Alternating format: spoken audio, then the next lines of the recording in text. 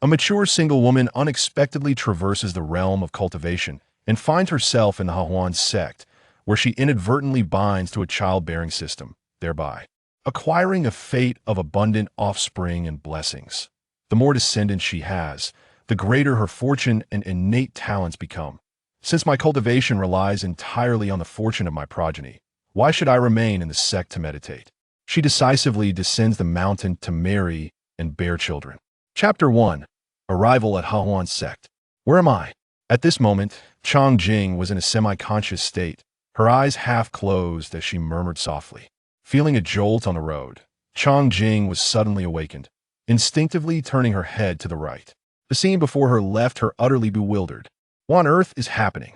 Wasn't I on the bus 58, heading home after a blind date? Since the journey from the starting point to the destination would take at least another 2 hours, Chang Jing had decided to doze off in the window seat at the back of the bus. Clearly, she was no longer on the bus. Instead, she was in a carriage. Beneath her was a soft carpet, and the carriage's interior space was comparable to that of a Wuling hongguan. Glancing around, Chang Jing noticed she was not alone. There were 3 other women clad in traditional attire. Thanks to the ample space in the carriage, it did not feel cramped. What is going on?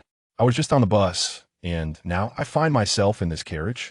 Chang Jing's consciousness lingered on the moment she had dozed off on the bus. As a woman in her 30s living in H City, Chang Jing had been single for 2.5 years. After breaking up with her ex-boyfriend, who earned a 6-figure salary, she had struggled to find someone compatible, having been spoiled by the high standards set by her previous relationship. Faced with familial pressure to settle down, she reluctantly agreed to meet someone, only to discover that he earned a mere 6,000 yuan a month, lacked a car, a house, and savings, truly a member of the Moonlight clan. She found him utterly unappealing. Conversely, he deemed her appearance to be at least 5 years older than her ID suggested, and, coupled with her mortgage, they both felt an immediate disconnect.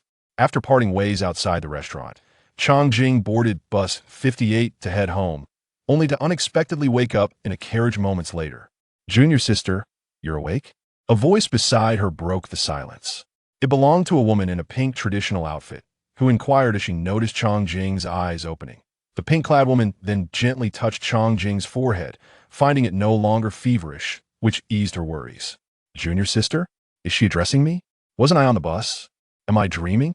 Chang Jing involuntarily shivered. She quickly examined her attire, realizing that nothing had changed. The bag she had recently purchased was still with her, contrasting sharply with the clothing worn by the others in the carriage, which were distinctly traditional. Could it be that I have traversed to another realm? Not reincarnated or soul transferred, but rather physically transported? Chang Jing stood frozen for a moment, her mind racing. Aside from the realization of her possible transmigration, she was still oblivious to her surroundings. Since I have crossed over, whether it is a blessing or a curse, I cannot escape it. Since I am here, I might as well accept my fate. Steeling herself, Chang Jing swiftly organized her chaotic thoughts. "Where am I?" she finally asked. "Yesterday, while we were returning to the sect, we happened upon you lying unconscious in the middle of the road, burning with fever. Our master happened to have a spirit testing stone and discovered you possess spiritual roots. Wishing to bring you back to the sect as a disciple, our master received a message mid-journey and left, instructing me to escort you back," the woman in pink explained, recounting the events of their encounter. Upon hearing this, Chang Jing mused, "Indeed, I have traversed realms." Having confirmed her current predicament, she recalled that she was now in an unfamiliar world. This was not the 21st century she knew. What kind of world could this be? What wonders or dangers might this world hold? Ignorant of everything around her, Chang Jing felt an overwhelming sense of disorientation, even with her solid background as a former public relations manager at a Fortune 500 company. The suddenness of her situation left her feeling lost and bewildered. Observing the classical decor of the carriage and her differing attire, a wave of melancholy washed over her, a sense of being unmoored like drifting weeds. Her nose tinged with sadness, her eyes began to glisten, and her chest felt tight, almost causing this woman, who had not shed a tear even after parting with her affluent boyfriend, to weep. Chang Jing had anticipated that over time, she would eventually meet a suitable partner for marriage. Who would have thought she would instead find herself in this peculiar situation? Everything felt surreal. Yet, As she was already ensnared in this reality, she had to quickly regain her composure and conceal any signs of her inner turmoil. Regaining her focus, she heard the woman in pink ask, "Junior sister, how did you end up alone on the road yesterday?" Feigning contemplation, Chong Jing shook her head in response. "I cannot recall." "Where does your family reside, junior sister?" "I cannot remember." "Are there others in your family?" "I cannot recall." "Can you remember anything from your past?" "I truly cannot remember. I only recall that my surname is Chong and my given name is Jing." "Chong Jing," the woman in pink murmured, pondering silently as she examined Chong Jing's outfit, noting its oddity and muttering, "This attire does not resemble that of the Chong family from Tokyo. My name is Long Zhe, a disciple taken in by our master last year. You may call me Sister Long or Sister Long Zhe. These are Wu Lan and Wu Tong, also newly accepted disciples of our master, though they joined us a few days earlier. We are returning to the sect together." Long Zhe, noticing Chong Jing's apparent amnesia, refrained from pressing further and introduced herself. "Sister Long Zhe, Sister Wu Lan, Sister Wu Tong." Chong Jing greeted each of her new sisters, choosing to remain silent thereafter. The carriage continued its journey westward. 5 days later, they finally arrived at the foot of Balian Mountain, the location of Hahuan's sect. Long Zhe disembarked first, followed by Wu Lan and Wu Tong, with Chong Jing being the last to step down. Surveying her surroundings, Chong Jing followed Long Zhe and the others forward. Long Zhe, leading the way, greeted familiar disciples with a smile, indicating her popularity within the sect. They were guided to a courtyard. "There are 3 vacant rooms here. Each of you may choose one to settle in as your future residence," Long Zhe instructed upon entering the courtyard. "Yes, Sister Long," the others responded in unison. Long Zhe led Chong Jing into the leftmost room of the courtyard. "Sister Long, our master instructed earlier that when you and the new disciples return, you should go to the master's quarters." Just as Chong Jing prepared to arrange her new living space, another voice called out from outside the courtyard to Long Zhe. Long Zhe turned to Chong Jing and said, "Sister Chong, our master has summoned us. Called for us?" "Very well, let us go, Sister Long." Dear friends, here's the guide to avoid pitfalls. 1. This narrative does not conform to the typical genre of light reading. The female protagonist ascends from the depths to the pinnacle and initially does not embody the true essence of a dominant female figure. Her heart is neither warm nor soft. 2. It is not a one-to-one romantic relationship. Some male characters may have dubious backgrounds, and while there are hints of a Mary Sue trope, they are minimal. The male characters are not merely tools for the female protagonist's physical desires. Genuine emotional connections may develop with certain high-quality male leads. 3. In matters of romance, the female protagonist exhibits a degree of self-indulgence, inner conflict, and selfishness, desiring much. She believes she loves others, yet in truth, she only loves herself. 4. Reading novels serves as a means of relaxation and joy. Those who are averse to this narrative are kindly requested to refrain from negative commentary, as time is precious for all involved. Thank you, everyone, with a bow. Chapter 2. The Call of Destiny. After traversing several courtyards, I finally arrived at my master's abode. It appears that this sect is indeed vast, suggesting it is not a minor faction. Gao Haiyan sat at her desk, reportedly having surpassed her 80th year, yet she appeared to be of a similar age to Chong Jing. At first glance, the esteemed master possessed lustrous black hair and was adorned in elegant robes, embodying a graceful and charming woman. She observed her newly accepted disciple as she entered. Disciple pays her respects to the master. Chong Jing entered, mimicking the gestures of other disciples to bow before Gao Haiyan. "I have heard from Longer that you remember nothing but your name?" Gao Haiyan scrutinized Chong Jing before inquiring. "Indeed, I do not wish to deceive the master," Chong Jing responded solemnly, though a hint of confusion lingered within her. "Water, of the inferior quality. Very well, since I have accepted you. You shall henceforth be a disciple of He Huan Zong. Longer will provide you with the foundational qi cultivation technique shortly. The dual cultivation secret method of He Huan will be available for you post your formal breakthrough in qi cultivation. Other spells can be acquired through sect missions in exchange for contribution points. You may leave now." Gao Haiyan carefully assessed Chong Jing's spiritual roots and arranged her future training within the sect. Although Chong Jing's spiritual root grade had not been confirmed that day, It was now established that her root was of the inferior water type, which still permitted direct cultivation of qi. Having a spiritual root is certainly preferable to lacking one altogether. Yes, disciple takes her leave. After hearing her master's instructions, Chongjing exited the chamber. Longzhe escorted Chongjing to the outer sex administrative office to collect her disciple's attire and identity token, and they proceeded to the dining hall for the evening. As Chongjing was already familiar with the route home, Longzhe arranged to commence teaching her the foundational qi cultivation technique the following day, after which Chongjing returned to her quarters alone. In her room, she began to reflect on the information she had gleaned from Master Gao Haiyan that day. The sect she had joined was called He Huan Zong, dedicated to the practice of cultivating through the method of yin and yang absorption. Of course, one could also cultivate without this method.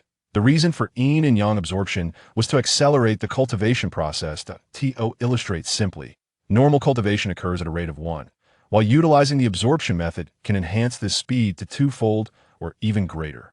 However, because of this, He Huan Zong, with its absorption cultivation techniques, has often been looked down upon by other sections within her chamber. Chongjing perused the foundational qi cultivation technique, which was rather brief, consisting of only about 10 pages, with each page featuring a single illustration and a corresponding mantra. After memorizing the general movements and mantras depicted in the manual, she considered that Longzhe would likely review everything again the next day, so she decided to lie down and rest, refraining from further reading. Next, she retrieved her phone from her bag, which had not been used for several days. Unsurprisingly, the signal icon displayed nothing, yet surprisingly, the battery seemed unaffected. Recalling her last use of the phone, when the battery was approximately 73%, it now showed 71%, indicating minimal depletion over the past few days. Due to the lack of signal, most applications were inoperative. However, Chongjing noticed an anomaly on her phone's home screen, an app named Infinite Immortal Journey, which she was certain she had not installed previously. Driven by curiosity, she opened the app, which displayed, "Data is being updated." Chongjing stared at the screen for a few moments, and soon the message changed to, "Update complete." To her astonishment, this app had updated despite the absence of a network or signal. Shortly thereafter, the app presented new information. Name, Chongjing, binding in progress, expected to complete in 5 minutes. Realm, none. Talent, water, inferior. Fate, unactivated blessing of abundance. Cultivation technique, foundational qi cultivation technique. Backpack, resources, none. Chongjing lay in bed, gazing at the information displayed by the Infinite Immortal Journey app, a smile of delight gracing her features. Could this be her fateful advantage? Observing the panel, it undoubtedly appeared to be a golden finger. Chongjing had read numerous novels about transmigration. Possessing a golden finger would undoubtedly prove beneficial for someone like her in this new world. Beep. Binding complete. As long as the host remains unyielding, the system shall not forsake you. With the completion of the system binding, her phone gradually became ethereal, transforming into a sleek, transparent screen panel brimming with technological allure. Name, Chongjing, unyielding. Realm, none. Talent, water, inferior. Fate, unactivated blessing of abundance, grants 10% of descendants' talents, 1% of cultivation achievements. Grandchildren receive 1% of talent, 1,000th of cultivation achievements, and so forth. The more descendants, the greater the benefits, with a minimum guarantee of 1/10,000th of cultivation achievements from offspring. Cultivation technique, foundational qi. Cultivation technique, backpack. Resources, none. Chongjing found it rather amusing to see her fate described as blessing of abundance. 30 years of age and still unmarried. Was this fate truly no jest? How serious could this be? She soon dismissed such thoughts, lying in bed until she gradually drifted into a deep slumber. Regardless of the circumstances, she had embarked on a new chapter in her life, even though she could not escape the inevitable outcome of being urged into marriage and childbirth, as dictated by her fate. On the following day, at the break of dawn, Chongjing rose and donned her disciple's attire, proceeding to the courtyard, where she mimicked the actions depicted in the foundational qi cultivation technique. Although her movements were somewhat disjointed, her posture was exceptionally precise when still. Before long, the Wu sisters also arose and joined in, and the three began to guide one another in their learning. It's getting late. We should go meet Sister Long. Chang Jing glanced at the sun and calculated the time, realizing it was time to seek out Sister Long Zhe. The Wu sisters said little, following her to Sister Long Zhe's courtyard. Though not large, Sister Long Zhe's courtyard was serene and elegant. At its center lay a small fish pond, home to several koi, their vibrant colors visible against the clear water, frolicking joyfully around the lotus leaves. Beside the pond stood a lush banyan tree, beneath which rested a stone table surrounded by 4 stone stools. In this tranquil setting, whether engaged in a game or savoring tea, the ambience was delightful. Long's sister. After lingering in the courtyard for a while, Long Zhe emerged from within, holding a copy of the foundational qi cultivation technique. Longze presented the basic qi refinement technique before the 3 individuals, then solemnly instructed, "Master is currently preoccupied with important matters. From this day forth, you 3 shall begin your training in the foundational techniques under my guidance. Do you understand?" "Yes, Long Shiji." The 3 responded promptly upon hearing his words. Chapter 3.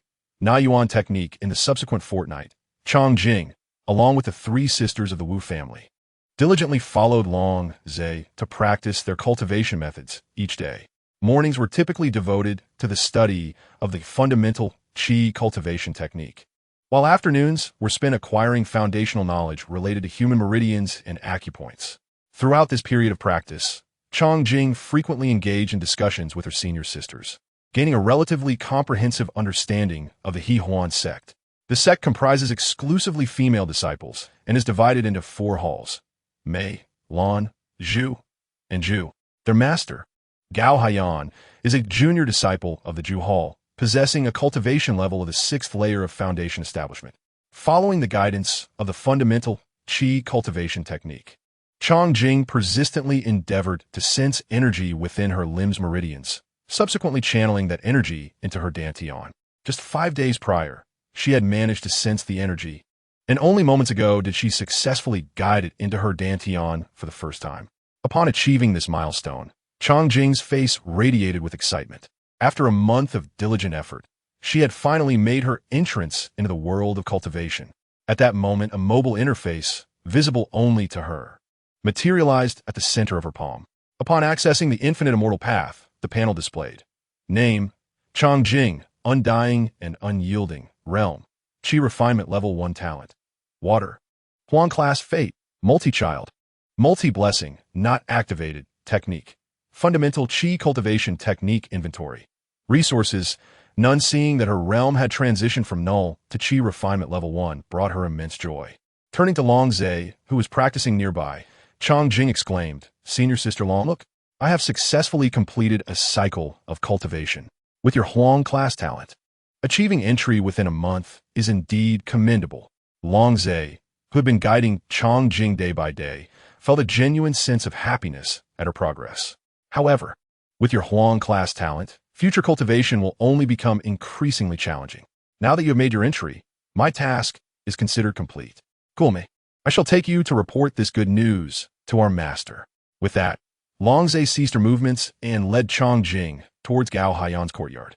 "I report to you, master, that junior sister Chang has successfully entered the realm of Qi refinement." Long Zhe knelt and saluted, her face alight with excitement as she conveyed this news to Gao Haiyan. "Excellent. Long Heir, you have guided these 3 into the fold within a month. It has indeed been arduous."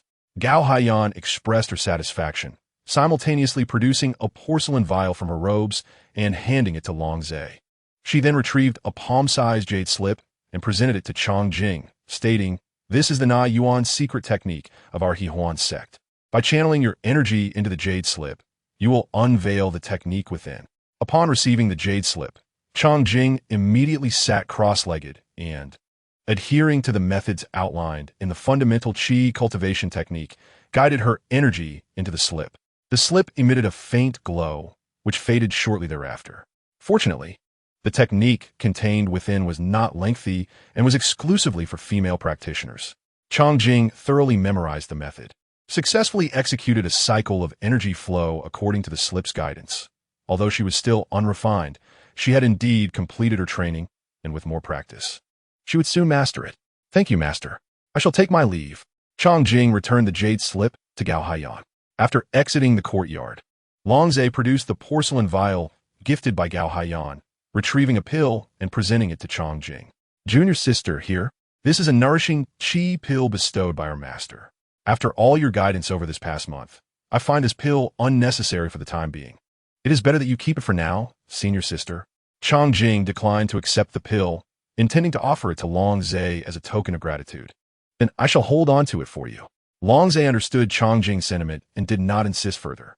As evening descended, the two bid farewell and returned to their respective quarters. Since obtaining the Na Yuan secret technique from Gao Haiyan, Chang Jing had secluded herself, dedicating day and night to her cultivation, immersing herself in mastering the Na Yuan technique. After another month of arduous training, she could now activate the Na Yuan technique at will, no longer requiring meditation as she had in her initial practice. Upon checking the infinite immortal path, the panel displayed, name, Chang Jing, undying and unyielding, realm, Qi refinement level 1 talent, water, Huang class fate, multi-child, multi-blessing, not activated, technique, fundamental Qi cultivation technique, entry, Na Yuan technique, proficient, inventory, resources, none thanks to her 2 months of cultivation in the Qi cultivation technique and Na Yuan technique. Chang Jing noticed a marked improvement in her complexion compared to when she first arrived in this world. Her skin had become smooth and delicate, and her figure had transformed into that of a graceful young woman, having traversed into this realm for 2 months. Aside from the day she arrived at the Hehuan sect, she had spent the remainder of her time within the sect. Now, it was time to venture out and better integrate into this world. Several days later, upon entering Guangning City and observing the bustling streets filled with people, Chang Jing recalled her fate of multi-child, multi-blessing from the infinite immortal path. She did not visit the Hehuan sect's establishments in Guangning City, but instead sought directions to the Matchmaker Alley. The Matchmaker Alley, located at the southeastern corner of Guangning City, lies within the chaotic streets of various businesses. This area is bustling with matchmakers, who thrive on securing advantageous marriages for wealthy families. The commissions they earn from successful arrangements far exceed what an ordinary person could earn through hard work. At the entrance of the Matchmaker Alley, a matchmaker dressed in gray muttered to herself, her eyes occasionally sparkling with a glint of cunning. When she noticed Chang Jing approaching, she scrutinized her appearance closely, realizing she was a slender and beautiful young woman. Ah, has this young lady come to the Matchmaker Alley to seek a suitable match? Seeing Chang Jing, Matchmaker Wang approached with a beaming smile, eager to inquire. In Guangning City, while many beautiful women existed, they typically did not frequent Matchmaker Alley. Thus, those who did were undoubtedly seeking a lifelong partner. Earlier, a steward from the Hong family had mentioned that the master of their household was looking to take a concubine, and all the matchmakers in the alley were vying for this opportunity. Matchmaker Wang contemplated the lucrative commission she would earn if she successfully arranged this marriage, knowing it could sustain her for a year. Thus, she could not afford to miss this chance. Is there a place to talk? Upon hearing Matchmaker Wang's question, Chang Jing smiled, intuitively grasping the underlying meaning and inquiring further. After all, this was not her first experience with matchmaking. She had unexpectedly traversed into this realm while returning from a matchmaking event. Certainly, please follow me, young lady. Let us sit down and enjoy some tea while we discuss. Chapter 4. A favorable impression. Matchmaker Wang, brimming with enthusiasm, warmly invited Chang Jing into a loft named Lian Li Lu within the alley, leading her to a private room on the west side where they sat facing each other. Here, please enjoy some tea. Matchmaker Wang skillfully poured a cup of tea for Chang Jing before directly addressing the matter at hand. Now, tell me, what are your conditions, young lady? I am Chang Jing, a wanderer from the Jianghu, having ventured alone into Guangning City. After years of drifting in this world, I have grown weary. As I age, I seek a companion to rely upon and settle down sooner rather than later. Chang Jing conveyed her intentions to Matchmaker Wang, subtly indicating her pressing desire to marry. Upon hearing Chang Jing's words, Wang Meiren could not help but feel a surge of satisfaction within. For his discerning, I had indeed proven accurate. The individual before him was indeed seeking a matchmaker. The young lady was fortunate to have encountered him at such an opportune moment. When it comes to facilitating matrimonial unions in this alley of matchmakers, if I were to claim second place, no one would dare to assert first. With unwavering confidence, Wang Meirun praised his own expertise and promptly produced a thick ledger filled with detailed records of potential marriage candidates from various professions in the area. Look here. This is Wang Tufu from the east of the city. Next, this is Li Mu Jiang from the west. Next, this is Chef Li from the northern tavern. Next, Chang Jing shook her head repeatedly, finding none of the candidates to her liking. However, Wang Meiren demonstrated remarkable professionalism, introducing around 10 different trades and roughly 40 to 50 individuals, articulating each one's strengths and weaknesses with clarity. Yet, these individuals were merely commoners. Their modest means evident at first glance. It was clear that a life together with them would likely be fraught with struggles. Given that she bore the auspicious fate of bearing many children, it would be unwise to enter into a union under excessively harsh conditions, leading to inevitable hardships.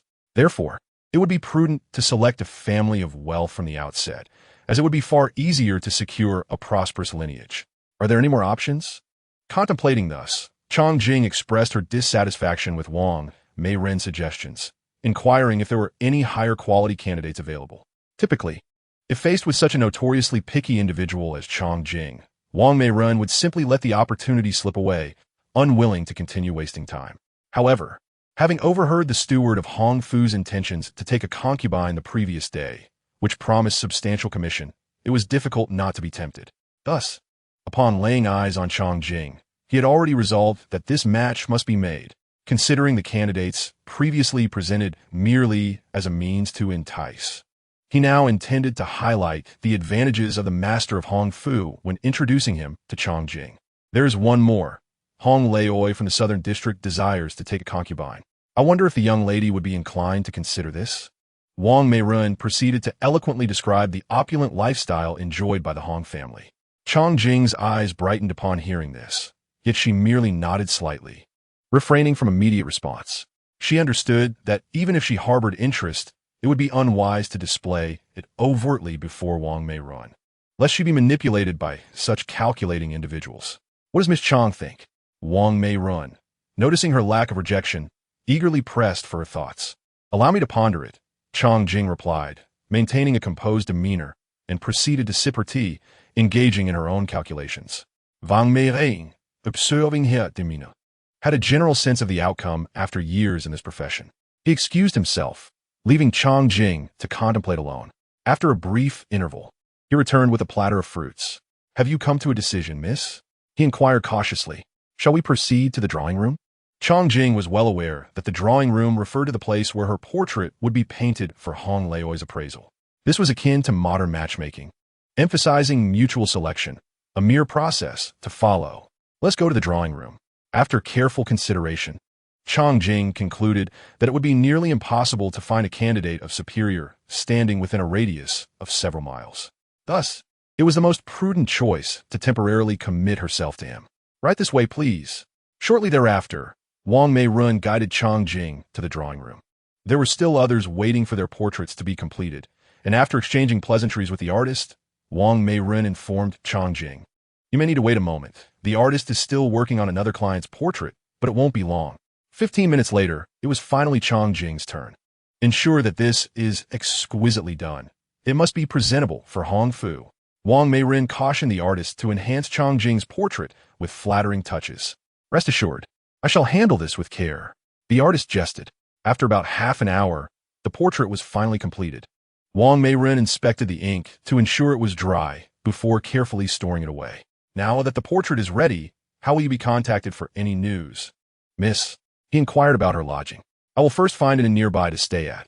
I shall come to see you tomorrow, she replied. Very well. After parting ways, Chang Jing settled into an inn near the matchmaker's alley, while Wang Meirun made his way to Hong Fu. At the entrance of Hong Fu, a woman clad in gray, holding a scroll, paced anxiously, awaiting someone. This was none other than Wang Meirun. Oh dear, here comes Steward Hong.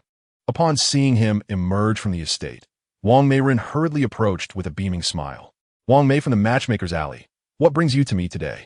Steward Hong inquired, having already discerned Wang Meiren's intentions upon noticing the scroll in his hand, though he feigned ignorance. Did I not hear you mention yesterday that Master Hong wishes to take a concubine? I have kept this in mind, and today I have brought a beautiful young lady for your consideration, Wang Mei-run replied, offering the scroll for Steward Hong to examine. Let me take a look. Quite impressive, Master Hong remarked, momentarily halting his martial practice. From this portrait alone, she appears quite lovely. We shall see how she presents herself in person tomorrow.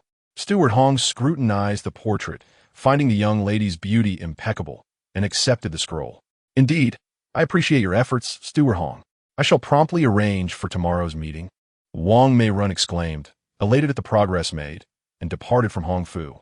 In a courtyard within Hong Fu, a burly man with a thick beard practiced with a grand nine-ringed saber, his movements fierce and decisive, the blade glinting in the air.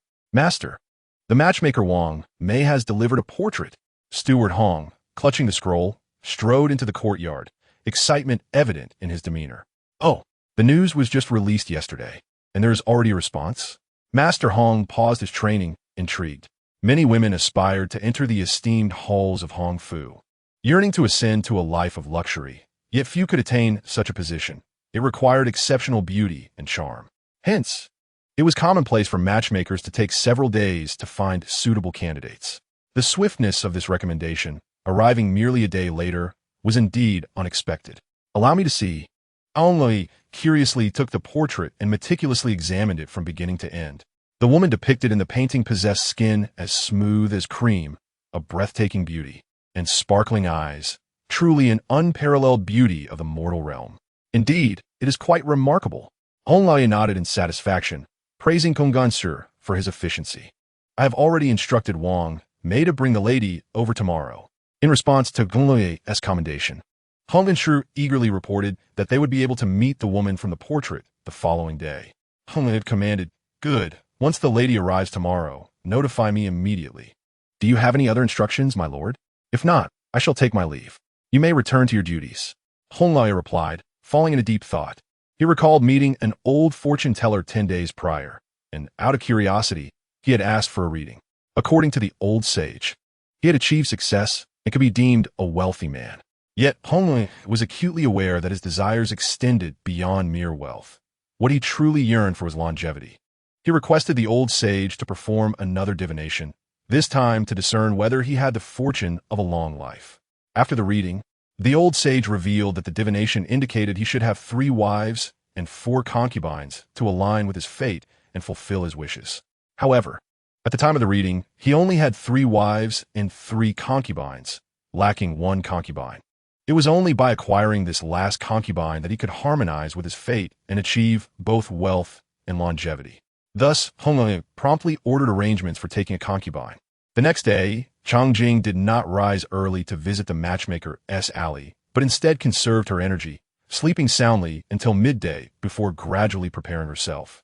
After tidying up, she calculated that it was nearly time and departed from the inn, heading towards the Lianli building in the matchmaker's alley, where she had been the previous day.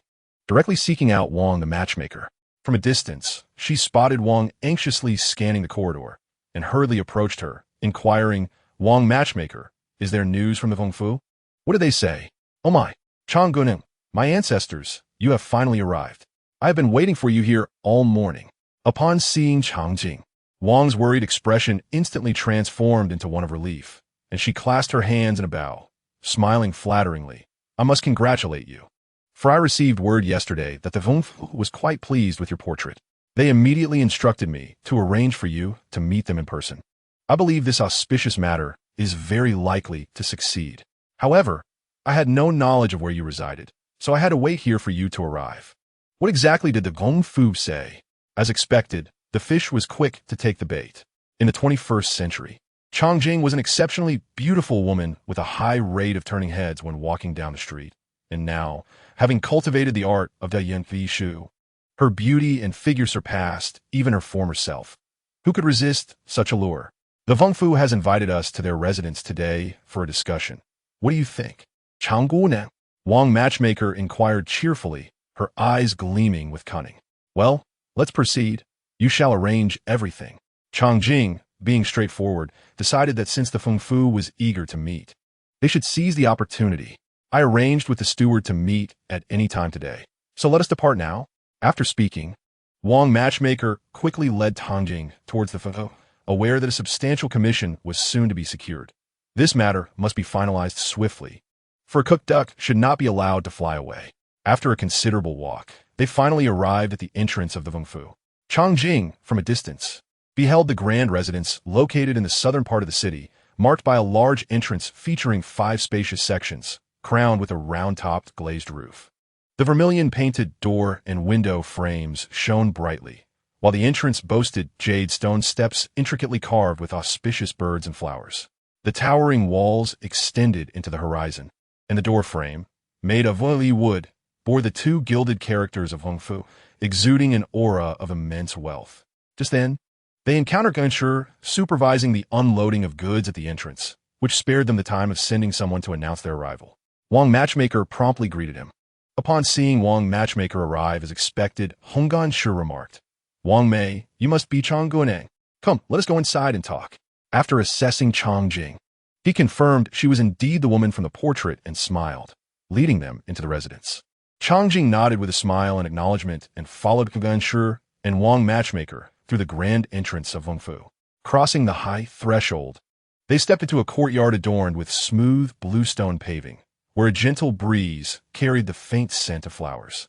Upon glancing around, they saw a red-carpeted path branching left and right, leading deep into the courtyard. Chang Jing mused to herself. It seems that Wang Matchmaker's words were not unfounded. Indeed, the Hong family is one of the wealthiest families in the area. Under Gunsher's guidance, they quickly arrived at the reception hall of Hongfu. Chang Jing silently surveyed her surroundings. The expansive room was filled with an array of rare antiques, calligraphy, and precious flowers. In a typical wealthy household, even 1 or 2 of these items would be cherished as treasures, hidden away from view. Yet the Gong family displayed over 100 such treasures as mere decorative pieces, prominently showcased. It was evident that this family possessed unimaginable wealth. Chang Jing felt a surge of delight. "Wang Mei, please wait here with Chang Guaneng while I inform the master." Hong Gunsher settled them in the reception hall and excused himself to report to Gong Laoye. "We appreciate your efforts, Hong Gunsher." Wang Matchmaker smiled broadly, bowing as she sent him off. After Gunsher departed, Wang Matchmaker turned to Chang Jing, not forgetting to offer earnest advice. "On Guaneng, since Gong Laoye wishes to arrange a meeting, he must have a favorable impression of you. And as you can see, the Feng family is indeed affluent. Whether you can seize this opportunity will depend on your own capabilities." Chang Jing remained silent, fully aware of the implications of Wang Matchmaker's words. Although Guaneng's family background was indeed appealing, the prospect of marriage always represented a chance to alter one's destiny, and such opportunities were rare. Even though she had traversed to another world, this was a matter of her lifelong commitment, necessitating careful consideration of her prospective husband's character and appearance. Whether to marry or not would ultimately depend on her impressions of life. Shortly thereafter, Hong Gunsher returned, accompanied by a burly man with a thick beard. "You have both waited long. This is our master." As Gunsher entered, he introduced Guaneng, then turned to Chang Jing and Wang Matchmaker, saying, "Master, these 2 are Wang Matchmaker and Chang Guaneng." Chang Jing observed Guaneng, who appeared to be in his 40s. Tall, with a wheatish complexion, elongated eyes typical of Hadan Feng, exuding a sharp intelligence, his gaze sparkling. His high nose and the dark beard around his lips accentuated his undeniable charisma. In Chang Jing's eyes, Hong met all her criteria for a suitable partner. Before their meeting, she had worried that Hong might be too old, or that his existing wives might diminish her happiness. But upon seeing him in person, all her concerns dissipated instantly. At that moment, Hong Chen was also appraising Chang Jing, feeling quite pleased. Now that he beheld her in person, she was indeed more charming and delicate than in the portrait, particularly her slender waist, which seemed as if it could be grasped with a single hand, so tender that one could almost draw water from it. Hong Laoye greeted them warmly. "Today, I have brought Chang Guaneng here to meet you, specifically to seek your approval." Wang Marin respectfully bowed to Hong Quan and wished him well, then promptly got to the point. "It is she." Hong Quan, being a person of straightforward disposition, readily gave his affirmative reply. With such a beauty resembling a peony before him, there was no need for him to beat around the bush. However, Chang Jing, who stood to the side, was momentarily taken aback upon hearing this. "What? They have settled this without any prior communication? This is rather decisive. I don't even need to exert effort in wooing him. Amen. Truly, they all exhibit the same behavior. The moment they see a beautiful woman, they are eager to fall at her feet. I had thought more highly of him just moments ago. After a while, Wang Marin turned to Chong Jing and inquired solemnly. Miss Chong, Master Hong has already agreed. What about you? Have you thought it through? You won't have any regrets, will you? Coming back to her senses. Chong Jing heard Wang Marin pose a series of soul-searching questions to her. Chong Jing was not one to go back on her word, and she promptly responded, I am grateful for Master Hong's favor. I have considered it thoroughly. Please set the date. Seeing that both parties had consented, Wang Marin felt a surge of delight within. Realizing that the match was confirmed, much sooner than expected, fortune was truly on her side. Wang Marin, a master of flattery, immediately donned a beaming smile and approached to offer her congratulations. Congratulations, Master Hong. Congratulations, Miss Chong. The wedding date shall be set for 5 days hence. After establishing the date, upon hearing that Chong Jing was alone without family or friends, they arranged for Hong Guanshi to come to Lianli Lu to fetch her on the appointed day. With the marriage plan finalized, Wang Marin and Chong Jing left Hong Mansion and returned to Lianli Lu, while Hong Quan began making arrangements for the new concubine. Soon, the various families and factions in Guangning City received invitations to the banquet celebrating Hong Lao Ye's acquisition of a concubine. Hong Quan already had 3 wives and 3 concubines. Was that not enough? Why seek another? His eldest son was already 18, with a wife and soon to be a grandfather. Yet he still wanted to take in another? Rumor had it that the matchmaker from Lianli Lu was behind this. She was indeed the most renowned matchmaker in the alley.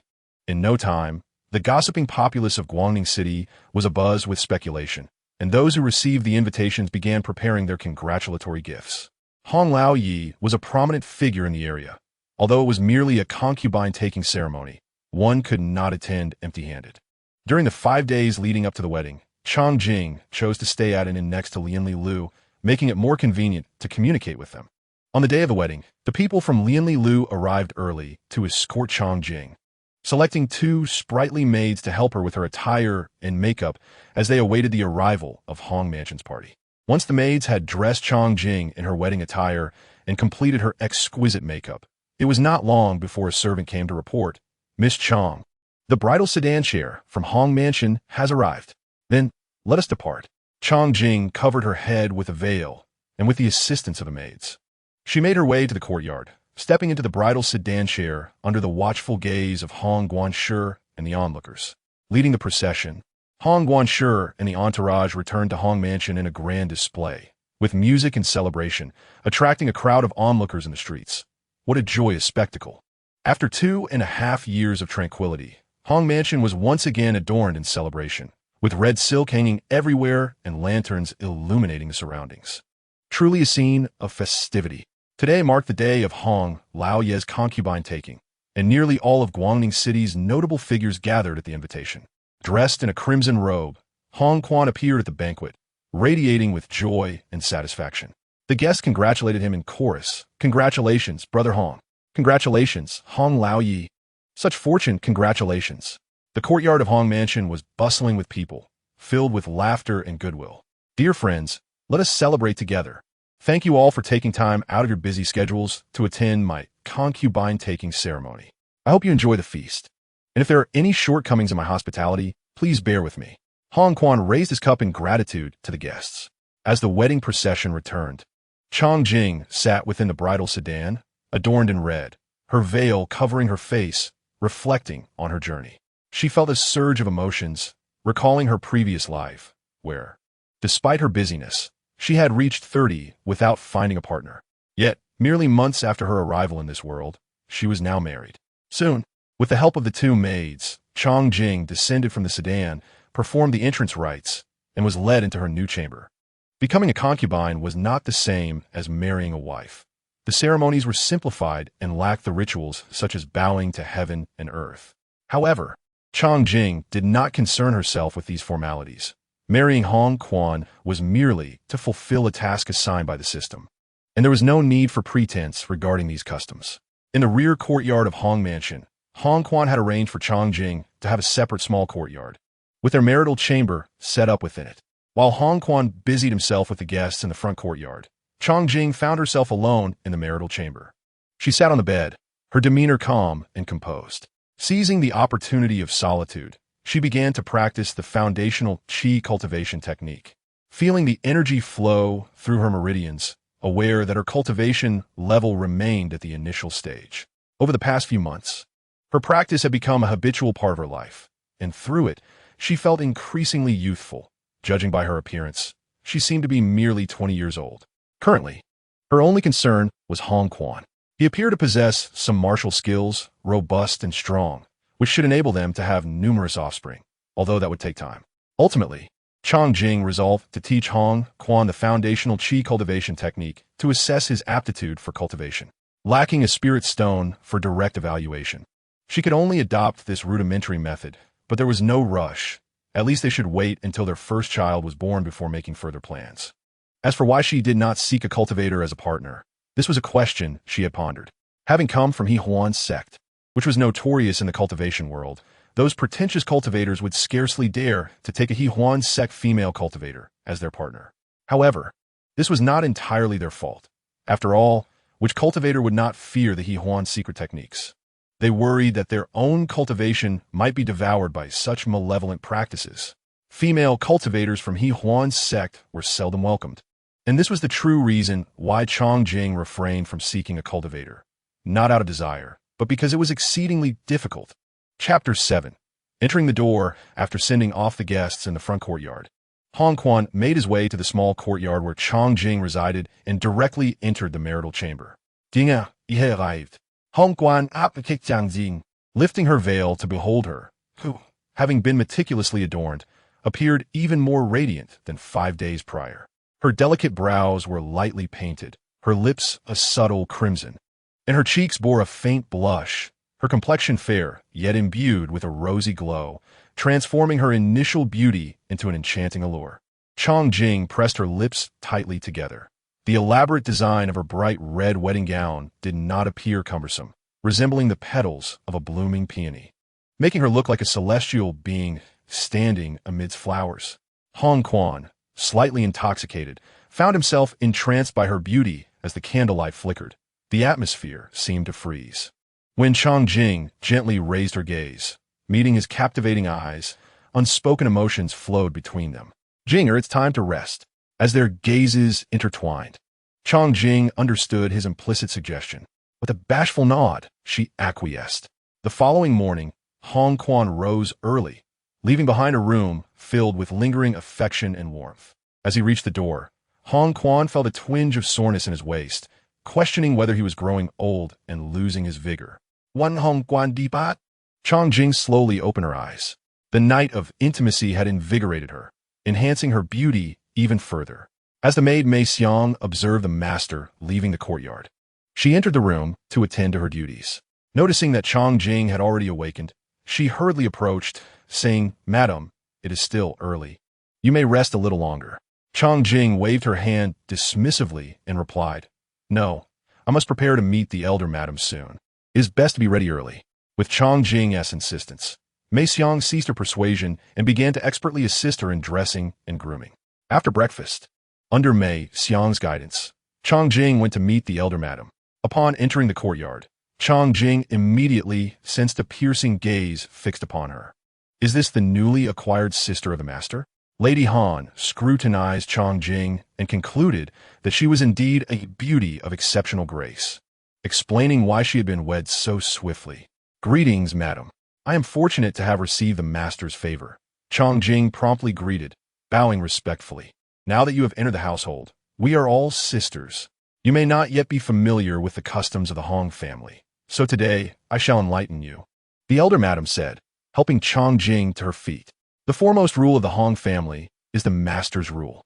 The master stipulates that sisters without offspring shall receive 50 taels of silver monthly. Those who have born children, in addition to their monthly silver, are entitled to manage a portion of their own estate, the profits of which need not be submitted to the household. Before your arrival, the other sisters had already given birth, and the master has allocated some estates to them, which they manage in various locations. Currently, the estate I oversee is being taken care of by Xier. The elder madam meticulously detailed the affairs of the household to Chang Jing. It was no wonder that Master Hong had amassed such immense wealth. He was indeed a sagacious ruler who understood how to allocate and manage estates.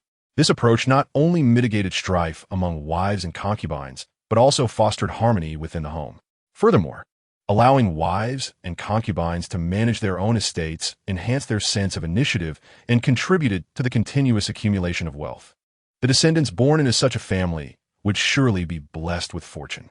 Chang Jing was pleasantly surprised by this revelation. She had initially imagined the Hong household to be rife with fierce competition among multiple wives and concubines, a veritable battleground of intrigue. However, such a scenario had not materialized, and her previously vigilant mindset relaxed considerably. This was indeed fortunate, as it spared her from numerous trivialities and allowed her to focus on her cultivation. Although the elder madam appeared fierce in demeanor, her words and actions were remarkably gentle, and she treated Chang Jing with exceptional warmth. The two women quickly established a rapport, and their conversation flowed seamlessly until midday. The elder madam warmly invited Chang Jing to remain for lunch, to which Chang Jing graciously acquiesced. After their meal, as she returned to her own small courtyard with Mei Xiang, a series of system notification sounds echoed in Chang Jing's mind. Ding. System update complete. Ding. Data updating. Name. Chang Jing. Indestructible and unyielding. Realm.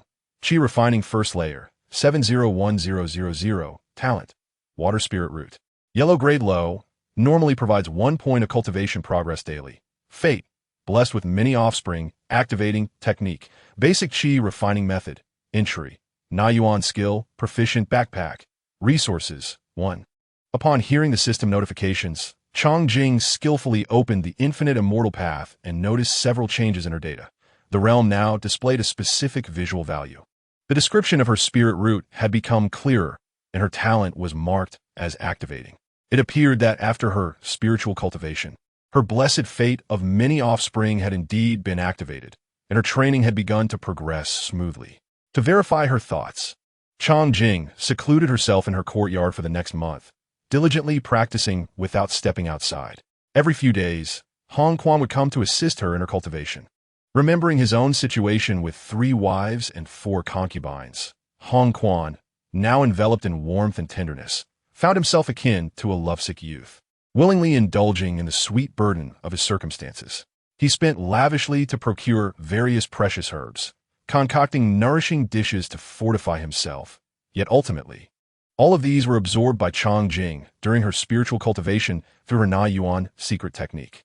1 month later, Chang Jing successfully conceived, filling her heart with joy as the path of many offspring began to show promising results. Hong Quan was overjoyed to learn of her pregnancy, having recently experienced discomfort in his lower back, believing himself to be in decline. The truth revealed that his vitality remained robust and potent. After confirming Chang Jing's pregnancy, Hong Quan soon departed from Guangning City to inspect the various estates. As Hong Quan's favored concubine, Chang Jing relished the luxuries of her elevated status, enjoying attentive service in all matters and receiving 50 taels of monthly silver, a sum sufficient for a common family to live comfortably for a year or two. Chang Jing found this life quite agreeable. Should Hong Quan attain the entry level of Qi refining, it would be even more perfect. Chapter 8. The birth of the first child. Another month passed, and Chang Jing met with Zhao Yunlan, the representative of the He Huan sect's interests in Guangning City and a disciple of Gao Haiyan, a female cultivator at the 5th layer of Qi refining. Zhao Yunlan managed the sect's holdings in Guangning City while also liaising with fellow disciples training in the region, primarily overseeing their completion of sect assignments. She concealed her identity as the courtesan of a lively establishment. How has my junior sister fared during her time away from the mountain? Is everything well? Zhao Yunlan inquired anxiously upon seeing Chang Jing approach. Feeling a blush rise to her cheeks, Chang Jing responded shyly. I arrived in Guangning City 3 months ago and learned that the Hong family was seeking a concubine. I took a chance and have since entered the Hong household and become pregnant. What? Junior sister, you entered the Hong household and you're pregnant? Zhao Yunlan exclaimed, astonished, though her expression was more one of confusion. While the He Huan sect did not prohibit disciples from marrying, such a decision would significantly reduce the number of suitable partners for assisting in the cultivation of Na Yuan secret techniques, thereby impacting one's cultivation progress. Thus, The sect generally discouraged marriage among its disciples. Insanity. Utterly insane. How could anyone forsake the rare opportunity for longevity to marry a mortal? And as a concubine, what is the purpose of this? Zhao Yunlan exclaimed, stamping her foot in frustration before suddenly realizing something. However, it may not be all bad. Once you give birth and possess the cultivation of the qi refining stage, coupled with the resources of the Hong household, your cultivation may not fall behind that of other disciples. Having come to this conclusion, Zhao Yunlan felt that Chong Jing's choice to marry, though seemingly foolish, could be a strategic move if managed wisely. Well, as long as you complete the tasks assigned by the sect on time, I shall not interfere. You are at the entry level of qi refining, and this year's task is to contribute 5 taels of secret silver to the sect, which should not be too difficult, Zhao Yunlan stated, reminding Chong Jing of her responsibilities. The sect's task is 5 taels of secret silver? Chong Jing exclaimed in surprise. This was no trivial sum. 5 taels of secret silver could not be equated to 5 taels of common silver. It required 100 taels of common silver to refine into 1 tael of secret silver, a process that necessitated her own spiritual power. Given her current cultivation level, it would take at least half a month to accomplish, as mortals could not assist in this endeavor, as she had yet to receive any estate from the Hong family.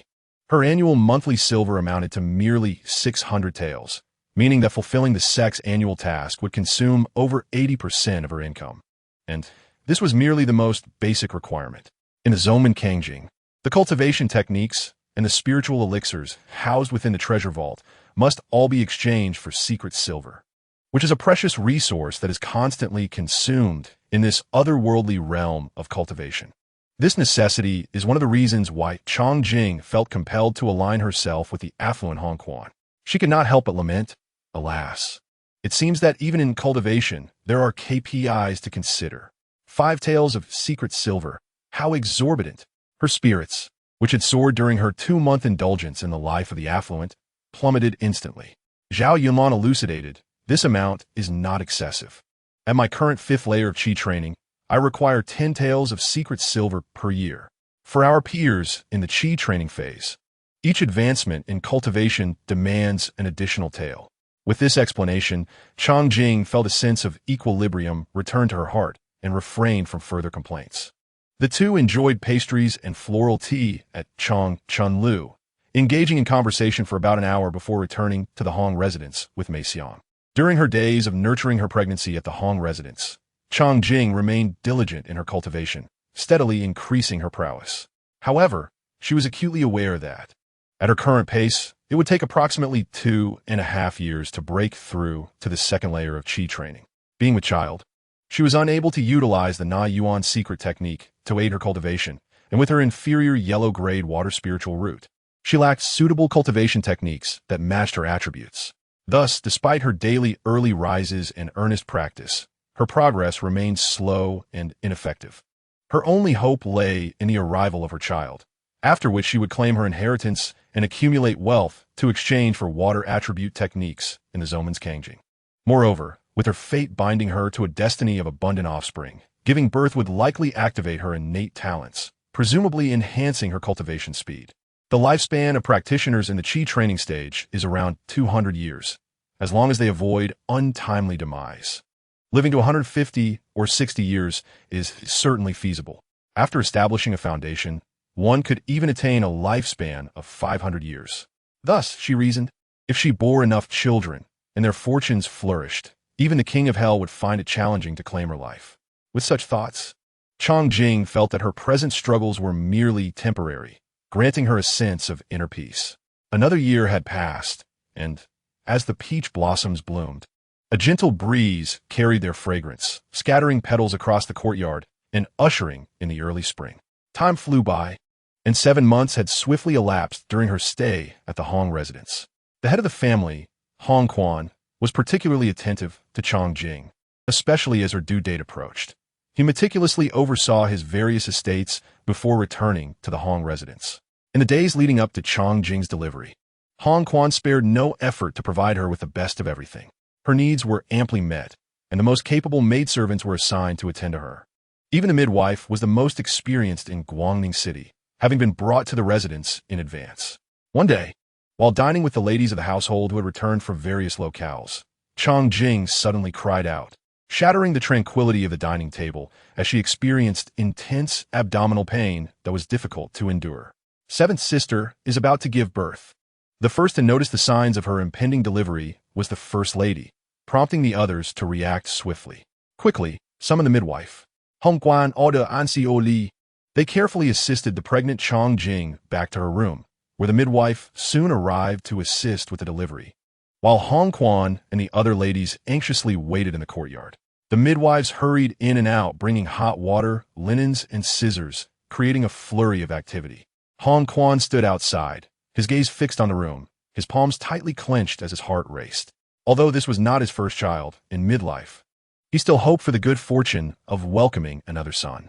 A quarter of an hour later, the resounding cry of a newborn filled Chang Jing's courtyard, transforming the anxious expressions of those present into joy and relief. Chang Jing had given birth to her first child. Although the delivery was arduous and left her drenched in sweat, she was no ordinary woman but a practitioner of qi training, and thus did not succumb to the exhaustion typical of ordinary mothers. "Congratulations, madam, it is a boy," the midwife said, presenting the child to Chang Jing with a beaming smile. With both mother and child safe, the rewards from the Hong residence would undoubtedly be plentiful. Chang Jing gazed at her child, marveling at his clever and endearing features. He was certainly a darling. She thought to herself that having a son was indeed fortunate. A boy could marry at 15 or 16, which would lead to a flourishing lineage. With this thought, her heart swelled with happiness. Chapter 9. Activation of Fate. At that moment, a notification echoed in Chang Jing's mind. Name: Chang Jing, immortal and indomitable. Realm: first layer of Qi training, 380-1000. Talent: water spiritual root. Yellow grade inferior, provides 1 point of cultivation progress daily. Fate: abundant offspring, activated technique. Basic Qi training method, beginner. Na Yuan secret technique, proficient backpack. Resources: 1 abundant offspring. Grants 10 of the descendants innate talent and 0. 1 of their cultivation achievements, and for grandchildren, 0. 0, 1 of their talent and 0. 0, 0, 1 of their cultivation achievements, and so forth. The more offspring, the greater the benefits. A minimum of 0. 0, 0, 1 of cultivation achievements is guaranteed. Just as Chang Jing opened the Infinite Immortal Path panel, real-time data presented another message. The host fate system will update with new features to take effect upon the next activation. New features? With this thought, Chang Jing quickly closed the Infinite Immortal Path panel. Upon reopening it, she noticed a new icon that resembled a mobile phone scanning port. When opened, it indeed functioned as a scanning interface. She first scanned the people in the room, observing that the green scanning line fluctuated without any reaction. Why is that? Chang Jing wondered. Then realizing that this must relate to her fate, specifically concerning her son, she had a sudden inspiration and scanned the child in the midwife's arms. To her delight, new information appeared. The Infinite Immortal Path panel instantaneously updated with her son's data. Talent: gold spiritual root. Yellow grade inferior fate. Inherently intelligent. Naturally more intelligent than others, possessing wisdom. Self-taught. Capable of learning knowledge or skills independently without a teacher. Master of sword techniques. Learning new sword techniques is 50 easier, gaining an additional 20 attack power when using sword techniques, and can quickly detect weaknesses in opponents who wield them. What an exceptional son. You have truly surprised me, dear child. Chang Jing beamed with joy, never expecting her firstborn to possess a spiritual root and the talent for cultivation. As of now, she was still uncertain whether spiritual roots had hereditary properties. After all, her son did not share her water spiritual root, and she would need to bear more children to ascertain this. Hong Quan entered the room and took the child from the midwife, carefully examining his features. The child was undeniably charming and delightful. Cradling his swaddled son, Hong Quan's emotions as a new father overflowed with excitement and affection. He then approached Chang Jing's bedside, grasped her hand, and said with heartfelt warmth, "Jing, you have worked hard. Master, please do not say that. It is my duty to extend the Hong family lineage. What name should we give our son?" Chang Jing softly inquired, mindful of not disturbing the child. "How about you name him Jingo?" Hong Quan had not taken on this task. Instead, he kicked the ball back. At this moment, he was blissfully overwhelmed, and the task of naming should be more suitably entrusted to the child's mother. Should I name him? Then let us call him Hong Rui. What does the master think? Chang Jing pondered for a moment and thought of the character Rui, but ultimately left the final decision to Hong Quan. With the spirit of striving for excellence, he should be named Hong Rui. Hong Quan savored this name, a smile radiating from his face, clearly pleased with it. Leaning against the headboard, Chang Jing remained silent, her heart reflecting, possessing a fate intertwined with mastery over blades. How could a dull blade suffice? This name resonates harmoniously with my son's destiny. Only 5 days had passed, and Chang Jing's health had fully restored. She felt invigorated and full of energy. As a cultivator, she was inherently different from ordinary women, not requiring a full month of confinement. After a few days of recuperation, her body returned to its pre-childbirth state, indeed proving her fate of bearing many children to be true. Hong Rui was entrusted to the care of 2 wet nurses at the manor, relieving Chang Jing of any worry. Reminded of the unfinished tasks of her sect, she realized she had only converted 3 taels of secret silver, still 2 taels short. Following the birth of their son, Hong Quan had generously presented her with 1,000 taels of silver. Chang Jing spent 4 or 5 days converting the secret silver, successfully gathering enough to fulfill this year's sect obligations in one go. Once her confinement ended, Chang Jing took the initiative to seek out Hong Quan, as it was time to clarify certain matters. Jing, or why have you come out? Hong Quan asked, noticing her standing in the courtyard, her face filled with hesitation and apparent concern. Watching him approach, Chang Jing found herself at a loss for words. Jing, have you encountered some trouble? Do you require your husband's assistance? Seeing her reluctance to speak, Hong Quan patiently continued to inquire. Faced with his questions, Chang Jing hesitated, her heart in turmoil. Alas, though it was a matter to confront sooner or later, she had yet to figure out how to articulate it. Perhaps it was best to be forthright. After all, she would need his support in her cultivation, so it was wise to be open about it early on. Master, I am originally a practitioner of the way, and upon entering the world for experience, I happened to join the Hong household when you took a concubine. She spoke the truth, withholding only some crucial details. For instance, she did not mention her sect at all, as the name of Hahuan's sect still struck fear within the realm of cultivation, let alone in this mundane world. Her previous silence on the matter was not due to intentional concealment, but rather her uncertainty on how to begin. It was indeed her fault. Chang Jing gracefully acknowledged her oversight. For now, having borne a son, she possessed the foundation to establish herself within the Hong family. What? Jing, you are actually from a celestial sect. Upon hearing this, Hong Quan was greatly astonished. He could not help but recall the fortune-telling with the old Taoist, which foretold a fate of multiple wives. It dawned upon him that this was the opportunity he had been seeking. The wealth and longevity he had pursued throughout his life were not unattainable after all. It seemed there was a divine will at play. Upon hearing Hong Quan utter the word celestial sect, Chang Jing realized he must have some understanding of the world of cultivation. Master, have you ever sought knowledge about the cultivation realm? Indeed, in my youth, I admired the path of cultivation. During my ventures in the Jianghu, I encountered those from celestial sects, yet I did not know where to seek guidance. Over the years, I have had others look for me discreetly.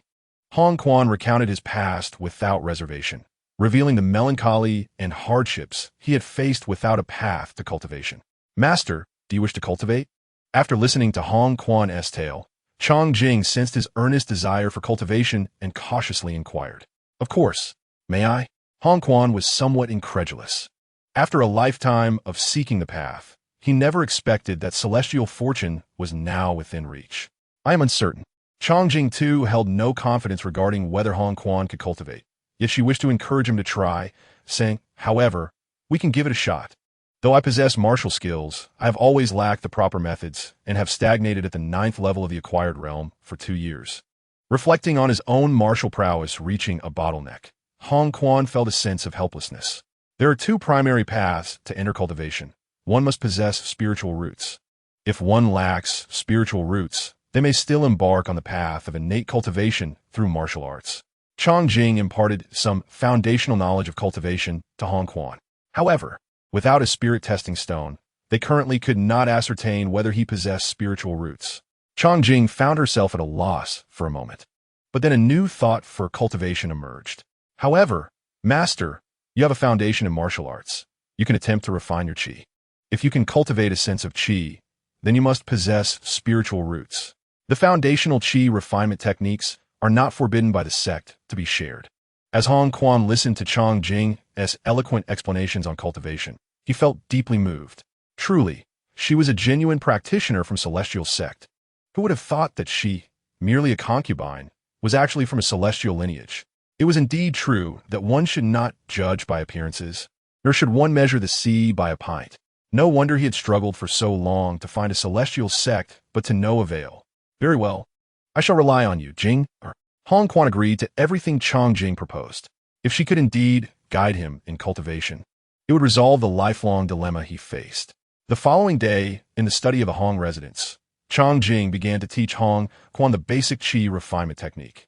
Since Hong Quan was already a martial arts expert, familiar with the human meridians, Chang Jing skipped that section and directly explained the principles and movements of the technique.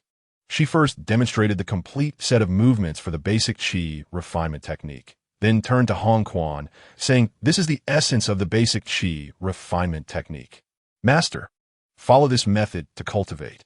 If you possess spiritual roots, you could sense spiritual energy within 10 days to half a month."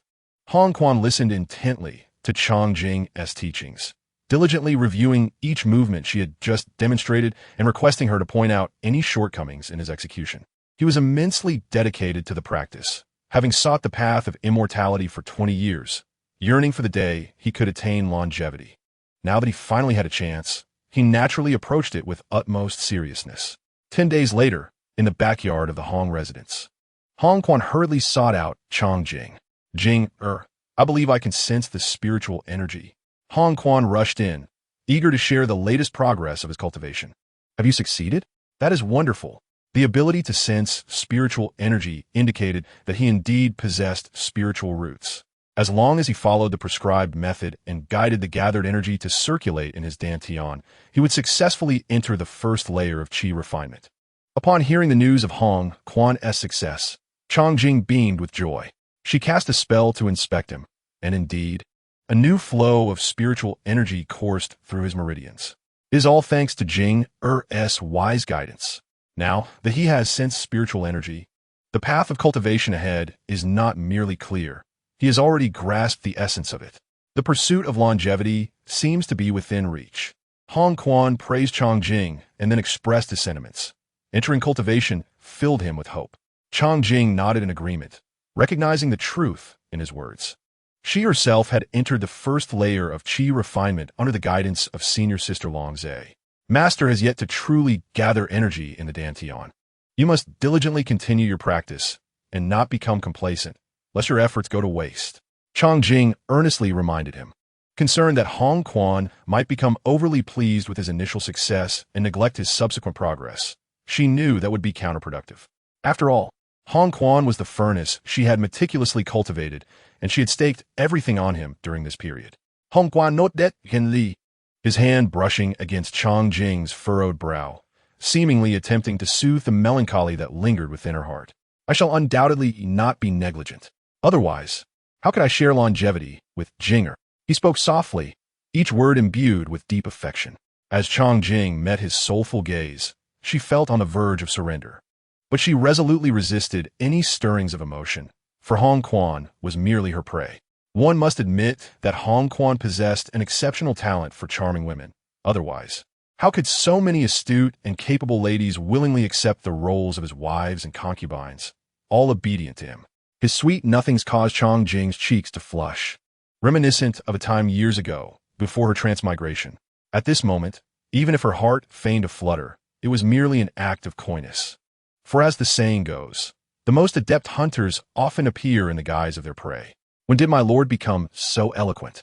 I have never heard such words before, she mused, her cheeks blooming with a deeper crimson that accentuated her beauty, seeing the atmosphere ripe for his intentions. Hong Quan stepped forward and embraced Chang Jing, leading her into the Kwai Kwai Lu, one of the top 5 entertainment venues in Guangning City. Located in the bustling heart of the city, frequented by nobility and disciples of various sections. As the sun dipped below the horizon and the stars began to twinkle, the city ignited with lights, the lanterns casting reflections of people engaged in merriment. while the tea houses billowed with the aroma of smoke, infusing the streets with a vibrant, lively spirit. At the entrance of Kwai Kwai Lu, two grand red lanterns illuminated the scene, and a matronly figure welcomed passers-by with a cheerful demeanor. A handsome young man in splendid attire entered, catching her eye. "Which young lady's name brings you here today? If not, fret not. Whatever type of lady you desire, I can arrange it." She beamed, her gaze landing on Chong Jing, who was disguised as a man. Chong Jing waved her hand and, with a natural demeanor, offered a silver ingot, saying, "No need for that. Please arrange a private room for me." "Certainly, young master." The matron accepted the silver with delight, thinking this young man was quite affluent based on his attire, and thus deserving of her utmost attentiveness. She beckoned to a young girl and instructed her, "Chun Tao, take this young master to room 8 on the second floor." "Yes, Mama," Chun Tao replied, and gestured for Chong Jing to follow her. During their ascent to the second floor, Chun Tao kept her head down, revealing a hint of nervousness, yet she timidly said, "Young master, please follow me." After traversing a long corridor, they arrived at a tastefully decorated private room. Chun Tao announced, "Young master, this is room 8. Chong Jing entered, while Chun Tao remained outside, waiting for the guest to express satisfaction before departing.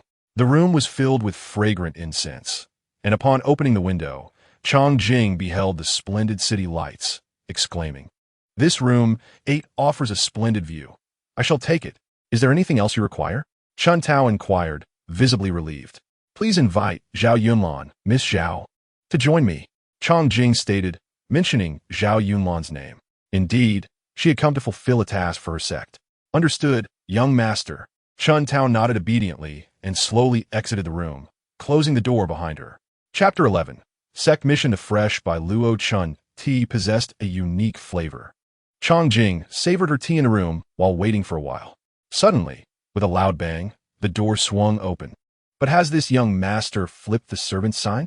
Zhao Yunlan, at that moment, did not recognize Chong Jing, feeling a sense of familiarity in the young man's features.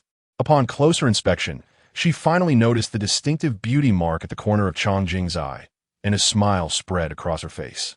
"Ah, it is you, Junior's sister Chong. What brings you here today?" Zhao Yunlan was aware that Chong Jing had given birth to a son last month, a decision she considered unwise, as having a child equated to wasting a year that could have been devoted to cultivation. Zhao Yunlan, unaware that Chong Jing had bound herself to a system that promised blessings through multiple offspring, often regarded her choice with a critical eye. However, Chong Jing was indifferent to such judgments. Her relationship with Zhao Yunlan was merely superficial, and she sought only to maintain peace. "Next month, the sect will conduct a mission assessment. I came to ask you, senior sister, to submit my secret silver on my behalf," she explained, retrieving the 6 taels of secret silver she had prepared in advance. "Oh dear junior sister, you need not go to such lengths." Zhao Yunlan feigned modesty, yet she cheerfully accepted all the silver from Chong Jing's hands. The additional tael was clearly a gift for herself, and though junior sister Chong may not be well known, she certainly knew how to navigate these matters well. Completing a simple errand could fulfill a 10th of her annual KPI, a most advantageous arrangement.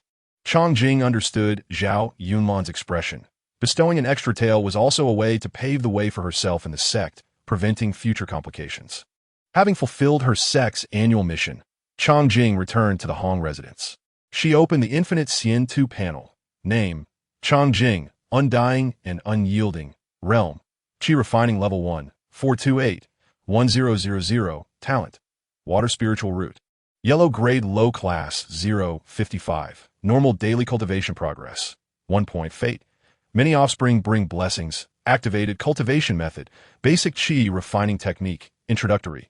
Na Yuan Gong, Proficient. Light as a Swallow, Introductory, Backpack. Resources, Chong Jing noted the changes on the panel. In a year, her cultivation had progressed to the mid-stage of Qi Refining Level 1, and she would require at most another year and a half to reach Level 2. Since the birth of Hong Rui, Chong Jing had established a bloodline connection with Hong Quan, enabling her to absorb his lightness techniques for her own use. Currently, her own cultivation remained at the introductory stage, and the lightness technique she acquired was only at the entry level, yet it enhanced her speed with minimal energy expenditure, which brought her great satisfaction. Closing the panel, Chong Jing decided to check on Hong Rui. as she had been preoccupied with guiding Hong Quan's cultivation and had not seen her son for quite some time. How is Rue? She inquired of the nurse responsible for the child. Madam Chong, young Master Rue has just finished feeding and is now fast asleep, the nurse replied, standing vigil by Hong Rue's cradle. Upon seeing Chong Jing approach, she quickly rose to pay her respects. Chong Jing gazed upon her son, who was sleeping soundly in the cradle, resembling a plump and adorable rice dumpling. His eyes were tightly shut like two delicate lines, and his brows resembled soft willow twigs. His little mouth moved gently, as if expressing the joy of his arrival in this world. Observing her son's healthy and peaceful demeanor, a smile unconsciously graced Chong Jing's lips. It was evident that he had been well cared for during this time. Chong Jing turned to the nurse, expressing her gratitude. Lu Gu, you have taken great care of Rua. This pair of pendants was something I purchased at Mingyu Zhai recently. I no longer have a fondness for them. I would like you to have them, and I hope you will not find them unworthy. As she spoke, she removed a pair of orchid-shaped ear pendants from her ears, intending to gift them to Lu Gu. It is the duty of a servant to care for young Master Rue. How could I possibly accept an additional reward from Lady Chong? The white jade earrings appear to be quite valuable, and Lu Gu was momentarily taken aback by Chong Jing's generosity, unsure whether to accept or decline, caught in a state of indecision. Take them. Caring for Rue is arduous work, and you deserve this, Annie. Seeing Lu Gu's hesitation, Chong Jing placed the earrings directly into her hands.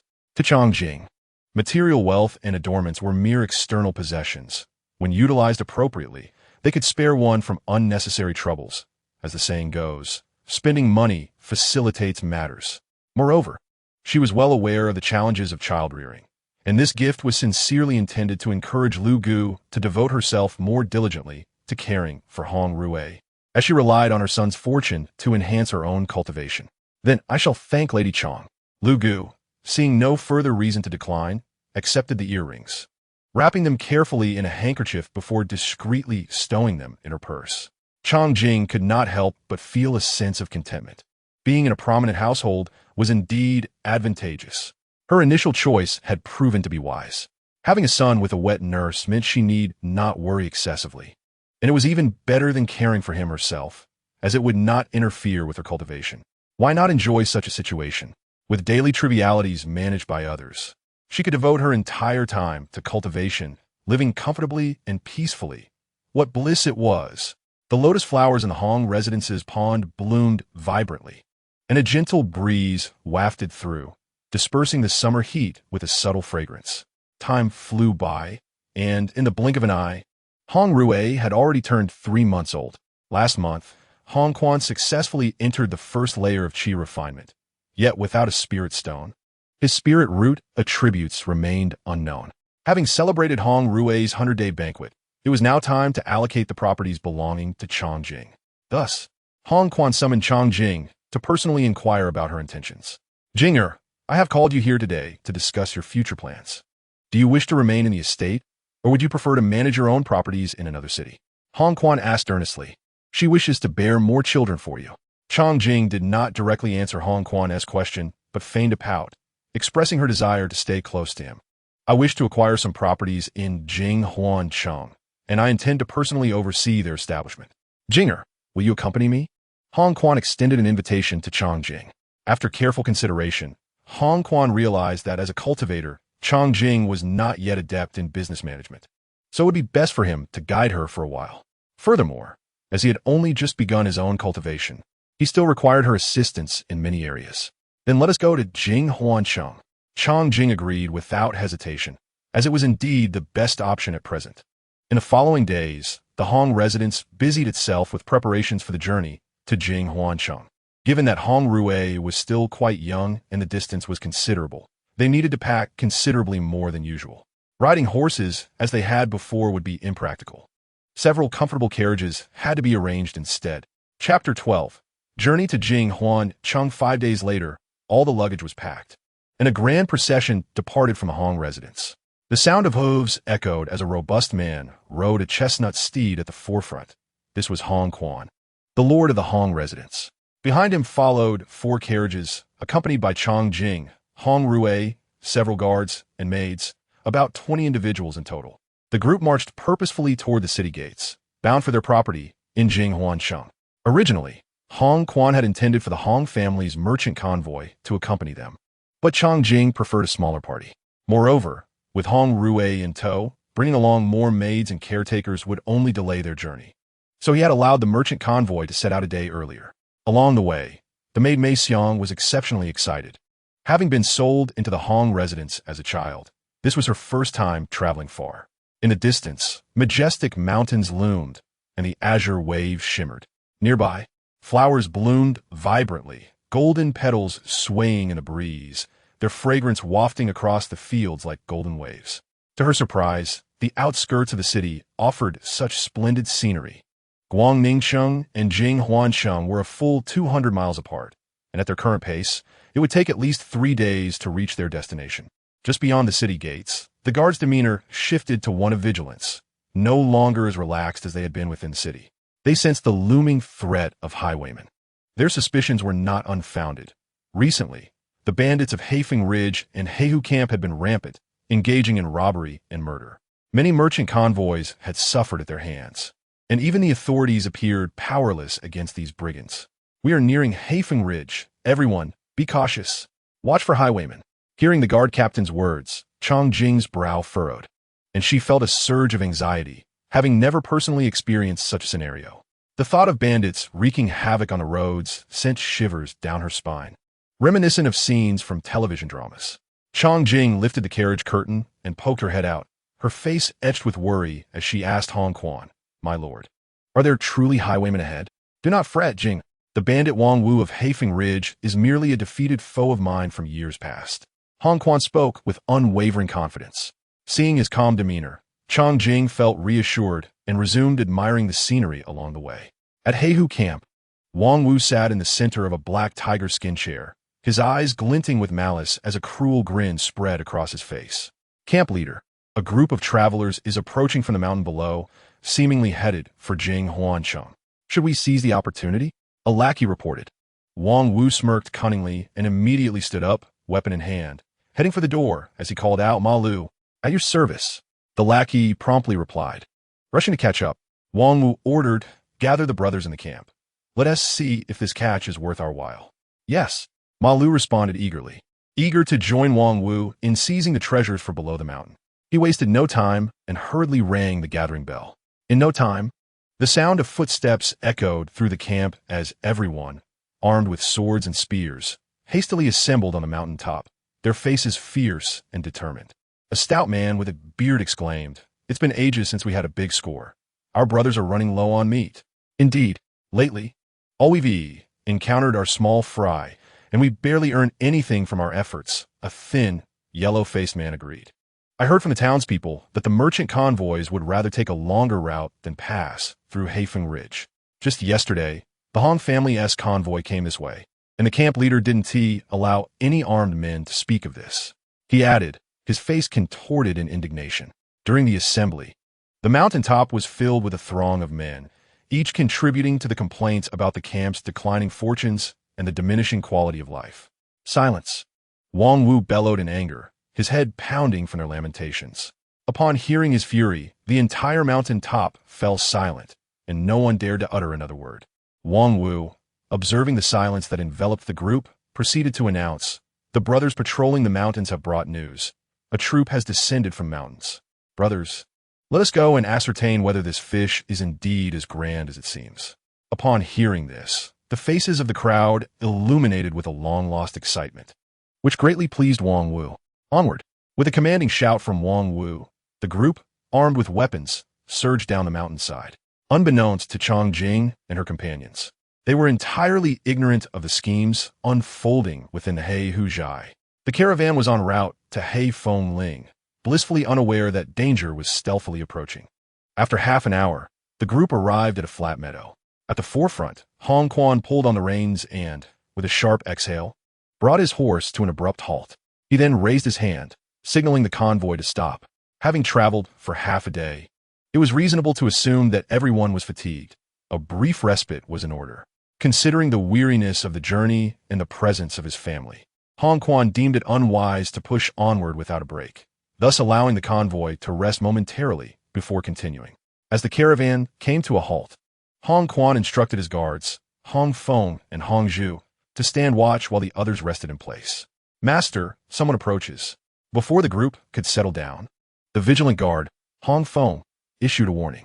The accompanying maidservants and older women, unaccustomed to such scenarios, were instantly engulfed in panic, causing a flurry of unrest. Even Chang Jing felt her heart quiver incessantly. The impending danger had finally arrived.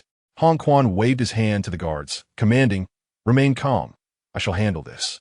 Others, protect the carts." From the depths of the forest emerged raucous laughter, heralding the arrival of Wang Wu and his band of ruffians from Heihuzhai. Wang Wu had been observing Hong Quan's troop from a distance. The deep tracks left by the carts suggested they were laden with valuable goods, perhaps indeed a significant catch, as he reveled in the anticipation of a long-awaited bounty. His laughter grew increasingly unrestrained. However, his mirth abruptly ceased as he recognized the face of his intended target. In disbelief, he uttered, "How can it be you?" Hong Quan, regarding him with disdain, retorted arrogantly, "Ha! I wondered who it might be. It is merely the defeated Wang Wu. Have you no sense of your own worth to dare rob my path? Wang Quan, it is you. I shall avenge that knife wound." Although a pang of anxiety struck Wang Wu's heart, retreat was no longer an option. He steeled himself and delivered a menacing proclamation. Chapter 13. The gifted boy with a sharp whistle. Wang Wu commanded his bandits, who swiftly emerged from the surrounding foliage, encircling Chang Jing and her companions' carts.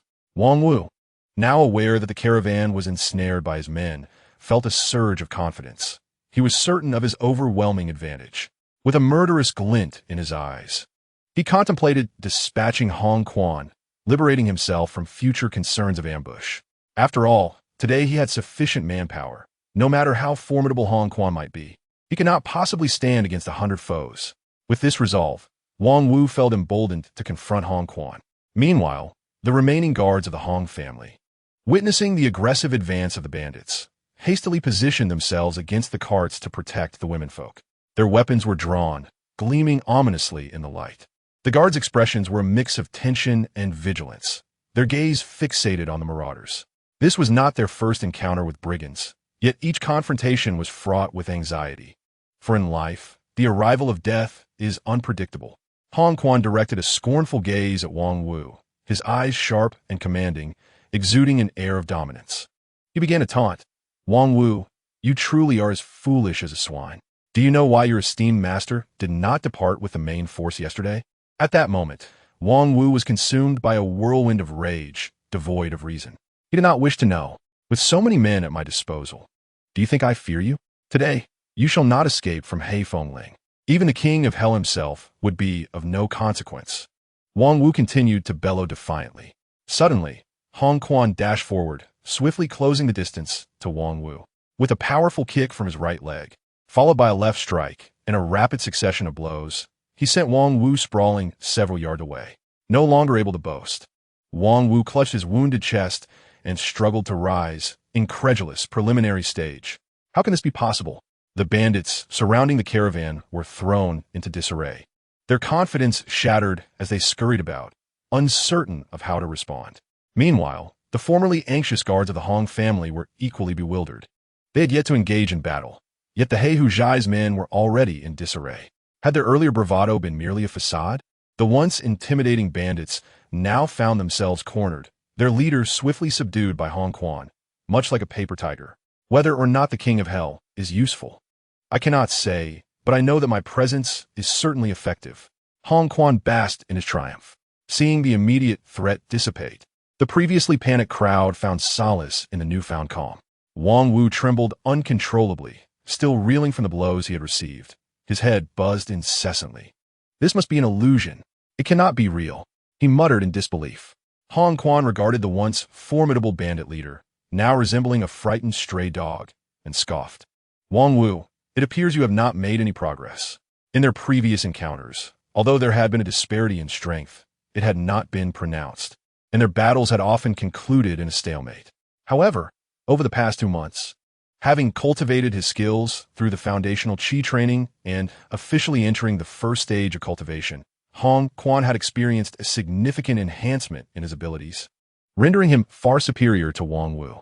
Seeing the dire situation, Wang Wu hastily retrieved a long-preserved parchment, hoping to appease Hong Quan in exchange for his life. He tossed the parchment before Hong Quan and in the next instant, turned and fled.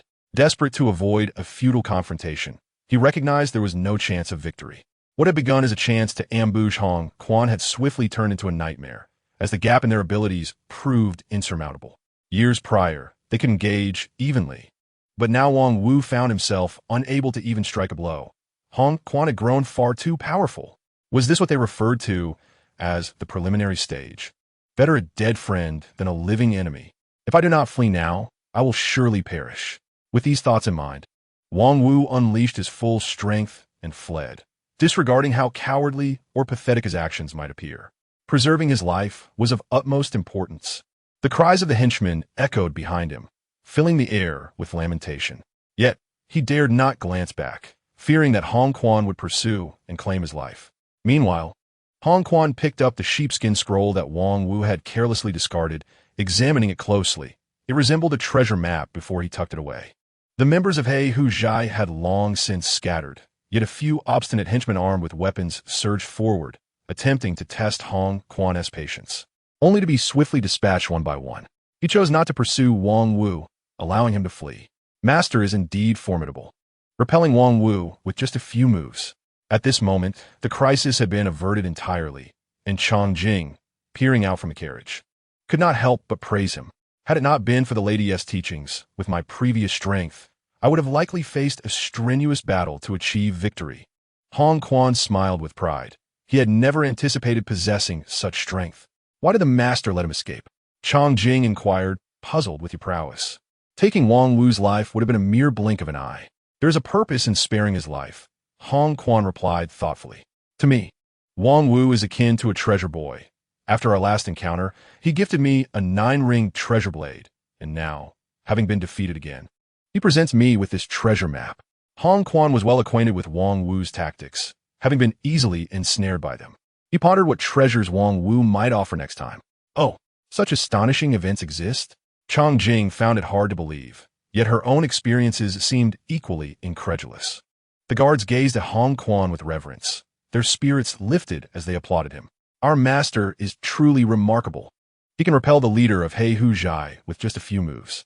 Now that the bandits have been eliminated, it is indeed a great relief. Following this incident, the fatigue of the group dissipated significantly, and they had no desire for rest. After a brief tidying up, they resumed their journey. As for the bodies of the henchmen, the people of He Hu Zhai would surely return to collect them after they had departed. Chapter 14. Past affairs on the evening 2 days later. Chang Jing and her companions arrived at the foot of Wanyuepa, a mere 50 miles from Jinghuan City. After 2 consecutive days of travel, the group was utterly exhausted, lacking the vigor they had possessed upon leaving Guangning City. As they drew closer to their destination, their weariness peaked, the entire party swaying as if intoxicated. Each step felt as though they were mired in mud, struggling to extricate themselves. Although Chang Jing had traveled in the carriage, it was even more jarring than the green-skinned long-distance trains of the 21st century, leaving her back and waist aching. Before their departure, she had anticipated the arduousness of the journey, yet she had never imagined it would be this taxing. At that moment, fatigue was etched across Chang Jing's features. Though she was in the first layer of qi cultivation and her body could endure, her mental state was affected, and she felt discomfort throughout. Yingya, we are nearing the wild boar forest. Once we pass through, we will reach Jinghuan City. Let us rest here for the night.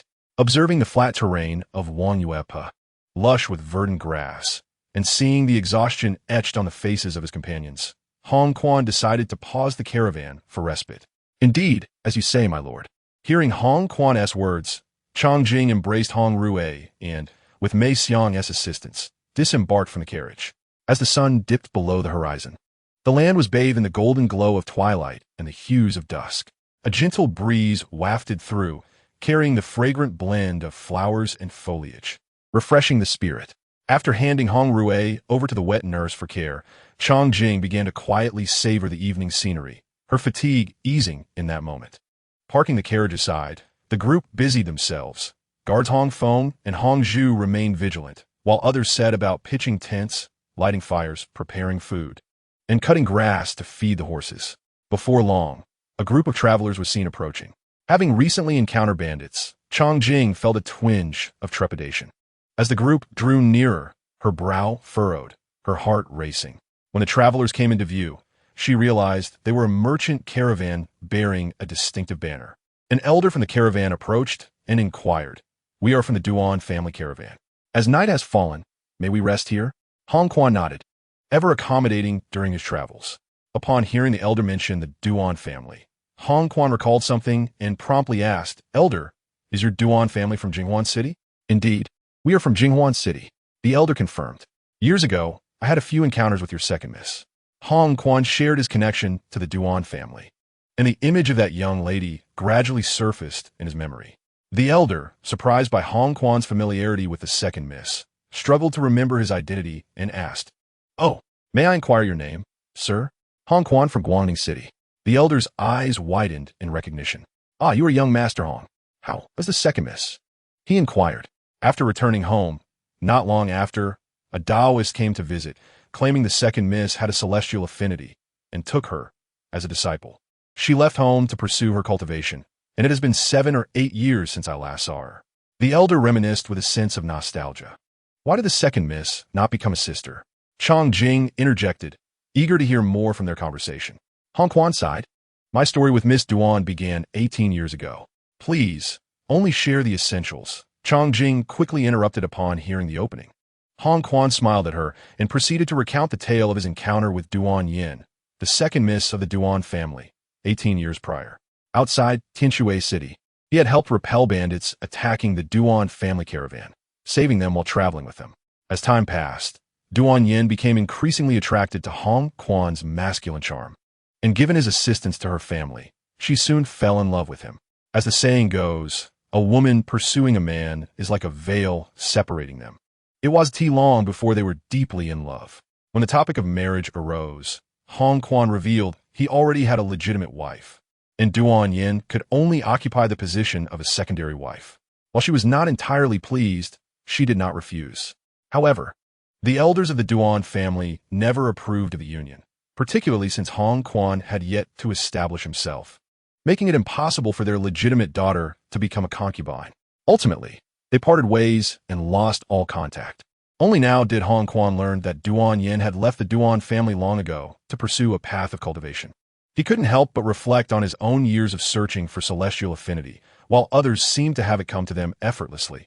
Indeed, life's circumstances vary greatly. Nevertheless, he felt fortunate that he too had achieved his desires, albeit belatedly, as he had finally embarked on the path of cultivation. So that is how it is. Chong Jing found the gossip thoroughly engaging, astonished at Hong Quan's youthful gallantry. As time flows ceaselessly, 30 years in the east and 30 years in the west, one cannot help but wonder if the family of Duan would regret their past decisions upon learning of Hong Quan's current prosperity. After exchanging pleasantries with the elder of the Duan family, Hong Quan took his leave as the hour grew late, joining the nearby Duan merchant caravan. Once the night watch was arranged, the members of the Hong residence gradually succumbed to slumber. In Jinghuan Cheng, Hong Quan's holdings were modest, consisting solely of an establishment named Zue Huanlu. Over the years, he entrusted its management to the steward, Hong Un, yielding a profit of approximately 1,000 taels of silver annually after expenses. While this sum was not substantial for the Hong family, it exceeded the annual expenditures of an ordinary household, which averaged around 50 taels. Within the Hong residence, the couple had recently acquired a modest abode, smaller than the Grand Hong estate in Guangning Cheng, consisting of merely 3 courtyards. However, from the purchase to the decor, Hong Quan meticulously adhered to Chong Jing's preferences, ensuring that every ornament and arrangement resonated with her tastes. Hong Quan's devotion to Chong Jing was evident in every detail. In the rear chamber, a pair of lovebirds, Chong Jing and Hong Quan, were engrossed in their cultivation, enveloped in a tender atmosphere that filled the intricately carved Zelkova wood bed.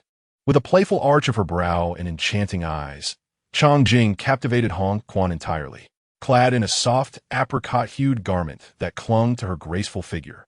She exuded an alluring charm that was undeniably enchanting. Hong Quan remained silent, his gaze fixed upon her with an intensity that betrayed his desires. As both were cultivators, they shared a profound connection, practicing for half an hour until the night deepened into silence, at which point they succumbed to sleep in each other's embrace. As she lay beside the slumbering Hong Quan, Chang Jing summoned the infinite Xian-Tu panel. Name: Chang Jing, undying and unyielding, realm. Qi training level 1, 4, 681. 000, talent, water spirit root, yellow grade low tier, 0.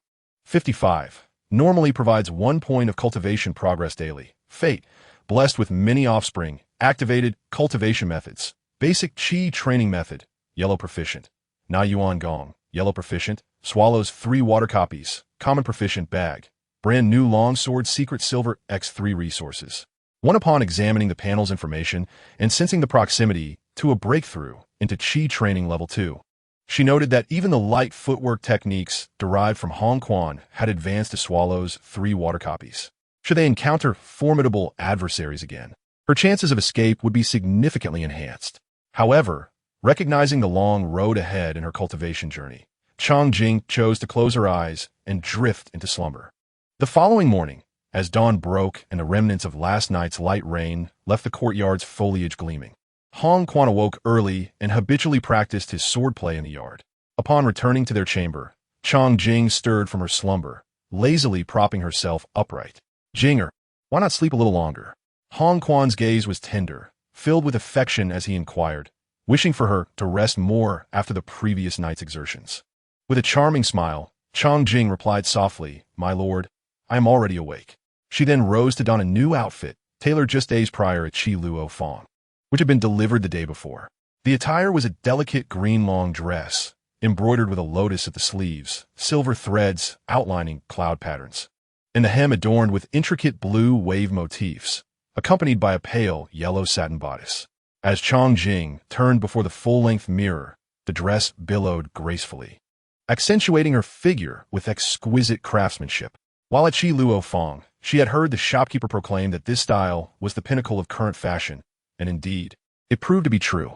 Pleased with her appearance, she settled before the vanity, arranging her hair into a cascading moonlit bun secured with a red coral hairpin, complemented by dangling glass curtains. "My husband, would you pay my brows?" Chang Jing's spirits soared as she gazed at Hong Quan, her eyes shimmering with affection. "Certainly, my dear. I shall attend to it at once," Hong Quan replied, his heart warmed by her sweet address. Taking the brow pencil, he gently lifted her chin, concentrating intently as he crafted her delicate brows. Chang Jing slightly tilted her head back, her eyes gently closed, relishing the tender touch of the pencil. "You are truly beautiful," Hong Quan murmured, his gaze filled with profound affection, as he noted her radiance had only increased. At his words, a blush graced Chang Jing's cheeks, and she coyly replied, "My lord, I have delightful news to share. I am with child once more." "How swiftly!" Hong Quan exclaimed, initially surprised, then breaking into a gentle smile. The joyous revelation thrilled him, and calculating the time, he leaned closer to whisper, "Jing, it has been about half a month, hasn't it?" "Indeed, that is what the doctor said." "It is all you're doing, my lord," Chang Jing replied, her blush deepening. "Ha ha, Hong Quan filling the room with warmth and joy. "Jinger, there's an auction at Wan Bao Lu this afternoon. Would you accompany me?" Not wishing to linger in frivolity, he shifted his focus to the upcoming auction, inquiring if she would be interested in joining him. "Absolutely. I have never witnessed an auction before," Chang Jing replied with enthusiasm. After enjoying their breakfast, the couple practiced the foundational Qi training method in the courtyard for an hour before setting out with their guards. Since it was still early, they decided against heading straight to Wan Bao Lu, opting instead to explore Jing Huan Cheng leisurely, purchasing various items until the afternoon, when they concluded their shopping. As Hong Quan calculated the time, he gently reminded, "Jinger, the auction at Wan Bao Lu is approaching. Let us hurry then," Chang Jing responded, promptly entrusting their purchases to the maid Mei Xiang and 2 guards to return to the Hong residence, before proceeding towards Wan Bao Lu. Wan Bao Lu stood as the largest trading house in the entire Xian kingdom, its origins shrouded in mystery, with no one knowing who truly owned it. Each city boasted a branch, each overseen by at least one innate master for security, renowned for its unparalleled security measures. Those who dared to challenge Wan Bao Lu in the past had long since become mere memories. The auction, one of Wan Bao Lu's primary endeavors, occurred monthly, featuring only top-tier items, with rare treasures occasionally surfacing. For nearly a decade, attending Wan Bao Lu's auctions had become an ingrained habit for Hong Quan, with him rarely missing an event. He had discovered many unique items at these auctions, though most remained stored in the Hong estate in Guangning. In the main hall of Wan Bao Lu, the luxurious space was already teeming with people, including wandering heroes, wealthy science, and even members of enigmatic organizations, all drawn by the allure of the auction. Hong Quan adeptly led Chong Jing to the registration desk, seeking the steward responsible for the day's event. Hong Chen produced a palm-sized copper plaque, inscribed with the characters Wan Bao and adorned with intricate decorative patterns. This was the identity card of a copper-level client at Wan Bao Lo. Clients of this tier enjoy a 10% discount when purchasing items from Wan Bao Lo, can participate in the branch's auctions, and have access to exclusive private boxes, thus avoiding the crowded auction hall. Furthermore, when spending at various establishments under the Wan Bao Lo Chamber of Commerce, such as the bank, silver shop, and inn, numerous client privileges are available. Ladies, please follow me. After the steward verified Hong Quan's copper plaque, he instructed a servant to escort the two to a private box on the second floor. Although the box was not large, it was exquisitely luxurious. Inside, there was a Zeton horseshoe table with a Rui pattern draped with a golden satin tablecloth. Chong Jing and Hong Quan seated themselves on Zeton rosewood chairs on either side. Once they were settled, a maid presented a meticulously arranged platter of assorted fruits, followed by a selection of sweet treats, such as sugar-coated fruits and peach-flavored pastries, concluding with a pot of autumn dew white tea. The privilege of having a private box at the auction was already remarkable, but to experience such lavish hospitality within it was truly an eye-opener for Chong Jing.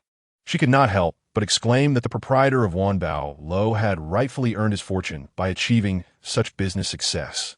The location of the box was quite advantageous, providing a clear view of the entire auction hall. As the time approached, the number of attendees in the hall gradually increased, quickly filling all available seats. Friend from afar, please quiet down. Our auction is about to commence. As a melodious voice echoed from the stage, the previously bustling hall fell into silence. Suddenly, hundreds of Zeton multicolored glass lamps illuminated the venue, casting a bright glow throughout. Chong Jing observed the auction's arrangement, reminiscent of a fashion runway from a previous life, though this runway was adorned with a carpet featuring a Pai Xiu prosperity pattern, further enhancing its classical charm. Chapter 16.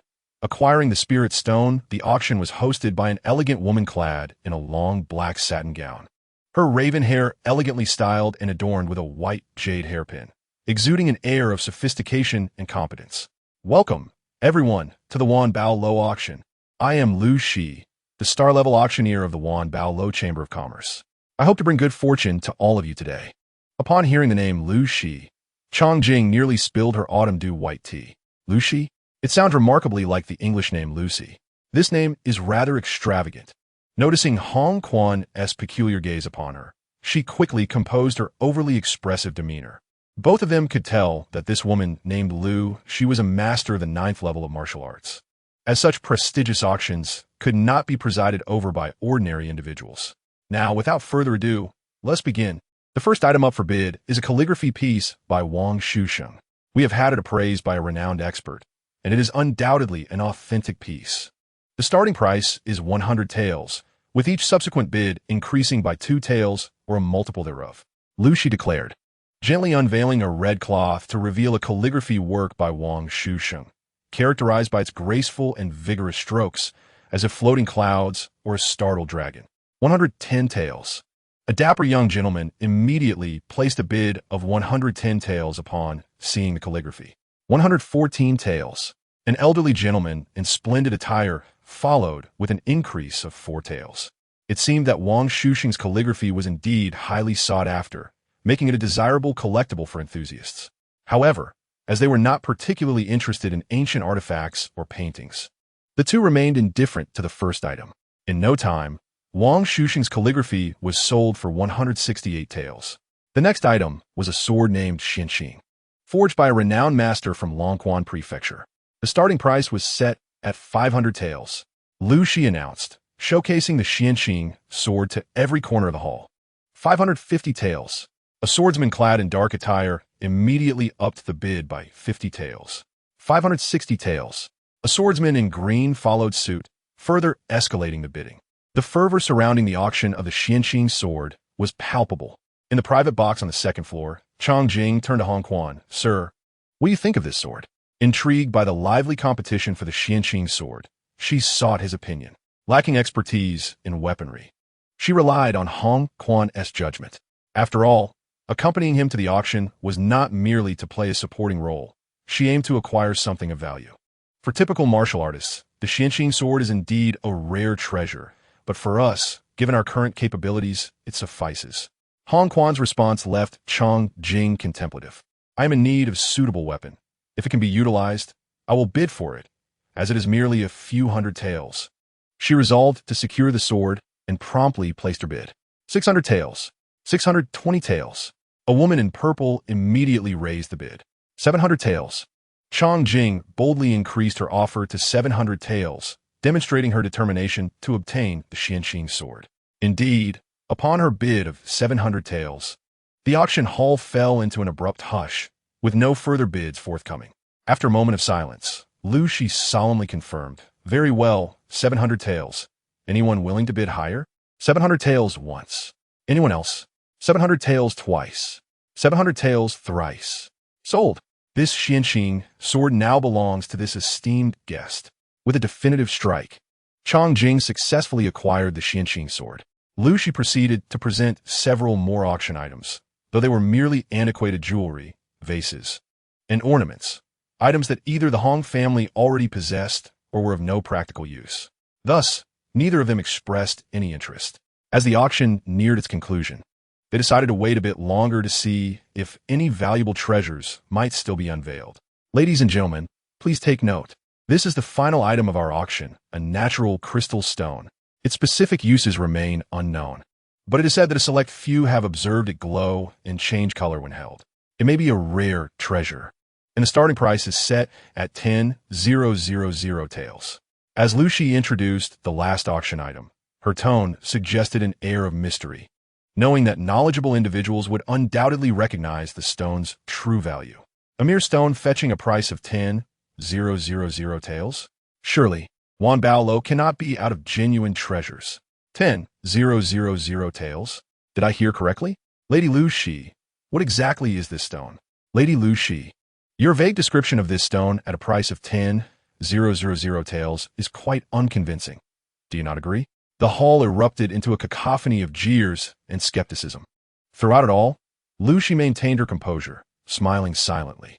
Meanwhile, Chang Jing had thoroughly observed the lively scene within the hall. Her gaze fixated on the crystal stone held aloft by Lu Shi, her interest piqued. However, she consistently endeavored to suppress the tumultuous excitement and elation within her, striving to maintain an expression of calm composure. Chang Jing circled to Hong Quan's side, leaning in to whisper softly in his ear, "Master, this is the spirit testing stone. You must acquire it. Is this truly the spirit testing stone?" Hong Quan exclaimed, his disbelief evident. Having accompanied Chang Jing in practicing the foundational qi cultivation technique for some time, he was well aware of the stone's purpose. He had been in dire need of a spirit testing stone, and little did he expect to encounter one here. Though he was aware of his spiritual root, he remained ignorant of its specific nature, which hindered his ability to choose a more efficient cultivation method, ultimately leading to subpar results. Securing the spirit testing stone would allow him to ascertain the attributes of his spiritual root, thus enabling a targeted approach to subsequent training and preventing the wastage of time on unnecessary endeavors. Starting bid is 10,000 taels. Does any esteemed guest wish to make a bid? Lu Shi raised the crystal stone, showcasing it to the audience, confirming if anyone would participate in the auction. The previously boisterous individuals, seeing that Lu Shi had chosen to ignore their inquiries, prudently fell silent, aware that Wanbao Tower was not a venue for unruly antics. At this moment, the entire venue was enveloped in a profound silence, and Lu Shi finally confirmed, "If there are no bids, it will be passed. Does anyone wish to bid? I bid 10,000 taels." The voice came from the far right box on the second floor, directly opposite Chang Jing. She turned towards the sound to see a man clad in a black and red robe, his face marked by a cunning expression. The bid ignited a wave of astonishment in the room. Someone else also desired the spirit testing stone. 11,000 taels. Hong Quan immediately raised the bid by an additional 1,000 taels. The atmosphere in the auction hall erupted into a frenzy. The notion that someone was willing to bid 10,000 taels for a mere stone was already astonishing, yet they were met with unexpected competition. Were these two individuals out of their minds? 12,000 taels. The robed man remained unfazed, effortlessly adding another 1,000 taels to his bid. Master, perhaps it's best to reconsider. 1,000 taels is the profit of our Zue Huan Lu for an entire year. Seeing the situation escalate, Chong Jing hastily urged Hong Quan to refrain from further folly. 14,000 taels. At this point, Hong Quan was singularly focused on acquiring the spirit testing stone, dismissing Chong Jing's warnings as he directly raised his bid by 2,000 taels. The robed man relentlessly pursued, raising the price to an astounding 16,000 taels. The fierce competition between Hong Quan and the robed man captivated the onlookers, leaving them astonished at the exorbitant bids being exchanged. Everyone's attention was riveted on Hong Quan, as the price had skyrocketed to such heights that curiosity abounded regarding whether he would continue to raise his bid. Meanwhile, Chong Jing felt an overwhelming sense of regret. 20,000 taels. Hong Quan boldly declared, casting aside any reservations. His obsession with the spirit testing stone was unwavering, and he was resolute in his determination to obtain it. Observing the robed man, he no longer pursued the bidding frantically. A sly smile crept upon his lips, as if he had orchestrated a clever scheme. According to the auction house's rules, once a bid was made, there was no room for withdrawal, even if one were aware of a trap. They had no choice but to forge ahead. However, Hong Quan appeared unfazed by such considerations. After Lu Shi called out 20,000 taels 3 times, the deal was struck. Hong Quan successfully acquired the spirit testing stone. He had lavishly spent a fortune on a mere stone, emerging with newfound fame at the Wanbao Tower auction. Only Chong Jing understood the profound cost of this fame, which inadvertently resulted in Zue Huan Lu incurring a loss equivalent to a decade's worth of profits. Yet, she quickly reconciled with the situation. After all, this wealth belonged to Hong Quan, and if others found joy in spending it, why should she burden herself with worry? Nevertheless, Hong Quan was unwilling to be a mere pawn in this game. He had discreetly sent someone to investigate and discovered that the robed man who had artificially inflated the bids was none other than Gao Chong, the second son of the Gao family. What ulterior motives did the Gao family harbor in their actions? Chapter 17. Rescuing the little beggar upon departing from the Wanbao Tower auction, Chong Jing returned home to Jinghuan City, where she produced the spirit testing stone she had acquired that day, testing it on Hong Quan and the members of the Hong household. Indeed, Hong Quan's spiritual root was confirmed to be of the metal attribute, low-grade yellow. Thus, it could be inferred that his son, Hong Rue, most likely inherited this attribute from him. Based on Hong Rue's circumstances, it seemed that spiritual root attributes could be hereditary. However, the exact nature and probability of this inheritance remained a mystery to be unraveled through experimentation. Fortunately, with her current level of qi cultivation, her lifespan could potentially extend to 200 years, granting her ample time to conduct experiments. Furthermore, as her personal experimentation was progressing rather slowly, she was once again pregnant. What results would this new round of experimentation yield? She would have to wait another 8 months to ascertain the specifics. To her surprise, aside from Hong Quan, she discovered that Mei Xiang, her personal maid, also possessed a spiritual root, specifically a low-grade yellow wood attribute. Mei Xiang had always been loyal to Chong Jing, demonstrating astute and capable behavior, coupled with some martial skills. With the revelation of Mei Xiang's spiritual root through the spirit testing stone, Chong Jing contemplated the necessity of cultivating a loyal force for her long-term survival in this world, and Mei Xiang indeed seemed to be a promising candidate. However, those considerations belonged to a future discourse. After a long day of busyness, Chong Jing lacked the energy to ponder further matters. As she prepared to store the spirit testing stone in her system backpack, she discovered it was already full, thus having to abandon the idea. The sky was a brilliant blue, sunlight filtering through the dense foliage, casting shimmering spots on the ground akin to the size of copper coins. On a clear afternoon, Chang Jing and Mei Xiang first visited Qi Luo Fong to customize several garments, then proceeded to Luguang Pavilion to select some jewelry. They concluded their outing at Dailian Xiang, where they purchased several boxes of rouge and powder, and finally enjoyed some floral tea and pastries at Cui Huazhai. As they indulged in a leisurely shopping spree, Chang Jing felt an overwhelming sense of contentment. After leaving Cui Huazhai, feeling somewhat fatigued, she was reluctant to continue wandering the streets with Mei Xiang. The two were preparing to return to the Hong residence via Zhu Ke Street when a sudden commotion erupted behind them, followed by a small figure darting past Chang Jing like a bolt of lightning. However, Chang Jing clearly discerned the fleeting figure. It was a young beggar, ragged and slender, appearing no older than 10. An ordinary little beggar. Such figures were commonplace in Jinghuan City. Yet, Chang Jing immediately recognized something extraordinary about this boy. His speed was remarkable, and his movements were exceedingly coordinated. He weaved through the crowd with the grace of swift wind, deftly avoiding all obstacles in his path. Truly, he was a prodigious talent. The little beggar had already dashed away for some time when Chang Jing noticed a group of men dressed as house attendants, pursuing him in the direction he had fled. At this sight, she became intensely intrigued by the little beggar. She was captivated not only by his extraordinary running ability, but also by the mystery surrounding his background. Chang Jing mused to herself, what secret could this little beggar possess that warranted such fervent pursuit? After a moment of contemplation, she resolved to follow, turning to Mei Xiang and saying, Mei Xiang, let us go. We must see what unfolds. The two promptly followed in the direction the little beggar had escaped, quickly catching up to the group that was in hot pursuit. As they approached the city gate, the group meticulously searched every conceivable hiding spot beneath the bamboo poles in the alley, within the agong, and beneath the mud walls. Yet they could not uncover any trace of a young beggar. It appeared that the small beggar had managed to escape the city. The leader waved his hand, signaling the others to continue their pursuit beyond the city limits. They were determined to retrieve the young beggar for a report. Chang Jing and Mei Xiang followed closely behind this group as they ventured outside the city. After traversing several miles beyond the city gate, they beheld an endless expanse of farmland, desolate and devoid of any human presence. To their left stood a low hill, upon which was a dilapidated temple that seemed to have been long abandoned. It was highly likely that this was the young beggar's hiding place. With this thought in mind, Chang Jing and Mei Xiang devised a clever ruse to divert the group.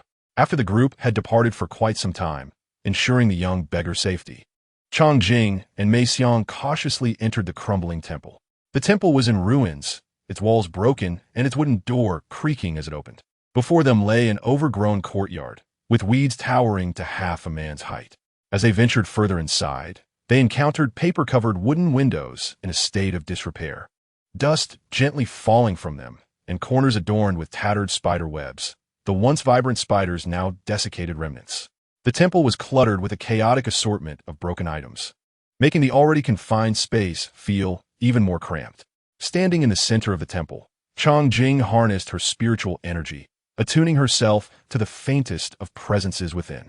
Eventually, she sensed a weak human aura emanating from a corner overrun with weeds, undeniably belonging to the young beggar. Mei Xiang, go take a look. Chang Jing gestured towards the source of the aura, urging Mei Xiang to investigate.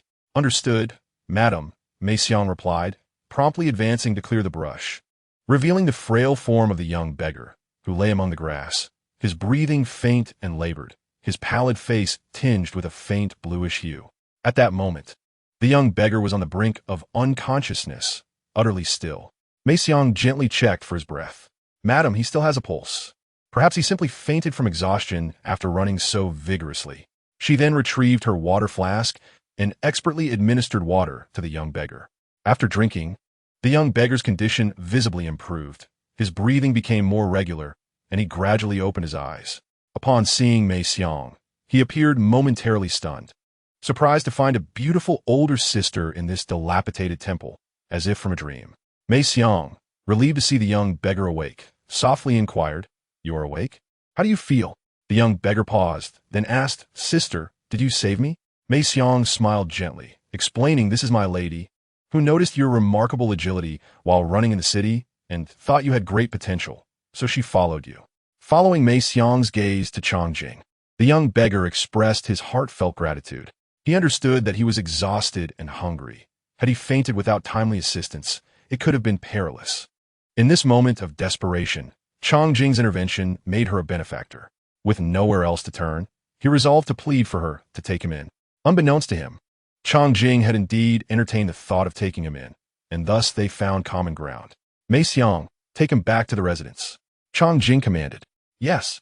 In the Hong residence, Chang Jing instructed the servants to bring a bowl of lean meat porridge and 2 steamed buns to the young beggar, softly saying, "You look as though you haven't eaten in days. Here, have these first, then share your story." The young beggar's stomach growled with hunger as he gazed eagerly at the steaming bowl of porridge and the 2 buns. He swallowed hard, lifted the bowl to test the temperature, and then quickly consumed the entire bowl of porridge, followed by devouring the buns with fervor. After satiating his hunger, he rubbed his stomach, a look of contentment gracing his features. At last, he had enjoyed a fulfilling meal. With his hunger now abated, the young beggar recounted his life story. His name was Ning Ping, the son of Ning Buku, the owner of the Wei Yuan escort agency, which was established by his father. Ning Buku was a somewhat renowned figure in Jinghuan City, possessing martial arts skills of the 8th rank and wielding dual swords. Over time, he earned the title of Swift Sword within the martial world. However, everything changed dramatically just half a month ago. Ning Ping, who should have been living a life free from want, suddenly found himself reduced to begging. His father, Ning Buku, had gone out to escort a shipment and had not returned. Rumors soon circulated that he had fallen victim to bandits, losing both life and fortune. Before long, the 3rd young master of the Hua family, Hua, set his sights on the Wei Yuan escort agency, forcibly seizing all of its assets. The justification being that due to Ning Buku's failure in escorting the shipment, the agency owed him compensation for his losses. With Ning Buku's untimely death, the agency's remaining assets became collateral to settle these debts. The individuals who had chased Ning Ping were indeed Hua Zhi's men. Not only did Hua Zhi usurp the Wei Yuan escort agency, but he also repeatedly attempted to eliminate Ning Ping, suggesting that he might have had a hand in his father's demise. For days, Ning Ping had been evading pursuit, his nerves frayed, suffering greatly. As he recounted his tragic tale, his eyes burned with hatred and grief. Yet he was merely a boy. What could he change? With his father's body barely cold, Ning Ping watched helplessly as the fruits of his father's labor were taken away by vile men who fabricated excuses to justify their actions. This world was indeed rife with malevolence. When mentioning those who had caused his family's downfall, especially the 3rd young master of the Hua family, Ning Ping clenched his teeth, a surge of hatred flooding his heart as he instinctively tightened his grip, his knuckles turning white. Now taken in by Chang Jing, Ning Ping looked at her, a spark of vengeful hope rekindling in his eyes. He recalled how she had effortlessly carried him back, realizing she was no ordinary person. To uncover the truth behind his father's demise, he needed sufficient strength, and Chang Jing might possess that power. What are your plans moving forward? Chang Jing inquired, deeply moved by Ning Ping's plight, feeling a sense of injustice on his behalf. I am willing to dedicate my life to my lady, to brave the flames and swords. Only seeking your assistance in investigating the circumstances surrounding my father's escort mission so that I may avenge him. I implore you, my lady, to grant me this. Ning Ping offered his life in servitude to Chang Jing, hoping to obtain information about his enemies. Having faced calamity at home, pursued and scorned, he had tasted the bitter realities of the world, as if he had matured overnight. Now, in such dire straits, his only path lay in aligning himself with powerful individuals, biding his time for an opportunity. For this, he was willing to trade his freedom and life as currency. He knelt before her, repeatedly bowing his head in reverence. Very well, I will assist you in investigating what transpired during your father's escort mission, but the matter of revenge must be yours alone. I hope that your future actions will convince me that today's decision was the right one. Do you understand? When Chang Jing spoke these words, she exhibited an unprecedented air of authority. Ning Ping's performance was precisely what she had anticipated. Thus, she readily acquiesced to his request. Extending her hand, palm facing upward and fingers spread wide, she declared, "Let me first ascertain whether you possess the potential worthy of cultivation." She placed the spirit testing stone into Ning Ping's hand, and shortly thereafter, it emitted a radiant glow, revealing a fire spirit root of yellow grade, medium quality. To her astonishment, Ning Ping's spirit root level surpassed that of both her and her husband, a revelation that exceeded her expectations and filled her with joy. Rise. After assessing his spirit root, Chang Jing gestured for Ning Ping to stand and speak. Yes, I shall not disappoint you, my lord and lady. Upon hearing Chang Jing's words, Ning Ping bowed 3 times before slowly rising, his eyes gleaming with delight. In life, I am your servant. In death, I shall be your ghost. Today, having the honor of receiving your favor, I consider it a rebirth. Please bestow upon me a new name. Ning Ping fervently expressed his gratitude to both Chang Jing and her husband, fully embodying the demeanor of one who is eager to dedicate his life to their service. My lord, what name should be conferred? Noticing this, Chang Jing inquired of Hong Quan, for he was the head of the household. Since Jing heir has brought him back, he should have his own foundation. Let her decide the name. Hong Quan, recognizing Chang Jing's growing independence in her undertakings, relinquished the decision-making to her. After contemplating Ning Ping for a moment, Chang Jing solemnly declared, Since you have come back with me, you will take my surname, Chang, as the first. Your name henceforth shall be Chang, signifying the repayment of gratitude. Chang Jing never engaged in unprofitable ventures, even in naming him.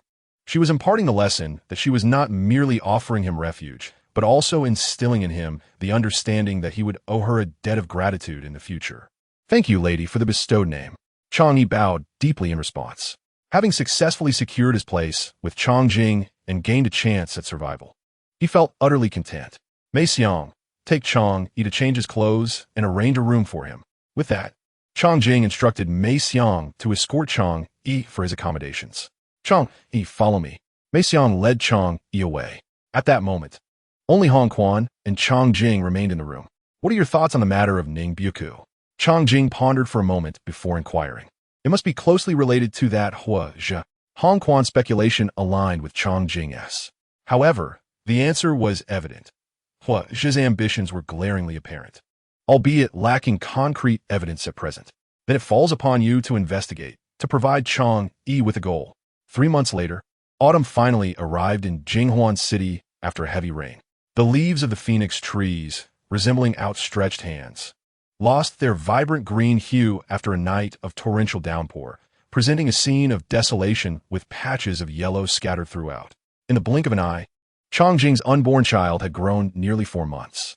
On this day, after returning home, Hong Quan removed his purple mink cloak and strode over to sit beside Chang Jing.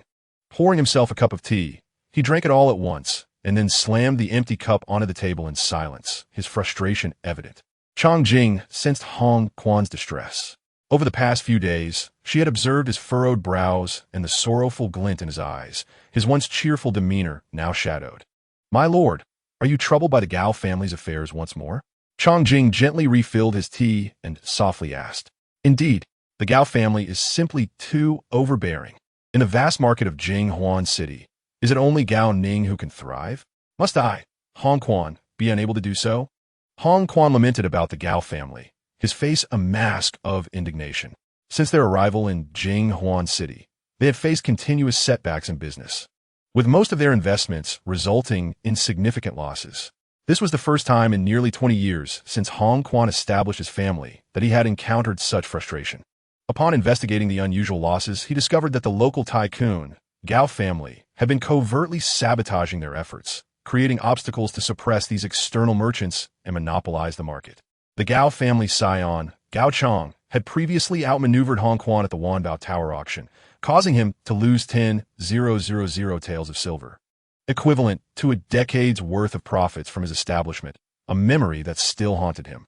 My lady, I have a plan that may alleviate your burdens. After contemplating for a moment, Chang Jing felt the time was ripe to share her devised strategy with Hong Quan. Oh, what brilliant scheme do you propose? Pray enlighten me. Hong Quan's interest was piqued.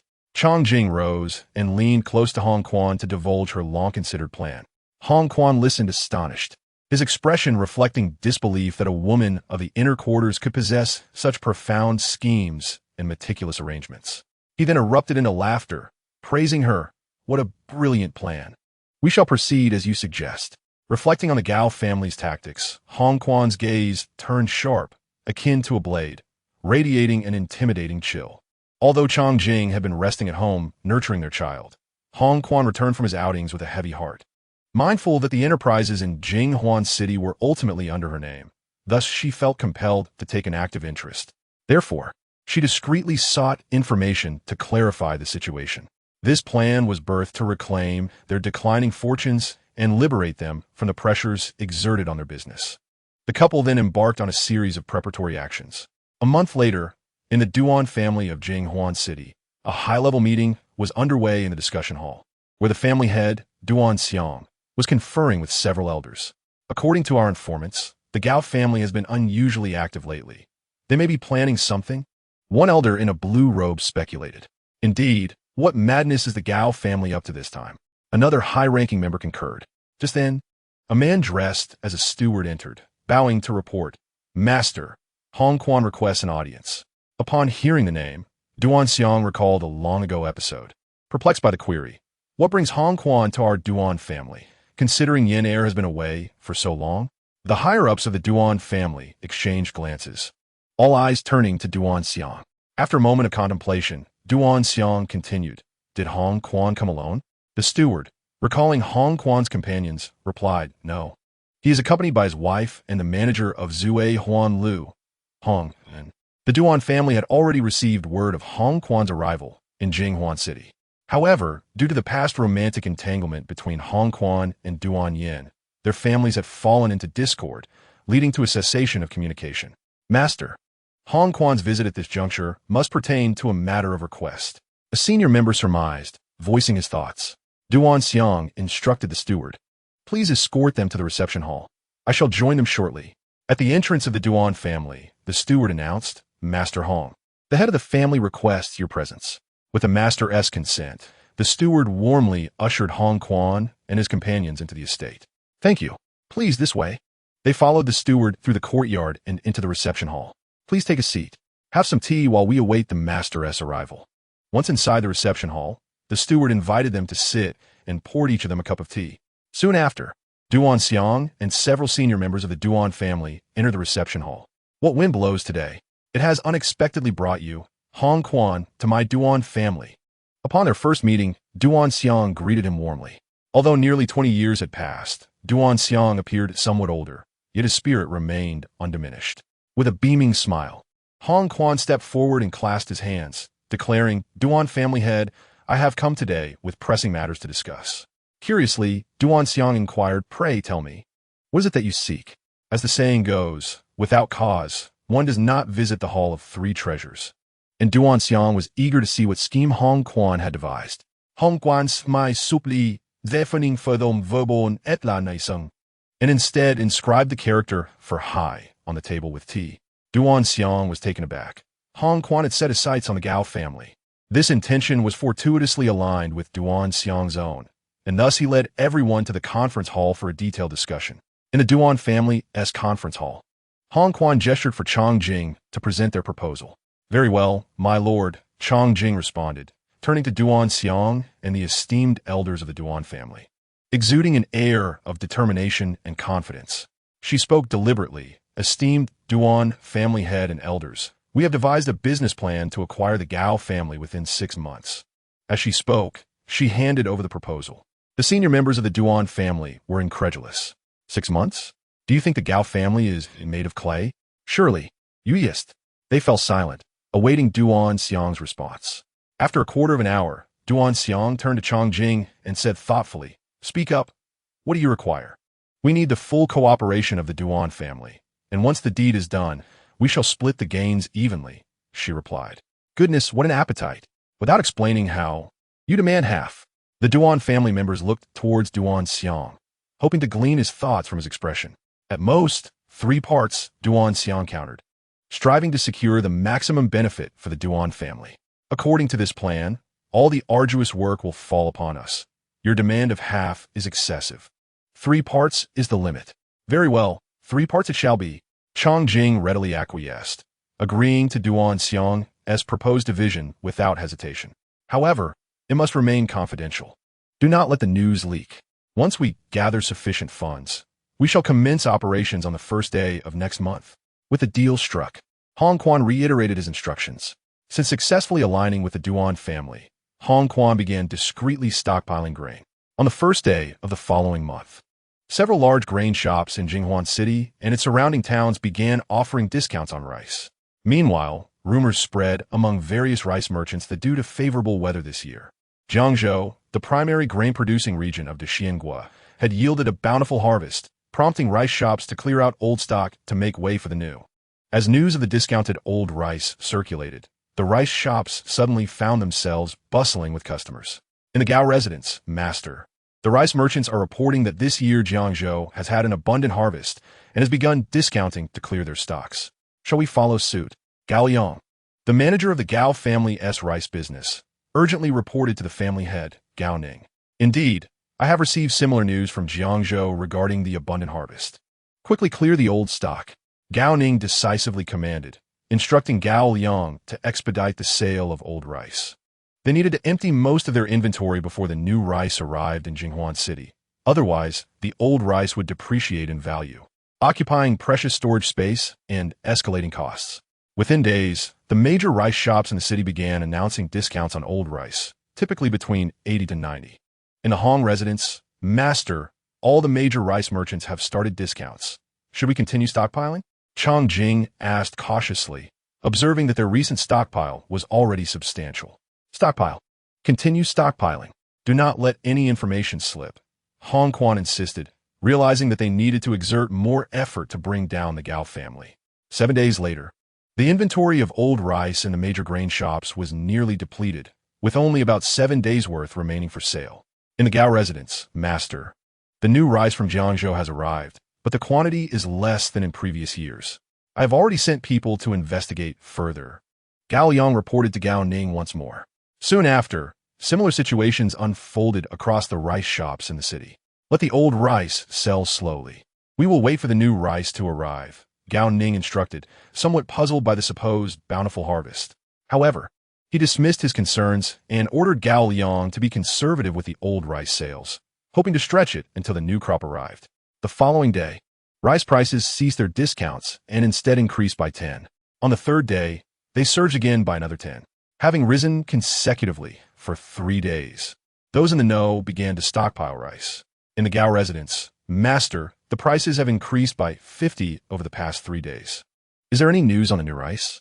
Gao Yang reported, his expression revealing his unease. Last month, the leader of the Chao gang received a large order from mysterious benefactor and withdrew a significant portion of their members from the surrounding areas of Jinghuan City. Now, only a third of their members remained to transport grain, resulting in a severe shortage of delivery capacity.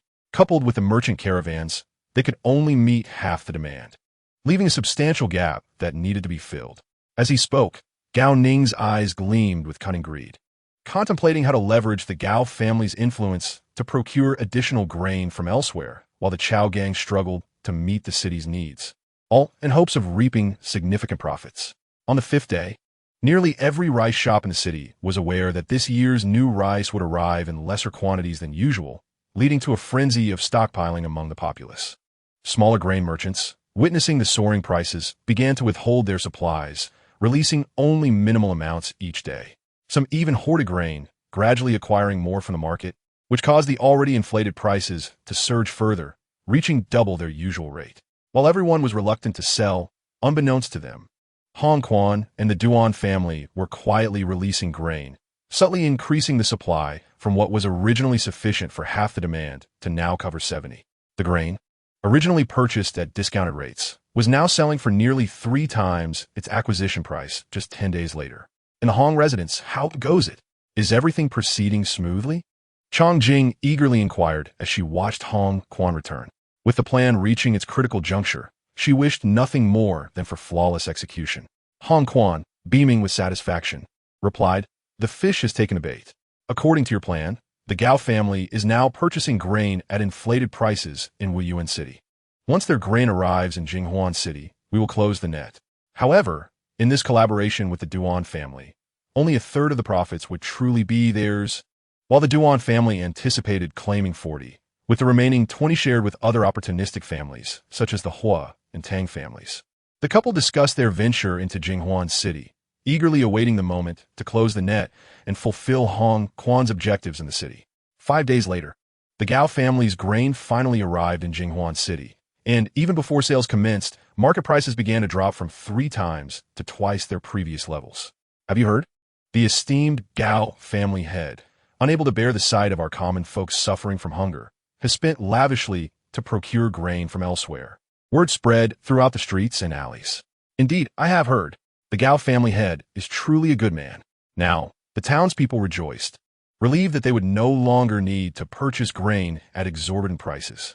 The following day, the Gao family's grain shop was already bustling with people eager for the doors to open. Just as the shop was about to commence sales, a voice from the crowd announced that the Duan family's grain had also arrived. The bewildered onlookers began to discuss whether they should still make a purchase, while various grain shops in the city hastily slashed their prices. This latest reduction was even lower than Gao's purchasing price, not including transportation costs. The employees of Gao's grain shop dared not unilaterally lower prices, and soon, the once crowded shop found itself desolate. In the Gao residence, the shopkeeper Gao Liang rushed in to report to Gao Ning that other grain merchants had received their new supplies. Each one was eager to seize this lucrative opportunity. Yet now, none had succeeded. Gao Ning seethed with anger as he realized that their own grain shop had been forced into such dire straits. Unbeknownst to him, the Duan family's grain could sustain them for 3 months without needing external transport, and they had purchased it at a lower price. "Sir, the prices at other shops are cheaper than ours. Should we offer a discount?" Gao Liang inquired. Gao Ning's greatest hope was for the transport capabilities of the Chao gang to return to normal swiftly, allowing the grain market to stabilize. Otherwise, he would be preoccupied with the affairs of his grain shop day in and day out. Gao Liang responded, "Our contacts in the Chao gang have informed us that they have concluded a significant deal with that mysterious figure and should be back to normal operations in a few days. Then we shall match the prices of our competitors without further consultation." Gao Ning, already irritated by the trivial matters plaguing the grain shop, waved his hand dismissively, signaling Gao Liang to leave, as he found his presence increasingly vexing. In the Hong residence, Hong Quan returned home in high spirits, having successfully completed operations at the grain shop. "Sir, how is business at the grain shop in these past few days?" Chong Jing asked, noticing the joy radiating from Hong Quan and unable to suppress her curiosity. Hong Quan assisted Chong Jing in sitting down before elaborating. "Do not rush, Jing-er. Let's sit and discuss. We have sold out the grain we hoarded previously, earning 1.5 million taels of silver just from Jinghuan City, not counting the 500,000 taels we purchased from the Gao family in Wuyuan City, along with figures from other cities still being tallied." 1.5 million taels? Such a sum! Chong Jing exclaimed, astonished at the unexpectedly large profit. Before arriving in Jinghuan City, Hong Quan had already allocated the assets to her name, making this fortune rightfully hers according to the rules of the Hong family's division. With matters progressing smoothly, Chong Jing reflected, "Our ability to manipulate the market stems from our clandestine position and our alliance with the Duan family, where we act in concert to steer market trends." There were others in the city who had begun to perceive the underlying dynamics, yet their strength was insufficient to challenge them, unless they unified. The rhythm of the market would remain firmly in their hands. Sipping his Longjing tea, Hong Quan thoughtfully reviewed their grain trading strategy. Chong Jing concurred, responding with calm confidence. Even if they were to unite, how could they be of one mind? The worst outcome would merely be a slight reduction in our profits. While the strategy was not particularly sophisticated, they were wagering on the sentiments of the people. All under heaven is bustling for profit, and all are clamoring for gain. Thus, when negotiating profit shares with the Duan family, she willingly accepted only 30%, intentionally allowing the Duan family to reap greater benefits to motivate them further. Regarding the leader of the Chao gang, Xiongba, she recalled having saved his life years ago, and later they had formed a brotherhood, a fact unknown to most.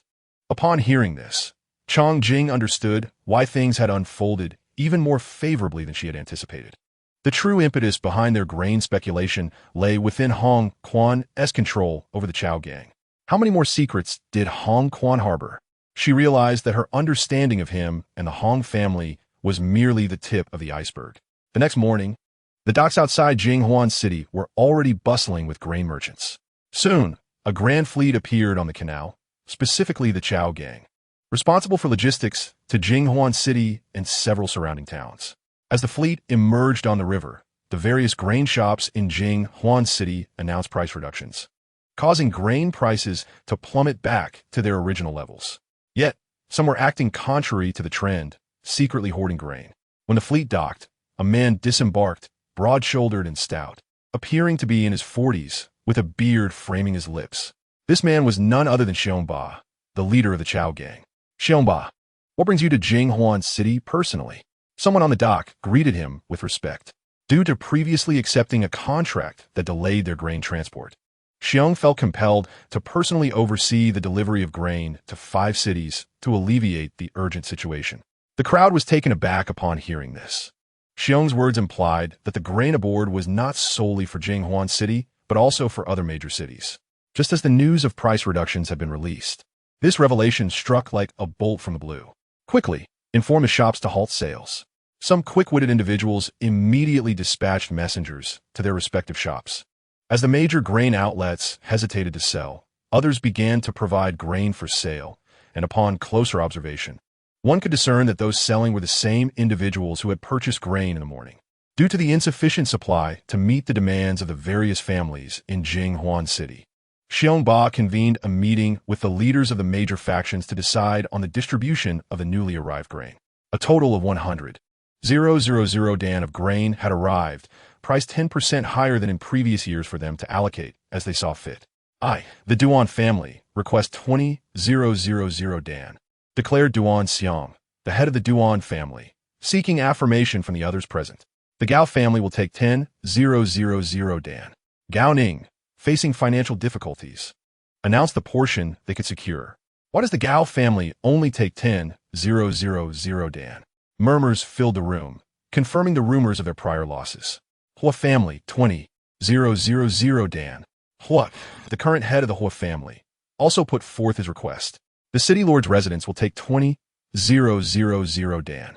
The Tang family, representing the city lord's office, likewise claimed a share. We, the Hong family, will take 10,000 dan. Who is in favor and who is against? Chong Jing rose gracefully, surveying the assembly. Some are prepared to oppose, but they were swiftly restrained by their companions, who signaled them to reconsider. What do you mean? The opposing party inquired, perplexed. They are from the Guangning Hong family. The opponent finally came to a sudden realization, feeling fortunate that his previous rashness had been timely curtailed by others. Otherwise, he would have nearly offended the Hong family. The Hong family of Guangning is not merely confined to Guangning. Although their influence has not extended to Jinghuan City in recent years, their presence here today serves as a signal, symbolizing their official entry into Jinghuan City. Therefore, in order to establish a firm foothold in Jinghuan City, they are likely to seek to assert their authority. Fortunately, one of his companions is acquainted with Hong Quan. Otherwise, the consequences would have been dire, and he might have become the proverbial chicken sacrificed to frighten the monkeys. Since no one opposed, you shall each receive a quota reduced by 10,000. Thus it is settled. After confirming her family's grain quota, Chong Jing returned to her seat. At this moment, the hall erupted with incessant debates, dominated by the smaller family factions within Jinghuan City vying for the remaining 20,000 dan of quota. Chapter 22. Twin dragons and phoenixes in the bitter winter. The cold wind howled outside, piercing through with its chill. The northern wind swayed the branches outside, their crooked limbs dancing before the window, casting ink-like shadows on the ground. The Hong residents had taken meticulous measures against the cold. At that moment, a thick warm curtain hung at the entrance of Chong Jing's courtyard. Inside, a roaring fire warmed the space, filling it with an inviting aroma that brought a sense of coziness. The winter in Jinghuan City is particularly frigid, yet Chong Jing did not find it unbearable. She sat by the hearth, basking in its warmth, her thoughts wandering aimlessly. She once again felt grateful for her initial choice, for having traversed into such a fantastical and mysterious world. To survive here with a mindset from the 21st century would undoubtedly be a futile endeavor. Being a concubine to Hong Quan was of no consequence. Chong Jing had not lost herself. She merely adapted to the survival laws of this world, understanding how to harness her strengths to become more formidable, which she was gradually achieving. After all, only those who endure have the right to discuss right and wrong. The business of trading grain had unknowingly passed 2 months. The Hong family had successfully established their business in Jinghuan City and had firmly secured their position there. Now, as Chong Jing was on the verge of giving birth to her second child, Hong Quan entrusted the business affairs to the steward, Hong En, while he remained at the Hong residence to accompany Chong Jing during her labor. With no business matters to distract him and being encumbered by pregnancy, Chong Jing found it increasingly difficult to cultivate, thus she allowed herself to rest completely, her mind filled with various thoughts. Hong Quan treated her with utmost indulgence and care, yet she had never felt a shred of affection for him, and perhaps he felt the same. Hong Quan had lived a life of indulgence. Chong Jing was merely a canary he had kept, and she viewed him merely as a furnace for her cultivation. Their relationship was simply a mutual exchange of needs. One day, as the Lunar New Year approached, the sun shone brightly, much to the delight of Chong Jing, who had been confined indoors to nurture her pregnancy. Supported by Mei Xiang, she followed Hong Quan into the courtyard to bask in the sunlight.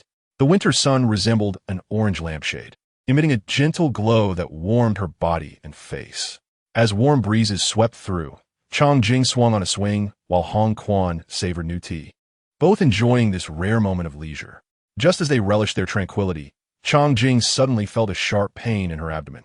The pain felt familiar, tormenting her to the point of exclaiming in distress, clutching her belly. "Sir, the lady is going into labor." Mei Xiang quickly realized the situation and rushed to inform Hong Quan. "Quick, summon the midwife." Hong Quan hurried to check on her and instructed the servants to find a midwife. Having already gone through childbirth before, the midwife arrived, and not long after entering the room, the first child was born, announcing a loud cry. Just as a maid was about to step out to share the joyous news, the midwife joyfully exclaimed, "Madam, there's still one more inside." They continued their efforts and successfully delivered the second child. "Congratulations, madam. You have given birth to a pair of twins." The midwife beamed as she presented the children to Chong Jing. Outside, upon learning that Chong Jing had given birth to a dragon and phoenix pair, Hong Quan was overjoyed, exclaiming, "What a splendid omen! Truly a double blessing. Quickly, give the midwife a reward of 50 taels, and each person in the household shall receive 10 taels. Overcome with happiness." Hong Quan promptly instructed the housekeeper to disperse the rewards. With the successful birth of the second child, one more task for his fate of abundance had been accomplished. Chong Jing opened the Infinite Immortal Path panel to review her cultivation progress, revealing the following data. Name, Chong Jing, indestructible and unyielding, realm, Qi refining level 1, 778-1000, talent, water spirit root. Yellow grade low tier, 355, normal daily progress of 1 point, fate, abundance of offspring, activated, cultivation techniques, basic Qi refining method, yellow proficient, Nayuan skill, yellow proficient, swallow 3 copies of water, common proficient, backpack, Xianqing sword. Secret silver, 3 resources, 8 scan. Indeed, the panel data had shown new breakthroughs and growth. The value for Qi refining level 1 had reached 778. Even with solitary cultivation, a breakthrough to Qi refining level 2 would only require 7 to 8 months.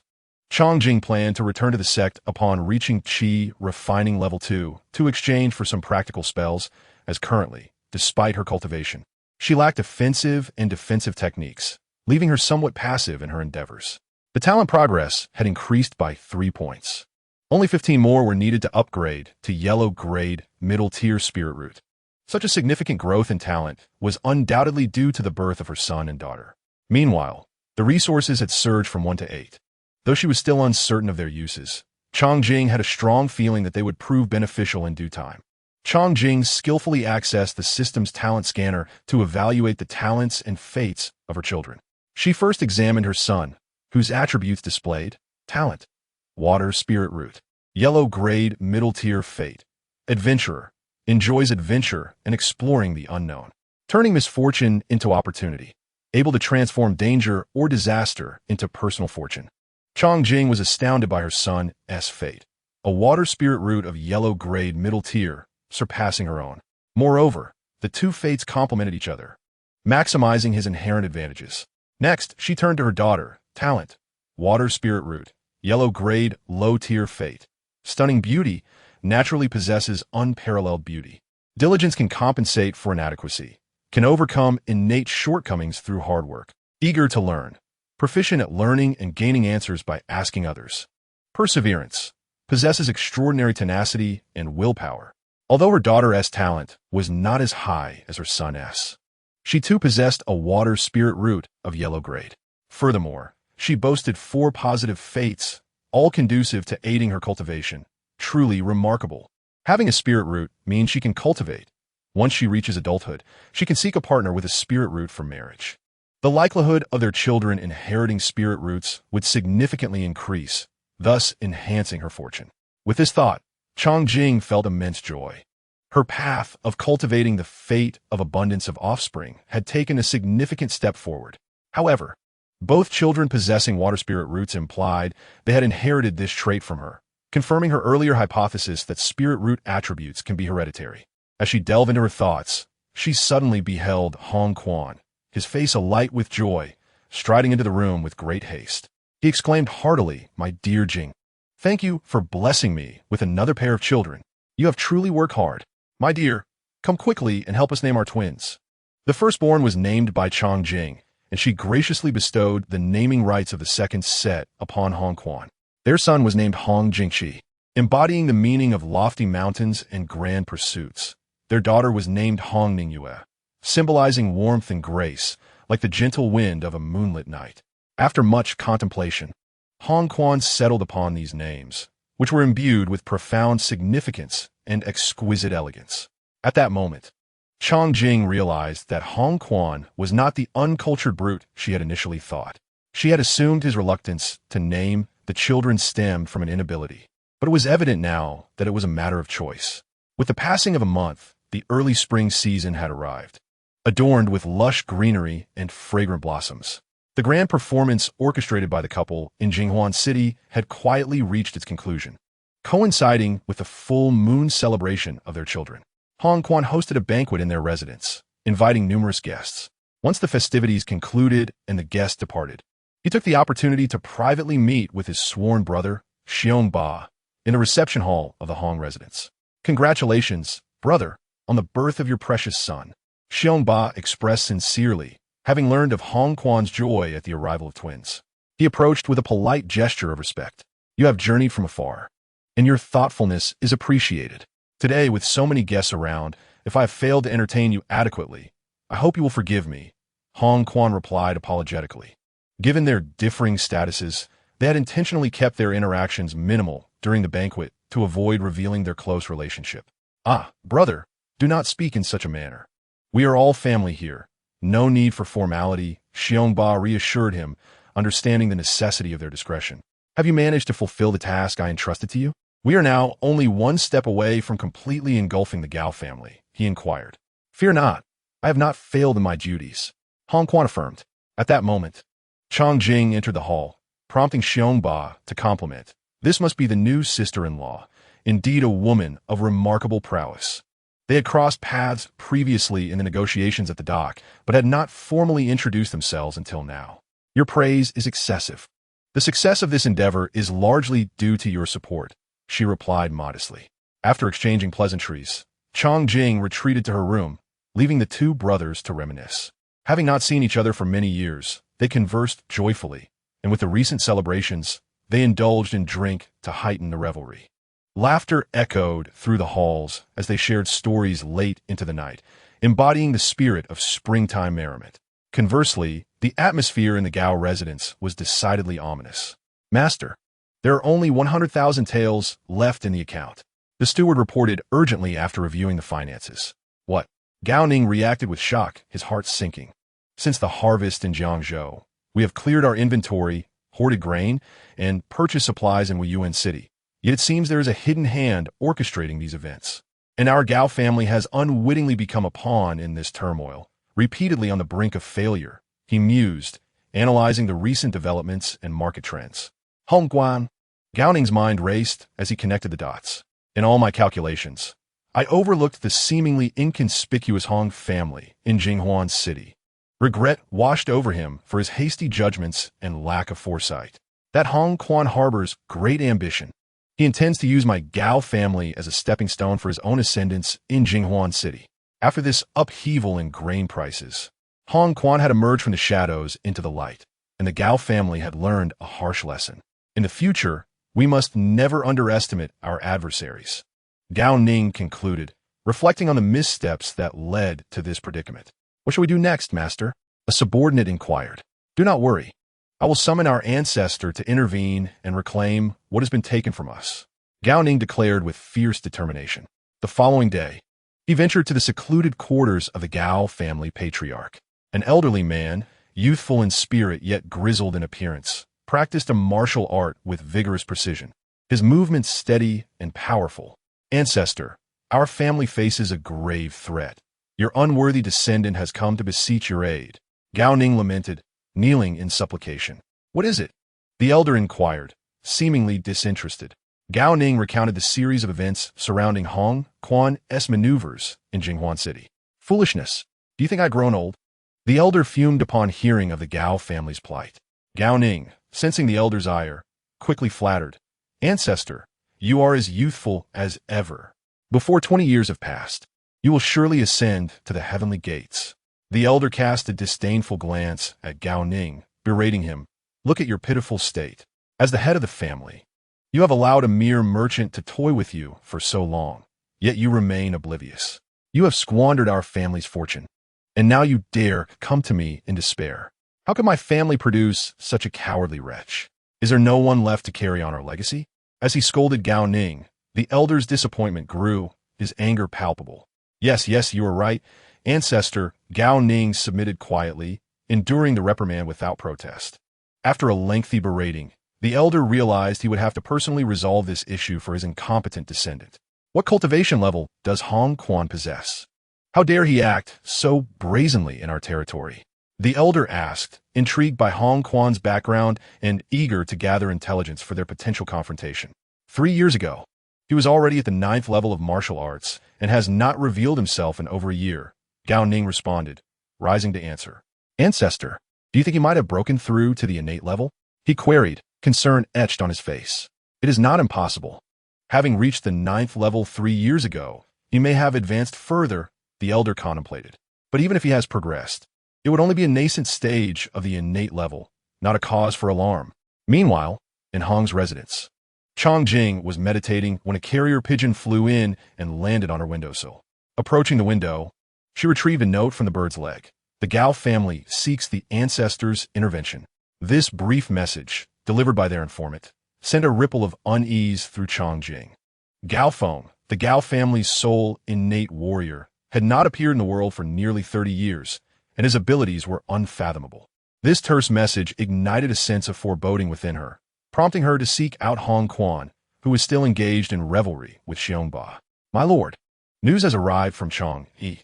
Gao Ning intends to summon the Gao family's ancestor. Chong Jing relayed the Gao family's impending actions to Hong Quan. Upon hearing this, both Hong Quan and Xiongba lost their enthusiasm for drinking. The only innate warrior of the Gao family? I never anticipated he was still alive, Xiongba remarked. Recalling the legendary figure of Gao Feng, renowned as the Iron Fist in the martial world 4 decades prior. Hong Quan sipped the tea sent by a maid to sober him, then nonchalantly remarked, just an old man nearing his grave. The Gao family has only that old man who can hold his ground. Before encountering my wife, I would have feared him 3 parts. Now, I fear him not at all. Hong Quan also did not expect that Gao Ning, this grandson, would be so cowardly, reduced to shamelessly returning to his ancestral home to summon his forebear. Seeing Hong Quan remain calm in the face of danger, Xiongba curiously inquired, Brother, have you entered the realm of Xiantian? Indeed, I just broke through before arriving in Huanqing. Hong Quan did not elaborate that his breakthrough was through Qi training rather than martial arts, although the difference was negligible. Congratulations, brother, on stepping into Xiantian. Upon hearing that Hong Quan had reached Xiantian, Xiongba felt genuinely pleased for him. This would undoubtedly enhance their odds against the Gao family's patriarch, Gao Feng. Chapter 24. A complete sweep upon learning that Gao Ning had gone to summon the Gao family's ancestor. Hong Quan promptly organized a thorough defense within the residence to prepare for any potential assault. The head of the guards, Hong Feng, led the guard team to protect Chong Jing, the 3 children, and the other ladies in the rear courtyard, keeping a vigilant watch over every corner of the estate, leaving no trace unnoticed. Even the slightest rustle could not escape their notice. Meanwhile, Hong Quan and Xiongba sat cross-legged atop the main hall's roof, channeling their inner energy to dispel the effects of the alcohol within, awaiting the arrival of the Gao family's ancestor. As night deepened, Hong Quan sensed a powerful and turbulent aura of martial arts drawing near. He suddenly opened his eyes and warned Xiongba beside him, "That old man is coming." Ever since successfully training his qi, his physique had strengthened and his senses sharpened beyond what they once were. Hong Quan glanced toward a certain spot beyond the courtyard wall and shouted, "Old man, since you have come, why hide in the shadows? You little brat. Don't think that just because you've reached the 9th level of martial arts, no one can handle you. Today, I shall show you the difference between the 9th level and Xiantian." A shadow leaped from beyond the courtyard wall, boldly retorting. At that moment, although his expression remained impassive, Gao Feng's heart was filled with confusion. How could he have been detected so easily as he approached the courtyard wall? He was Xiantian. How could he be discovered so effortlessly? Nevertheless, he thought, once I subdue this person, I shall inquire thoroughly. At this juncture, Gao Ning, the head of the Gao family, hastened from a distance, eager to witness the spectacle of his family's Xiantian ancestor dealing with the trash. As the two faced off mere meters apart, Hong Quan glanced at the newcomer and disdainfully asked, "Gao family ancestor, Gao Feng? You little brat. I didn't expect you to possess some insight." "It is indeed I," Gao Feng replied with arrogance, unabashedly acknowledging his identity. "How dare such a petty individual invade the Hong family? You truly underestimate me, Hong Quan." Hong Quan immediately retorted with loud derision, "You old man, have you come here today to personally deliver the Gao family to me? Hong Quan, today the ancestor is here to take you back from our Gao family, along with your head, as interest for these past days." Gao Ning, who had just arrived, sneered arrogantly upon hearing Hong Quan's words. "You truly do not know your own limits. If you wish for my head as interest, then let us see if you possess the capability." Hong Quan declared with fierce determination, followed by a swift command, "Attack." "Yes, brother." As soon as the words left his lips, the masked Xiongba charged at Gao Ning with a long knife. At that moment, Hong Quan also unleashed his qi training aura, leaping toward Gao Feng. Gao Feng's expression tightened, and he said in disbelief, "Xiantian? No, it cannot be. Is the intelligence incorrect?" By the time he comprehended the situation, there was no path of retreat. Gao Feng immediately drew his dual swords and slashed at Hong Quan. His swordplay fierce as a knife, swift as lightning, and strong as a tempest. Knowing that Hong Quan typically wielded a 9-loop broadsword, Gao Feng had specifically brought these dual swords to counter him. As Gao Feng approached with his dual blades, Hong Quan swiftly dodged, moving with remarkable agility, then adjusted his stance to launch an attack, bringing his broadsword down fiercely toward Gao Feng, the wind from the blade howling. Moments later, anguished cries echoed from Gao Ning. Ancestor, save me." Gao Feng felt perplexed. His grandson Gao Ning was at the 8th level of martial arts, and against an average 9th level martial artist. He should not easily be defeated. Why was it so now? At that moment, Xiongba altered his attack, transitioning from punches to palms, aiming directly at Gao Ning's chest, as if a divine hand was descending, coming from all directions, unavoidable. Gao Feng was locked in a fierce battle with Hong Quan. Yet when he noticed Gao Ning was at a disadvantage, he could no longer afford to focus solely on Hong Quan and redirected his attack toward Xiongba. However, Hong Quan seized the opportunity and struck with his blade. Gao Feng hastily raised his sword to block, and for a moment, the clash of blade and sword resonated through the air. Clang, clang, clang. The sounds of metal colliding echoed continuously. Amidst the night, the glint of blades and swords flashed, each exchange intensifying, with the friction in the air becoming increasingly sharp. The two battled fiercely, displaying a mastery of techniques and styles, their momentum grand and overwhelming. The silent aura of their clashing blades filled the space with palpable strength, the air crackling with energy. In their intense duel, they exchanged dozens of blows, each combatant pushing their limits. "You cannot stop me. If only I had a few more years, I would not be your match, but alas, I am still lacking." As they continued to clash, Gao Feng laughed arrogantly. Just then, Xiongba declared, "The game is over." Gao Feng turned to Xiongba, only to see him firmly palm Gao Ning's chest. "Absolutely impossible," Gao Feng roared, rushing towards Gao Ning. He saw Gao Ning flying backward, crashing to the ground, motionless. uncertain if he was alive or dead. How can this be impossible? Hong Quan shouted, charging once more at Gao Feng. The sounds of their blades colliding filled the air, and their battle fell once again into a stalemate. You will die. Gao Feng's figure flashed, and he leaped high, raising his dual swords to strike down fiercely. Hong Quan countered with his blade, skillfully predicting the direction of Gao Feng's attack, then swiftly turned and kicked toward Gao Feng's waist. Gao Feng took the chance to retreat. Hong Quan, wait for me. At this moment, Gao Feng was filled with the desire to retreat. Hong Quan's strength exceeded his expectations, and coupled with his own aging and declining abilities, he could not sustain a prolonged battle. Moreover, burdened by his foolish grandson Gao Ning, he found himself at a significant disadvantage. Should they continue, he feared he might not leave this night.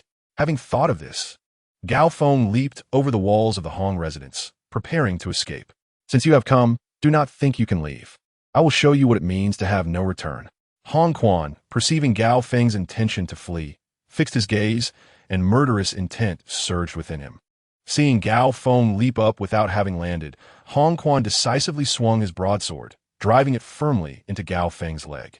Old man, why aren't you running anymore? Hong Quan's eyes gleamed with fury, filled with overwhelming rage. This is absolutely impossible. Gao Feng, dragging his leg impaled by the broadsword, crawled on the ground. His face a mask of disbelief, his earlier arrogance vanished. How proud he had been when invading, yet how pathetic and laughable he appeared in retreat.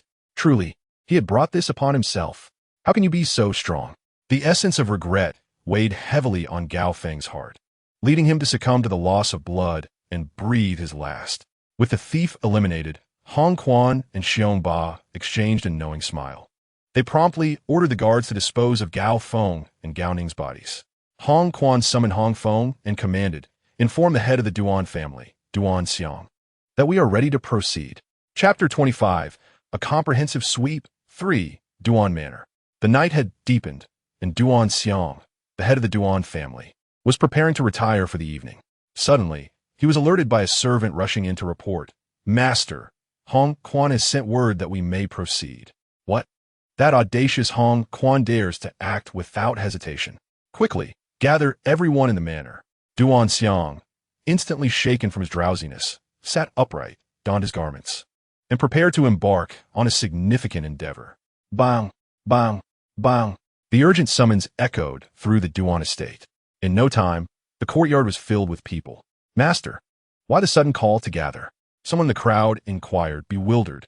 Duan Xiong raised his hand and, with a stern countenance, declared, Arm yourselves and head to the Gao family, swiftly. Understood. The crowd immediately grasped the gravity of the situation and responded in unison, clearly prepared for confrontation.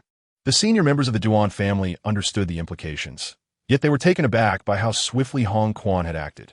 With no time for further contemplation, they hastily followed the plan, leading skilled fighters from various branches of the family, swords and blades in hand, towards the Gao residence. Gao Manor. The Gao family members were deep in slumber, and the household remained eerily tranquil, unaware that a storm was about to descend upon them. Before long, Duan Xiong and his cohort of fighters arrived at the gates of Gao Manor. Duan Xiong gestured to the higher-ups, signaling for action. One of them led a contingent to encircle the entire Gao estate, covering a distance of 3 miles, leaving no escape routes unguarded. Another led a team into the manor, dividing into 2 groups, one tasked with capturing individuals and the other with seizing valuables. Who are you? The Gao family's guards, taken aback by the sudden onslaught of armed intruders, were instantly filled with dread. The Gao guard team swiftly attempted to mount a defense, but they were vastly outnumbered and soon found themselves overwhelmed, suffering casualties. Disaster strikes. The thieves are here to ransack the house. With a cry in the night, the Gao family members awoke from their dreams, disheveled and scrambling in panic like headless flies. Yet, the Duan family had come prepared, having laid a trap around the estate, rendering the Gao family incapable of escape. In an instant, the manor erupted in chaos. Wailing, screams, clashing weapons, and the sound of items being smashed filled the air, creating a cacophony of disorder. What is happening? After about an hour, Duan Xiong, stationed in the front hall, inquired as the commotion began to wane, reporting to the master, We have successfully tied up all members of the Gao family and are currently conducting further searches for treasures within the manor. A high-ranking member at Duan Xiang's side briefed him on the latest developments of the raid. Continue with diligence. Execute the task thoroughly. Yes. As dawn broke, the first light of day gently lifted the veil of night, and the air was filled with the scent of damp earth. Changjing gazed out the window, observing the swaying bamboos and blooming trees in the courtyard. After the Gao family's intrusion last night, Changjing had initially felt anxious and restless, but 2 hours later, news of a favorable outcome calmed her, allowing her to sleep soundly without dreams. Changjing rose, opened her door, and stretched in the courtyard, where the flora remained unchanged, as if nothing had transpired the previous night. Opening her Xian2 interface to review her system data, she noted, name, Changjing, indestructible and unyielding, realm, Qi refinement level 1, 795, 1000, talent, water spiritual root, yellow grade low tier, 355, normal daily contribution, 1 point of cultivation progress, fate, many children, many blessings, activated, cultivation methods, basic Qi refinement technique, yellow proficient, Na Yuan Gong, yellow proficient, swallows 3 water copies, common proficient, spirit snake sword technique, common beginner, bag, Xian Qin sword. Secret silver X 3 resources, 35 scan. A new entry appeared on the panel, spirit snake sword technique. This technique, which Changjing had specifically requested from Hong Quan as a means of self-defense upon learning of the Gao family's impending visit, was characterized by agile movements reminiscent of a spirit snake, hence its name. In the urgency of the moment, Hong Quan had only imparted the technique once. Yet Changjing had managed to memorize all the moves, prompting her to nod in satisfaction. Jinga, you are awake? Upon seeing Changjing awake, Hong Quan greeted her with a warm smile. Master, did you stay up all night? Changjing asked, taken aback and concerned. At that moment, Hong Quan sat quietly in his courtyard, his eyes bearing dark circles, clearly showing signs of fatigue, indicating he had not slept the previous night. Indeed, my dear, I did not rest last night. Although we captured the enemy, I was still uneasy, worried that some unscrupulous individuals might disturb you and our child. Hong Quan et lai. Changjing felt a tug at her heart and smiled softly. You have worked hard, my dear. Then, recalling that matters concerning the Gao family still needed resolution, she inquired, what shall we do about the Gao family? Yesterday, Duan Xiang took people there. They should be handling it now. We will go and take a look shortly. After a moment of contemplation, Hong Quan noted that Gao Feng and Gao Ning, those foolish individuals, had been completely eradicated. The Gao residence was merely a disorganized rabble, and Duan Xiang's raid should encounter no obstacles. Master, do you think our actions will provoke the ire of the city Lord's residents? Changjing expressed her concerns regarding the handling of the Gao family, as the Tang family was the official governing authority in Jinghuan City, a representative of the De Xian Kingdom. Do not worry, Jing. With one less Gao family, there is one more Hong family. The city Lord's residents will not suffer a loss in tax revenue, and besides, they have also gained a substantial windfall this time, which need not be accounted for in the capital, Dongjing. Hong Quan's words eased Changjing's worries. Master, I understand, she acknowledged, realizing that the city Lord's residents, led by the Tang family, would surely partake in the spoils of the Gao family and would likely turn a blind eye to their actions. Jinger, hurry and prepare. We shall visit the Gao family soon. Yes, the downfall of the Gao family was merely a matter of time. The Gao family, led by Gao Ning and others, had long taken advantage of their vast resources to oppress others in Jinghuan City, disregarding other family powers and occasionally even disrespecting the city lord's authority. Gao Ning was known for employing unscrupulous tactics to suppress rivals, which inevitably earned him numerous enemies. The Duan, Tang, and Hua families had long viewed the Gao family unfavorably. Now, having provoked the ire of Hong Quan and his wife, and repeatedly engaging in unscrupulous acts, they had truly crossed the line, hastening their impending doom. Chapter 26. A comprehensive sweep. 4. In the main hall of the Gao family, numerous Gao family members were captured and bound, creating a tense and oppressive atmosphere. The events of the previous night remained fresh in their minds, and many among the Gao family trembled with fear, their legs quaking as they anxiously stared at the door, their eyes betraying profound dread. As the Gao family found themselves on the brink of calamity, it became evident to all that the events of the day would not conclude favorably. Their predicament resembled that of fish on a chopping block. ready to be slaughtered at any moment.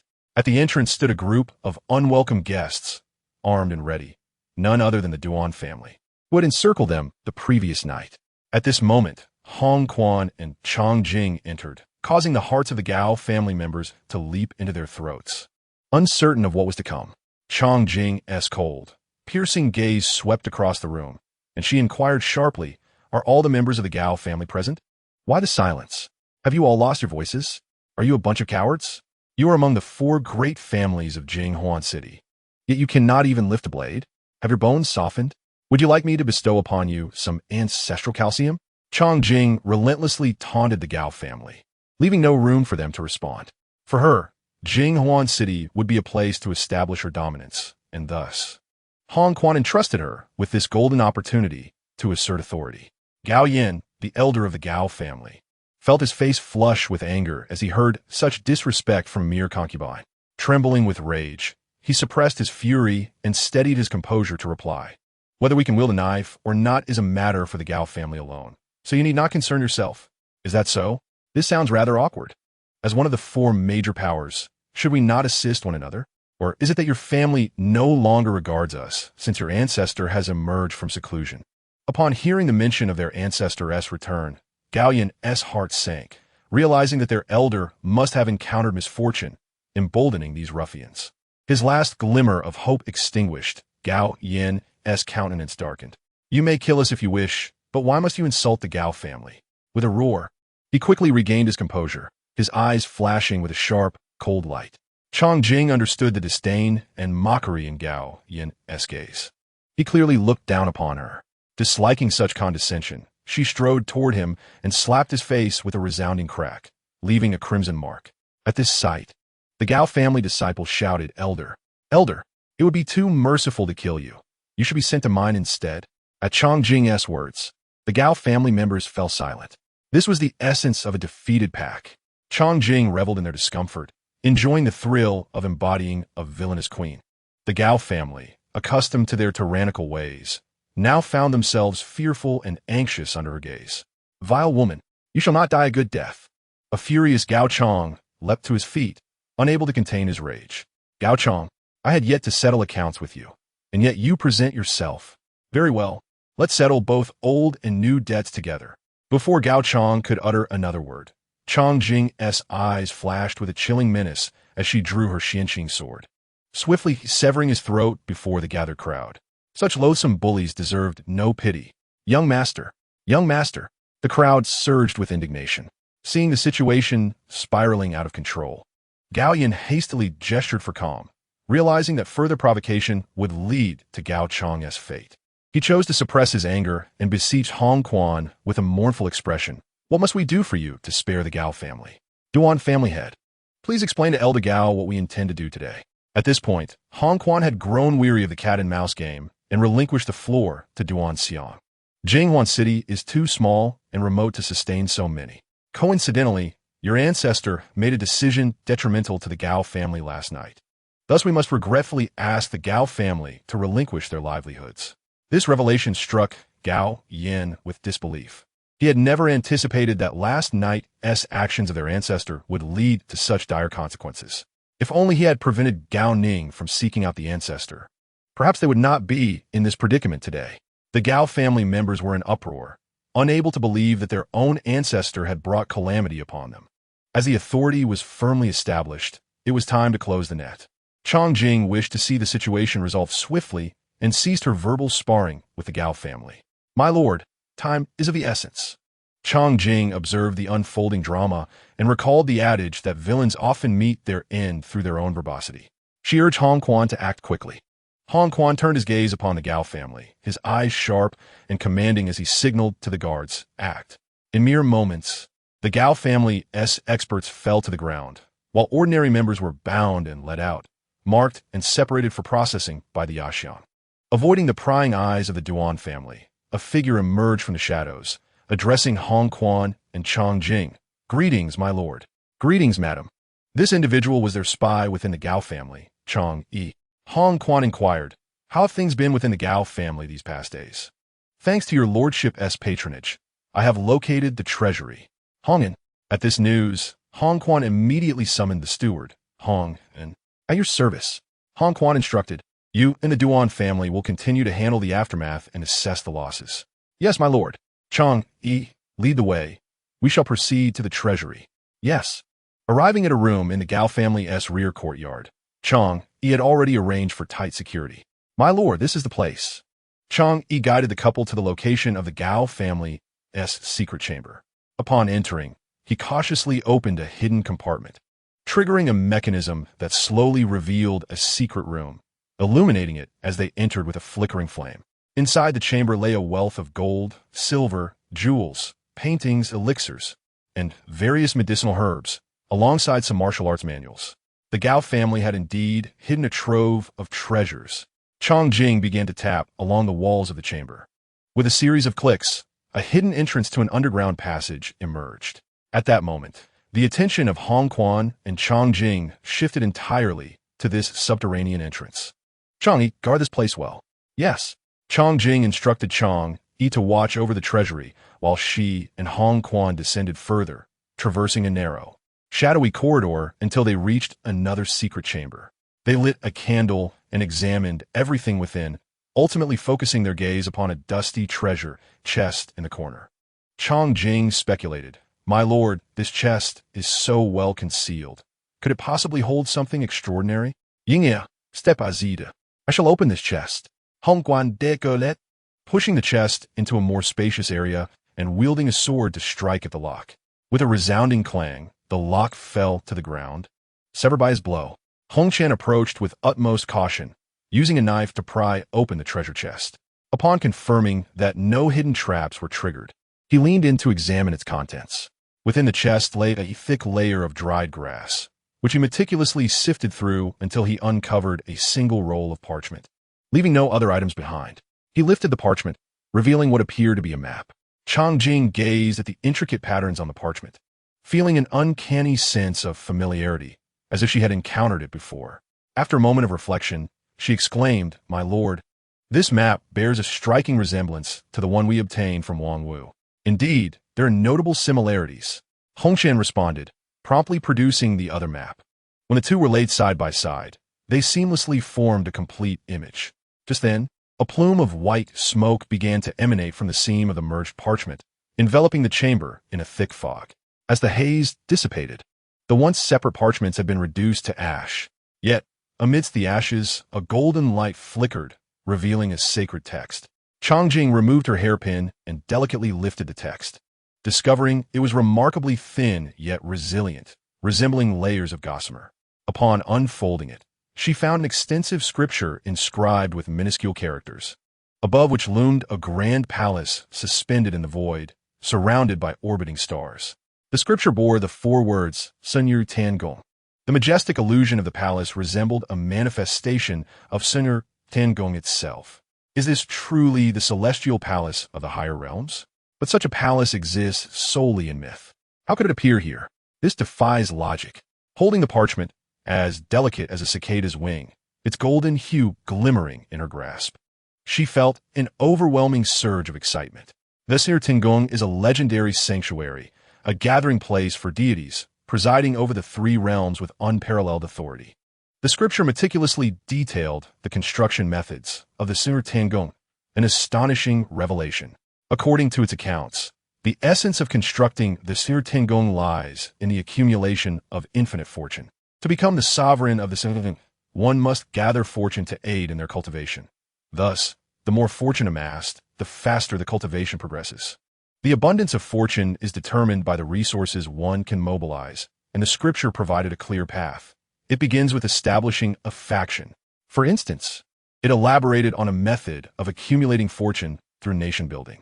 Establishing a celestial empire would yield a fortune accumulation rate of 100-fold. An imperial dynasty would yield 30-fold, while a lesser kingdom would yield 10-fold. The lesser titles of duke, marquis, earl, viscount, and baron would yield diminishing returns from 5-fold down to 1.5 times. Different tiers of nations offer varying cultivation speeds, and officials within the court also benefit from different energy accelerations, with the highest reaching half that of the sovereign.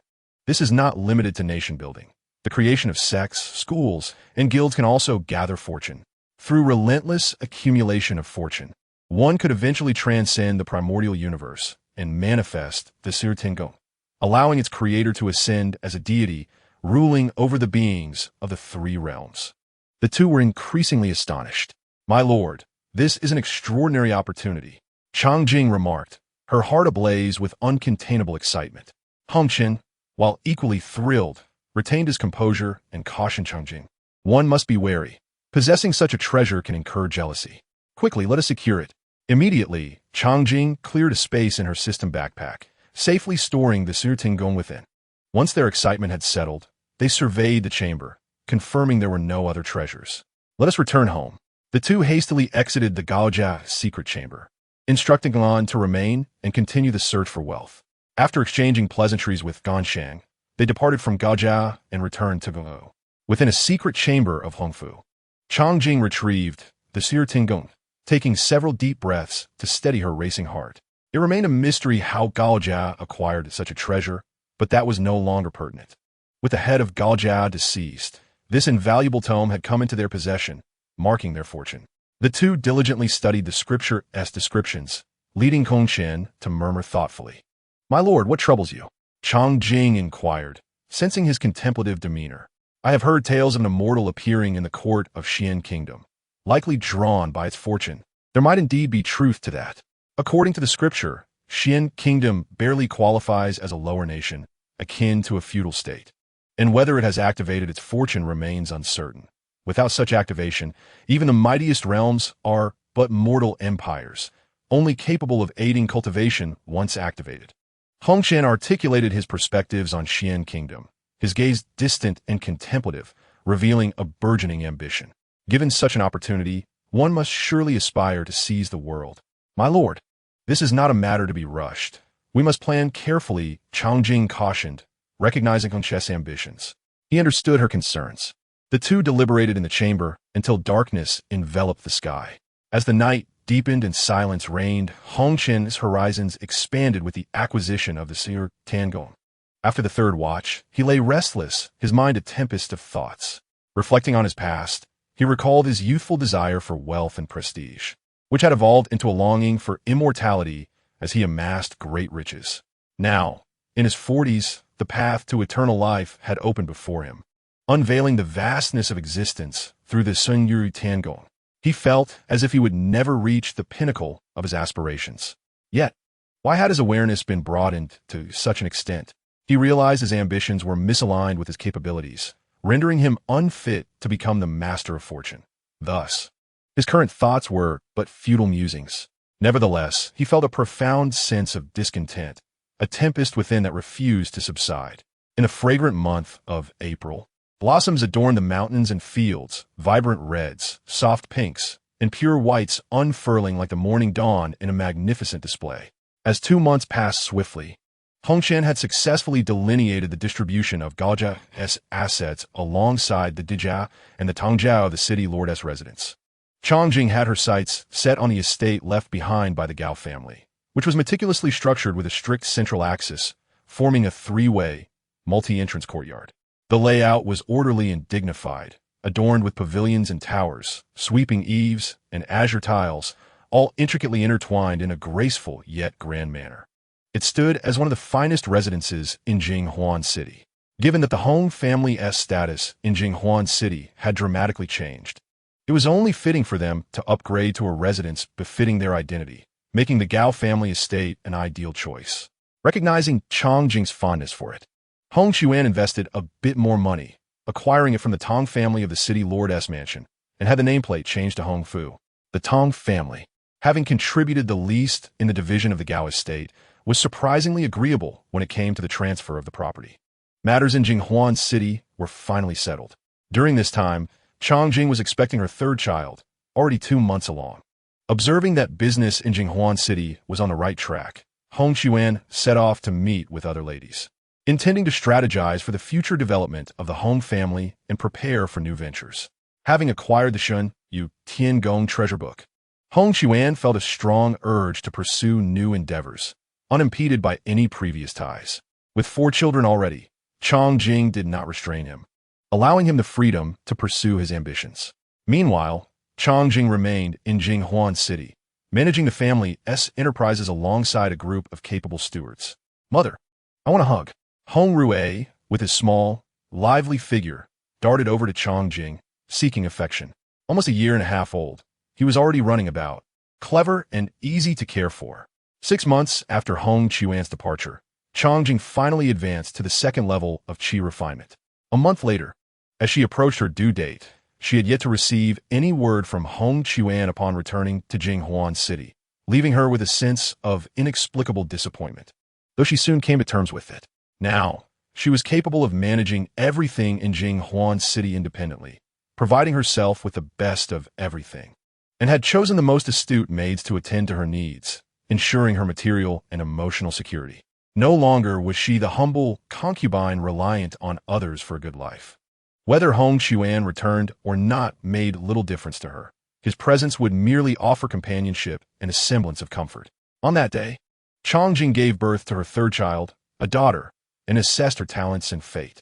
Talent: yellow-grade, mid-tier water, spiritual root. Fate: exceptional wit, possessing remarkable intelligence, capable of superior problem-solving. Fortuitous connections: 1. Abundant sources of water encountered everywhere. 2. Able to navigate various factions and gain recognition. Born to wealth: born into a wealthy family, with excellent fortune. This daughter possessed a yellow-grade, mid-tier, spiritual root. It seemed that the spiritual roots carried genetic attributes, and as the couple's cultivation levels rose, so too did the spiritual root levels of their offspring. She then reviewed her own panel data. Name: Changjing, immortal and unyielding. Realm: Qi refinement second level, 951100. Talent: water spiritual root, yellow grade mid-tier, 125, can provide 2 points of cultivation progress daily. Fate: many children, many blessings, activated techniques. Basic Qi refinement technique, yellow proficient. Nayuan Gong, yellow proficient. Swallow S 3 copies of water, common proficient. Spirit snake sword technique, common proficient. Inventory: Xuanqing sword. Xinyu Tiangong resources, 12 scanning. Her own spiritual root level had also risen to yellow grade mid-tier with the birth of her fourth child. With resources exceeding 10, the inventory expansion option lit up, allowing her to expand her space by consuming 5 resource points.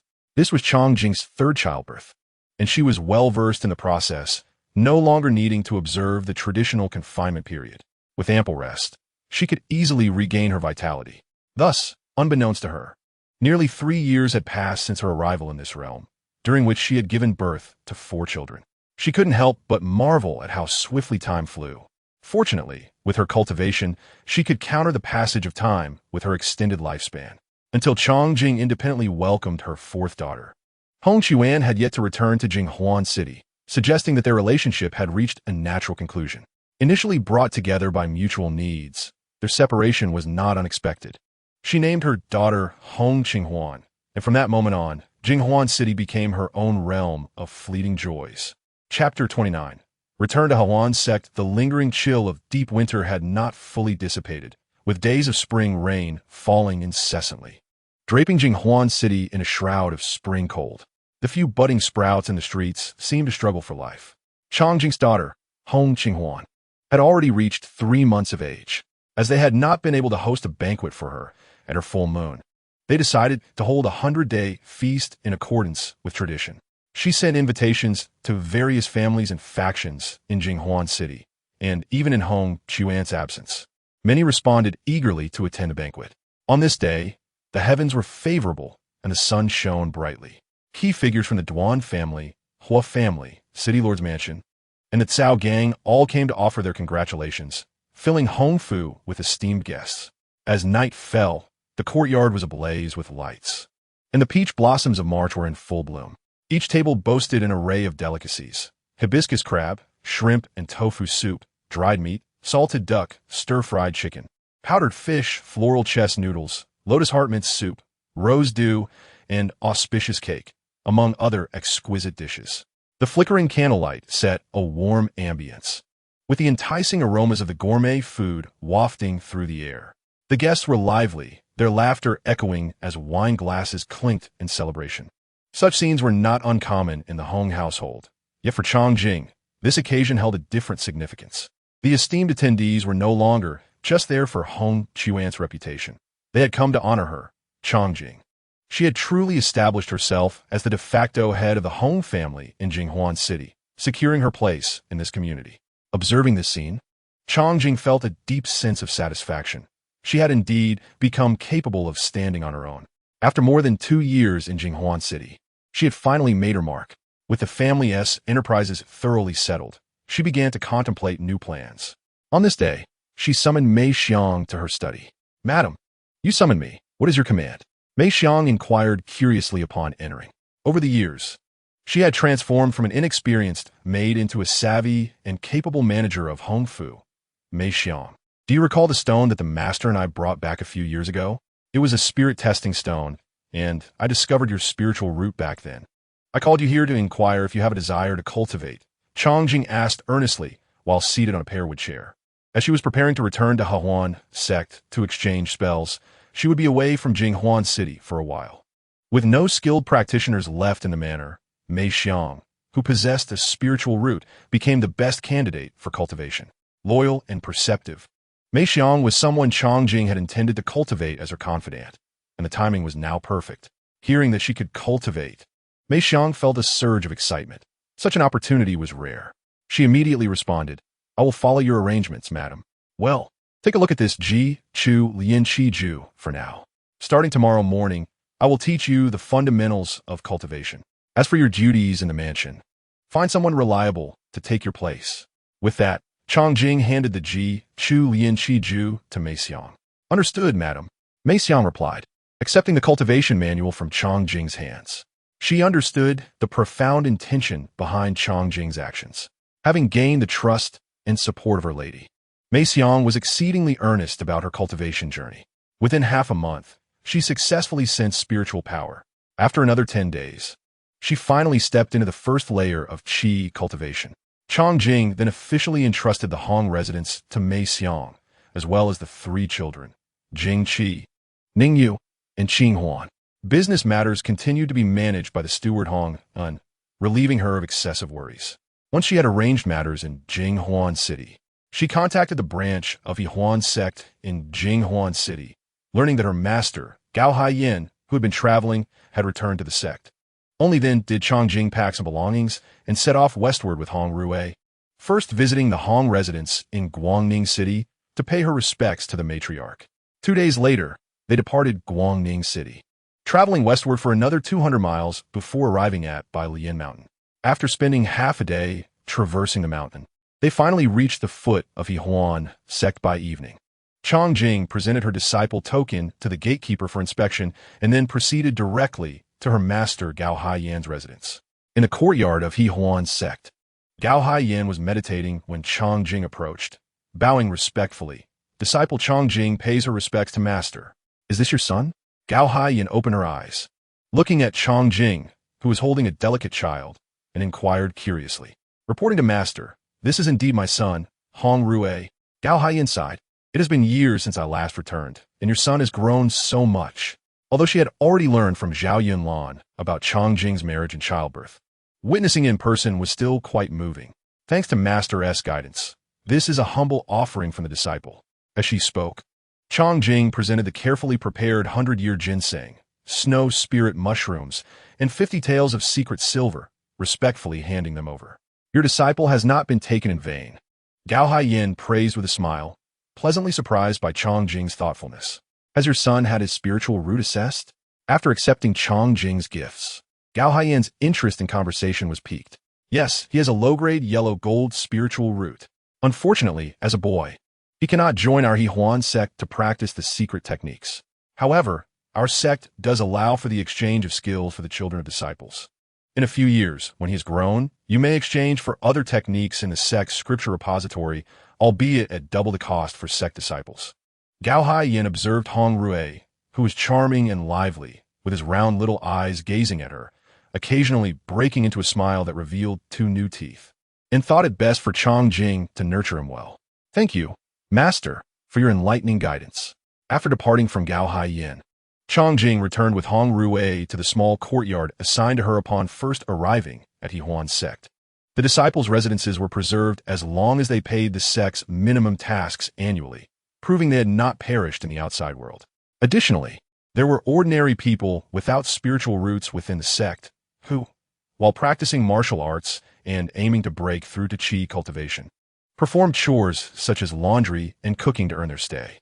The following day, as Chongjing needed to visit the scripture repository to exchange for techniques and spells, she could not take Hong Rue with her. Thus, she brought him to Gao Haiyan's courtyard early in the morning, requesting her to look after him for the day. Gao Haiyan, fond of the child, happily agreed. Chongjing then set off alone to the Cangjiange. Chapter 30. Cangjiange. The Cangjiange of Yihuan sect towered into the clouds, its pavilions connected by winding corridors, resembling a mirage from afar. It was enveloped in an unknown powerful formation, with access only through the main entrance on the first floor. The tower soared into the heavens, and no one truly knew how many stories it contained, as most disciples of Yihuan's sect had only ascended to the third floor. Access to higher levels required a certain level of cultivation, making those who had ventured to greater heights exceedingly rare. Inside the Cangjiange, the first floor housed mundane martial arts techniques, military texts, medical books, and other foundational knowledge, available for all disciples to borrow. The second floor was partitioned, guarded by a team of 10 foundational disciples and an elder, whose primary duty was to protect the various techniques, spells, and treasures housed above the third floor, maintaining strict vigilance. Upon ascending to the second floor, Chongjing found the expansive space to be quite empty, with only a staircase leading to the third floor. Beside the stairs sat the elder and disciples of the guarding team.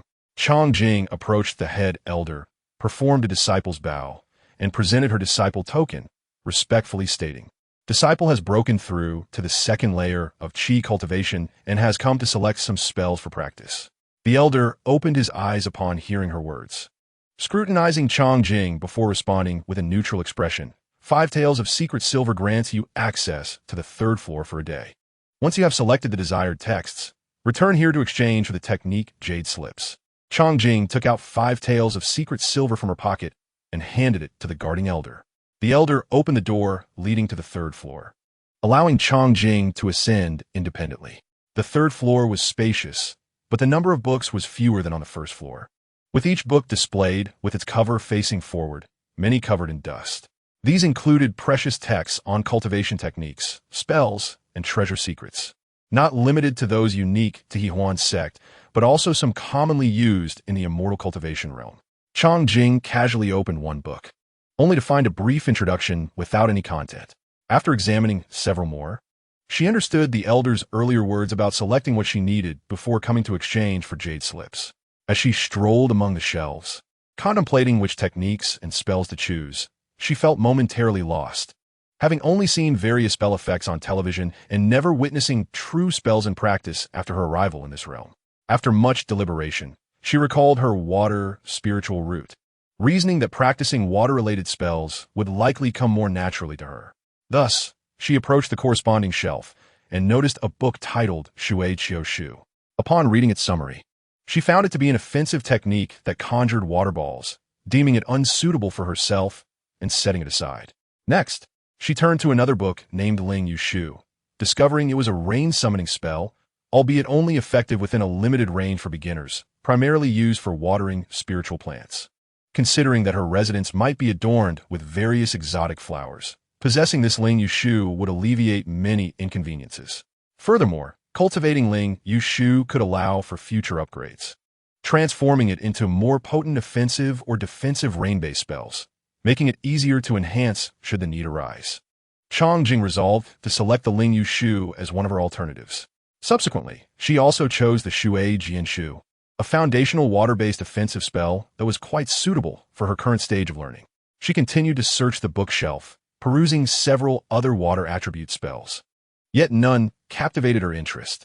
These spells were either impractical or beyond her current cultivation level, making the learning process arduous.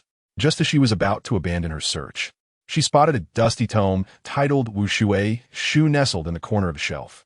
Upon picking it up and glancing at its brief introduction, she discovered that this spell allowed one to move through water with the grace of a fish, providing agility and fluidity in the water, and primarily serving as a defensive technique. Changjing ultimately selected 3 fundamental water spells, which together offered a balance of offense and defense, sufficient for her immediate needs. She then sought out another book named Xuan Injingong. This technique promised a cultivation speed akin to the foundational qi cultivation method, with the distinction that the latter could only advance to the 9th level of qi training, while Xuan Injingong could reach the 9th level of foundation establishment. Having chosen 4 spells and 1 technique, Changjing approached the Elder Guard with the summaries of her selections.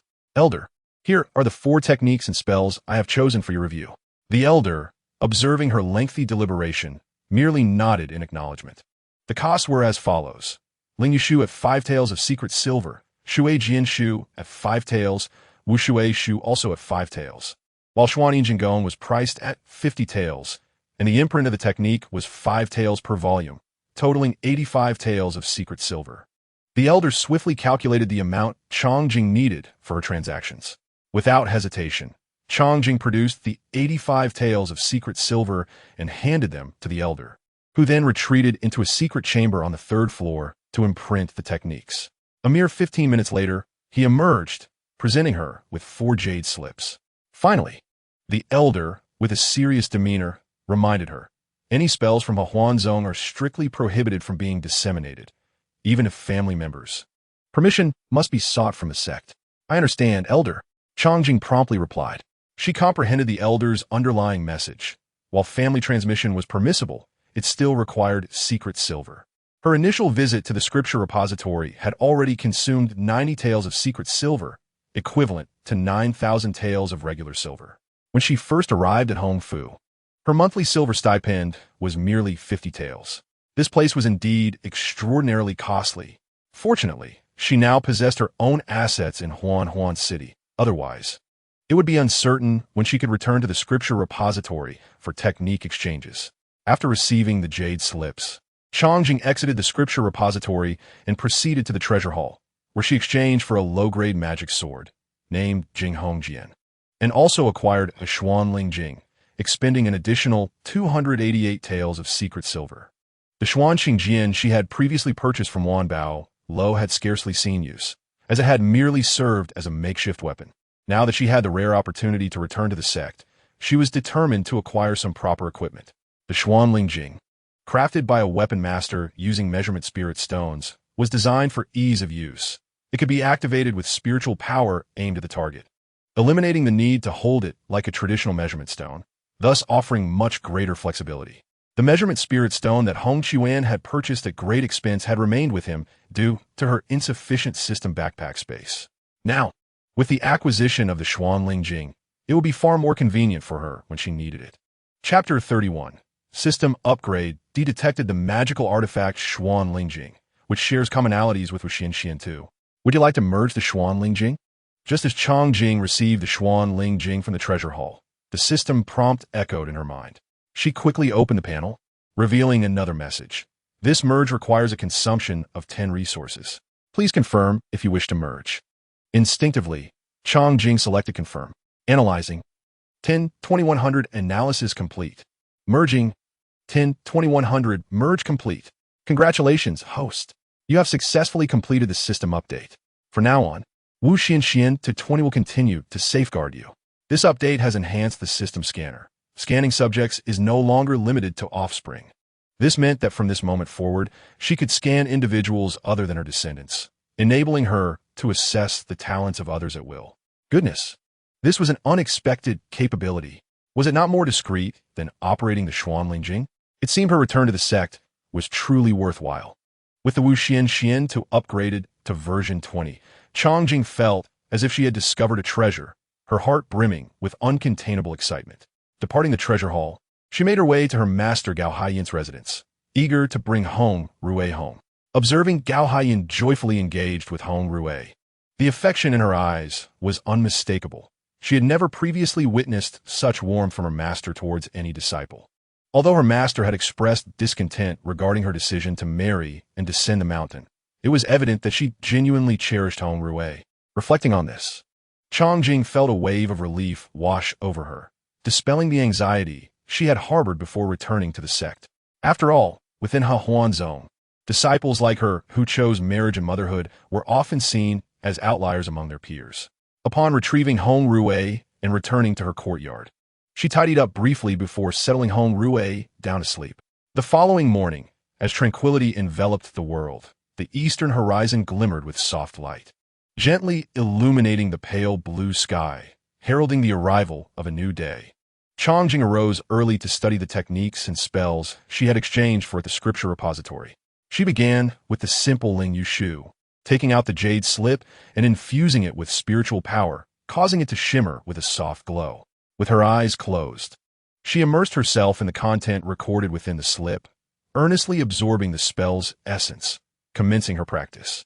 The Ling Yu Shu was a very basic spell, requiring only a breakthrough to the second level of qi training to be learned, and its difficulty was relatively low. Changjing had already memorized the entire casting process through the jade slip and was ready to attempt the practical application. She summoned her internal spiritual power, her hands moving slowly to form various intricate hand signs in accordance with the instructions of the Ling Yu Shu. However, despite her efforts, there was not the slightest reaction. How peculiar! The casting method recorded on the jade slip was undeniably as described. What could have gone awry? Never mind, I shall try again. Although perplexed by her unsuccessful attempts, Changjing remained undeterred, continuously reflecting on the principles recorded in the jade slip while reviewing each of her casting endeavors. After approximately 10 attempts, her perseverance bore fruit as she suddenly witnessed several droplets of rain cascading down before her. Observing this occurrence, Changjing felt a surge of joy. She had made initial progress with the Ling Yu Shu. She proceeded to cast the spell several more times, with the amount of rain falling increasing with each attempt, though the consumption of spiritual power also escalated correspondingly. Changjing settled into a meditative posture, employing the foundational qi cultivation method to gradually restore the spiritual power expended during her spell casting. 5 days later, in Changjing's courtyard, it began to rain. It's raining. It's raining. Hong Rue exclaimed joyfully while playing in the courtyard, his small figure leaping in and out of puddles, splashing crystalline droplets everywhere. At last, it had come to fruition. Changjing gazed at the expansive area of spiritual rain, carefully reflecting on her recent spellcasting. She attempted the spell once more, finding that each successive casting yielded successful results, confirming that she had indeed discovered the correct method for casting. Having become quite proficient in the Ling Yu technique, Changjing began her practice of the Shui Jian Shu, a sword technique founded on the power of water. This art enables one to strike invisibly and with astonishing speed, catching adversaries off guard. Both the Shui Jian Shu and the Ling Yu technique belong to the water element, sharing a profound connection. With her mastery of the Ling Yu technique, which grants her the ability to summon and control rain, Changjing can swiftly harness the power of water when executing the Shui Jian Shu. By skillfully utilizing the flexibility of the Jinghong sword, she can unleash a flowing sword momentum, akin to water cascading from the heavens, unpredictable and emphasizing transformation, leaving foes astonished. With the foundation of the Ling Yu technique, she mastered the essentials of the Shui Jian Shu in merely 7 days, enabling her to wield it with finesse. Should she engage in combat with opponents at the 3rd stage of qi cultivation or below, she would surely hold the advantage. There is yet another technique, the Wushui Shu, which requires one to immerse themselves in water. To practice this, Changjing procured a large wooden barrel filled with water and submerged herself within. After 10 days, she was able to remain in the water for over 2 hours, prompting her to seek further challenges beyond the confines of the barrel. Changjing ventured to the Luanfeng Pool, aptly named for its transformative nature. Here, disciples of Huan sect typically bring their cauldrons for cultivation. Though it appears like any ordinary lake, it conceals intricate mysteries, as the pool is segmented by multiple formations, creating various mist-shrouded areas. Each formation is insulated from external disturbances, providing ample privacy. Thus, the pool remains devoid of any signs of human presence, while beneath its surface, many may be practicing the secret arts of Huan. As Changjing leaped into the Luanfeng pool and began to cultivate the Wushui Shu, she quickly realized the substantial difference between being in the pool and the wooden barrel. The pressure beneath the water soon enveloped her, inducing a sensation of suffocation, and she could not endure for long, surfacing within the hour. Undeterred, She returned daily to the Wanfeng pool to refine her wushui shu until, after half a month, she finally felt at ease in the water, her limbs agile, indicating her progress had reached a significant level.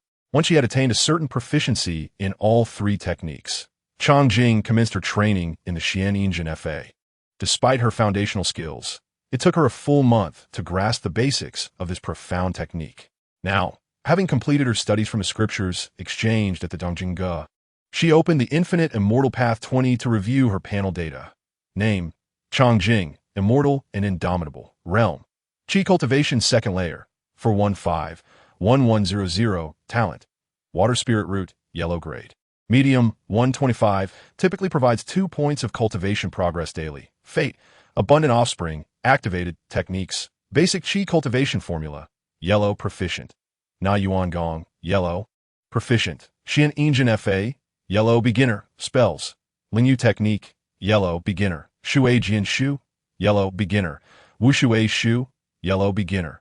Yanzi San Chao Shui. Common. Proficient. Ling Shi Jian Fa. Common. Proficient. Inventory: Jinghong Sword, Divine Domain, Celestial Palace. Secret Silver 12 Resources. 2 Scan. The system had indeed recorded her mastery of the newly learned techniques and spells, filling Chang Jing with a sense of satisfaction that her efforts had not been in vain. Upon noticing that her supply of secret silver was nearly depleted, she recognized that it was time to leave the sect, as her tasks in the novice village remained unfinished. Chapter 32. The blood died young master. Before the gates of Hahuan's sect, several men descended from the sky. Inform your sect leader that the blood-dyed young master of Qishua sect has come to visit. One of the attendants addressed the guarding disciples of Hahuan sect with a tone devoid of civility. Understood. The guarding disciple, realizing that the visitors were at least at the foundation establishment stage and that Qishua sect's influence eclipsed their own, complied and went to deliver the message. Before long, several women soared down from the peaks of the sect. Leading them was a strikingly beautiful woman, appearing to be in her 20s, yet exuding an aura far from that of an innocent maiden, instead radiating a captivating charm. This woman, Qing Luo, was the head of the Chrysanthemum Hall at Hahuan sect, renowned for her mastery of beauty-enhancing techniques, suggesting that her true age exceeded a century. Among the women was Chang Jing's master, Gao Haiyan, along with several other foundation establishment disciples of the Chrysanthemum Hall, all accompanying Qing Luo to welcome the blood-dyed young master. You are the blood-dyed young master? Qing Luo gazed at the exceptionally handsome figure before her, finding it hard to believe. It was known that the blood-dyed young master was a rising star in the cultivation world, having achieved the golden core stage by the tender age of a century, undefeated against peers of his level. Indeed, it is I, he replied, a subtle smile dancing on his lips, his enchanting peach blossom eyes curving slightly. Qing Luo, puzzled, inquired, "May I ask what brings you to our Hahuan sect today?" Given the considerable distance between Hahuan and Qishua sects and their limited interactions, she found the unanticipated visit bewildering. I heard that Hahuan sect is comprised entirely of female disciples and was curious to see for myself, the blood-dyed young master responded, casting a glance at Qing Luo with a playful smile. Is Hahuan sect not welcoming to me? Noticing Qing Luo's momentary silence, his expression darkened ominously, an undercurrent of anger lacing his voice, his deep black eyes sending shivers down spines. Not all, young master, please follow me. Qing Luo, sensing the sudden change in his demeanor, immediately invited him into Hahuan's sect, reflecting on how quickly his mood could shift. Meanwhile, Chang Jing, having achieved her goals during her return to the sect, prepared to pack her belongings for the descent to Jinghuan City. She sought out Gao Haiyan to bid farewell, but found her master absent, deciding to return the following day. On her way back to her courtyard, she fortuitously encountered a group ascending from the foot of a mountain. An audacious thought crossed her mind, and she discreetly activated the system scanner to observe the group. To her astonishment, she discovered their talents: Fire Spirit Root, lower grade, Xian, Gold Spirit Root, medium grade, Xian, Gold Spirit Root, upper grade, Huang, Earth Spirit Root, upper grade, Huang, Water Spirit Root, medium grade, Huang. Among them, the least talented possessed a medium grade, Huang.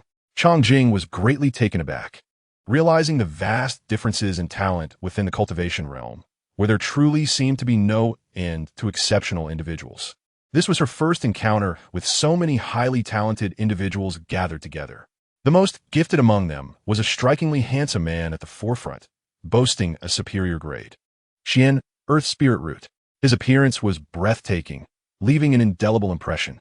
Clad in a blood-red satin robe, his long, raven-black hair danced in the wind, and his deep, dark eyes concealed both clarity and allure, with a hint of mischief at the corners, akin to a flower's charm, able to ensnare souls with a mere glance. To encounter the blood-dyed young master is to be entranced for life. Chang Jing felt an inexplicable stir of emotions as she gazed upon him. A rush of feelings that were both abrupt and overwhelming, leaving her in a haze. Just as she was lost in her reverie, the blood-dyed young master's gaze fell upon her, their eyes meeting. As their gazes intertwined, his expression remained inscrutable, his pupils a profound black, exuding an air of intimidation. Cool and clear, sparkling like the stars. Chang Jing felt as though he could peer into the depths of her soul, prompting her to hurriedly avert her eyes. The two brushed past each other. After parting, Chang Jing found herself in a tumult of thoughts regarding their brief encounter, her heart racing with emotions that refused to settle. She believed she must have lost her sanity to harbor such unnecessary feelings. To her, this realm resembled an ethereal world of cultivation, where every individual she encountered seemed akin to a mere NPC in a game. She ought not to develop any attachments to anyone. She endeavored to convince herself that her infatuation was merely a fleeting admiration of his talent and beauty. In this world, she was a heartless woman, solely focused on her ambitions. Soon, Gao Haiyan exited the grand hall and approached Chang Jing. Chang Jing, do you seek your master for something? Gao Haiyan had noticed her earlier, but refrained from leaving due to the presence of esteemed guests. Now that the honored guests were being attended to by her esteemed Master Qing Luo, she felt at liberty to emerge. Master, I wish to descend the mountain tomorrow and return to Jing Huan Sheng. Chang Jing nervously conveyed her intention to depart the sect to her master. Your aptitude is merely average. Remember to cultivate diligently. Do not become complacent or succumb to earthly wealth. Gao Haiyan admonished, observing this disciple of the He Huan sect who had chosen to marry. Yes, I shall heed my master's teachings. I have one more request. Chang Jing cautiously noted the displeasure on Gao Haiyan's face, aware that she had once again disappointed her master. Speak. My husband possesses spiritual roots, yet his talents are rather ordinary, and he has been unable to find a master. I beseech you, master, to guide him. Chang Jing earnestly implored. As she prepared to depart, she desired to secure an opportunity for Hong Quan to join the ranks of the cultivators, understanding that it was his deepest aspiration. Though their union had been one of mutual benefit over the past 3 years, she had genuinely received his protection, and even if they were to part ways eventually, she wished to repay him in this manner, alleviating some of her debts. Moreover, it was not solely for Hong Quan, but also for the sake of their children, ensuring they would have a place to learn and cultivate, thus providing herself with greater fortune. Our Huan sect is situated in a remote area, aside from us. There are no other sects in Xianghua. If you seek a path of enlightenment, head east out of Xianghua, traverse the dense forest, and scale the mountains to reach Qingyangcheng, where the Qingyang sect resides. Their influence is comparable to our own, making it the nearest sect. Whether your husband can seize this opportunity depends on his own fortune. Gao Haiyan, despite her disappointment, provided Chang Jing with this guidance. Thank you, master. Chang Jing bowed in gratitude before bidding farewell to Gao Haiyan. The next morning, after having breakfast with Hong Rui, Chang Jing set out in a carriage, leaving the He Huan sect to journey towards Guangningcheng. This departure felt different from her previous one. Last time, she had been alone, but this time, her son Hong Rui accompanied her, creating an intriguing sensation. The road away from the He Huan sect was treacherous, only wide enough for a single carriage, and the beasts of Bailian Mountain were plentiful. Fortunately, Chang Jing was no longer an ordinary person. As she traversed Bailian Mountain, her fears had dissipated. By evening, she found a spacious clearing to tend to the horses, gathered some dry branches to ignite a bonfire and deter any lurking beasts. Due to Hong Rui's cleverness at this tender age, he did not resemble the typical child from a common household, and he was now peacefully sleeping in the carriage. Just as Chang Jing added more firewood to the flames and prepared to return to the carriage, a resonant roar echoed through the surroundings. enveloping the area in a terrifying force. Oh no, a beast has appeared. Chang Jing felt a surge of alarm. With a thunderous rumble, a formidable tiger demon lunged toward the carriage, its amber claws rapidly reaching for Chang Jing, its attack vicious and unrelenting. The sudden peril left her breathless. But there was no time to ponder. Water sword technique. Chang Jing leapt into the air, chanting incantations as she unleashed the stunning sword, conjuring hundreds of water swords that formed into buckets, enveloping the summoned icy arrows propelled toward the tiger demon. Unexpectedly, the tiger demon executed a swift leap, deftly evading the onslaught of the water swords, and continued its assault on Chang Jing.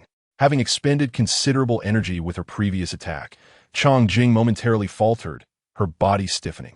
Seizing the opportunity, the tiger demon clawed at her leg, its sharp talons piercing her flesh, sending searing pain coursing through her.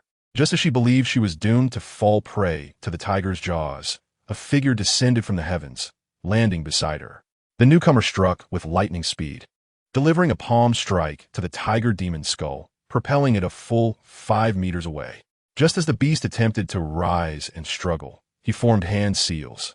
And in an instant, an explosive surge of spiritual energy enveloped him, his robes billowing as he wielded his long sword, unleashing a chilling sword aura accompanied by a menacing presence directed at the tiger demon's heart. The tiger demon let out a harrowing cry, instantly disintegrating into fine dust, vanishing without a trace. Once the threat dissipated, Chang Jing regained her composure, only to recognize her savior as the handsome young man she had brushed past the day before at the Sex Grand Hall. "Junior sister, you need not be alarmed. The demon has been vanquished," the bloodstained young master gently reassured Chang Jing, who was still in shock. "I am profoundly grateful for your life-saving intervention. May I ask for your name?" Chang Jing attempted to express her gratitude, only to realize she could not rise due to the injury inflicted by the tiger demon. "My name is Shui Yan. Do not move. You are injured." The bloodstained young master noticed her pale complexion and the blood trickling from her ankle. He knelt beside her, lifting her skirt to reveal a horrendous wound. Shui Yan gasped in horror, using his magic to seal the bleeding wound. He retrieved a vial of calendula powder from his robe and sprinkled it onto her injury, then tore a strip of fabric from his clothing to bandage her. Unfortunately, blood continued to seep from the wound, a grave expression crossing his face. Alas, the tiger demon's claws were poisoned. "Am I to perish, my lord?" Chang Jing felt the toxins coursing through her wound, rapidly spreading through her veins, threatening to reach her organs and ultimately seep into her bones. "Do not speak." Shui Yan sealed her blood vessels, but he understood that this would only temporarily suppress the venom. Given her level of cultivation, she could not withstand the poison's encroachment. It would not be long before it overwhelmed her heart, leading to her demise.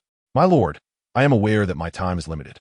It is fortunate to have received your aid in this critical moment. However, I have one last request. After my passing, please see to it that the child in the carriage is returned to the Hong family in Guangningcheng." At that moment, Chang Jing felt a heaviness in her head, her chest constricting, and her spiritual energy dissipating. She recognized that her journey in this world was nearing its end and entrusted the last connection to Hong Rui to Shui Yan. "Do you know the Huan Sex Na Yuan secret technique?" Shui Yan's gaze fixed intently on Chang Jing's face, contemplating earnestly. After considerable thought, he realized this was the only method to save her. "I do," Chang Jing replied without reservation, a flicker of surprise glinting in her eyes. The cultivator, unconcerned with trifles, declared, "You have transferred the toxins to me using the Na Yuan secret technique. I am at the second layer of the Jidan stage. This toxin cannot harm me." As he spoke, a profound meaning flickered in the depths of his gaze. However, Chang Jing, casting a fleeting glance at him, revealed a hint of bashfulness in her expressive eyes.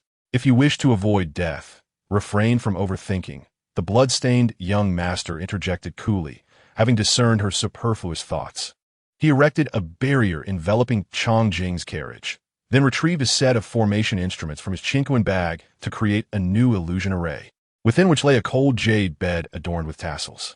Before Chang Jing could hesitate, she felt herself ensnared in a powerful embrace, her cheek resting against his sturdy chest, where she could distinctly hear the rhythmic thumping of his heart. His icy aura added a layer of pressure, accompanied by a faint scent of sandalwood. The blood-stained young master laid her upon the cold jade bed. As the Na Yuan's secret technique flowed, Chang Jing perceived her body transforming into a resplendent star. The spiritual energy swirling within her, radiating brilliant light. The sensation was indescribable, akin to a pebble cast into a crystal-clear stream or the expansive sky after a rainstorm. Upon awakening the next morning, Chang Jing found herself still within the illusion array, searching around for the blood-stained young master, who had vanished without a trace. The formation instruments remained, along with a note that read, "Until we meet again," reflecting on her spiritual cultivation from the previous night. She truly grasped the might of the Na Yuan's secret technique. The blood-stained young master's cultivation surpassed hers by several layers. She had channeled the Na Yuan technique to transition the toxins, and now, not only had the toxins been entirely purged, but her cultivation had also advanced to the third layer of qi refinement overnight. It was astonishing. Her previous breakthrough to the second layer of qi refinement had taken her 3 arduous years. If their cultivation levels had been equal, with both exerting their full strength against one another, the Na Yuan technique could potentially cause a fall in rank. Chapter 34. The royal family's suspicions having inadvertently shared a night with the revered blood-stained young master. Chang Jing awoke, feeling as though everything was surreal, her heart in disarray. Yet, after a brief moment, she managed to compose her thoughts. She reasoned that in her perilous situation, the spiritual cultivation had merely been a matter of expedience. Cultivators are not overly concerned with trivialities, and it seemed that the one at a disadvantage was the blood-stained young master. For he not only assisted her in transitioning the toxins, but also had his spiritual energy drawn away. Well then, let it be regarded as a fleeting dream, she concluded, reminding herself that after awakening, life must return to its usual course. Forcing herself to cease dwelling on it, she tidied up, harnessed her horse to the carriage, packed away the formation instruments, and set off towards Guangning City. After several days of travel, she finally arrived at Guangning City, making her way directly to the Hong residence in the southern part of the city, where she fortuitously encountered Hong Quan, who had returned home recently. "Jinger, how is it that you are back so soon?" he inquired as she entered the main hall of the Hong residence. At that moment, there were guests present, about 10 individuals, all dressed as members of the martial world. "Ah, I learned a few spells at the sect and thought to return for a visit," Chang Jing replied with a notably indifferent tone. It had been nearly a year since she last saw Hong Quan after their parting in Jinghuan City, and he had not inquired about her nor her 4 daughters, not even sending a letter. Although Chang Jing held no affection for Hong Quan and was indifferent to his presence, she could not help but feel disappointed by his apathy. "Spells, you say?" someone exclaimed in the gathering. "Madam, please enlighten us. Let us see what magic looks like," a martial artist exclaimed excitedly. Chang Jing glanced at Hong Quan, who nodded his approval, and she graciously replied, "Please follow me to the courtyard." The group of martial artists followed her outside, where Chang Jing summoned her spiritual energy to perform the simplest of spells, the spirit rain technique. Soon, mist began to form above the courtyard, and shortly thereafter, a gentle rain fell. The rain, brimming with spiritual energy, brought a refreshing coolness to the courtyard, continuing for a quarter of an hour before gradually dissipating. The spectators gazed in awe, unable to contain their exclamations. "Look, it's raining. It's really raining. Indeed, who would have thought that magic truly exists?" What an eye-opening experience. Observing their reactions, Hong Quan felt a surge of pride and heartily praised. Indeed, Jinger's spells are remarkable. Yet, Chang Jing understood that her current abilities were hardly notable within the realm of cultivation. Just days prior, she had nearly lost her life due to her lack of skill. The path of cultivation still stretched far ahead of her. "Let us return inside to converse," Hong Quan suggested as the spectacle concluded, and the guests returned to their seats to resume their discussions. A serious swordsman, clad in a straw hat, spoke gravely. "Elder brother, news from the palace indicates that the royal family has concerns about you. This was expected. Individually, we might not be taken seriously by the royal family, but together, we present an unstable factor, a significant trouble." Hong Quan was already aware of the royal family's movements, so when the swordsman mentioned their suspicions, he remained unfazed, continuing his analysis. "Coincidentally, I have recently broken through to the innate level and have been frequently visiting my brothers. Today, I have gathered everyone together. We now possess wealth, resources, and strength They must be afraid. Yes, our elder brother has been somewhat low profile in the past, but now that he reveals some of his capabilities, it has startled them. Agreed a long-bearded man. Upon learning that the royal family intended to take action against Hong Quan, Xiongba voiced his concerns. Elder brother, is the royal family truly planning to strike? Should we not avoid the limelight? To avoid the limelight would not be in my nature. Hong Quan recognized that once the seeds of suspicion were sown, they would take root in the cracks. The royal family's doubts had not arisen overnight, and he had never been one to sit idly by. After years of preparation, the time had come to act. Hong Quan surveyed the assembled men, his loyal brothers from the martial world, and earnestly asked, at this juncture, I, Hong Quan, am not one to shy away from challenges. Are you all willing to face adversity with me? My life was saved by elder brother. This life belongs to him, declared Xiongba first, resolute in his commitment. For elder brother, I would brave the mountains and seas. The brothers, seasoned in the martial world and with families to protect, understood the gravity of the situation. They had toiled for years, accumulating their hard-earned gains, and would not relinquish them easily. Moreover, where could they possibly escape? Fleeing was clearly not a viable option. Now that they were gathered together to plot their course, everyone recognized that taking action was their only path forward. The royal family is too overbearing. I have long harbored disdain for the Zhou family. I stand with you, elder brother. I support you, elder brother. I am willing to follow you unto death. After a brief moment of contemplation, the brothers voiced their unwavering support. Hong Quan looked upon these loyal and valiant companions, each displaying resolute expressions, and his heart was deeply moved. Although taking action was a last resort, it was indeed a matter of life and death. In the back courtyard of the Hong residence, Chong Jing shared the good news with Hong Quan. Master, I have learned of Sek's location from my master. Unfortunately, this news, which should have been a blessing, was no longer considered good tidings for him. In earlier days, if Hong Quan had heard of a path to immortality, he would have undoubtedly been filled with joy. However, just moments ago, he and his brothers had resolved to rise against their foes, to seek out that sect would surely delay their grand ambitions. Yet, if they did not pursue it, they could not fathom how long they would be stalled. Where was that sect? After much contemplation, Hong Quan decided to inquire about its whereabouts, believing that perhaps, after vanquishing the Zhou family, an opportunity might arise. According to his master's teachings, one must travel eastward across the Xian kingdom, then traverse the uninhabited mountains to reach Qingyang City, the stronghold of the Qingyang sect. The strength of the Qingyang sect was comparable to that of their own. Chongjing shared the precise location of the Qingyang sect with Hong Quan. Alas, this posed a significant dilemma for him. Upon hearing this, Hong Quan's expression was devoid of joy. Instead, he appeared hesitant and troubled. Was the master concerned about the royal family's impending assault? Earlier, while he encountered others deliberating in the main hall, Chongjing had gathered their intentions. Zhou Qian was exceptionally suspicious, and, seeing Hong Quan mingling with his former brothers, he prepared to strike, leaving them no choice but to act preemptively. Does the master know the emperor of the Xian kingdom? Chongjing queried, intrigued by Hong Quan's casual reference to the emperor, which was met with disdain. Chapter 35. The origins of the matter. The tale must begin 24 years ago.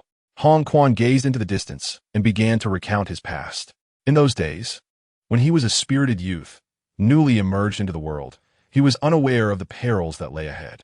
He encountered a formidable adversary and nearly lost his life, only to be saved by the current noble lady, Han Yi, who rescued him from the clutches of danger. The two began to navigate the world together, growing increasingly familiar with one another. During one of their journeys, they inadvertently crossed paths with Zhou Qian, who was merely a prince at the time. Enchanted by Han Yi's beauty and charm, he developed an infatuation. Zhou Qian, under the guise of companionship, insisted on traveling with them, fervently pursuing Han Yi. However, Han Yi made her feelings unmistakably clear, rejecting his advances. Subsequently, Zhou Qian discovered that Han Yi's affections were directed towards Hong Quan.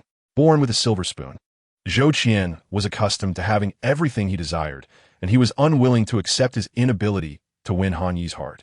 He could not comprehend why she would choose Hong Quan over him, whose family background and abilities seemed inferior. Thus, jealousy took root within him. Zhou Qian resolved to abandon the pretense of hiding his royal identity, intending to leverage his status to pressure Han Yi into submission. Consequently, Hong Quan and Han he were compelled to wander the world together, their bond deepening amidst the dangers posed by Zhou Qian's underlings. Later, as the struggle for the title of crown prince unfolded in the palace, Zhou Qian became preoccupied with court affairs, allowing Hong Quan and Han Yi some respite to pursue their own endeavors. Once the dust settled on the crown prince's position, Zhou Qian sought them out again, only to find that their martial prowess had significantly increased and they had welcomed his son, Hong Shi. At that juncture, Zhou Qian had recently secured his position and was under scrutiny. Any attempt to usurp another's wife would surely draw condemnation. Thus, he reluctantly ceased his pursuit of Hong Quan and Han Yi. As time passed, Zhou Qian noticed that Hong Quan had ventured into commerce, thriving in his enterprises. In response, he began to undermine Hong's family business.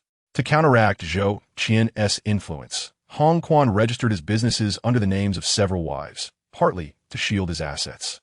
However, his enterprises extended far beyond what Chongqing was aware of. Aside from Guangning City, many of his ventures were discreetly operated under various names. Upon meeting Chongqing, Hong Quan embarked on the path of immortality. Their conspicuous actions in Jinghuan City once again attracted Zhou Qian's attention, who realized that Hong Quan had amassed enough power to threaten the stability of the Qian kingdom, leading to the current predicament. In summary, a wealthy and handsome prince had set his sights on the girlfriend of an underprivileged man, only to be rebuffed, igniting his anger, while the underprivileged man quietly prepared for retribution. After listening to Hong Quan's account, Chongqing grasped the complexities of the situation. It became clear that the seeds of this turmoil had been sown over 20 years ago. It was no wonder that upon acquiring the Xinyu Tiangong treasure tome, Hong Quan harbored ambitions to dominate the world. This was undoubtedly intertwined with his past experiences. Now it makes sense, Chongqing exclaimed. Only after hearing Hong Quan's story did she realize how little she knew of him and the Hong family. She was astonished to discover that the previously gentle and virtuous lady, Han Yi, had once been a formidable and charismatic figure with exceptional martial skills, rather than merely an ordinary woman. This revelation clarified why, during his discussions of marriage with Duan Yin, Hong Quan had chosen to elevate Duan Yin to the position of secondary wife. There had been a remarkable precedent. Alas, it appears the Hong household is filled with hidden talents. Master, do you know the extent of the royal family's power? Do we have any strategies in place? Chongqing inquired of Hong Quan, aware that in the face of such formidable enemies, she must devise a plan to safeguard him, for knowledge of both allies and adversaries was paramount. After a moment of contemplation, Hong Quan replied, the Zhou family appears to have 4 prominent, innate warriors on the surface, but there are likely more hidden from view. Including those concealed, there could be a dozen or so, whether innate warriors or spiritual root cultivators. Chongqing sought clarification. Are they innate warriors? Though innate warriors can also cultivate qi, they lack the innate spiritual roots, which affects their training speed and spells, making them easier to deal with. Most likely, they are all innate warriors. The spiritual root cultivators will remain in seclusion unless the Zhou family faces a dire crisis. Hong Quan assessed the situation. Thus, we are left with just the 3 of us as elite combatants, and perhaps one more, Chang Yi. While Xiongba and the others are indeed skilled, they lack the innate capabilities to contend with innate warriors. Chongqing expressed her concerns, reminding him, moreover, Chang Yi has only practiced some martial techniques under Hong Feng and has yet to begin qi cultivation. It appears we must devise a comprehensive strategy. I cannot allow my brothers to perish in vain. Hong Quan pondered deeply. The decision to rise against their foes was not made lightly. Reflecting on his brother's unwavering loyalty even in the face of death, he understood that he could not act recklessly. Master, it seems I must seek additional assistance. Chongqing resolved to request aid from her sect, but hesitated, realizing that seeking help often required compensation. What is it? Hong Quan perceived her concerns. My fellow disciples have a penchant for wealth. How much secret silver do you believe is necessary? Hong Quan, having entered qi cultivation, had learned about the origins of secret silver from Chongqing. Chongqing suggested, silver will suffice. Let each prepare around 10,000 taels. They will handle the refining themselves. And we should gather some other small items as well. Very well. Hong Quan readily agreed. Master, we need actual silver. Chongqing stressed, as it would demonstrate sincerity. Understood. Hong Quan replied, promptly exiting the room to instruct the steward to prepare the silver. Changjing began to devise plans to enlist the help of her fellow disciples. Although she had long since lost interest in Hong Chuan, her family's reputation and her children were irrevocably intertwined with his, compelling her to wade through this murky water. The next evening, as the clouds drifted languidly and the sun sank in the west, the waning rays gradually receded, adorned by twinkling stars. The vibrant nightlife of Guangning City commenced, with streets bustling with noise and vendors calling out their wares. In the main hall of the lively establishment, Kuaihua Lu, several women of striking beauty danced gracefully, accompanied by enchanting melodies, drawing applause from the captivated audience, even prompting passers-by to linger and watch. Disguised as a man, Changjing approached the entrance of Kuaihua Lu and instructed the matron in charge of business solicitation. "Arrange a room for me and summon Miss Zhao Yunlan." She skillfully produced a silver ingot as a tip for the matron, who, upon receiving it, beamed with delight and replied, "Certainly, young master, please follow me."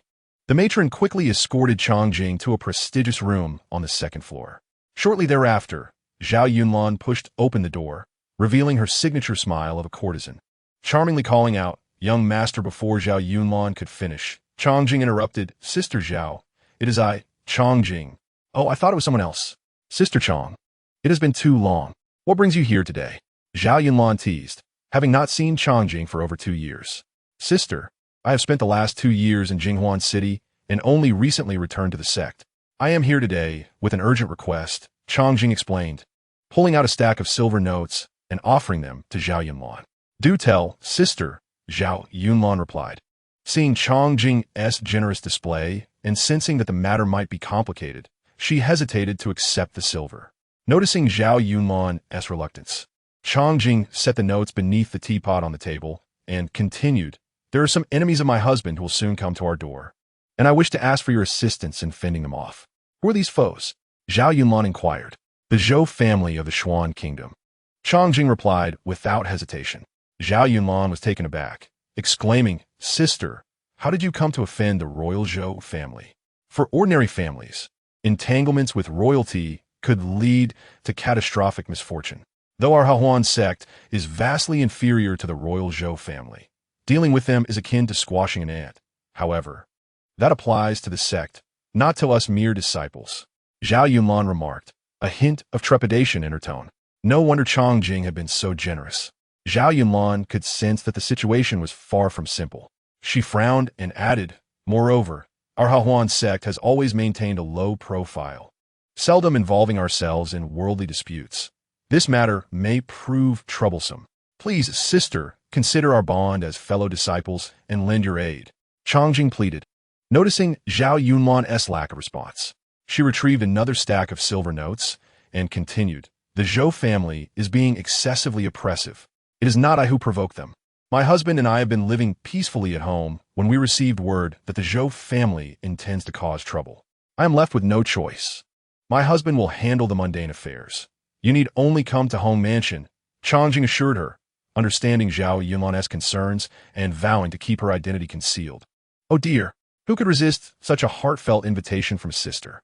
I certainly shall not decline visiting Hong Mansion." With Changjing's earnest invitation and an enhanced promise of reward, Zhao Yunlan's demeanor shifted, and she readily accepted the task. "However, I wonder if visiting Hong Mansion will interfere with my cultivation? Sister, as a celebrated courtesan, it is rare to meet someone of your stature. But my husband has many acquaintances, and Hong Mansion is home to many extraordinary individuals," Changjing flattered, noticing Zhao Yunlan's hesitation. "Very well. Since sister has so kindly invited me, what reason do I have to decline?" Zhao Yunlan's reservations faded entirely, and she responded with a radiant smile. Changjing realized that they had reached an agreement, but with only Zhao Yunlan's assistance, dealing with the Zhou family would be insufficient. She suggested, "Hong Mansion has ample accommodations. Sister may bring along several other fellow disciples to stay." "How many can you accommodate, sister?" Zhao Yunlan, perceptive as ever, understood the implications behind Changjing's words. After a prolonged discussion, Changjing confidently remarked, "It would be no issue to host 8 or 10 sisters at Home Mansion. Even more would be welcome." Zhao Yunlan smiled knowingly. interpreting Chang Jing's statement as an indication that the Hong family would provide generous rewards for additional help against the Zhou family. Chang Jing, always forthright, prompted Zhao Yunlan. I will reach out to my other sisters in the next few days to see if they wish to visit Hong Mansion. If we have not yet arrived, you may come directly to Kuaihua Lu to find me. Thank you, sister. Rest assured that you will not be neglected after the matter is resolved. With the arrangement to enlist the assistance of Zhao Yunlan and her fellow disciples from Hahuan's sect settled, Chang Jing departed from Kuaihua Lu and returned directly to Hong Mansion. Inside Hong Mansion, she shared the good news with Hong Chuan. Sir, I have secured the agreement of my sisters. They will be arriving in a few days. With the prospect of reinforcements taking shape, Hong Chuan felt a wave of relief and praised. How fortunate I am to have met you, Jing. Uncle, prepare a few guest rooms. We shall have esteemed female guests visiting soon. Hong Chuan summoned the steward, Hong Gui, instructing him to ready accommodations for Chang Jing's fellow disciples. Of course, Hong Gui acknowledged, promptly departing to make the necessary arrangements. 2 days later, several luxurious carriages arrived at Hong Mansion, carrying the reinforcements summoned by Chang Jing through Zhao Yunlan. Disciples of Hahuan's sect were individuals of considerable standing, and they were accustomed to treating themselves well while traversing the secular world. The coachman dismounted and addressed the guards at Hong Mansion's entrance. We are guests invited by Madame Chang. Kindly inform the master. Madame Chang? Hearing that they were invited by Chang Jing, the gatekeeper seemed momentarily bewildered. Open the side gate. Inform the master that the guests have arrived. Upon realizing they were Chang Jing's guests, Hong Gui immediately ordered the servants to open the side gate and welcome the carriages into Hong Mansion, clearly indicating Chang Jing's prior arrangements. Right this way. Hong Gui approached the carriages, guiding the procession to the side entrance. As the carriages entered and came to a halt, 8 or 9 elegantly dressed women alighted, each one resplendent in appearance. Ladies, please follow me.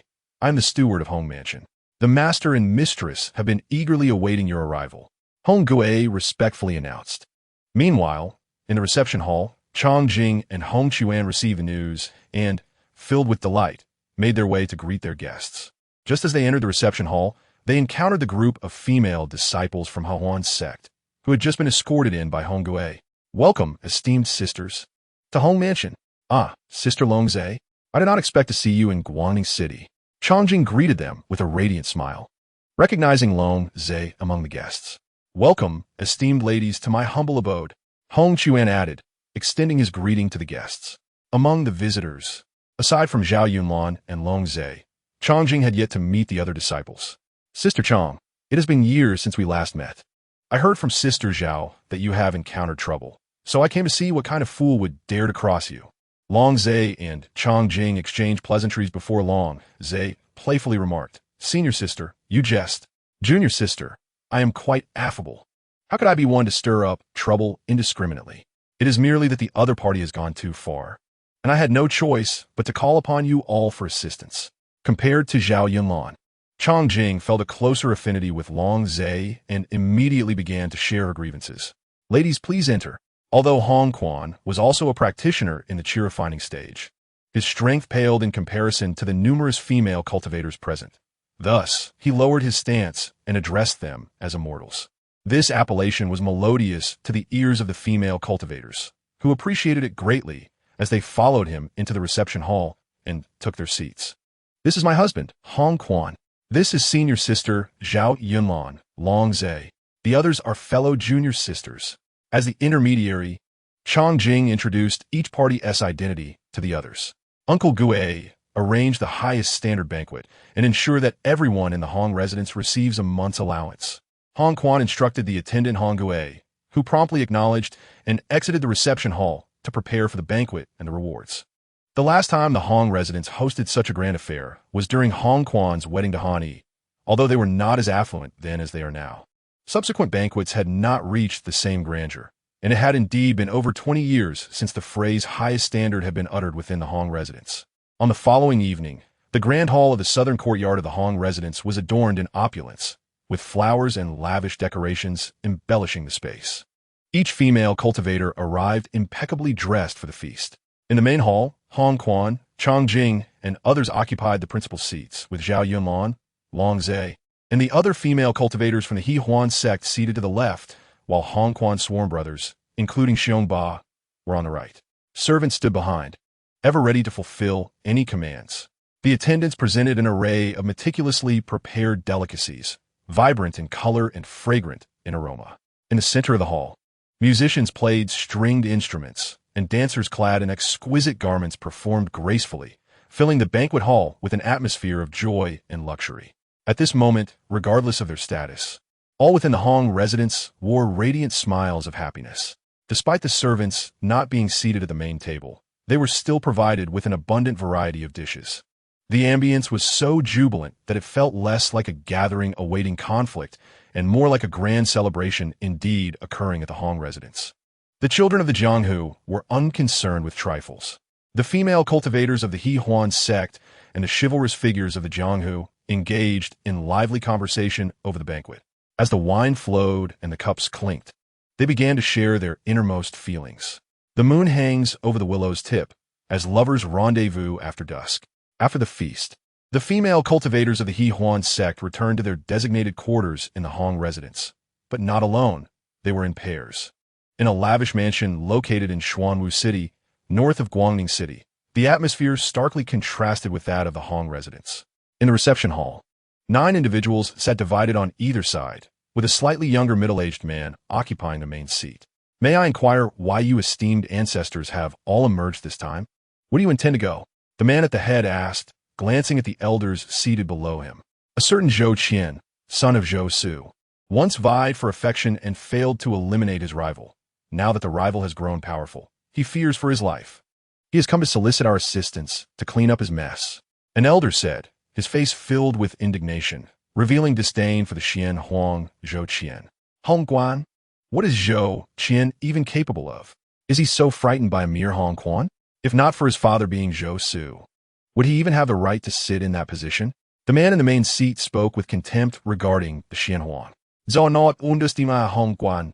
If not for your attempts to seize Zhou Qian's position back then, Zhou Qian would have dealt with the two of them long ago. Spoke Zhou Qian's grandfather, Zhou Chai, defending his grandson. An elderly man clad in a long robe gritted his teeth and retorted, Zhou Chai, do not attempt to exonerate your precious grandson here. Zhou Qian is truly like a fool. The troubles he stirred up over 20 years ago remain unresolved, and he has the audacity to seek our assistance? Indeed, your grandson is unworthy to be the head of the Zhou family. Upon our return, we shall select another. Another elder stood abruptly, expressing his outrage. Observing the internal discord among the royal family before even reaching Guangning City, Zhou Chai felt a twinge of unease. Whether my grandson can continue as head of the family must wait until we return to Dongjing City. For now, we should focus on Hong Quan and Guangning City. Realizing that discussing his grandson Zhou Qian would only incite further discontent among those present, Zhou Chai could only feebly shift the conversation back to Hong Quan. Little did they know that in their efforts to deal with a Hong Quan who had only recently entered the Xiantian stage, Zhou Qian had mobilized 8 members of the royal family's Xiantian practitioners, an endeavor that required significant effort. At that moment, upon hearing Zhou Chai's words, the other elders chose silence, refraining from further comment. When shall the esteemed ancestors make their move? The man seated at the head inquired. After a moment of contemplation, he proposed, this matter should not be delayed. We must act immediately upon our arrival in Guangning City. The group nodded in agreement, signaling their approval. Time flew by, and 2 days passed swiftly. On the surface, Chongjing and the He Huan sect were indulging in merriment. Yet beneath this facade lay a tension, as the cultivators concealed their auras, awaiting the arrival of the Zhou family. As night fell, the vast sky dimmed, shrouding the earth in darkness. The Zhou family's members finally arrived. The 8 strode confidently to the gates of the Hong residence, surveying the interior with an air of complacency. An elder carefully sensed the surroundings and turned to Zhou Chai, urging, hurry and act. Zhou Chai's words dripped with disdain. Is this the infamous Hong Quan? Is a single Xiantian practitioner enough to intimidate both you and your grandfather? Within the residence, there were indeed several martial artists, but they hardly warranted their intervention. They were mere trifles. Only Hong Quan is a Xiantian. Could it be a ruse? Logically, he should have received word and taken precautions. Yet the Hong residence appears so lax.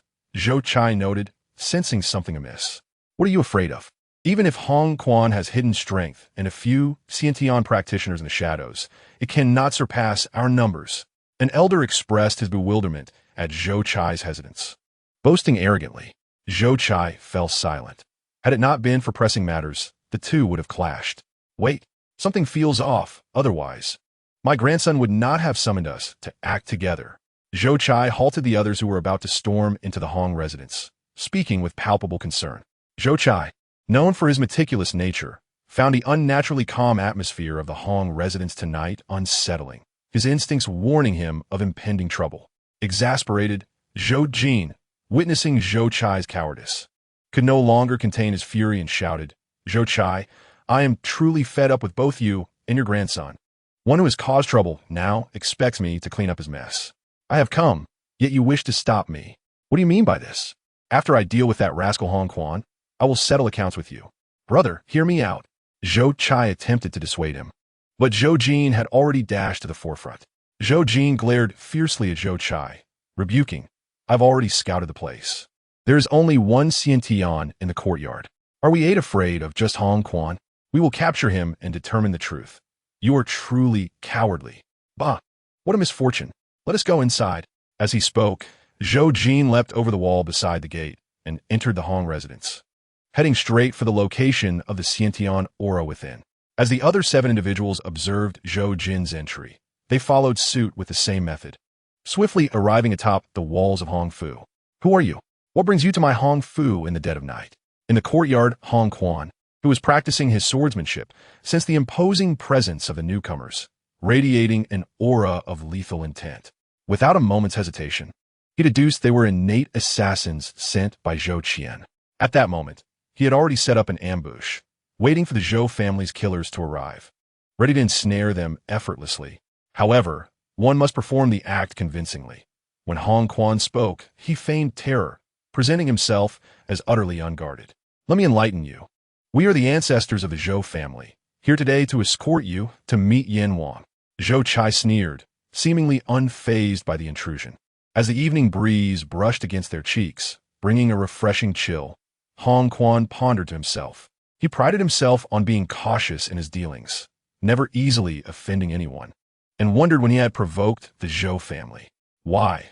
Hong Quan trembles in fear, continuing to parley with the Zhou family's ancestors. He said, his demeanor betraying anxiety.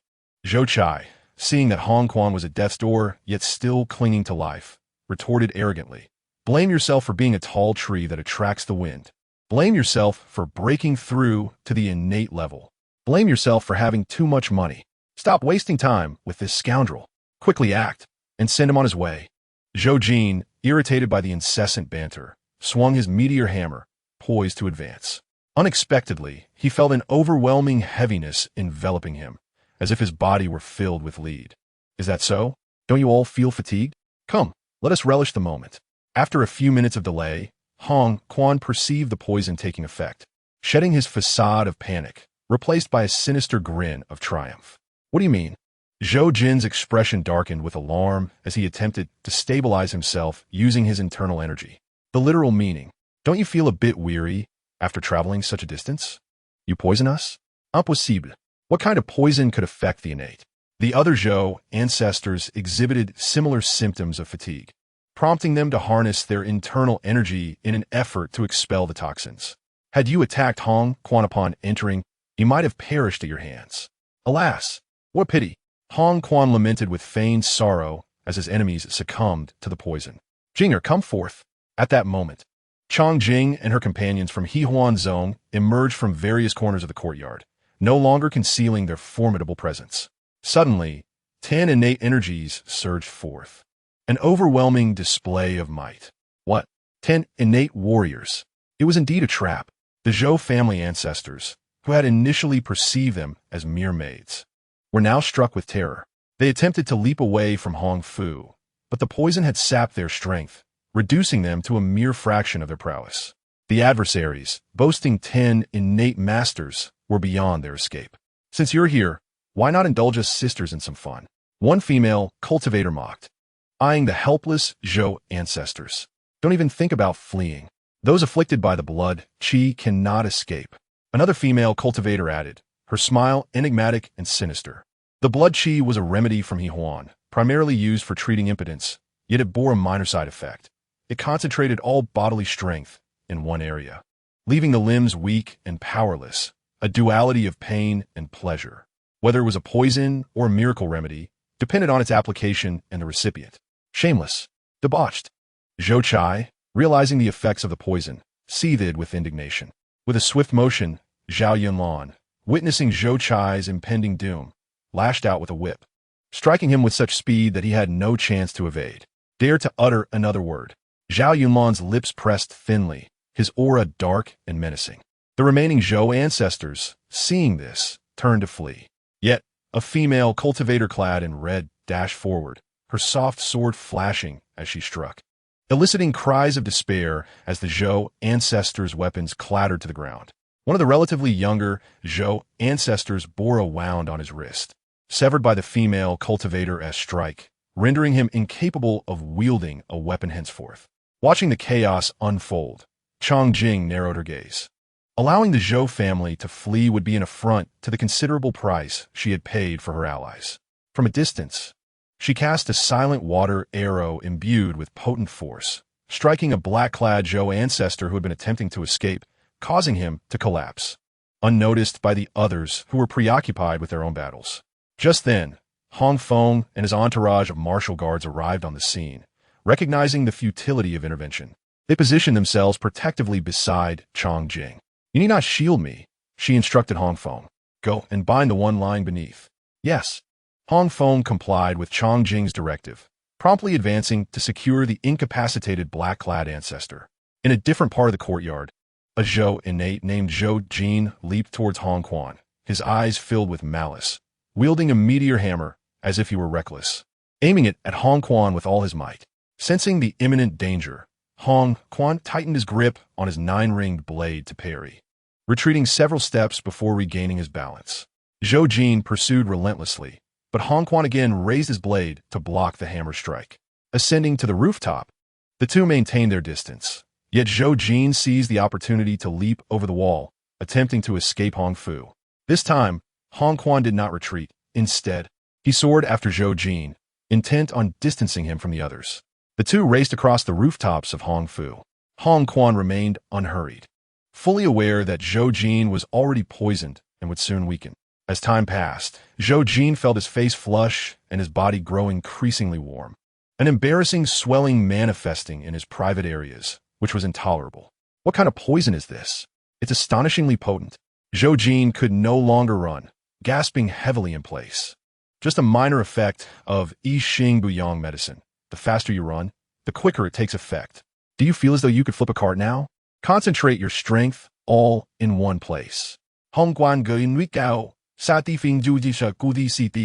Rogue, you are utterly vile. Zhou Jin bellowed, incensed, as he swung his meteor hammer towards Hong Quan once more. A streak of lightning from the hammer whizzed past Hong Quan, who stood firm, his core tightening as the hammer narrowly missed him. How would you dodge that? Impossible. Zhou Jin's face was a mask of disbelief. As Zhou Jin's movement slowed, Hong Quan unexpectedly produced a large net, opting to follow him at a leisurely pace. Moments later, Zhou Jin found himself cornered in a dead end.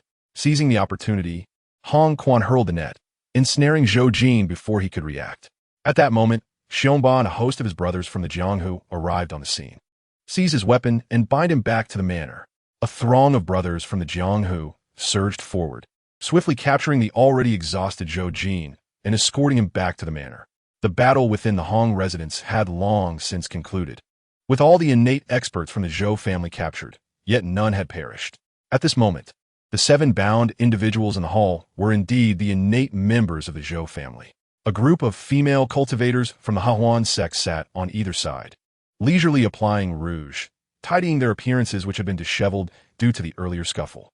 Soon, Hong Quan entered, followed by the last innate expert from the Zhou family. Zhou Jin, brought back by Xiongba. Upon entering, Xiongba kicked him into the group of captives. Hong Quan gazed at the 8 subdued individuals on the floor, his eyes gleaming with a fierce light, a chilling aura of malice flashing beneath his gaze, instilling a sense of dread. He shuddered at the thought that had it not been for Chang Jing's summoned reinforcements and the precious medicines they had brought, the Hong residents might have faced utter devastation. Presently, the innate assassins dispatched by the royal family had all been captured. Hong Quan turned to Chang Jing and inquired, "Jing, how should we deal with these individuals?" Prior to the operation, Chang Jing had repeatedly emphasized the necessity of keeping them alive. Although Hong Quan found it perplexing, he trusted that Chang Jing had her reasons and thus acquiesced to her wishes. After pondering briefly, a playful smile graced Chang Jing's lips as she replied, "There is no rush.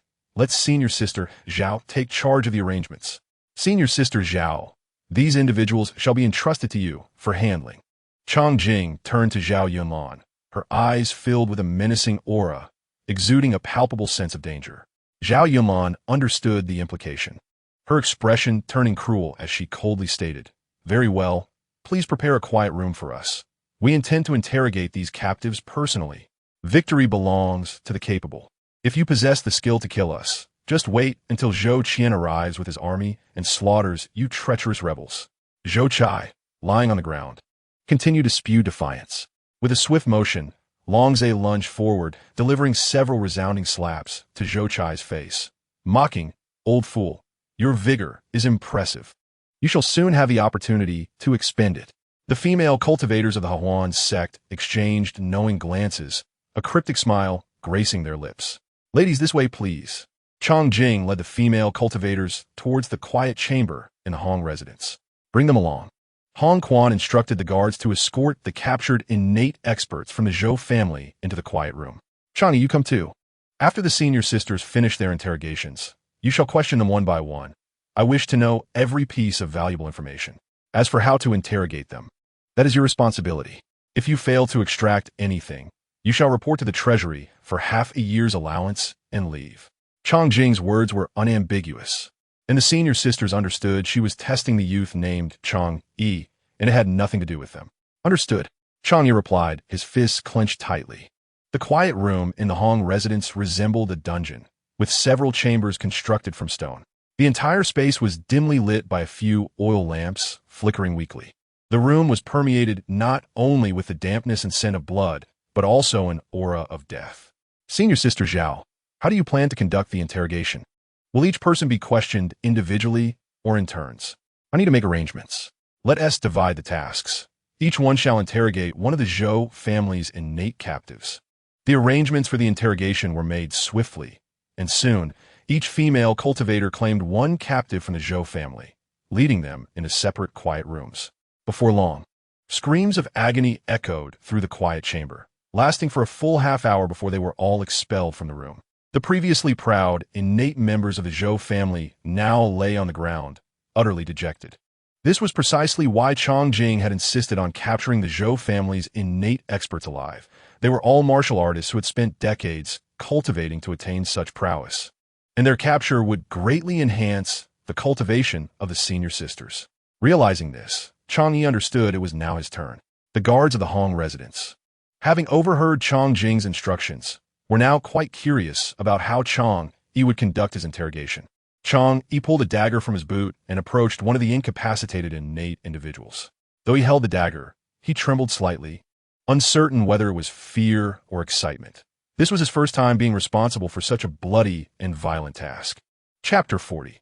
Interrogation. Chang Yi was acutely aware that if he failed to complete his task, he would be deemed unworthy of Chang Jing's training, thus losing any chance of avenging his family. No, he could not allow his father's death to be in vain, nor could he permit the villains responsible for his family's ruin to live freely. He must ensure they pay in blood for their transgressions. With this thought, Chang Yi's eyes turned crimson, and a murderous aura surged through him. He brandished the sharp dagger, slowly approaching the Zhou family's innate expert, coldly stating, "You undoubtedly heard the task assigned to me by my benefactor. You have but one night. I hope you are wise enough not to waste our time." His voice trembled slightly, yet his expression was fiercely resolute, his aura icy and overwhelming, resembling a death deity emerging from the depths of hell.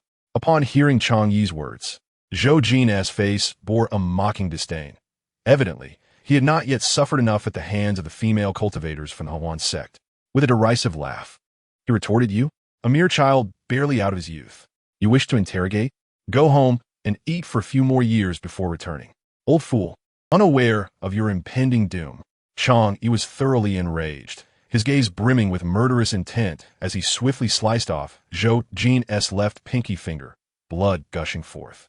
He then pressed the dagger against Zhou Jin's body, the gleaming blade gliding across his skin, methodically inflicting varying depths of cuts, before pouring salt-infused chili water onto the wounds. The anguished screams of Zhou Jin reverberated through the confines of the Hong residence's quiet chamber. Kill me, please. Zhou Jin, once brimming with arrogance, now lay on the ground, desperately pleading for mercy. The torment he endured was akin to a fate worse than death. Zhou Jin writhed in agony, his trembling legs kicking and flailing in the dirt, attempting to cover himself in soil to alleviate the torment. He clawed at his tattered pants with spasming hands. His entire body was not only unbearably itchy, but also ablaze with pain, his bloodied fingers shaking uncontrollably. Chang Yi clearly had no intention of sparing Zhou Jin, as he scooped another ladle of chilly water and slowly drenched him, reveling in the sound of his tormented wails, akin to a demon from the netherworld. This is just the beginning. Soon, I shall cut each of you open one by one. Do you understand? So you must decide for yourselves, will you speak, or will you remain silent? Chang Yi cast a glance at the other innate members of the Zhou family, his dark eyes narrowing, his expression shifting to one of sinister intrigue. The scene before them felt akin to a descent into hell for the remaining Zhou family members, their faces pale, their hearts filled with endless dread and despair. They realized they would be cut open one by one. Having witnessed Zhou Jin's inhumane suffering, thoughts of self-termination began to surface. Is this even human? Such cruelty at such a young age. Brat, if you wish to kill, just do it. Spare us the theatrics. Zhou Chai smirked coldly, having long since prepared himself for death at the hands of Hong Quan. Dizila Tuti? That would only be a favor to you old fools. I shall gradually torment you, draining the very essence from your bodies until you find yourselves in a state where life is unattainable and death is elusive. Chang Yi's expression turned cold as he suddenly broke into a slow, sinister smile, his voice trembling with barely contained excitement. He cast his gaze upon the oblivious Zhou Chai and, with a swift motion, plunged a dagger deep into the center of Zhou Chai's palm, crimson blood splattering onto the ground. With that single cut, the toxins within Zhou Chai surged forth, causing his body to convulse and arch like a bow. His desperate eyes rolled wildly, bulging in terror, emitting a series of agonizing wails that echoed in the stillness, chilling to the bone. Second one, I am eager to see whose bones are tougher than these two. Chang Yi taunted, his expression contorting with sadistic pleasure. He withdrew the dagger from Zhou Chai's hand and meticulously wiped the blade with a cloth, the flickering reflections of the knife casting ominous shadows within the darkened chamber, instilling a sense of dread. 1, 2, 3, 4, 18, 19, 20. Not saying a word, are we? Huh? He enunciated each number deliberately. And the Zhou family's innate warriors, stripped of the will to resist, cowered in the corners, their faces ashen and trembling. A glimmer of sinister delight flickered in Chang Yi's eyes as he lifted the dagger and severed one of Zhou Chai's fingers. The onlookers gasped in horror. If this continued, it would not be long before he had brutally tormented them all. I will speak. I will tell you everything I know, a black-clad elder from the Zhou family exclaimed, his defenses shattered, collapsing to the ground in fear, eager to divulge all. Indeed, it seemed he had encountered an elder whose resolve was not so unyielding. Chang Yi's furrowed brow eased slightly as he commanded, Speak. Reveal all that you know. We are the royal Zhou family, sent by the Xian Emperor Zhou Qian to eradicate the traitor Hong Quan and his accomplices. 8 of us have come, all present here. The elder divulged the identity of their instigator, yet this information held little significance for Chang Yi. He needed to inquire further himself. Organizing his thoughts, Chang Yi interrogated, How many innate warriors does the Zhou family possess? Where are they located? What is the state of the defenses in Tokyo? Are you aware of how the city is fortified? Are there secret passages leading into the city from outside? What lies beyond the innate level? He unleashed a torrent of questions, leaving no stone unturned. The elder confessed, there are 10 innate warriors in the Zhou family. 8 have come to Guangning this time, while 2 remain in the palace. The capital's 9 gates are guarded by martial artists of the 9th level. and there exists a secret passage in the palace that leads directly to the royal estate outside the city. And what else? Changi pressed. The terminate is a colloquialism. It is also known as refining chi, and above that is referred to as foundation building. Every half a century, a ceremony is held in Tokyo to recruit innate warriors into the immortal sect, and those with fortune can also be directly admitted. The last ceremony was 23 years ago, and the next will occur in 7 years. The Zhou family sees a selection of candidates every half a century, leaving only 5 to protect the family. The elder divulged everything in a single breath, desperate to secure his own life. Chang-Yi turned his attention to the remaining innate warriors of the Zhou family, idly swirling the dagger before them, speaking slowly. And what of you? Have you arrived at any final thoughts? Is there anything you have yet to disclose? Yes, yes, yes. An elder with a long beard nodded vigorously. Continuing, before we acted, we instructed the Lord of Guangning, Lu Tan, to be on standby. Should we succeed, he would lead his men to raid your Hong residence. How audacious! Chang-Yi scoffed derisively. He proceeded to interrogate the others, who, eager to minimize their suffering, revealed the locations of their hidden assets. Seeing that there was little of value left to uncover, Chang-Yi lost interest in further questioning, compiling the information gathered to report back to Chang-Jing. Chapter 41. Tension mounts within the Hong residence's study. Chang-Jing remarked, Chang-Yi, your master visited earlier.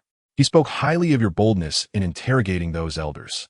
This is exactly how one should treat enemies. Never show mercy. Chang-Jing regarded the young man before her, noting the newfound ruthlessness in his gaze upon returning from the dim chamber. He had not disappointed her. Yes, madam. I am grateful for your guidance. This is my duty. Chang-Yi replied with an impassive tone as he relayed the intelligence gleaned from the Zhou family's innate warriors. Chang-Jing listened intently, contemplating the next steps.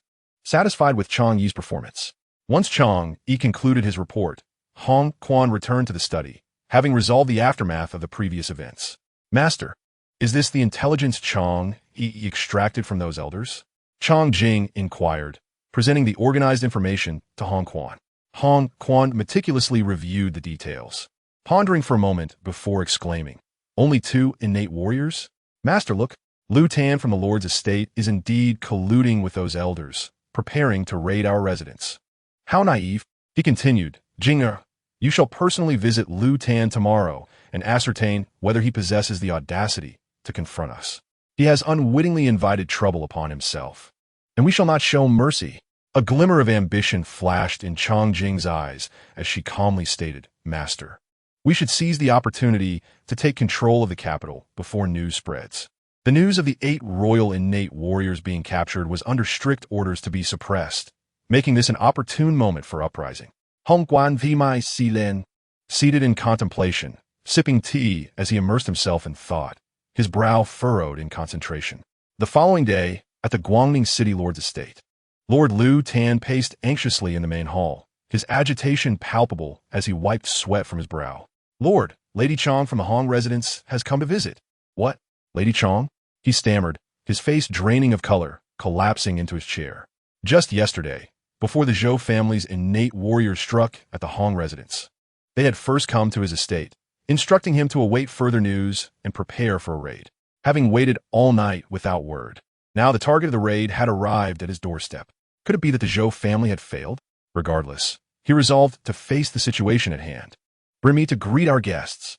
Lu Tan inhaled deeply, attempting to steady his nerves as he strode from the hall.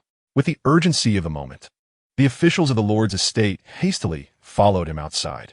As they reached the entrance, they found Chang-Jing standing defiantly, flanked by martial artists from the Hong residence, each one brandishing their weapons, the atmosphere charged with impending conflict. From a distance, Lu Tan's gaze fell upon the lone figure of Chang-Jing, resplendent in striking red, a sight that captivated attention. Steadying himself, he cautiously inquired, Are you the Lady Chong of the Hong residence? Zheng Shi Chang-Jing, where is your city lord? Chang-Jing, clutching the Jinghong sword, inquired of the newcomer. At this moment, Lu Tan's heart raced like a drum, and he could only feign calmness as he replied, I am Lu Tan, the current city lord of Guangning. May I ask what brings Madame Chong to the city lord's residence? You are Lu Tan? Isn't that a question you already know the answer to? Chang-Jing's gaze sharpened, her voice low, brimming with barely contained fury. You didn't sleep last night, did you? Why not? Must I spell out for you? Your city lord's residence was awaiting good news from the Zhou family. Unfortunately, your schemes have backfired, and now you face a formidable opponent.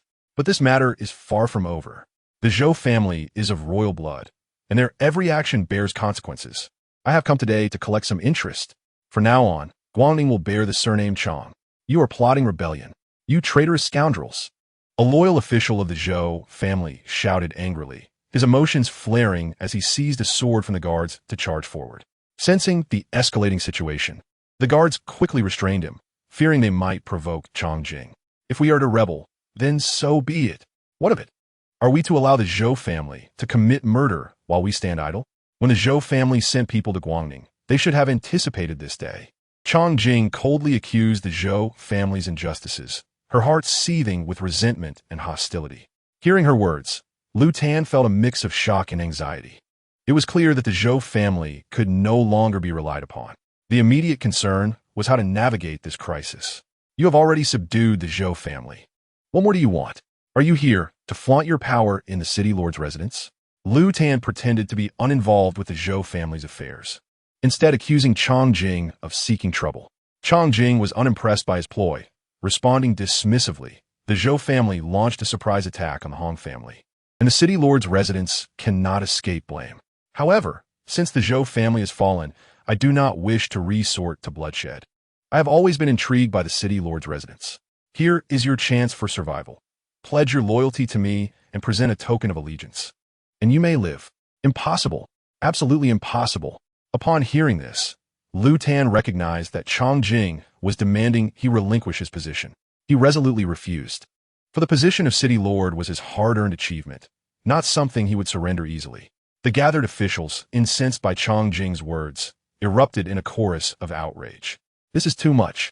Do you think the Great Xian Court is made of clay? The Great Xian Court will not let you go. The officials grew increasingly agitated, and some guards could no longer contain themselves, eager to subdue Chongjing. As officials of Guangning, they held their pride and would never betray their cause. They believed that by charging together, they might still have a chance of victory, hoping to suppress these traitorous rebels and earn their glory. After enduring their incessant complaints, Chongjing's patience wore thin. With a cold snort, she leapt forward, casting a spell that unleashed a barrage of water arrows towards the city lord's grand entrance. Boom! With a thunderous crash, the massive door of the city lord's residence collapsed. Tiles and wood fell like rain, stirring up clouds of dust as the occupants screamed and scattered in panic. The once boisterous atmosphere fell into an eerie silence. The officials and guards of the city lord's residence now subdued beneath the overwhelming force of Chongjing's power. No one dared utter a word. Chapter 42. The siege of the city lord's residence, such formidable destructive power at her fingertips. Chongjing was indeed more terrifying than an ordinary innate master. It was utterly fearsome. Who exactly was she, possessing such profound sorcery? Have you all reached a conclusion? If no one speaks, I shall assume you are all loyal subjects of the Zhou family. I will take the liberty of sending you underground to pave the way for the Zhou family. With the city lord's door breached, there was no longer a need for standoff. Chongjing directed her disdainful gaze at Lu Tan and his entourage, inquiring indifferently. The officials and guards on the city tower stood frozen in shock, as if nailed in place, their expressions blank in disbelief at the collapse of the city lord's door. Chongjing's piercing gaze fell upon Lu Tan, her voice chilling as she addressed him. Lu Tan, is it? Are you not the city lord? Speak, my patience is limited. Upon hearing his name, Lu Tan snapped back to reality, trembling as he staggered backward, eventually collapsing to the ground. Just then, an unexpected turn of events occurred. A sharp dagger suddenly appeared behind city lord Lu Tan, plunging mercilessly into his unguarded body. He didn't even have time to scream before he gasped his last breath, collapsing in a pool of blood. The city lord is dead. Bow down and greet your new master. Everyone present was left in shock at this sudden twist. The city lord had been murdered. The assailant was none other than Liang Cheng, the deputy city lord, who had gained the city lord's trust. What was happening? Why did he betray Lu Tan at such a critical moment? Heavens, could he be an insider? The officials of the city lord's residence gasped in horror, speculating on Liang Cheng's motives for killing Lu Tan. Moments later, they began to grasp their precarious situation. Their eyes revealed a mixture of emotions, some astonished, some fearful, some desperate, yet others gleaming with joy. In any case, each individual felt differently. Undoubtedly, they now understood that Guangning City was on the brink of a profound transformation. Salute to my lord. Suddenly, someone stepped forward, respectfully bowing to Chongjing. With the death of the great Xian royal family's representative in Guangning City, it signified a temporary loss of control over the region, and the royal family's influence had diminished significantly. Salute to my lord.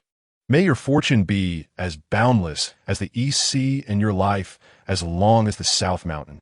As the first voice was joined by others, the city lord's guards knelt, chanting in unison their allegiance to Chongjing. Salute to my lord. Seeing the tide turn against them, many officials of the city lord's residence promptly switched sides, kneeling to pledge their loyalty to Chongjing. Within moments, more than half of them had knelt in submission. However, a small faction of officials remained standing, unwilling to bow to Chongjing, determined to be loyal subjects of the Zhou family until the end. Enough! Since you have declared your loyalty to me, please present your tokens of allegiance. The deputy city lord has already submitted his. Yours are still outstanding. Chongjing waved her hand, her tone devoid of emotion. As soon as she finished speaking, the loyalists of the Zhou family, realizing their impending doom, prepared to strike first, raising their weapons in an attempt to break through. Liang Cheng, you treacherous scoundrel, you have committed this heinous act and shall surely face divine retribution. A loyalist clad in a brown robe glared at Liang Cheng, his eyes ablaze with fury, condemning his betrayal with venomous intensity. And you soft-spined traitors. He pointed accusingly at those who had just bowed to Chongjing, seething with rage. Each of you will descend into hell for your betrayal. Have you had enough of cursing, you old scoundrel? I have tolerated you for far too long. Whether I descend into hell after my death remains uncertain. But today I shall send you down to explore the path. A loyal follower of Chongjing, unable to bear the humiliation, brandished a great sword and struck at the cursing nobleman clad in robes, swiftly severing his head from his shoulders.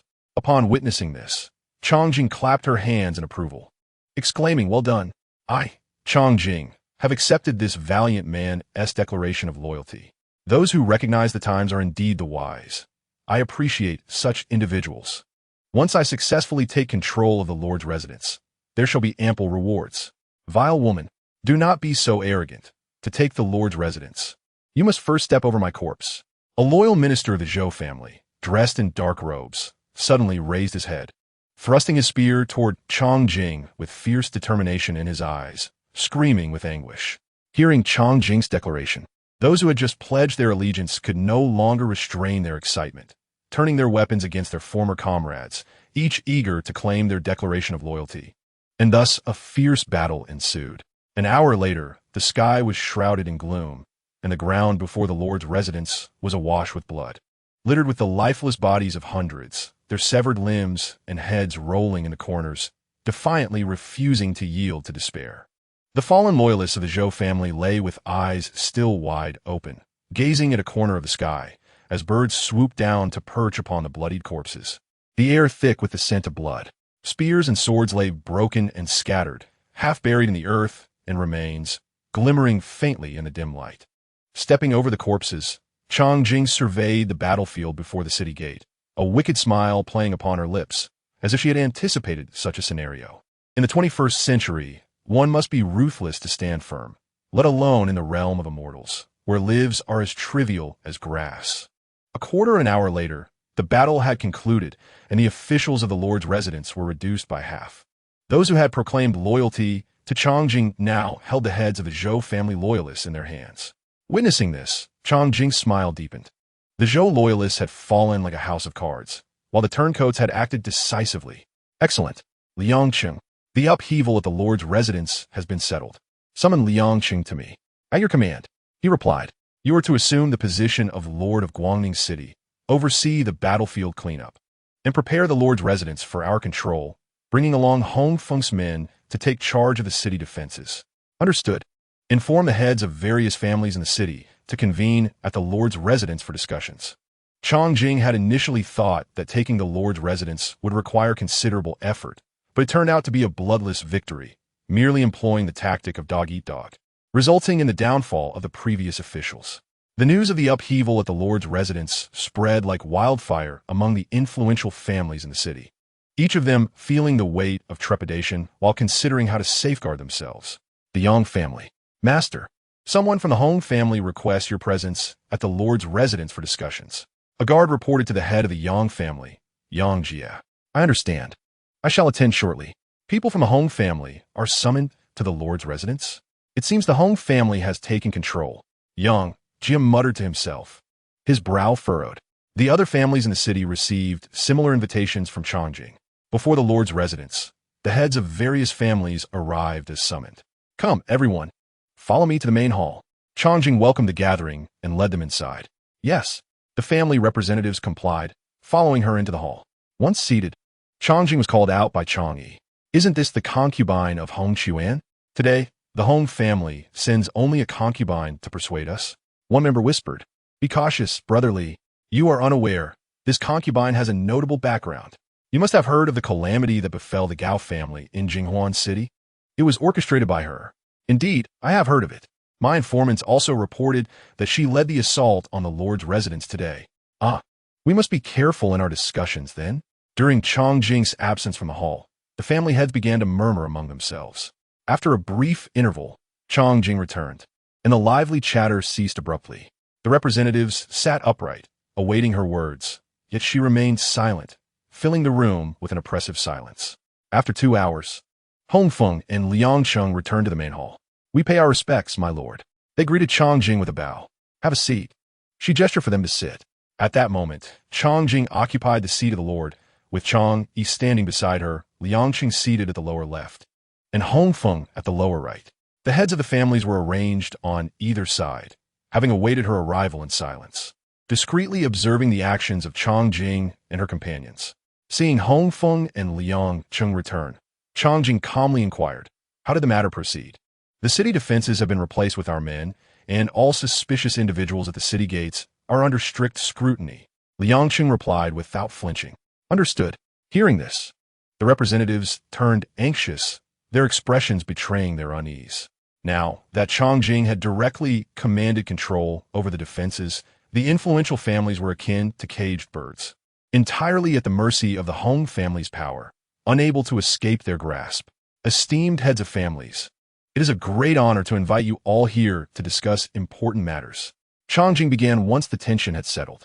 Father, is this the lady of the Hong family? She is truly beautiful.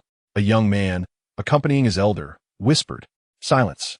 The middle-aged man glared at his son, scolding him sharply.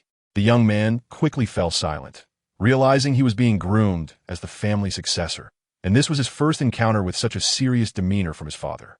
We pay our respects to the lady. The family heads bowed in unison. The times had changed. Previously, the Hong family conducted business in the city, and they coexisted peacefully, merely exchanging greetings. However, now that Chongjing had taken control of the Lord's residence, it was clear that a different approach was necessary. Thus, the family heads showed utmost respect towards her. Chongjing was pleased with their demeanor and proclaimed, Last night, the royal family S8 innate ones infiltrated my home residence to launch an assault, while Minister Liu from the Lord's residence attempted to strike against us. Fortunately, we were aided by extraordinary individuals, allowing my home family to weather the storm. It is said that one must reciprocate kindness. If the royal family desires to act against us, they must be prepared for retribution. Therefore, I shall consider Guangning City as mere interest owed by the royal family of the Zhou family. Do any of you have objections? Upon hearing her declaration, the hall fell silent for a moment, before someone began to flatter. Without rules, there can be no order. The royal family of the Zhou family acted recklessly, disrupting the norms, and thus deserves this fate. From now on, Guangning City shall heed the commands of Lady Chong. Indeed, it should be so. The others concurred enthusiastically. Chongjing gazed at the numerous individuals present, who readily affirmed the matter, her face a picture of skepticism as she inquired, Are you truly unafraid of the day when the Zhou family's army descends upon us? The Zhou family, relying on their innate numbers, has brazenly suppressed our smaller clans. We have endured enough. Indeed, we have suffered greatly. Today, the Hong family collects firewood for everyone. Those who gather resources should not be left to perish in the wilderness. We firmly support the Hong family. Support the Hong family. Support Madame Chong. Receiving a multitude of votes in favor, Chong Jing finally felt reassured. Her few remarks conveyed a profound message. Although the Xian kingdom was not in a golden age, it had not descended into the depths of despair, where people resorted to cannibalism. Comparatively, it remained relatively peaceful. Yet, amidst this tranquility, the Hong family had stealthily subdued the Zhou family's 8 foremost figures, a feat that was utterly alarming. What grand conspiracy must one concoct to achieve such a thing? The assembly understood that making a wrong choice could mean their families would never see the light of another day. With just a few words, Chong Jing skillfully stirred the hearts of the clan leaders present. They were inherently self-serving individuals. As long as their own interests were preserved, the identity of the realm's ruler held no significance for them. Chang Yi, standing nearby, displayed a look of reverence. And as the clan leaders voiced their support for the Hong family, his eyes sparkled with admiration, growing ever more profound. Without any verbal threats, merely stating the facts had garnered the backing of the clan heads. Truly incredible. I hope you all remember my words today. Chong Jing had a keen grasp of human sentiments and was greatly satisfied with the attitudes of the leaders, so she inquired, "Do any of you have further questions?" One dared to ask, "Madame Chong, why is it that we do not see the head of the Hong family today? The master has his own significant matters to attend to." Chong Jing replied succinctly, without revealing what Hong Quan was currently occupied with. Yet, the family heads could surmise a bit. Considering that he had previously managed to swallow the Gao family whole, they began to eagerly anticipate what Hong Quan was now undertaking. "Well then, since you all support the Hong family, it is settled. If there are no other matters, you may depart." With that, the clan heads took their leave. Once they had exited, Chong Jing fell into contemplation. "Hong Quan, this Guangning city will serve as your stronghold. I have effectively secured it for you. Now, it is time to see what you will do." Chapter 44. The birth of the bloodied son, 4th child.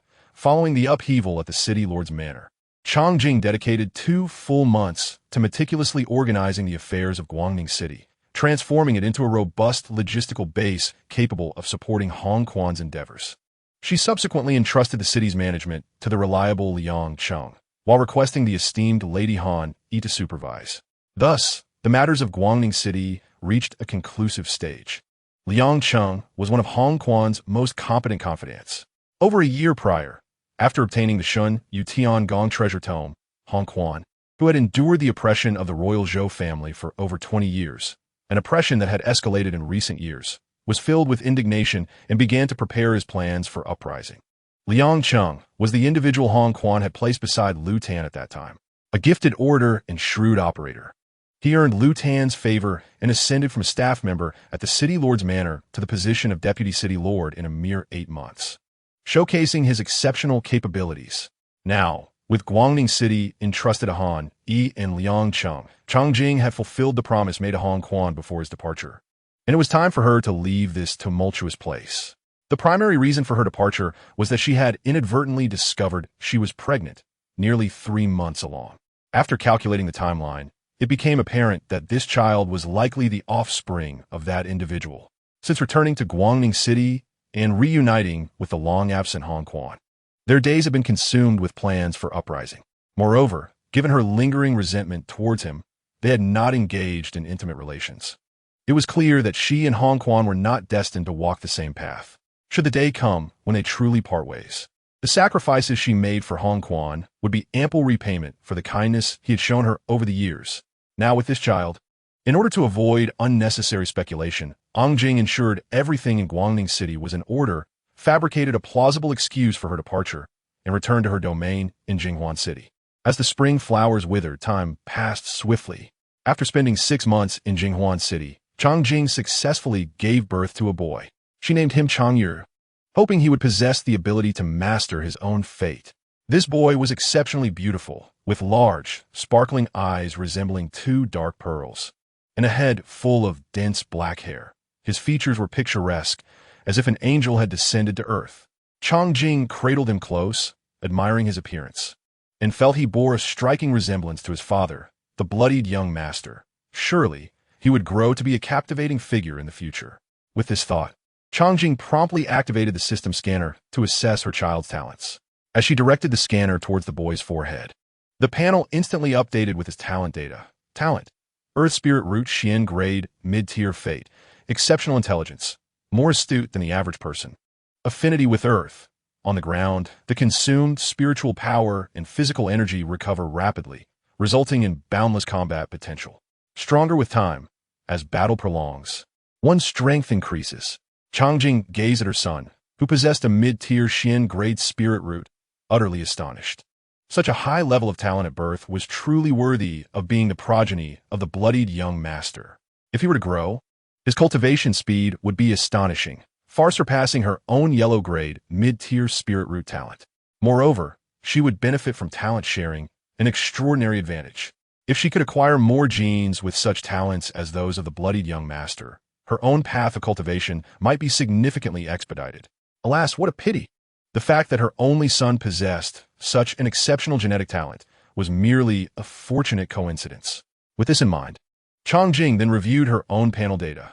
Name, Ongjing, indestructible and unyielding. Realm, Qi Training 3rd Layer, 560-1280, Talent, Water Spirit Root Yellow Grade Mid-Tier, 125, normally provides 2 points of cultivation progress daily.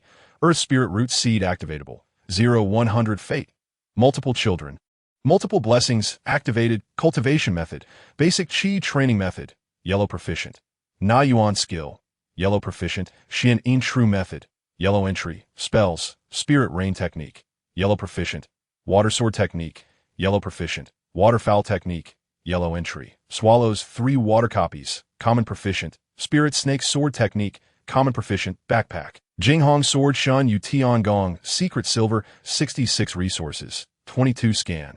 The panel displayed a new entry for the Earth Spirit Root Seed, and her resources had surged by 20 points. Earth Spirit Root Seed could be a new Spirit Root. Remarkably, she had obtained a new Spirit Root through sharing. Why had she never acquired such a thing before? Perhaps the talents shared from Hong Rui and other children had been too sparse to matter. That must be it. As Changjing contemplated the words Earth Spirit Root Seed Activatable on the panel, she noticed a symbol following it. With a thought, she clicked on it. At this moment, Changjing felt an intense warmth enveloping her entire body, as if she were immersed in a hot spring with a temperature exceeding 40 degrees. Gradually, her body began to boil. An insatiable itch spread throughout her being, as though countless ants were crawling over her skin, causing her to tremble uncontrollably. The sensation of itchiness and fever engulfed her entirely. This was the system activating Changjing's spiritual root, and fortunately, she was currently at the 3rd level of Qi cultivation, allowing her to endure such torment. As the activation of her spiritual root progressed, the pain intensified, evolving from a mere fever and itchiness to the sensation of innumerable silver needles piercing every inch of her skin. At that moment, a spark of inspiration struck Changjing, prompting her to cast a spirit rain technique overhead, drenching herself. With the rain falling, she gradually felt a wave of coolness wash over her, alleviating her fever and soothing the itch. However, her feet remained unbearably itchy, which did not improve like the rest of her body, but instead became more pronounced as the other symptoms subsided. Shoes. Upon this realization, Changjing hastily removed her shoes and soaked herself entirely in the spirit rain. She then sat cross-legged, channeling her internal spiritual energy using the Xian In True method. As she circulated her energy in tandem with the cooling spirit rain, her condition began to stabilize. Common knowledge suggests that a spiritual root is innate.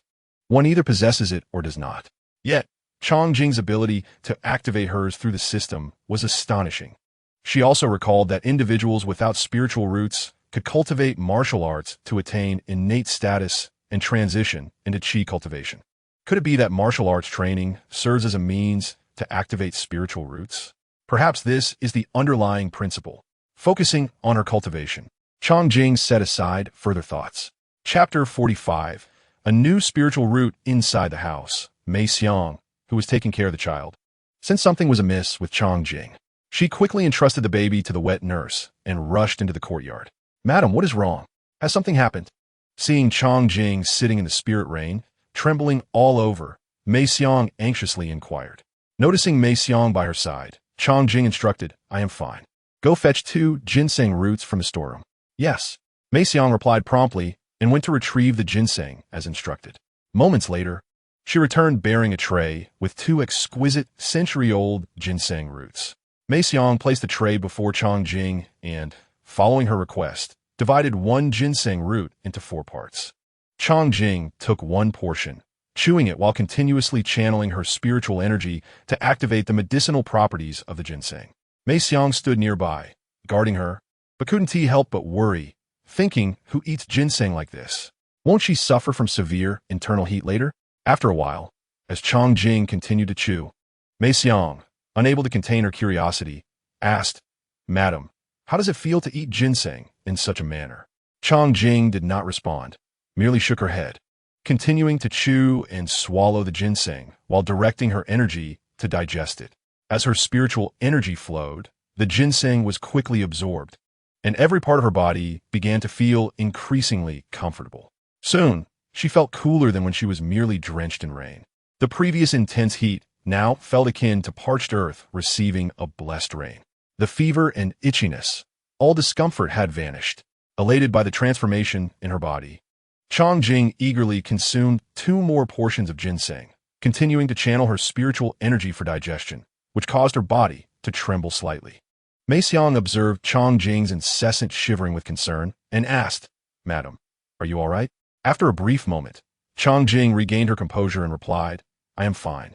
It is merely a breakthrough in my cultivation." "That is wonderful. Congratulations, madam." With a clearer understanding of Chongjing's condition, Mei Xiang finally felt relieved.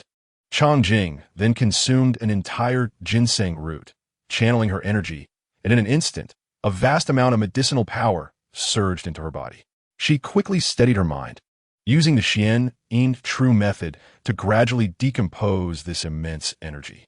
At that moment, every muscle in her body quivered, far more intensely than before. Chongjing instructed Mei Xiang to prepare hot water, allowing her to assist her into the house. She shed her clothes and fully immersed herself in the warm water, continuing to practice the Xian Yin True method to dissipate the medicinal properties of the ginseng, thereby integrating her new spiritual root with herself. Once the Xian Yin True method was activated, the hot water in the tub would rapidly turn to ice water. If the water was not changed promptly, it could freeze, blocking her meridians and potentially leading to suffocation. Therefore, during Chongjing's training, Mei Xiang tirelessly added and replaced the water, going back and forth a total of 108 times, until Chongjing sensed her new spiritual root gradually merging with her essence. Having traversed the extremes of heat and cold, Chongjing felt as though she had been reborn. After her bath, she sat on the bed, beginning to cultivate and stabilize her condition. 2 hours later, a notification resonated in her mind. Ding! Spiritual root activation successful. Slowly, she opened her eyes, her expression radiating with joy. The new spiritual root had finally been activated, a feat that had not come easily. "Madam, how do you feel?" "It feels wonderful, truly splendid." "Congratulations on your breakthrough, madam." Chongjing circulated the foundational qi cultivation technique and felt her efficiency in training had doubled compared to before. Upon checking her attributes, she discovered new data. Name, Chongjing, immortal and unyielding. Realm, 3rd level of qi cultivation, 560-1280. Talent, water spiritual root. Yellow grade middle class, 125. Normally provides 2 points of cultivation progress daily. Earth spiritual root. Yellow grade superior class, 1100. Normally provides 4 points of cultivation progress daily. Fate, blessed with many children. Activated techniques. Basic qi cultivation technique. Yellow proficient. Na Yuan Gong, yellow proficient. Xian Yin True method. Yellow beginner. Spells, spirit rain technique. Yellow proficient. Water sword technique. Yellow proficient. Water gliding technique. Yellow beginner. Swallow S3 water techniques. Common proficient. Spirit serpent sword technique. Common. Prophecy, Buk, Jingong Swot. Divine domain celestial palace. Secret silver, 66 resources. 22 scan. Chongjing stared, wide-eyed, at the newly revealed spiritual root, her expression one of utter astonishment. After a quarter of an hour, confirming the authenticity of it all, she reluctantly shifted her gaze, a satisfied smile blooming on her face. Previously, her yellow-grade inferior water spiritual root had taken nearly 3 years to reach the 2nd level of qi cultivation, with the speed of her cultivation diminishing over time. It was unimaginable how long it would take to reach the foundation establishment stage if she were to rely solely on her yellow-grade inferior talent. Even with her fate of being blessed with many children, her average talent limited the shared benefits, and it would take over a decade to share cultivation progress, an agonizing wait. Now, having given birth to a child with a yellow-grade middle-class talent, her cultivation speed had doubled. Given her current qualifications, reaching the fourth level of Qi cultivation would require only half a year. It seems that if another opportunity arises, she ought to seek partners like the blood-dyed young master, possessing superior genetic talents, to conceive children who would, to a significant extent, inherit their father's exceptional abilities. The new spiritual root has been activated, and my innate talents have been significantly enhanced. Upon reaching the foundational stage, one can enjoy a lifespan of 200 years, and with my current aptitude, it should take approximately 50 years to achieve this level. Once I attain the foundational stage, I will gain an additional 300 years of life. It seems prudent to meticulously plan my future direction. After the full moon, Changjing will entrust the child to Mei Xiang, who will then place him in the care of her cousin, claiming he is the child of her benefactor, who is currently facing difficulties and cannot look after him. Mei Xiang has also instructed her cousin to bring Changyu to the Hong family in Jinghuan City for training when he reaches 5 or 6 years of age. And once he matures into a young man of 15 or 16, to consider sending him to Qingyang sect to enter the realm of immortality. This cousin of Mei Xiang is a loyal and upright person. Having no offspring for years has caused him much distress, but now, having adopted Changyu from Mei Xiang, he is filled with immense joy and regards the child as his own, showering him with affection. Thanks to Mei Xiang's connections, her cousin's family is considered affluent in Jinghuan City. Changjing has also provided them with a substantial reward, ensuring that Changyu can live a life of luxury in this household. Throughout the pregnancy and after giving birth, Changjing has remained in Jinghuan City, while Hong Quan has been preoccupied with warfare and has not visited. Additionally, since the people in Jinghuan City are all associated with Changjing, he is completely unaware of the child's existence. The reason Changjing decided to send the child away is not out of sense of indebtedness to Hong Quan, but rather a desire to avoid the entanglements and melodrama of the mundane world, which could hinder her cultivation. Chapter 46. Establishing a firm foundation on a midsummer morning. The gentle breeze was refreshing, and the tender green lotus leaves were adorned with glistening droplets of morning dew, which plopped into the lotus pond, creating ripples. On this day, as dawn broke, a figure on horseback arrived outside the west gate of Jinghuan City. It was Hong Quan, who had departed from Guangning City 10 months prior, now beaming with joy and excitement. "Jinger, I have returned," he called out as he stepped into the Hong residence, where Changjing was practicing in the courtyard. "My lord, how has the uprising progressed?" Changjing paused her movements upon seeing Hong Quan's return and inquired. "There are indeed many loyalists to the Zhou family, but our years of infiltration have not been in vain. Through our combined efforts, I have captured a total of 23 cities, including Linzhou, Qingzhou, and Fengzhou, and have enlisted 85,000 soldiers into the city guard. Aside from Jinghuan City, we are actively recruiting in the other 22 cities, having already gathered 40,000 troops who are currently undergoing rigorous training. In due time, we shall return to the battlefield and continue our expansion."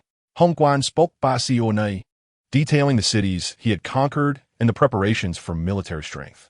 In summary, during his 10 months of campaigning, he had seized 1/3 of the territory of Xian Kingdom, and upon the completion of training for the new recruits, he would further extend his conquests. "My lord, you are truly impressive." Changjing listened attentively to Hong Quan's account, her eyes sparkling with admiration as she complimented him. "Fortunately, with Jinger strategizing in the rear, I have been able to advance so smoothly and capture so many cities." Hong Quan reciprocated her praise, and the couple reveled in the joy of their current triumph, exchanging compliments for quite some time. "Now that you have a solid foundation, you must manage it well, as it will serve as our capital for future domination." After Hong Quan had finished sharing his victorious news, Changjing seized the moment to offer her counsel. "Indeed, you speak wisely, Jing." Hong Quan nodded vigorously.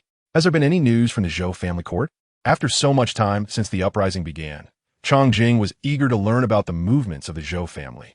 It has been a full 10 months since the military coup in Guangning City, and given the Zhou family's extended silence, It was reasonable to assume that even the royal family must have sensed something amiss by now. Although we have sealed off news from the Zhou family, it is inevitable that information has leaked. 8 months ago, the royal family received word, and they dared not dispatch any more forces from the Zhou family. They initially underestimated us and sent several troops to encircle us, but Zhou Qian ultimately miscalculated my strength. Now, he is preparing to regroup his forces and launch an attack. Changjing gazed into the distance with hopeful anticipation. Qian Kingdom is merely a starting point, and I believe it will not be long before we repel the approaching Zhou army. Yes, Yingye, I have not been idle these years. Once we eliminate the top-tier forces of the Zhou family, the cities that have already shown signs of wavering will naturally gravitate towards us. Our army is continuously recruiting. Hong Quan had been preparing for the uprising for years, confident that soon the territory of Qian Kingdom would be firmly in his grasp. Yingye, when do you think we should announce our claim to kingship? Historically, uprisings require a declaration. Now that Hong Quan has conquered 3 provinces and taken 23 cities, he has established a firm footing, making it an opportune moment to announce his sovereignty. Since the Zhou family has begun to take notice of our uprising, it is better to act sooner rather than later. However, I do not wish for Jinghuan City to be included. Changjing expressed her thoughts. She did not wish to involve herself too deeply in the turmoil of the world, simply seeking to preserve Jinghuan City as her sanctuary. Since you feel this way, then on the 1st of next month, we shall hold a ceremony in Guangning City to announce our intentions. And we shall ensure that Jinghuan City is not included in the declaration. I trust you have your own considerations, and from now on, Jinghuan City will be under your full responsibility. Hong Quan did not press Changjing on her reasoning for excluding Jinghuan City, feeling a vague sense of disappointment, yet unable to voice his objections. Fortunately, she only mentioned excluding Jinghuan City from the declaration rather than from her allegiance. Changjing noticed the subtle melancholy in Hong Quan's demeanor but chose not to address it. Instead, she continued, "My lord, do you remember the process for the declaration? Have you prepared all the necessary items? According to the Shun Yu Tiangong, the declaration is one of the initial projects for nation building, and the entire procedure must be meticulously arranged according to the sacred text." Of course, I remember. Hong Quan nodded slightly, then hesitated. However, we are still short on the secret silver needed for the fortune array. How much are we lacking? 21 taels. Changjing immediately took the secret silver from her bosom and handed it to Hong Quan. "My lord, since you have returned, I have instructed Mei Xiang to prepare a family banquet to welcome you." "Very kind of you, Jing." That evening at the family banquet, Hong Quan noticed a bowl of pearl rice, a steamed seafood egg custard, grilled clams, fresh shrimp, scallops, and abalone neatly arranged on the table, topped with a drizzle of fragrant oil, making the feast look exquisite. This spread consisted entirely of dishes from Guangning, Hong Quan's favorite cuisine, and he was pleasantly surprised that Changjing remembered his preferences. Having spent months in the field, enduring hardships, he should have felt grateful and touched by Changjing's thoughtful preparations. Yet, the moment she proposed excluding Jinghuan City from the declaration, he suddenly realized the distance that had grown between them, and he lacked the courage to inquire about her reasons. During the meal, Hong Quan felt utterly tasteless, engulfed in an abyss of gloom, silently downing cup after cup of bitter wine. Chang Jingping dismissed all the servants and quietly sat beside him, refraining from offering any admonitions about the perils of excessive drinking. They exchanged glances in silence, seated opposite one another. After several rounds of wine, Hong Quan turned to Chang Jing with a fervent gaze. Furrowing his brow, he suddenly bent down, sweeping Chang Jing into his arms. Startled, she instinctively wrapped her arms around his neck. Hong Quan carried her back to the inner chamber and roughly threw her onto the bed, kissing her with an intensity that was both fervent and overwhelming, accompanied by an indescribable emotion that surged forth. The more she struggled, the tighter he held her, claiming her lips in a manner that felt almost like a declaration. That night, he was unapologetically domineering. Afterward, she felt as though her very bones had been trampled. In that instant, Chang Jing comprehended the truth. Her years of painstaking effort had only garnered Hong Quan's suspicion and desire for domination. Thus, their relationship was now irrevocably severed. Chapter 47. Establishing kingship the following day dawned with a gentle breeze and a sky washed clear, sunlight streaming through the intricately carved window frames. Ding-a-ee. Hong Quan awoke, gazing at Chong Jing's once flawless skin, now marred by numerous alarming bruises. He recalled the brutality of his actions after a night of drinking, feeling a pang of regret and a mixture of emotions he could not articulate. He should not have treated her that way. Intoxicated, he had felt as if he had lost his senses.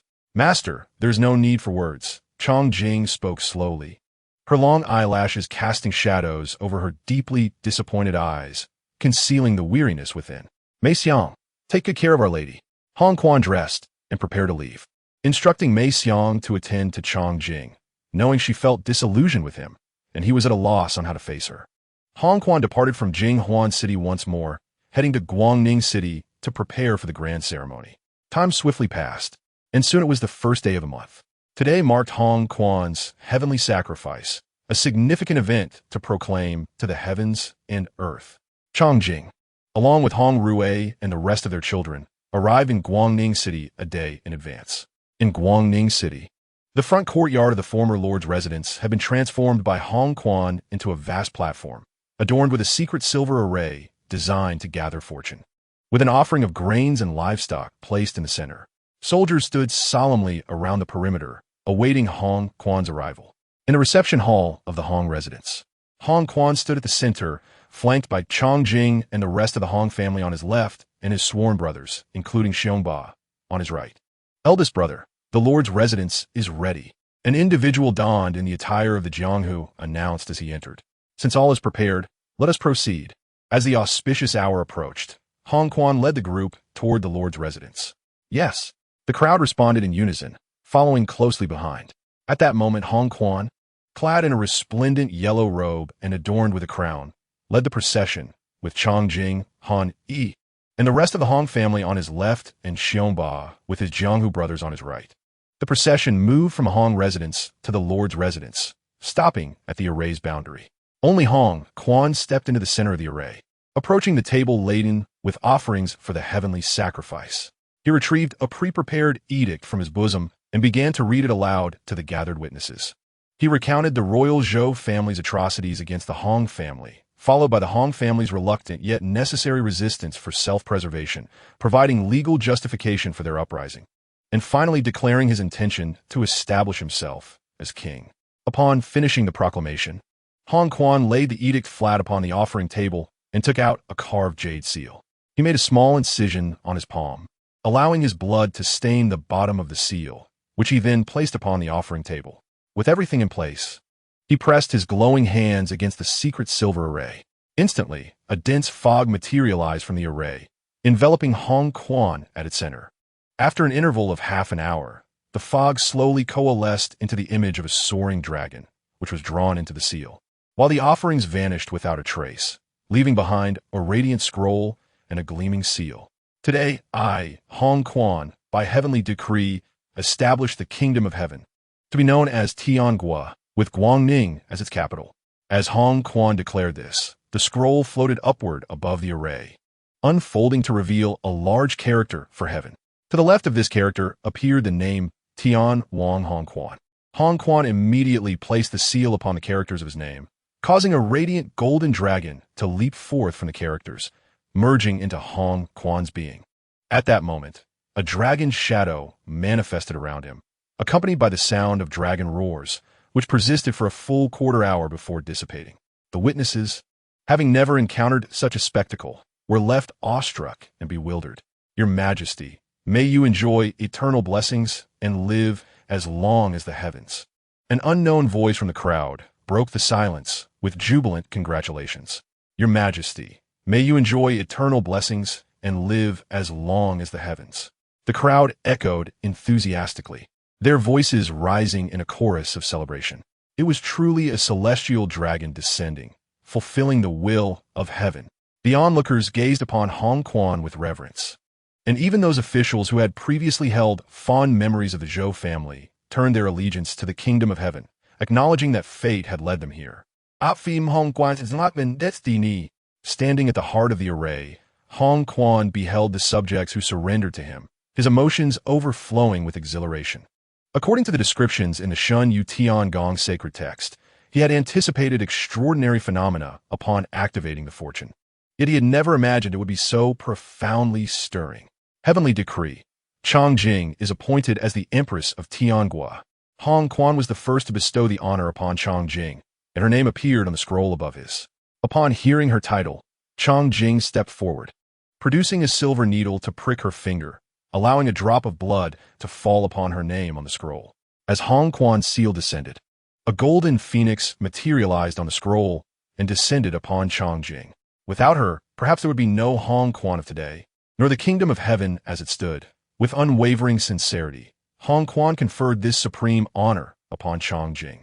Though he knew she might not care for such accolades, he felt it was the best gift he could offer, to share the world with her and revel in its splendor together. Heavenly decree.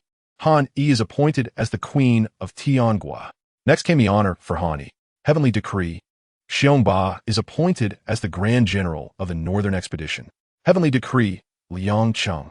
This time, Hong Quan conferred titles only upon his closest allies. Yet the process consumed 3 full hours before the scroll was finally retracted. Once more, the crowd bowed and chanted, "Your Majesty, may you enjoy eternal blessings and live as long as the heavens." Following the heavenly sacrifice, Hong Quan ordered a banquet to be set. The next day, Chang Jing departed for Jinghuan City with several of their children, while Hong Quan commenced leading his army in continued campaigns against the Xian kingdom. Although Chang Jing enjoys the title of Empress, she is deeply moved but currently wishes to distance herself from worldly matters. Unless absolutely necessary, she will refrain from taking action. She yearns to temporarily escape the tumult of the mortal realm, retreating to the tranquil territory of Jinghuan Cheng to diligently cultivate her skills, seeking opportunities for a greater breakthrough in her cultivation. Chapter 48. The sect summons situated in the territory of Fengzhou. Jinghuan Cheng was seized by Chang Jing in collaboration with Hong Chuan just 2 months after the incident in Guangningsing. Although Jinghuan Cheng has not yet been incorporated into the Heavenly Kingdom's domain, the presence of Chang Jing, the Empress, renders many matters self-evident. For Chang Jing, Jinghuan Cheng is indeed a sanctuary of freedom. Even though Hong Chuan once harbored grievances against her regarding this matter, he ultimately allowed her to possess this territory. Presently, the affairs of the city are still managed by the former city lord, Tang Chuan, yet the real power firmly resides in Chang Jing's hands. The Tang family has always been adept at navigating the winds of change. Their smooth acquisition of Jinghuan Cheng was aided by Tang Chuan's willingness to open the city gates and welcome the new ruler. Recognizing his sagacity, Chang Jing retained him in his position. Furthermore, Tang Chuan later actively submitted evidence against the Hua family, detailing their oppression of the populace and collusion with bandits, thereby ensuring Chang Jing had ample justification to eradicate this scourge, liberating the citizens from fear. This has long been Chang Jing's greatest concern. My lady. One day, as Chang Jing reviewed the official documents from the city lord's office in her study, she heard Chang Yi's voice from outside the door. "Come in and speak." Chang Jing gently called, inviting him inside. "Greetings, Your Majesty." Upon seeing Chang Jing, Chang Yi bowed respectfully. Recalling the recent directive to investigate the Hua family, Chang Jing inquired, "Chang Yi, how has the matter progressed?" "Thanks to Your Majesty's guidance, the vendetta has been avenged. My father can now rest in peace," Chang Yi said, his face beaming with satisfaction, the shadows of long-held hatred finally lifting from his eyes. Chang Jing nodded, imparting with significance, "Indeed, this was well done. From now on, you should thoughtfully plan your future and live earnestly for yourself." "Yes, I will heed Your Majesty's counsel." Chang Yi remembered her teachings well. When she had imparted the basic qi cultivation technique to him, she had warned that while seeking revenge is permissible, it must be justified and methodical, avoiding reckless actions driven solely by strength. Jinghuan Cheng is her domain, where all actions must adhere to principles of order and morality, ensuring a stable environment for its inhabitants, free from fear. Thus, any pursuit of retribution must be substantiated with tangible evidence, publicly addressed to secure justice. Only by safeguarding the interests of all and maintaining order can Jinghuan Cheng attract talent and achieve sustainable development. Chang Jing aspires to transform Jinghuan Cheng into a land rich in resources and exceptional individuals, a place where her future descendants can thrive peacefully. "What measures have you taken against the Hua family?" Chang Jing pondered for a moment before continuing her inquiry. "Your Majesty, All direct descendants of Hua have been stripped of their household registration, while the collateral male members have been consigned to labor in the mines, and the female relatives have been handed over to the brothels for sale. Understood. You may leave now.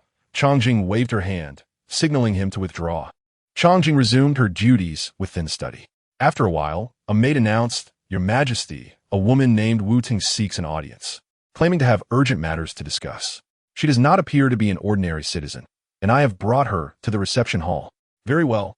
I shall attend to her." Changjing entered the reception hall and, upon sighting Wu Tung, greeted her warmly. "Sister Wu Tung, it has been years since we last met. How have you fared?" "Sister, indeed, it has been several years. This is my first visit to Jing Huansheng. Then you must stay for a while, allowing me to extend my hospitality." Reflecting upon their days in the sect, Changjing felt nostalgic and continued, "Since you have come all this way, I shall instruct my servants to prepare food and drink. You are too kind. You have truly achieved much. Remember when we returned to Hahuan Zone together, you were alone? Yet now you have children and a vast estate." Wu Ting expressed, having heard tales of Changjing's experiences in the mortal realm over the years. "Thanks to the life-saving grace of our master, I have become who I am today." Changjing, not wishing to boast, reminisced about her return to Hahuan Zone under the guidance of their master, Gao Haiyan. "Indeed, but your accomplishments are also a testament to your own talent." Wu Ting replied modestly. After exchanging pleasantries for a while, Changjing finally remembered the purpose of Wu Ting's visit and asked, "Might you have come to Jing Huansheng for a specific matter?" Uncertain if Wu Tung was merely passing through or had a particular purpose for her visit, Changjing awaited her response. "Oh, how could I forget? The sect will hold a trial next year. It is said that this time, the Qi Xue Zong, Gue Wang Zong, Qian Dumin, and Changxing Dian will join forces. The four holy sects? What of Hahuan Zong?" Changjing inquired, puzzled by Wu Ting's statements. Wu Ting explained, "As for Hahuan Zong, we have traditionally remained in a corner, lacking significant presence within the holy sects. I heard from our master that initially, there were no plans for us to participate, but given the magnitude of the holy sects, we were compelled to join in the trial activities. Will the entire sect be attending? Must I go as well?" Changjing's brow furrowed. The mere mention of trial tasks caused her distress. In truth, Changjing was reluctant to engage in such matters, fully aware of the perils in the cultivation world, where death looms ever present. The risks of participating in trials were daunting, and she feared that one careless moment could lead to her demise. Having a fortuitous destiny, she believed that remaining in Jing Huansheng to cultivate steadily would yield more fruitful results than venturing into danger. Not everyone is required to attend. Those who participated in a holy sect mission within the last 20 years may opt out. However, many sisters who have previously participated must go this time, as danger and opportunity are often intertwined. Wu Ting patiently encouraged her, noting Changjing's hesitation. "I see." Changjing nodded. "Additionally, participating in the trial will bring certain benefits, including a reduction in the contribution of secret silver for the scriptures." Wu Tung elaborated on the advantages of joining the trial. Though Changjing felt resistance within, the summons from the sect was not disseminated through the local branch of Hahuan Zong, but rather delivered personally by her esteemed senior sister, Wu Tung, indicating its significance. Resolving to accept the invitation to the trial, Changjing recognized the impossibility of refusal and decided to strategize to secure herself some advantages. Chapter 49. Good news for the Empress, when do we depart? Changjing inquired, eager to ascertain the timeline for the sect's mission. This would allow her ample time to settle affairs in Jing Huansheng, as well as continue enhancing her cultivation, increasing her chances for success in the upcoming task. "We must return to the sect by February of next year, and we will depart together then." However, upon receiving this news, the other senior sisters have already returned to the sect to select new spells.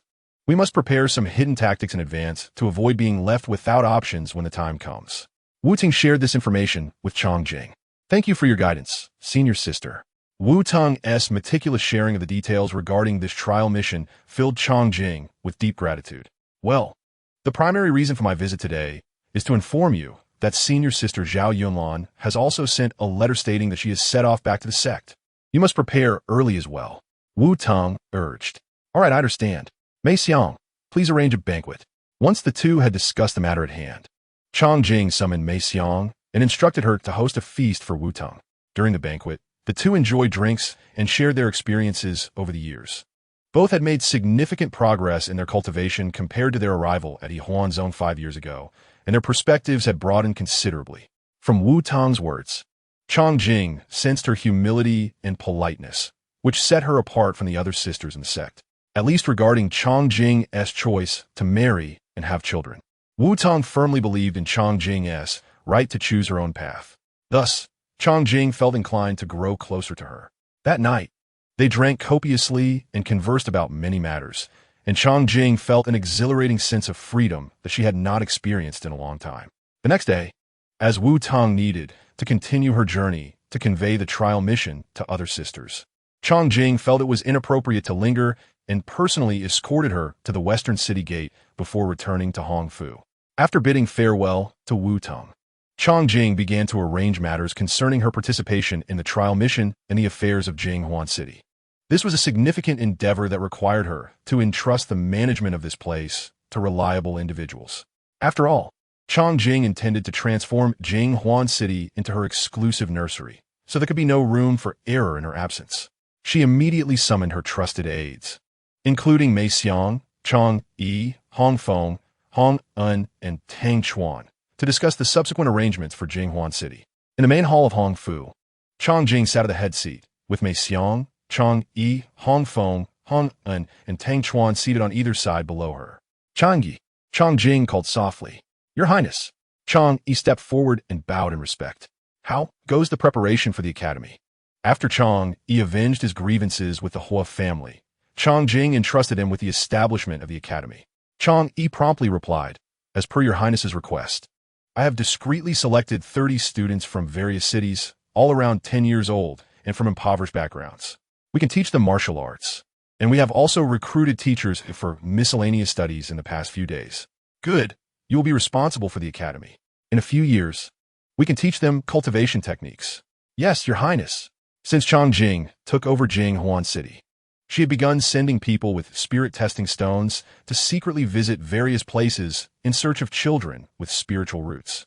After testing over 10,000 children, the vast majority were ordinary individuals without any spiritual roots. Nearly a year had passed, and only 30 children with spiritual roots had been found, most of whom were of low-grade yellow level, with very few at the mid-grade. However, finding 30 children with spiritual roots exceeded Chang Jing's expectations. To ensure the future prosperity of Jinghuan City, cultivating talent was key. "I have summoned you all today to convey an important matter. I'll be going out soon, and my return date is uncertain.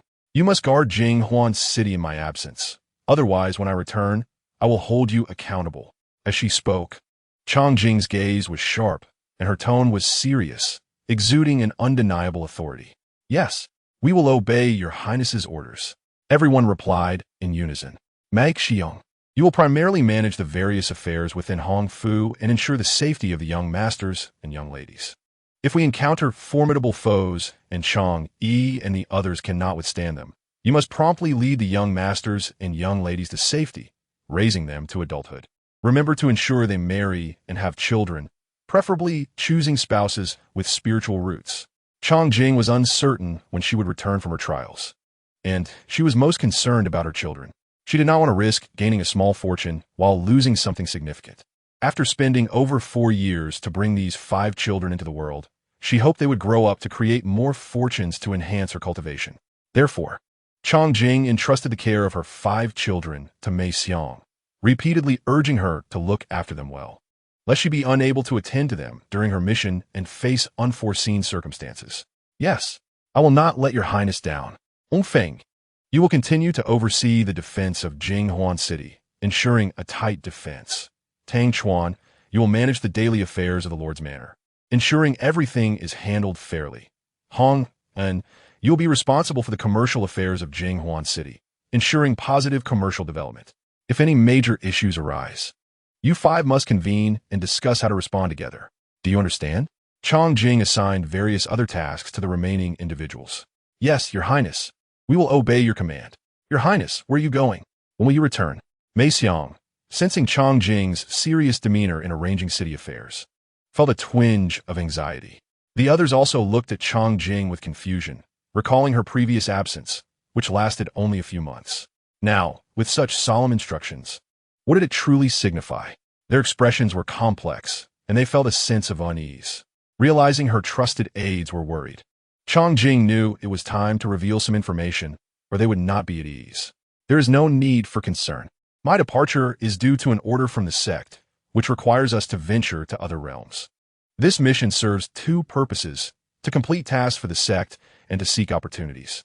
If we acquire techniques, spells, or magical artifacts, I will share them with you. As for the time it may take, there is no certain estimate. It could be 3 years, 5 years, or even longer. After a pause, she continued, Tang Chuan. If you break through to the innate level, let Chang'e pass on the foundational techniques to you. Hong Feng, if you break through to the innate level, you can seek Chang'e or Tian Wang. As for Hong In, do not belittle yourself due to your age. Learning some martial arts will always be beneficial. Yes, remember, if you encounter formidable enemies, ensure the safety of my children. As Chongjing spoke, everyone listened intently, eager to avoid any misunderstanding of her instructions. Once Chongjing had finished relaying her directives, all but Mei Xiang gradually left Hongfu. Your Highness, are you not expecting another child? Why must you leave again? Our city lacks nothing. Why venture out into the unknown? There is no choice. I must obey the sect's orders. Remember the tasks I entrusted to you, and do not let any mistakes occur. Mei Xiang understood that Chongjing was resolute in her decision to leave Jinghuan City, with no room for reversal. Now, as they parted, there was no telling when they would meet again. Tears shimmered in Mei Xiang's eyes, filled with reluctance and understanding of her significant responsibilities. Previously, Chongjing had shouldered all matters, but now that she was leaving, Mei Xiang truly needed to take on the mantle of leadership. Chapter 50. The Radiant Yang Dynasty. It was now September, with approximately 5 months remaining before the trial mission commenced. Having completed the handover of various affairs in Jinghuan City, Chongjing still had some time before her departure. Thus, she took the opportunity to impart the cultivation techniques and spells she had mastered to Mei Xiang and Chang'e before leaving. Regardless of the circumstances, they're all family. Given the current situation, when I return to the Zongmen, I will duly report to the elder guarding the Sanjing Pavilion and settle the outstanding secret silver.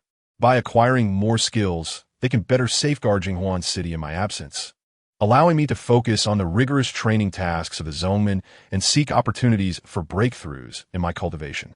Chongjing personally taught Mei Xiang and Chang'e a set of skills and 3 spells, which greatly expedited their understanding compared to my solitary research through jade slips. Within just a month, I had guided them to the entry-level stage. During the instruction, Chongjing also withdrew 100,000 taels of silver from Hong and converting 1,000 taels into secret silver to store in the system backpack for future needs. After completing these tasks, Chongjing departed Jinghuan City alone and returned to Hahuan Zone 10 days later. The number of people present at Hahuan Zone was significantly greater than during Chongjing's previous visits, as most had received notifications for this training mission and returned to prepare for the collective departure when the time arrived. Upon arriving at the Zongmen, Chongjing went directly to the residence of her master, Gao Haiyan, to report. Disciple Chongjing pays her respects to master. Upon seeing Gao Haiyan, Chongjing bowed respectfully. Back already? Gao Haiyan, seated in the courtyard practicing, lifted her gaze upon hearing the voice, her eyes landing on Chongjing's slightly protruding abdomen with evident displeasure. However, she merely shook her head and sighed quietly, refraining from elaborating further. Yes, Chongjing replied, fully understanding her master's expression, though she had long since grown accustomed to it. May I inquire, Master, where is this significant undertaking of the sect leading us? Previously, I had heard Wu Tung mention that this training mission involved not only the 4 major sects of the Holy Gate, but also the usually secluded Hahuan Zone.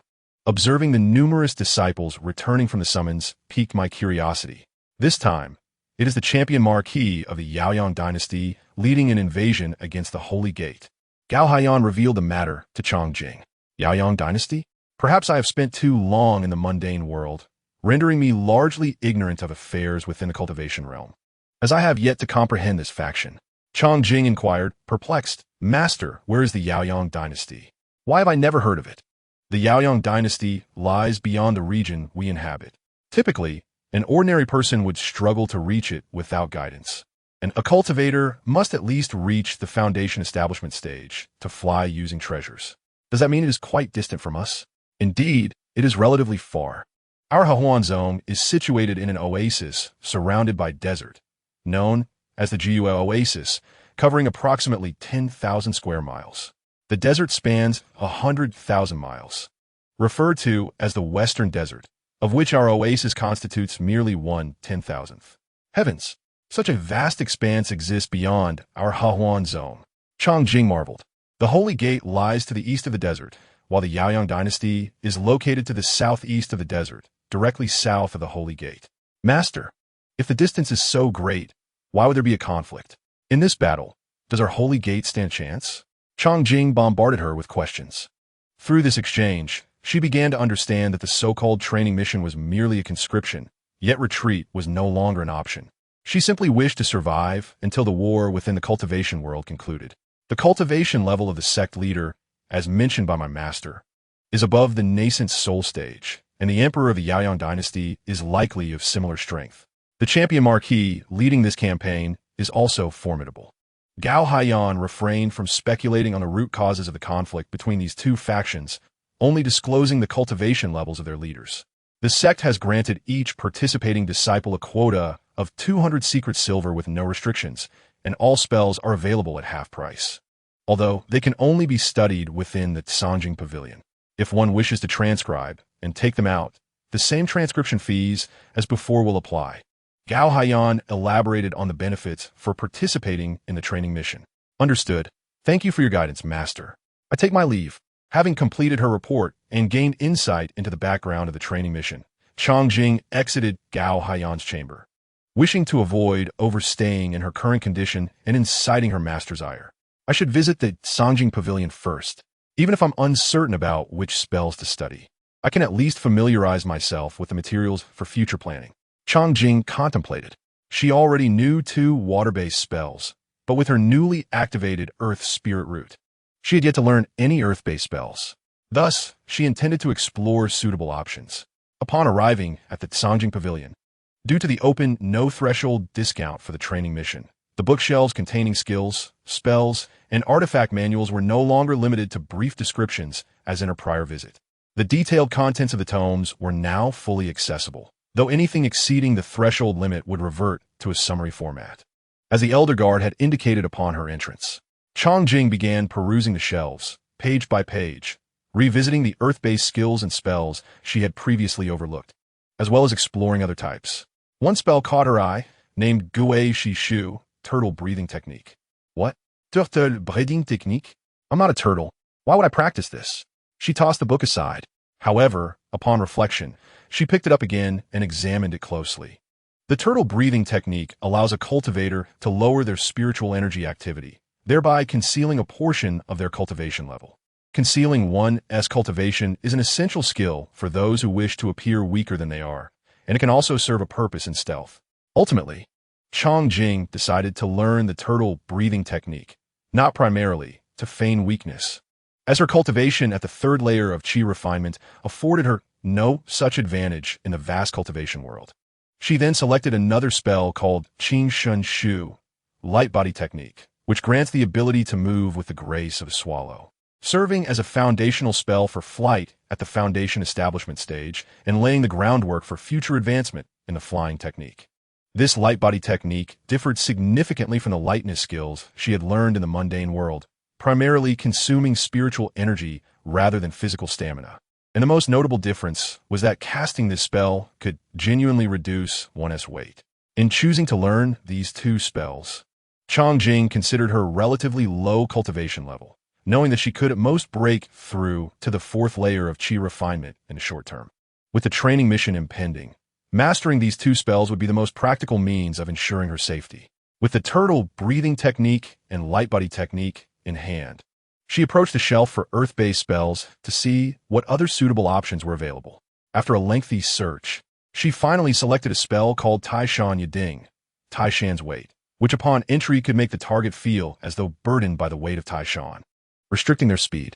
As she advanced in cultivation, the spell's potency would grow stronger, and most importantly, it could be cast quietly.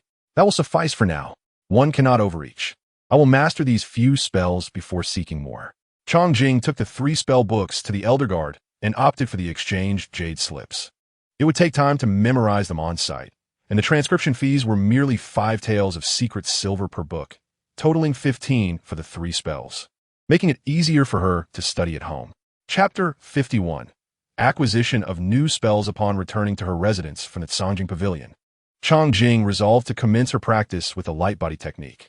This choice was motivated by her prior foundation in lightness skills from the mundane world, which bore similarities, thus facilitating her mastery. Additionally, with the training mission approaching, it would be prudent to become proficient in the light body technique, enabling her to escape if she found herself outmatched. Chongjing meticulously studied the principles of the lightness technique contained within the jade slip, and then closed her eyes to commence meditation. The essence of the lightness technique primarily emphasizes the concept of lightness, utilizing spiritual energy to harness external elemental forces such as wind, water, and air, thereby lifting the body to achieve an ethereal state akin to that of a butterfly, a leaf, or a piece of paper. While it bears some resemblance to ordinary lightness skills, it is significantly more powerful, requiring minimal physical exertion, so negligible it can be overlooked, and the speed of movement far surpasses that of mundane techniques.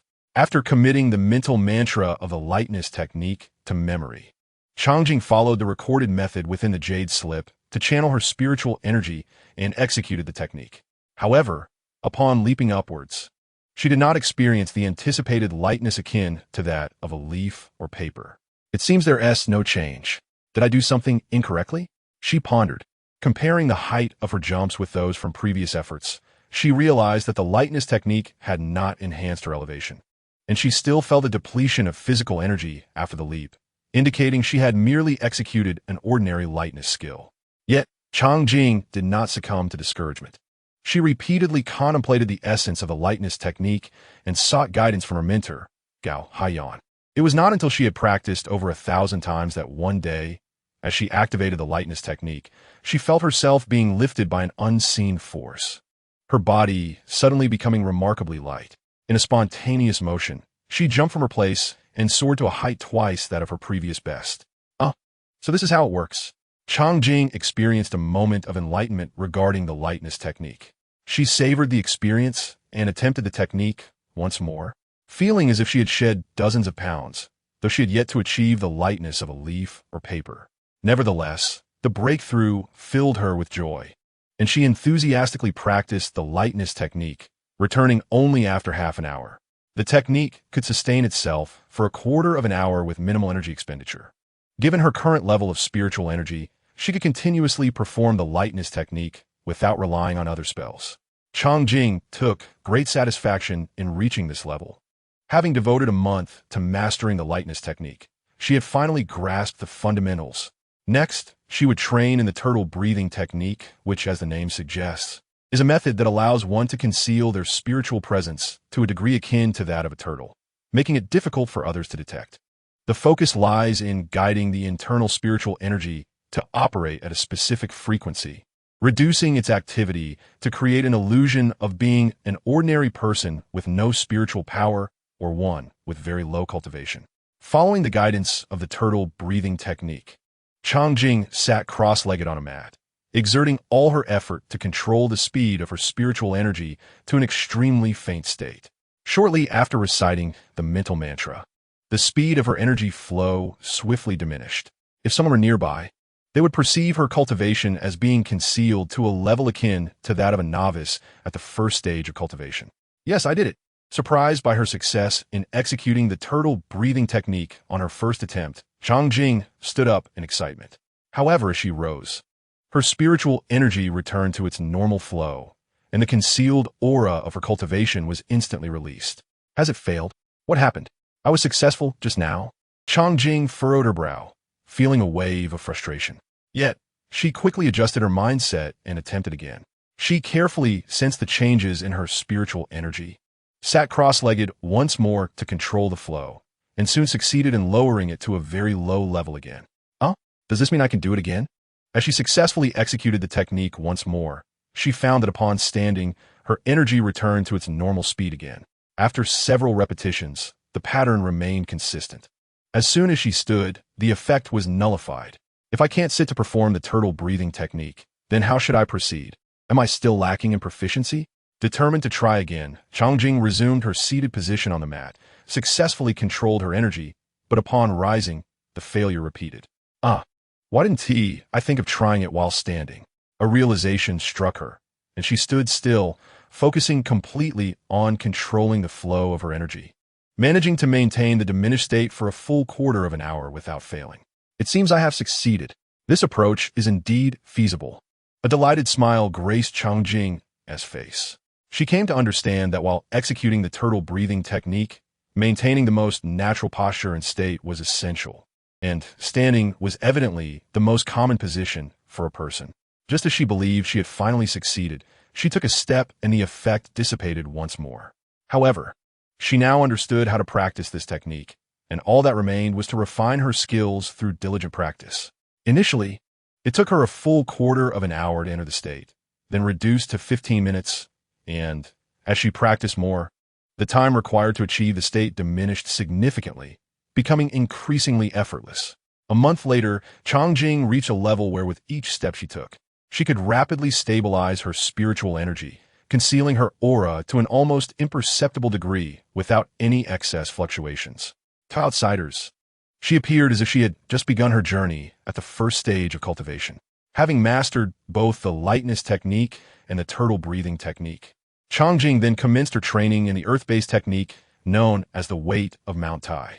The principle behind the weight of Mount Tai technique mirrors that of the lightness technique, both involving the manipulation of spiritual energy to gather external elemental forces. However, while the lightness technique acts upon oneself to enhance speed through external support, the weight of Mount Tai technique is directed at others, employing external forces to restrict their movement.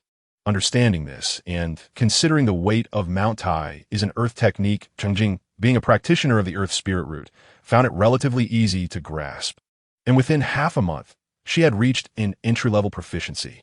Subsequently, Changjing opened her system panel to review the registration of her newly learned spells. Name, Angjing, Immortal and Unyielding, Realm. Chi Refinement Stage 4, 881750, Talent, Water Spirit Root. Yellow Grade Medium Quality, 125, provides 2 points of cultivation progress daily. Earth Spirit Root. Yellow Grade Superior Quality, 1100, provides 4 points of cultivation progress daily. Fate, Abundant Offspring, Activated, Techniques, Basic Chi Refinement Method, Yellow Proficient, Nascent Chi Method, Yellow Proficient, Xian In True Method, Yellow Entry Level, Spells, Spirit Rain Technique, Yellow Proficient, Water Sword Technique, Yellow Proficient, Waterfowl Technique, Yellow Entry Level, Lightness Technique, Yellow Entry Level, Turtle Breathing Technique, Yellow Entry Level, Weight of Mount Tai Technique, Yellow Entry Level, Spirit Serpent Sword Technique, Ordinary Proficient, Inventory, Jinghong Sword, Divine Domain Heavenly Palace, Secret Silver 1268 Tails Resources, 22 Scan. Surprisingly, she had just managed to break through to the 4th stage of Chi Refinement. A timely advancement indeed. Furthermore, the newly learned techniques had all been recorded in the system data. Satisfied, Changjing closed the panel. A month later, the bell summoning disciples for training missions rang throughout the sect, yet Changjing, with a pregnant belly that had grown for over 7 months, appeared decidedly unconventional in the eyes of the other members of Hahuan's sect. Indeed, the fate of abundant offspring has not wasted a moment. It's either about giving birth or being on the way to do so. She sighed. Let them say what they will. After all, I have not been the mainstream in Hahuan's sect since day one. Chapter 52, Departure. Changjing, with her prominent pregnancy, made her way to the square in front of the main hall of Hehuan Zone. The square was densely populated with female cultivators preparing to embark on their sex training. Upon locating the line of disciples from Jutang, Changjing was about to position herself at the end of the line when a sweet and melodious voice called out from behind her. Sister Chang. It has been a long time. Turning around, she discovered it was Long Zhe, and with her were Wu Tung, Wu Lan, and Zhao Yunlan. Long sister. It has indeed been a while. Changjing replied with a gentle smile, nodding in greeting to the other 3 sisters. Noticing that Changjing's cultivation aura had strengthened since their last encounter in Guangning, Long Zhe expressed her surprise. Sister Chang, have you broken through to the 4th layer of Chi Refinement? It is merely a stroke of luck, Nothing worth mentioning, Chongjing humbly replied. Longzhe had joined He Huanzong earlier and possessed a yellow-level upper-grade spiritual root, yet her cultivation appeared to be at the same level as Chongjing's. And Chongjing did not wish to provoke any feelings of inadequacy. Furthermore, Longzhe was aware that when Chongjing first arrived at He Huanzong, she had only a yellow-level lower-grade spiritual root, struggling with her cultivation, and had left early to marry and bear children, presenting a semblance of neglect toward her path. Yet, she had somehow managed to effortlessly break through to the fourth layer of qi refinement. Thus, Chongjing preferred to remain low-key and focus on herself, not wanting to draw excessive attention from others. Sister, are all these people heading to the holy sect? Chongjing quickly diverted the conversation. Yes, this is a mission training summoned by the holy sect. Everyone is quite eager. Although it is dangerous, there are many opportunities. Longzhe continued, not only us, but with the imminent war, various factions are sending people, motivated by profit, apart from the Yao Yang royal family. The sons and daughters of the holy sect may even join, and perhaps even the demon clan from the West Sea will come to fish in troubled waters. This training is truly a mix of fish and dragons. Without sufficient strength, one might easily lose their life. Chongjing nodded frequently in agreement. In this world, all strive for profit. Throughout history, this has been the case, and even in the realm of cultivation, it is no different. The cultivation world operates on the principles of survival of the fittest. There are limited resources, and those who gain more inevitably leave less for others. Only with formidable strength can one vie for more resources. This reminded Chongjing of her early days in Jinghuan City, where she faced relentless suppression from the local influential Gao family, who relied on their superior strength. Amidst their conversation, Elder Mei Feng Qiushui, who was leading the group, approached the front of the line and declared, "Everyone is here. Prepare to depart." As her words fell, Elder Qiushui produced a sumi bag, and with a flash of spiritual light, a massive ship, several dozen zhang in length, appeared in the air. Disciples of Mei Feng board the ship, Area A. Disciples of Lan Feng board the ship, Area B. Disciples of Zhu Feng board the ship, Area C. The disciples of various halls followed Elder Shui's instructions and entered their designated cabin areas. Before long, 3/4 of the crowd had dispersed, and Elder Shui called out, "Disciples of Zhu Feng board the ship, Area D." Upon hearing this, the disciples of Zhu Tang eagerly leaped aboard. Chongjing utilized her lightness technique to gracefully land onto the deck. Once aboard, Wulan noticed that Chongjing's earlier leap seemed slightly laborious and finally realized her pronounced belly. "Sister, are you expecting again? How many months along are you?" "Yes, nearly 8 months." Chongjing hesitated for a few seconds before responding. Hearing this, Wulan couldn't help but silently criticize Chongjing.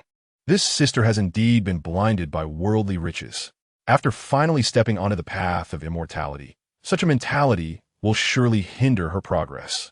A large belly on the way to the holy sect. Was she merely here for sightseeing?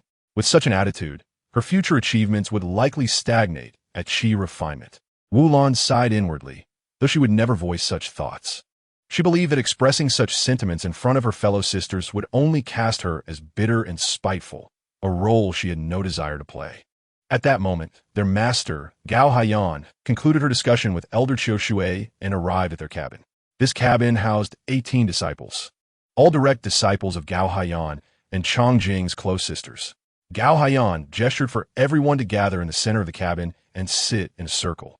She then addressed her disciples. "While we are all together, I will first explain the dispute between the holy sect and the Yao Yang royal family." "Understood, Master," the disciples replied in unison. Gao Haiyan, a foundation establishment cultivator, had mastered the skill of flying with spirit tools many years ago. She had ventured beyond the Juyi oasis for a time, but returned, lamenting the dangers of the outside world. Gao Haiyan began. "The root of this dispute lies at the border between the holy sect and the Yao Yang royal family, where a large spiritual crystal mine has been discovered. The task of the various sects within the holy sect is to participate in the competition for this mine, under the directive of the elder in charge of the sect." Gao Haiyan informed her disciples about the origins of the conflict between the two powerful factions. Upon hearing Gao Haiyan's words, Chongjing asked in confusion, "Master, what exactly is a spiritual crystal mine? What could provoke such a fierce confrontation?" Gao Haiyan felt a bit overwhelmed by the question. It was evident that her disciple had not thoroughly studied the foundational texts of the cultivation world. Nevertheless, she patiently explained, spiritual crystals are auxiliary minerals that aid in cultivation. Akin to qi replenishing pills, they serve as resources for cultivation. Ah, I understand now, Chongjing replied, enlightened. In the past, disputes over spirit mines were typically resolved through contests between talented masters to determine ownership. She wondered why this time, even disciples with lower cultivation levels were being involved. Perhaps the reasons would become clear in due time. Gao Haiyan paused momentarily before adding, by the way, our destination is Qiyin City, the territory of the Qi Shui sect, where we will first meet with their disciples. Remember, while you are out in the world, stay within your limits and avoid provoking trouble. Understood? Yes, master. Should anything arise, promptly inform your senior sisters Long Zhe and Zhao Yunlan. They will contact me for assistance. Do not act recklessly. Yes, master. Remember my instructions. Further task assignments will be provided later. Once she had conveyed all necessary information, Gao Haiyan departed the cabin. As Chongjing felt the grand ship gliding forward, she was enveloped in a profound sense of confusion and melancholy. The vast realm of cultivation lay before her. And as she embarked on this journey of training, she wondered what encounters awaited her and whether her path would be smooth and bright. Chapter 53 Arrival. 10 days had passed since departing from Hehuan Zone, and after the ship had sailed beyond the Juyi Oasis, Chongjing and her companions traversed the endless desert for several days amidst the swirling sands. Only moments ago, vibrant green vegetation began to emerge below the ship, displaying varying shades of green beneath the cloud cover, resembling a beautifully blended ink painting. Chongjing realized they had finally left the desert behind and arrived at the western region, as mentioned by Master Gao Haiyan. On board the ship, she felt invigorated by the air of the West, sensing an abundance of spiritual energy. This western region was indeed a land of spiritual richness. It was said to be a place of great treasures and exceptional talents, undoubtedly hosting many more gifted individuals than the Juyi Oasis. Gazing eastward, the greenery grew more lush, and amidst the swirling mists, the outlines of mountains gradually emerged. As the spacecraft descended, the signs of wild beasts became apparent. Yet it continued its swift journey eastward. 2 days later, they arrived at a land engulfed in flames and fire, a mysterious city forged by a volcanic eruption thousands of years ago. Ahead lies the city of Red Flames under the jurisdiction of the Qi Shui sect. Zhao Yunlan pointed towards the distant city illuminated by firelight and explained. Qi Shui sect? Chongjing inquired with curiosity. Indeed, the Qi Shui sect is the closest of the 4 major sects of the Shengmen to us, and it is one of the sects that interacts with us frequently. Further south of the Qi Shui sect lies the Yao Yang dynasty. Suddenly, a thunderous sound reverberated as Zhao Yunlan spoke, causing the spacecraft to sway momentarily before landing steadily on a plain. Right before them stood the mountain gate of the city of Red Flames. Who goes there? A guard sternly inquired. We are disciples of the Shengmen Hehuan sect, here on the orders of the Shengmen to provide assistance. An elder of the Hehuan sect stepped forward to clarify their intent, presenting a document for the guard to examine. Wait here. I will inform the commander. After verifying the document, the guard turned to report. Meanwhile, members of the Hehuan sect leaped from the spacecraft and formed a line in front of the mountain gate, awaiting entry into the city.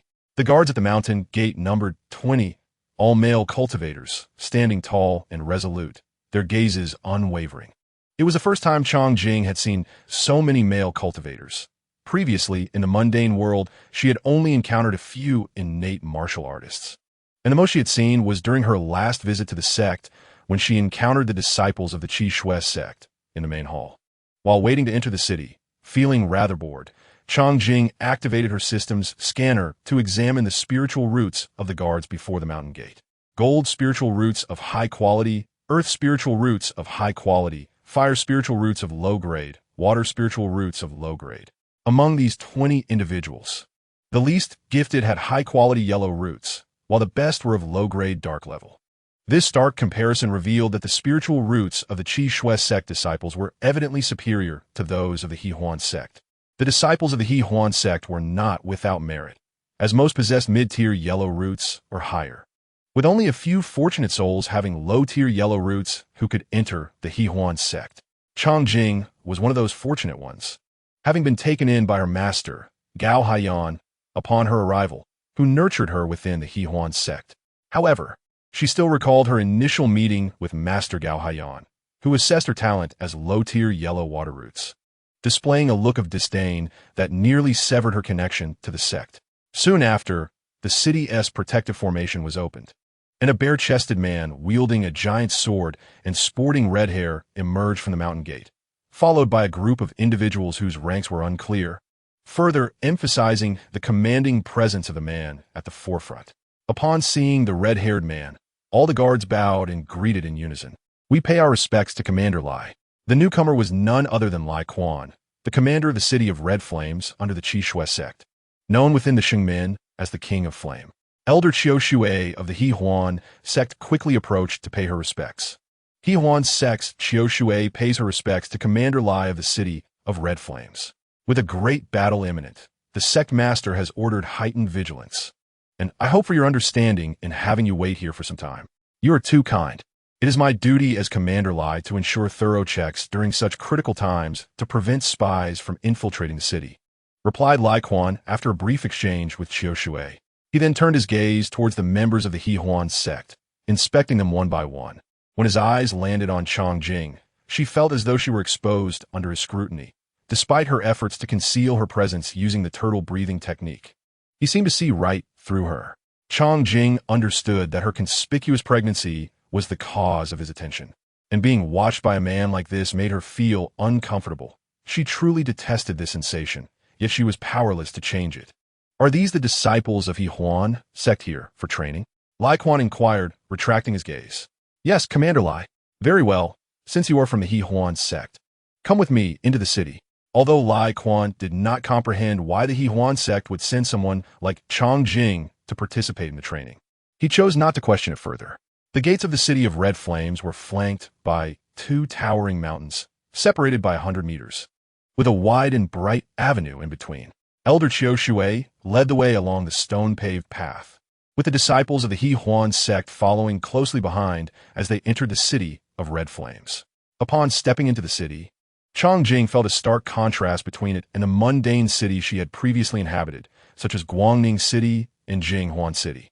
If the cities within the great wilderness oasis resembled well-preserved ancient towns, the city of Red Flames exuded an entirely different ambience.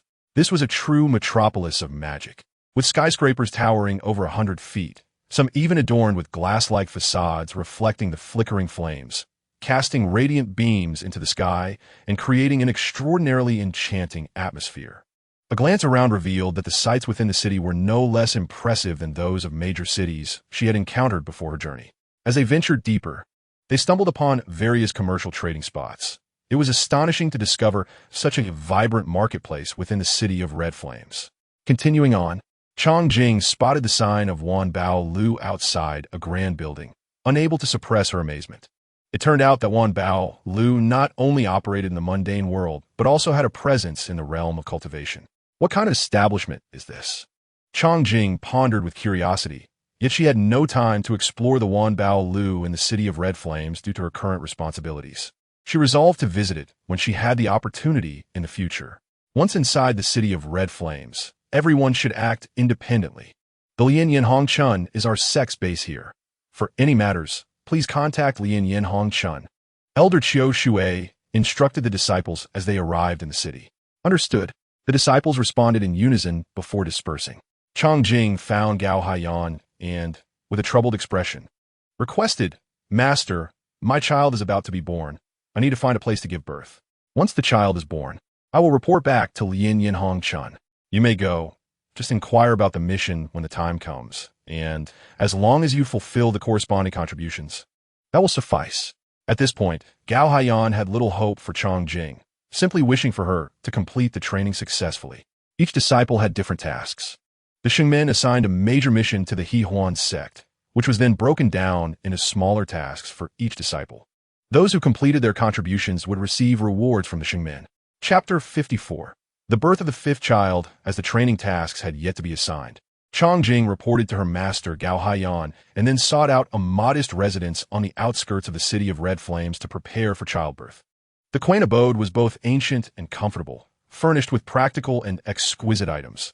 The courtyard was picturesque, surrounded by osmanthus trees adorned with pale yellow blossoms.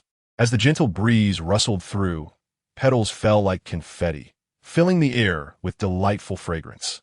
Chongjing had always cherished the scent of osmanthus, making this dwelling an ideal place for her temporary stay. She then expended considerable funds in the town to hire a maid and a midwife to assist her during the birthing process. Having someone to care for her was far better than facing it alone. 10 days later, Chongjing successfully gave birth to her fifth child, a girl. Holding the infant in her arms, she observed closely. The child had fair, delicate skin and a soft, pudgy body, exuding cuteness akin to a heavenly angel descending into the mortal realm. Each child she bore seemed increasingly charming, captivating her more and more. A smile of joy and affection unconsciously spread across Chongjing's face. After a considerable time, Chongjing finally emerged from the joy of giving birth to her daughter. As per her usual practice, she assessed her daughter's innate spiritual roots, and the panel promptly updated with the following data: talent, water spiritual root, yellow grade, mid-quality, fate, koi physique, good fortune accompanies, everything goes smoothly. Close to excellence, being near outstanding individuals will elevate one's own excellence. A lifetime of tranquility, a life of peace and beauty, free from worries. The grade of her spiritual root was the same as that of her second daughter, Qinghuan, suggesting it was inherited from her. The talent was rather ordinary, yet within Chongjing's expectations. However, upon examining the fate, she felt an overwhelming delight. What a divine fate this is, she marveled. At first glance, it seemed unremarkable, simply a bit more luck. Yet, the path of life is often fraught with challenges. Who would not prefer to savor the sweetness of life from birth instead of enduring hardships? Who does not wish for a life of peace and contentment? Such a fate is indeed splendid. Although this daughter was conceived on the night when Hong Chuan sought secret silver in Huancheng, Chongjing wished for her to carry her surname. Hence she named her Chong Jiayun, deriving from the homophone for good fortune, signifying a life filled with luck, aligning with her fate. Ding! Congratulations, host, on giving birth to a chosen lucky child. You have been rewarded with a carefree living gift pack. At that moment, the system notification chimed. What? This stingy system has actually begun to dispense rewards? This is a first. However, what on earth is a carefree living gift pack? Chongjing mused. She considered herself quite wealthy now. Would she still lack for food and clothing? The system is merely offering these trivialities. Chongjing inwardly scoffed. Carefree living gift pack. An exclusive package of clothing and food provided by the infinite immortal path for you, host. The styles of garments and varieties of food are limitless, suitable for various environments and occasions. It seemed as if the system could hear Chongjing's thoughts, promptly informing her of the purpose of the carefree living gift pack reward. Well, having a reward is certainly better than having none. Chongjing decided not to dwell on it further and opened the data panel to review her cultivation progress. Realm. Qi refining fourth layer, 368-1750. Talent. Water spiritual root. Yellow grade mid-quality, 2525, providing a normal daily cultivation progress of 2 points. Earth spiritual root. Yellow grade superior quality, 1100, providing a normal daily cultivation progress of 4 points. Fate. Many children, many blessings, activated. Techniques. Basic Qi refining method, yellow proficient. Na Yuan skill, yellow proficient. Xuan Yin true method, yellow beginner. Spells. Ling Yu technique, yellow proficient. Water sword technique, yellow proficient. Water gliding technique, yellow beginner. Light body technique, yellow beginner. Turtle breathing technique, yellow beginner. Taishan pressure technique, yellow beginner. Spirit snake sword technique, common proficient.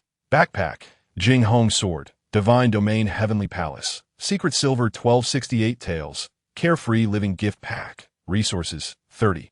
Scan. Her water spiritual root S grade increased by 10% due to the birth of this daughter, which was quite satisfactory. If she were to have more children, the spiritual root grade could continue to rise. Indeed, her backpack had gained an item called Carefree Living Gift Pack.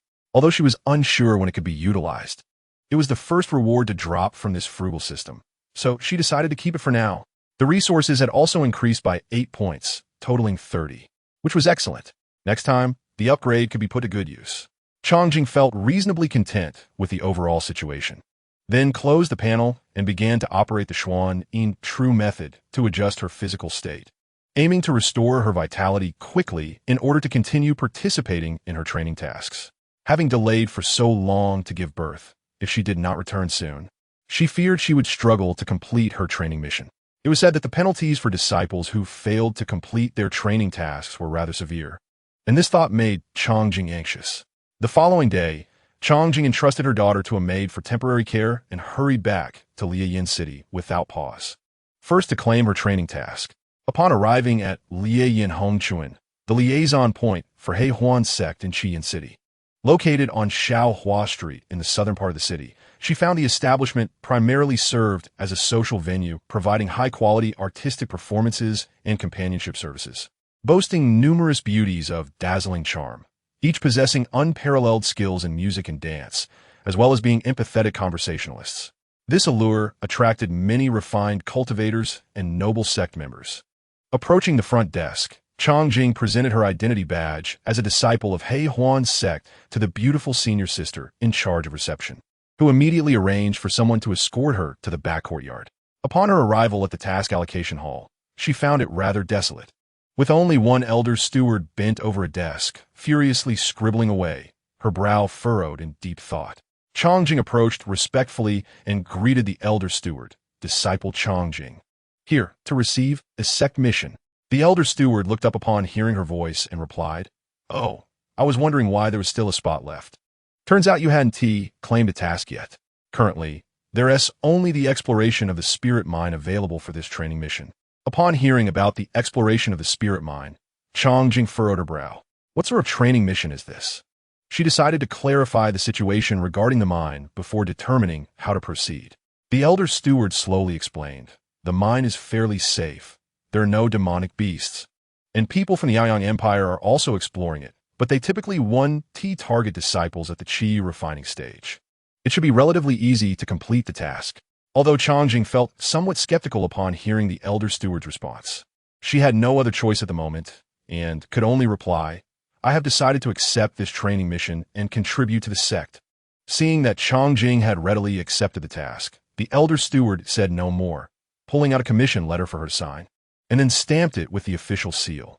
The elder steward then handed Changjing the commission letter and a jade slip containing a map, patiently advising, "This map displays the route from Qiyin City to the spirit mine, where sect disciples will be stationed to guard it.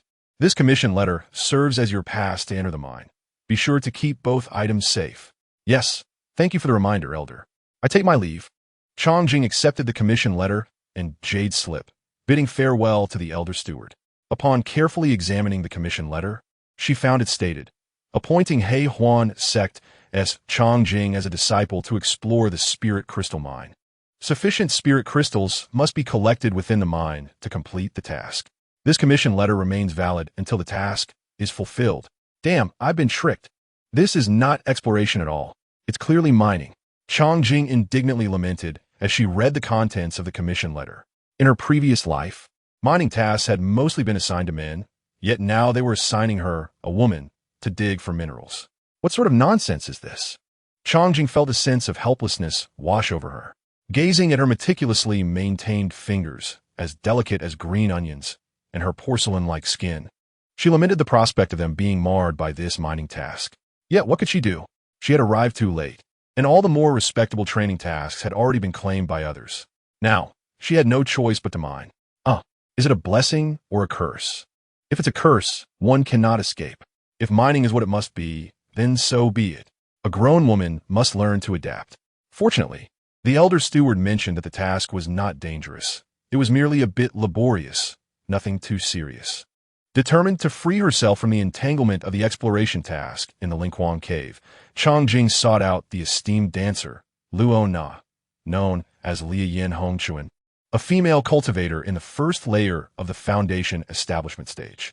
Luo Na, a disciple of Gao Haiyan and Changjing's senior sister, had resided in Qiyin City for many years, cultivating a vast network and being well informed. Changjing approached her. hoping to entrust Luo Na with the task of finding a reliable place to care for her newly born child, Chang Jian. Senior sister Luo Na. This is the situation at hand. Could you assist me? Chang Jing explained her predicament. Luo Na, upon hearing the details, responded, "Are you not complicating your own life?" Chang Junior sister? Very well, let me see what I can do. Understanding the urgency, Chang Jing readily handed over 10 taels of secret silver to Luo Na, knowing that securing her child's well-being was paramount for her to focus on her cultivation tasks. Please wait a moment. I will inquire on your behalf. Luo Na stated before departing to seek a suitable place for the child, although she was puzzled by how Chang Jing found herself in such a predicament. She could not disregard her junior sister's plight, especially in such trying times. Perhaps out of camaraderie, sympathy for Chang Jing's circumstances, or the decent remuneration offered, Luo Na resolved to help. 2 hours later, Luo Na returned with excitement, announcing, "Chang Junior sister, I have found the place you were looking for. The address is here. You can take your child there." Chang Jing received the address, which read, Number 105, Qixing Road, Liuli Street, West City, Qian City. Thank you, senior sister. I shall go and take a look immediately. Upon reaching the location, she was greeted by a sign reading on Miao. Flanking the entrance were couplets, peaceful guardianship, nurturing growth. This truly felt like a nursery in the realm of cultivation. Intrigued, Chang Jing ventured inside and was pleasantly surprised by the warm and comfortable environment. Staffed by professional wet nurses who meticulously attended to the children's needs. Exactly the service Chang Jing required at this moment. After assessing the situation, she felt satisfied and quickly returned to her cottage in the outskirts to terminate her lease and dismiss her maidservants and midwife. Accompanied by her daughter, Chang Jian, she arrived at the Anmiao nursery in Qian City, where she completed the necessary procedures and entrusted her daughter to a highly experienced wet nurse. "Madam, rest assured, I will take good care of the young lady." The wet nurse, holding the child, kindly escorted Chang Jing to the entrance. Chang Jing entrusted her, "Auntie, I leave my daughter in your care during this time. Upon my return, I shall express my gratitude." Looking at her daughter in the wet nurse's arms, she gently said, "Jian, be good, and wait for your mother to come back." The little one, with eyes like crescent moons, seemed to smile without fully understanding. The wet nurse replied warmly, "Madam, please do not worry. Focus on your matters. I will ensure she remains healthy." With a heavy heart, Chang Jing parted from her daughter and departed from the nursery, silently repeating, "Jian, wait patiently for your mother's return." With her daughter settled, Chang Jing mounted her steed and set off southward, fading into the rising dust. By evening, she arrived at a forested area. After hours of riding, fatigue enveloped her, prompting her to rest. Before sunset, she found a spacious clearing to ignite a fire and retrieved a jade slip inscribed with a map, channeling her spiritual energy into it to ascertain the location of the Lingli crystal mine, confirming she was on the right path.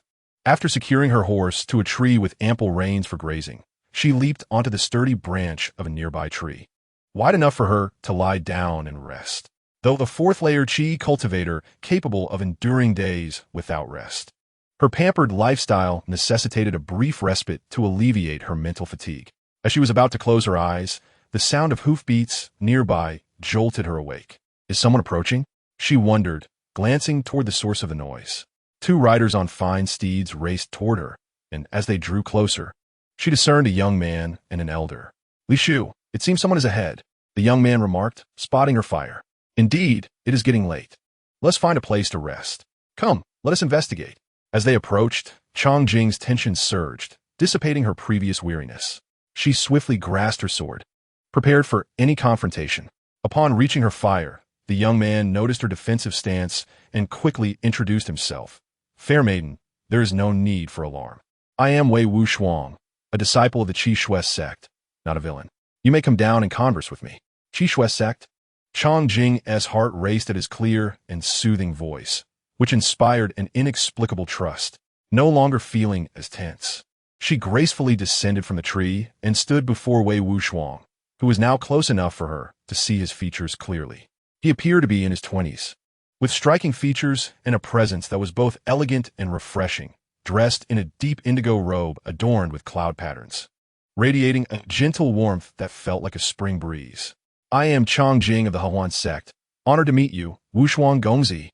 After acknowledging his introduction, she bowed respectfully, revealing her identity. I was weary from my journey and decided to rest here. May I inquire why you, Wu Shuang Gongzi, have come to this place? We are in a similar situation. My companion and I are traveling south and sought a place to rest upon seeing your fire. We did not mean to intrude upon your tranquility. Understanding that Wei Wuxuang was also heading south, she curiously asked, as a disciple of the Qi Shui sect, "Are you perhaps also bound for the large Lingli crystal mine? Indeed? Are you also journeying there? Perhaps we could travel together for mutual support," Wei Wuxuang proposed, recalling her earlier fearful demeanor, suggesting she was not accustomed to traveling alone. As she listened to him speak, Changjing discreetly activated her system scan, water spirit root. Superior grade. This Wei Wuxuang possessed a superior grade water spirit root, an exceptional talent at such a young age.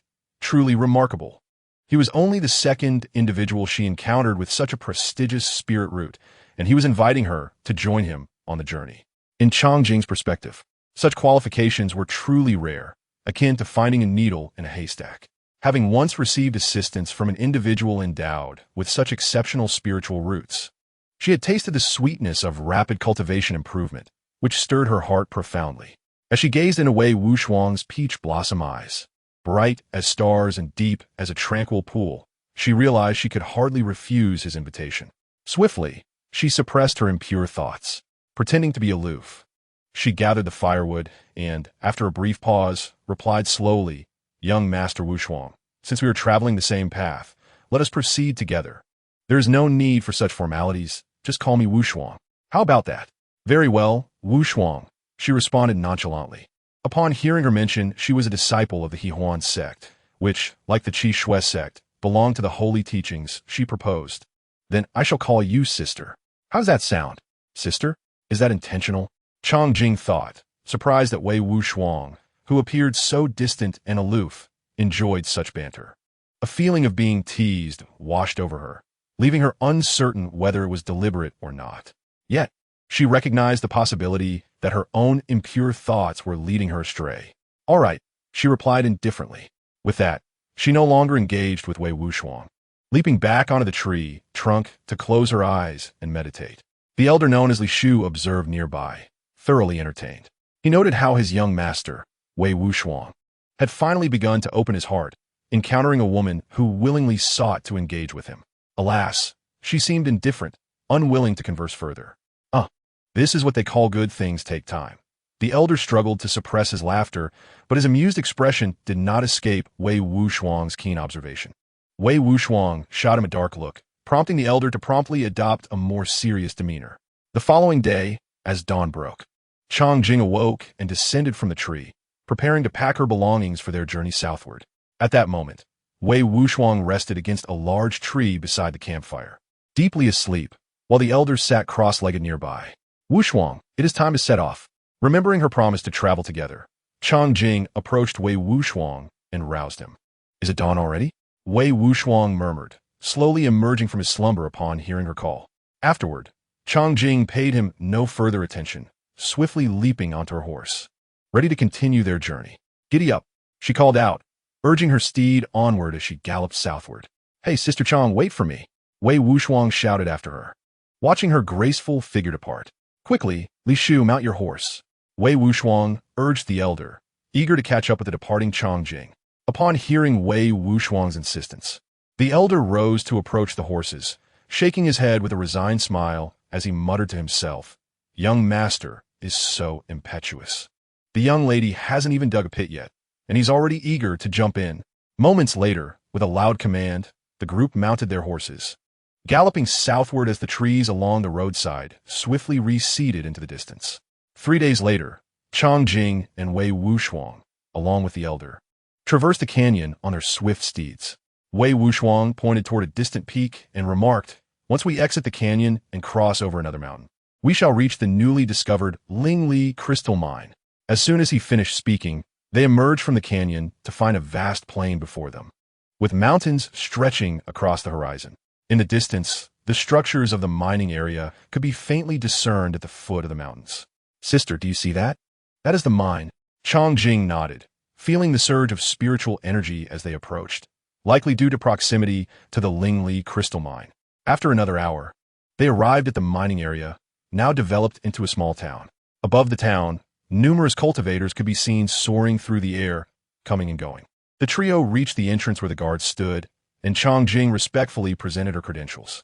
The guard glanced at the document before returning it and sternly instructed, "As a Qi refining disciple, you are to proceed to Exploration Zone C. During the exploration, you are prohibited from bringing your own storage artifacts. You may only use the standard storage artifacts provided by the Holy Sect. 80% of any discoveries must be submitted. Is that clear?" "Understood," Chongjing replied. Turning to Wei Wuxiang, she whispered, "Wuxiang, I'm going in. I will join you," Wei Wuxiang said as he produced his own pass for the guards to inspect. "Li Shu, I am entering now." The elder waved goodbye to Wei Wuxiang, advising, "Be cautious in all matters." After verifying their passes and confirming they carried no personal storage artifacts, the two entered the cave together. It was only when Wei Wuxiang presented his credentials at the mine's entrance that Chongjing learned he was merely a third-level Qi refining cultivator. However, his innate talent was remarkable, allowing him to progress at a pace unattainable for someone of her qualifications. Wei Wuxiang had also received a task to explore the Lingli mine, which explained their fateful encounter on the road. They were both unfortunate souls assigned to this mining venture. As they descended into the mine, Chongjing suddenly felt a dizzying sensation, her body plummeting as if in free fall. In her moment of panic, she landed in a strong embrace. Wei Wuxiang had caught her just in time. The warmth of his breath grazed her ear, and the scent of cold white plum lingered, enveloping her senses and isolating her from the surrounding chaos. She found an inexplicable sense of comfort in his presence. After what felt like an eternity, they landed in a lush forest blanketed by mist, the air thin and ethereal. Once stable, Chongjing opened her eyes and extracted herself from Wei Wuxiang's hold, only to meet his starry gaze, which suddenly flushed with a rosy hue, creeping swiftly to his ears. "Wuxiang, thank you for your help just now. It was a mere reflex. You need not dwell on it, sister." Initially, Chongjing assumed the mine would be a simple cave, but she soon discovered it was a realm unlike any other, resembling a mystical paradise. Had it not been for Wei Wuxiang's timely intervention, she could have fallen face first into the ground, risking disfigurement or wounds that would take weeks to heal. Chongjing couldn't help but notice the telltale blush on Wei Wuxiang's face, leading her to muse that he had likely never experienced such matters before, resulting in his innocent demeanor. Yet, there were pressing matters at hand. Chongjing looked ahead to the endless mountain range that stretched into the horizon, vast and boundless, with no discernible boundary in sight. The mountains were enveloped in mist, obscuring their true appearance, making it difficult to ascertain what lay beyond. It appeared that the Lingli crystal mine, while classified as a large mining cavern, was indeed vastly different from ordinary mines, as Wei Wuxiang silently reflected. This expanse, shrouded in clouds and mist, was illuminated by sunlight cascading from the mountaintops, casting a soft glow over the valley's forest. The shadows of the trees danced upon the ground, transforming into fragmented, colorful halos, creating a breathtaking spectacle. "Wuxiang, let's venture deeper," Chongjing declared, striding confidently into the depths of the forest. Wei Wuxiang immediately followed, chasing after the graceful figure, and exclaimed, "All right, then I shall accompany my sister in the search for the spirit stones." As the two approached the mountain range, they noticed from a distance that individuals were swiftly traversing within, likely disciples assigned like Chongjing to seek out the spirit crystals. The range of the spirit mine was vast. After half a day's journey, they had only caught sight of a few figures, while the whereabouts of the others remained unknown. Nonetheless, it was imperative to complete their respective tasks first. Upon reaching the periphery of the white mist, Chongjing gazed at the obscuring fog ahead. Knowing it unwise to charge in recklessly, prudence was the better part of valor. After observing for a considerable time, she turned to Wei Wuxiang and cautiously inquired, "Wuxiang, do you think we should venture into the mist?" Sensing that Wei Wuxiang likely possessed more experience with risks than herself, she deemed it wise to consult him before making a decision. Wei Wuxiang met Chongjing's gaze, her eyes shimmering like clear water, filled with anticipation as she looked at him. After a moment of contemplation, he replied, "The white mist of this spirit mine is indeed rather peculiar. Entering it may lead one astray. Since its discovery last year, over 100 individuals have gone missing within. However, the spirit crystals in the areas outside the mist have been nearly exhausted, and after searching for quite some time, we have found nothing. to locate the spirit crystals. We may have no choice but to delve deeper. Chang Jing felt a surge of urgency upon hearing his words. If they did not enter the mist, it was uncertain how long it would take to complete their trial. Yet, stepping into the mist posed the risk of getting lost. She found herself in a quandary, unsure of the next course of action. At this moment, Wei Wuxiang, noticing her dilemma, added, "Perhaps we could try searching along the edges, where the mist is thinner. We should still be able to see the outside, which should help prevent us from getting lost." He then gazed meaningfully at Chang Jing for a few seconds before gently saying, "If you truly wish to seek the spirit stones, you need not fear. I will accompany you, and it would be beneficial for us to look out for one another." Chang Jing smiled at his words, feeling reassured. She realized that since both of them were to seek the spirit stones, it was indeed wiser to face the mist together than to venture alone. Remembering the abundant provisions from the gift pack she had received days prior, she felt as though fate had already made arrangements for her. Resolute, she decided that even if they were to become trapped in an unknown region within the mist, she could rely on the supplies from the gift pack to endure. Moreover, this trial was one that must be completed.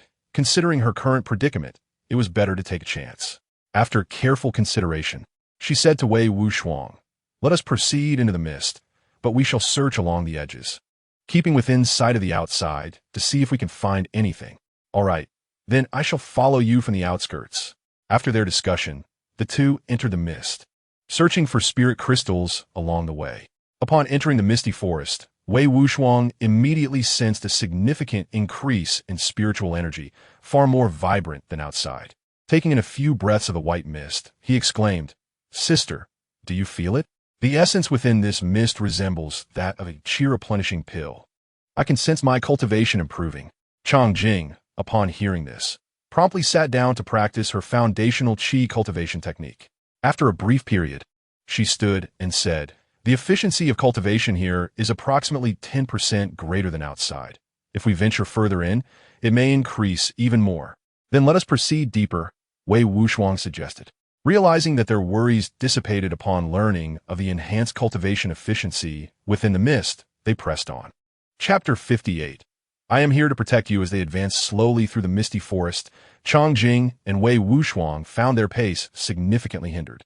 The fog was saturated with spiritual energy, and with every meter they moved, they had to pause to cultivate for an entire cycle, while continuously remaining vigilant to their surroundings.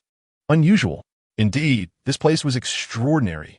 The spiritual energy within the mist was remarkably potent, enhancing their cultivation speed beyond compare. After merely half an hour, Chang Jing began to feel a swelling of spiritual energy within her body, despite her continuous effort to refine the energy absorbed from the mist. However, the influx was overwhelming, causing her to feel a constricting pressure in her chest. At that moment, she felt akin to a vessel with limited capacity, as the relentless flow of spiritual energy threatened to burst her at any moment. Suddenly, a faint whistling sound filled her ears, imperceptible to ordinary individuals. Yet Chang Jing, a practitioner of the 4th level of Qi cultivation, could hear even the slightest disturbance. This sound, like the mist, was imbued with spiritual energy. As the gusts of spiritual wind swept toward her, they induced a headache, compounded by the excess energy within her, rendering her increasingly uncomfortable. Since her training began, she had never experienced such discomfort. This was the first time she had encountered such symptoms. Shaking her head vigorously to dispel the pain, she struggled to maintain her clarity, but to little avail. Meanwhile, Wei Wuxiang, who sat nearby in meditation, remained remarkably composed, unaffected by the surrounding environment, and exhibiting none of the symptoms that plagued Chang Jing.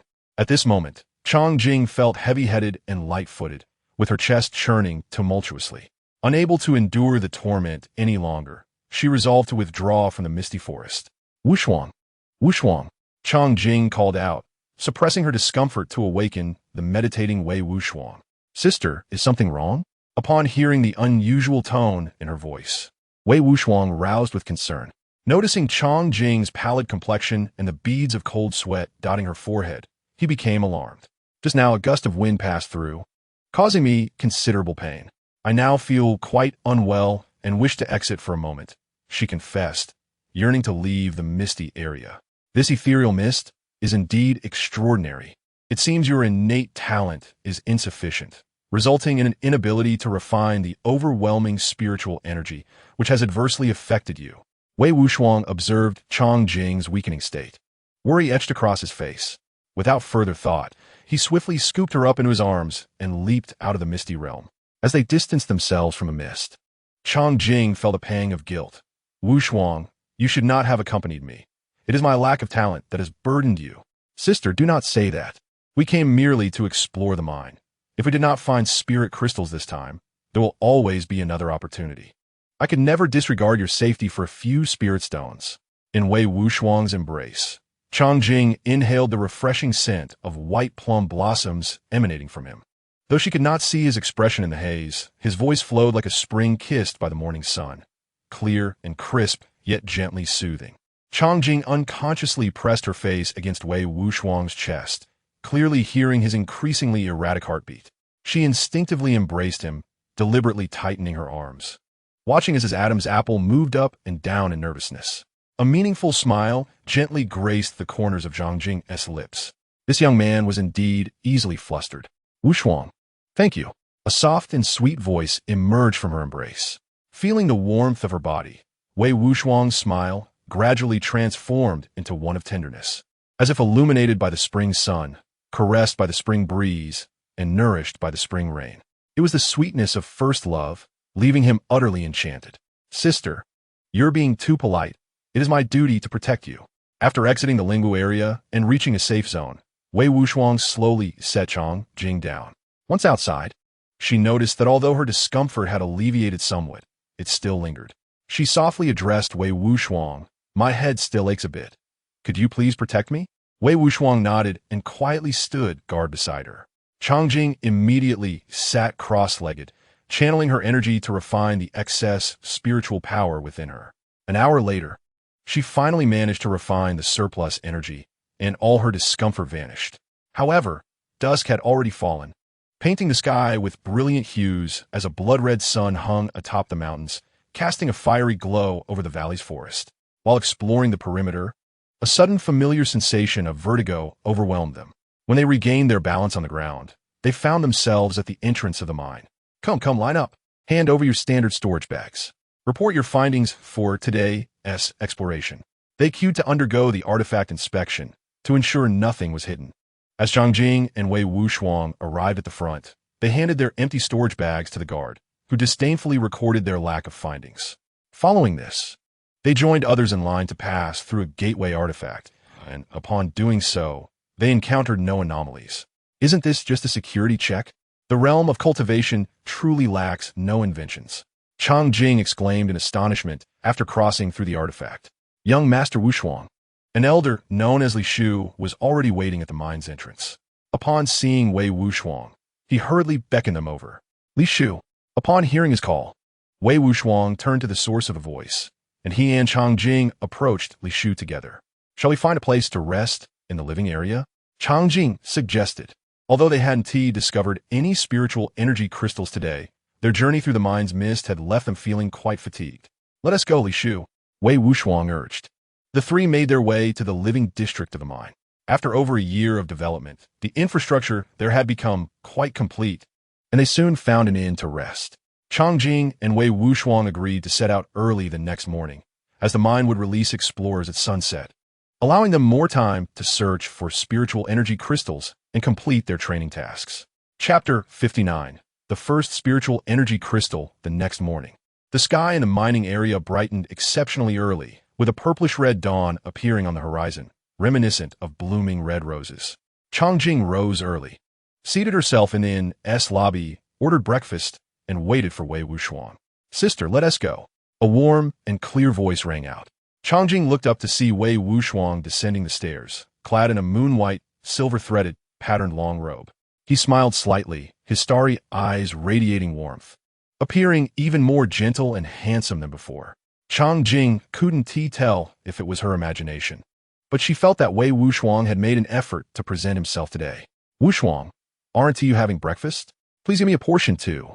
After they finished breakfast, they arrived at the entrance of the Bing District mine, where a long queue had already formed. The mine guards were conducting inspections according to protocol.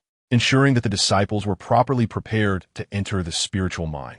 As they waited to pass through the inspection, Wei Wuxiang proactively took Changjing's hand, and together they stepped into the mine. After a dizzying moment of transportation, they landed firmly on the ground.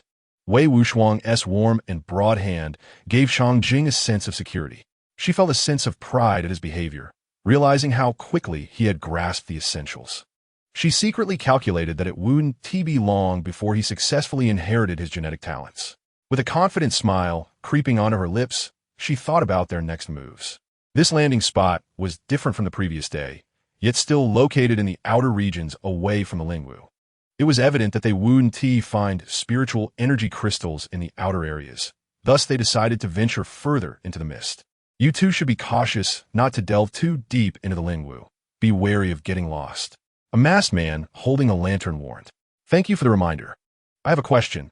If I tie a rope outside and hold on to it while entering the mist, would that work? If I get lost, I could just follow the rope back out. It should be feasible, right? Upon hearing Wei Wuxiang's words, Changjing's eyes sparkled with admiration, as if saying, "What a clever idea. I want to be the first to try that. Don't look at me like that." Wei Wuxiang quickly denied, realizing that Changjing took his jest seriously. Whether it works can only be determined through trial. Well, I wish you both good luck. The lantern-bearing man turned and walked away. At this moment, Changjing gazed into the seemingly endless misty forest, and amidst the swirling white fog, she seemed to have discovered something. Spiritual energy crystals? As the mist began to clear slightly, she spotted a glimmering light amidst the crevices of the rocks in the distance. She exclaimed with delight, "Wuxiang, look over there. Is it a spiritual energy crystal?" Pointing towards the shimmering light, she shared her excitement with Wei Wuxiang.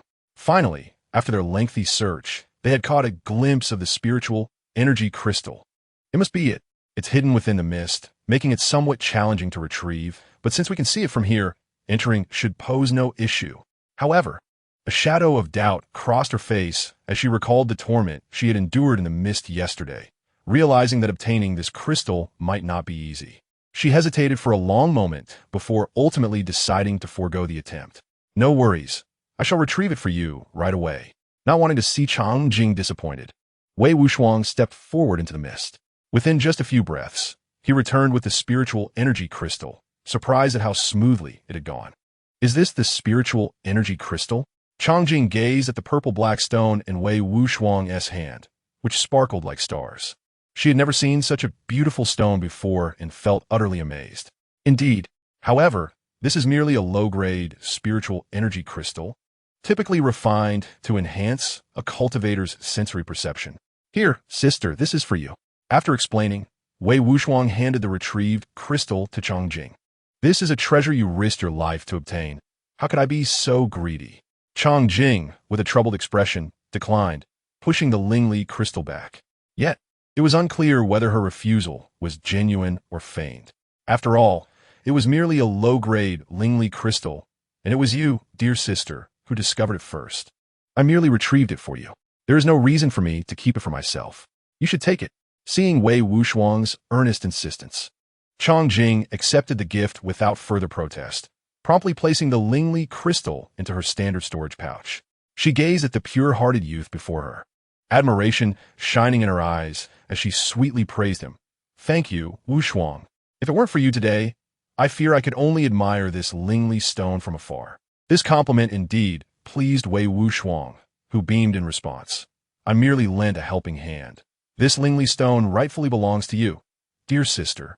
However, for 5 consecutive days, they failed to discover any new Lingli crystals. Though they had anticipated that locating these crystals would not be a simple task, they never imagined it would prove this arduous.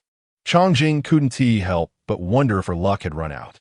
The sect had assigned her the task of finding 100 Lingli crystals, and after such a long time, they had only managed to uncover one.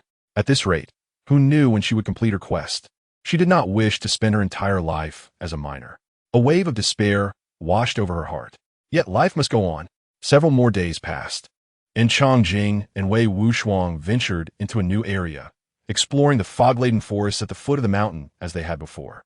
Suddenly, Wei Wuxiang exclaimed in surprise, pointing toward a shimmering light near the mountain's waist. Changjing, hearing his voice, followed his gaze and was astonished to see a Lingli crystal, brighter than the one they had previously found, likely of a superior grade. Perhaps due to their fruitless search over the past few days, the sight of the radiant Lingli crystal reignited their spirits with hope. Wushuang, do you think that Lingli crystal is a bit far away? Chang Jing inquired. It is indeed a bit distant. However, since we can see it from here, it should not be difficult to retrieve. Let's go take a look. They decided to take a chance and hurried toward the glowing crystal, confident that they would not lose their way in the fog-laden forest. Upon reaching the source of the light, they successfully collected the Lingli crystal. Just as they prepared to exit the foggy woods, a sudden gust of wind swept toward them, bringing with it a surge of mist that enveloped the area, obscuring their view and leaving them disoriented. Originally, Chang Jing and Wei Wushuang had been reveling in their discovery of the Lingli crystal, but within mere moments, they were engulfed by the swirling fog. Previously, they had witnessed the movement of the fog from the mountainside, which made them cautious during their search for the Lingli crystals. Yet, having ventured a little deeper, they found themselves ensnared. Now, trapped in the depths of the foggy forest, with howling winds and surging mist around them, they could not discern north from south. Thankfully, Wei Wushuang held her hand firmly, keeping them connected. A few days prior, while exploring the forest's edge, Chang Jing had suffered from chest tightness and headaches due to an overload of Lingli. The tormenting experience was still fresh in her memory. Now, as they were caught in the gathering fog, anxiety began to grip her. She clutched Wei Wushuang's hand tightly, seeking solace in his presence. Whoosh, whoosh, whoosh. Indeed, the sounds of the Lingli winds echoed in her ears as an overwhelming influx of Lingli invaded their bodies, rendering them powerless, akin to stuffed ducks. We're in trouble. We must find a way out. Chang Jing, enduring the headache, searched for an escape, aware that it wouldn't be long before she succumbed to unconsciousness from the excess Lingli within her. Sister, why do I feel so dizzy? Wei Wushuang shook his head vigorously, striving to maintain his clarity. Upon seeing him, Chang Jing realized that he too was affected by the fog, experiencing discomfort. Alas, how unreliable he was at such a critical moment. Although Chang Jing was a fourth-layer Qi practitioner, accustomed to a life of ease in the mundane world, she lacked experience in handling unexpected situations during their forced adventure. Surveying her surroundings, she noted how thickly the mist had gathered, making it impossible to see the path ahead. Attempting to navigate through it seemed a futile endeavor. Sensing her unease, Wei Wushuang embraced her, encouraging her to stay close.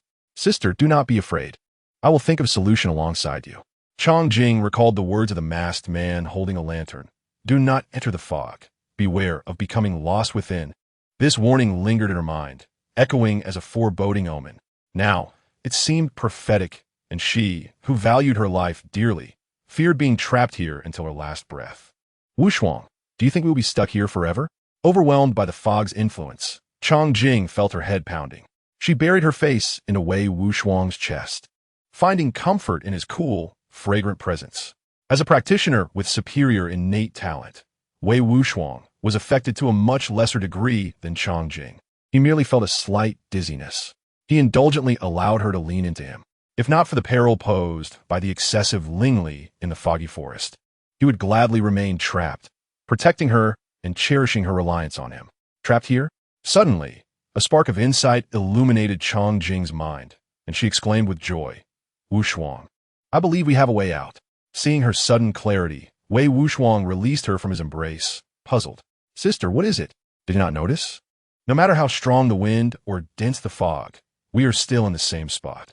We have not been swept away, Chang Jing reasoned, realizing that her earlier panic had clouded her judgment. Indeed, we remain in place, Wei Wushuang responded calmly, as if he had understood this all along. Chang Jing felt around her feet, and soon discovered some soil she had unearthed while digging for the Lingli crystal, still scattered nearby. As long as we stay put and do not wander, I believe the fog will gradually dissipate. You are right. If we move recklessly, we may venture deeper into the fog, making it even harder to escape later. Thus, they resolved to remain still, focusing on mitigating the effects of the excess Lingli within their bodies. Let us quickly cultivate our techniques to refine the surplus Lingli, minimizing its impact on our bodies. They promptly settled down to meditate, channeling their respective methods to refine the Lingli. fully immersed in her cultivation of the Xian-Yin true method. Changjing no longer had the energy to maintain the turtle breath technique she had previously cast upon herself, allowing it to cease naturally as she exhibited her fourth layer qi cultivation. Wei Wuxiang paused for a few moments, yet he said nothing and continued to cultivate on his own. As she continued her cultivation, Changjing's internal spiritual energy gradually stabilized, no longer tumultuous as it had been at the outset, and her headaches diminished significantly. Yet, she was acutely aware that this was merely a temporary respite. It would not be long before the affliction would return, and she needed to devise a strategy to adapt swiftly to her surroundings. After a considerable time, darkness enveloped the sky, and having become lost in the Lingwu forest, the mine's administrator could not trace their whereabouts. Unlike before, they were not transported back to the entrance via the usual teleportation talisman. They were genuinely trapped deep within the misty jungle. The two continued their practice, refining the spiritual energy within them, beads of sweat forming on their foreheads. Upon closer inspection, it was evident that Changjing's sweat outnumbered Wei Wuxiang's. Having learned from previous experiences, Changjing gradually mastered the rhythm of refining spiritual energy, and the interference from the mist lessened significantly. Practicing in this spiritual fog felt incredibly fruitful. A single day's cultivation could yield more than double the progress compared to the outside world. "It's so hot," Wei Wuxiang remarked after several hours of refining considerable spiritual energy, feeling as if his body had become a furnace, scorched with heat. Changjing felt similarly and cast a Lingyu technique towards the sky in an attempt to cool their bodies. However, to her surprise, the abundant spiritual energy here caused the rain to descend laden with more energy from the mist, exacerbating the discomfort that had just begun to subside. Oh no! The moment Changjing felt the rain, she realized something was amiss and was left feeling foolish for her actions. "Sister, I feel so dizzy," Wei Wuxiang exclaimed, coincidentally collapsing into Changjing's embrace. He did not faint but struggled to sit upright, only to fall back on her once more due to fatigue. "Very well. Since it has come to this, why not try the Yuan secret technique in conjunction with the Xianyin true method and see if it yields remarkable results?" Changjing murmured to herself, promptly unfastening Wei Wuxiang's garment. "Sister, you!" Wei Wuxiang exclaimed in shock. But the dizziness he had felt moments before vanished entirely due to Changjing's actions. "Wuxiang, don't speak. Trust me," Changjing said, a light sheen of sweat on her forehead as she gazed tenderly at him, her eyes shimmering with an irresistible allure. They practiced diligently throughout the night until dawn broke, finally acclimatizing to the misty environment. Now, the previous symptoms of dizziness and headache had subsided, though their movements remained slightly hindered. Chapter 61, Wuxiang, I Am a Child. The following day, the mist in the forest continued to thicken, showing no signs of dissipating, and the surroundings remained indistinct. As the sun rose, beams of light cascaded down. After a night of dual cultivation, Wei Wuxiang awoke feeling a warm current flowing through his chest, filling him with tender emotions, akin to a gentle spring breeze brushing across his already unsettled heart, stirring faint ripples within. The memories of their intimate moments from the previous night lingered vividly in his mind, leaving him in a state of disarray. Had they not been devoid of clothing, he would have questioned whether everything that transpired was merely a figment of his imagination. "Ugh, I'm so tired." At that moment, Changjing stirred from her slumber. Stretching languidly, she noticed that her clothes, soaked from the Lingyu, were unwearable. Fortunately, she had the bountiful supply package, and, after scanning their measurements, she retrieved 2 sets of clean clothing from her bag. This was her first time utilizing this reward, and she was pleasantly surprised. The system seemed to understand her aesthetic perfectly. The garments suited them both splendidly in terms of cut, style, and color. However, being in perilous circumstances, Changjing had little time to dwell on her attire. She was solely focused on finding a way to escape their predicament. After a moment of meditation, she sensed her cultivation had broken through to the 5th level of qi refinement, which filled her with joy. Reflecting on the process of her breakthrough, she felt a sense of delight but not astonishment, for the previous night had presented an exceptional opportunity, as if all the elements of fate had converged at once. Last night, they had found themselves deep within the gathering of mist, where spiritual energy was abundant. An enhancement from the Lingyu technique had allowed the energy to reach its zenith. as they practiced the Xian Yin True method in conjunction with an Yuan secret technique. They rapidly refined the substantial spiritual energy in their surroundings. Moreover, she had inadvertently absorbed some of Wei Wuxiang's cultivation, making an overnight breakthrough to the 5th level of qi refinement hardly surprising. Sister, I will take responsibility for what happened last night.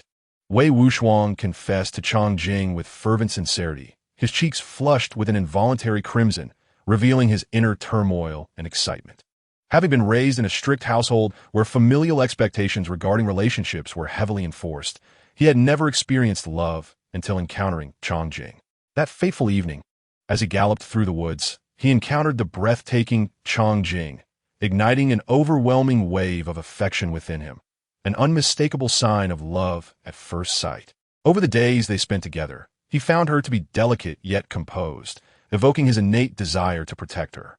After the events of the previous night, he felt an even stronger urge to safeguard her. At that moment, his gaze resembled the deep night sky, concealing profound and tender admiration for her. Wuxiang, do you not know that I am a female cultivator of Hahuan sect? You should be the one to take responsibility. Chongjing retorted, her tone exuding confidence. Observing Wei Wuxiang's innocent expression, she couldn't help but mock him internally for being a lovesick youth, though it was precisely the outcome she desired. Regardless, I will treat you well from now on, sister, Wei Wuxiang declared, a slight smile gracing his lips as he pulled Chongjing into his embrace. He spoke cliched, sweet nothings, yet to Chongjing, it brought her immense joy.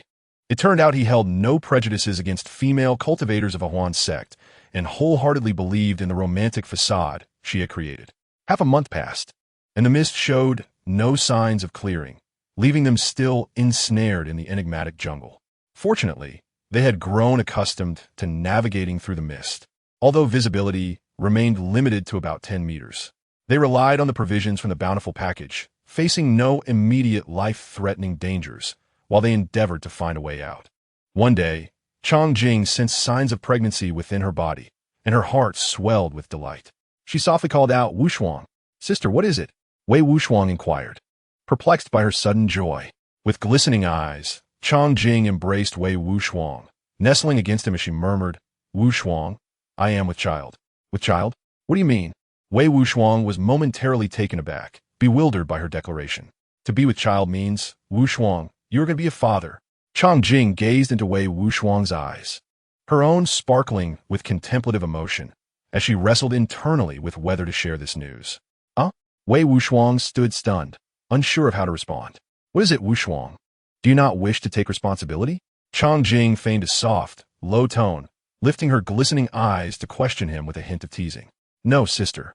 I was just thinking. Will we be trapped here forever?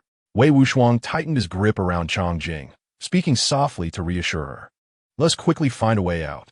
Indeed, sister, now that we have each other, remaining trapped here is not a solution. This place is devoid of light, and I cannot allow our child to be born in such an environment. We must devise a plan to escape.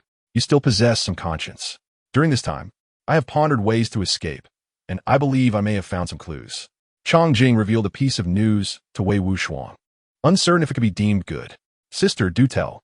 Using this location as our center, we can sense the density of spiritual energy surrounding us.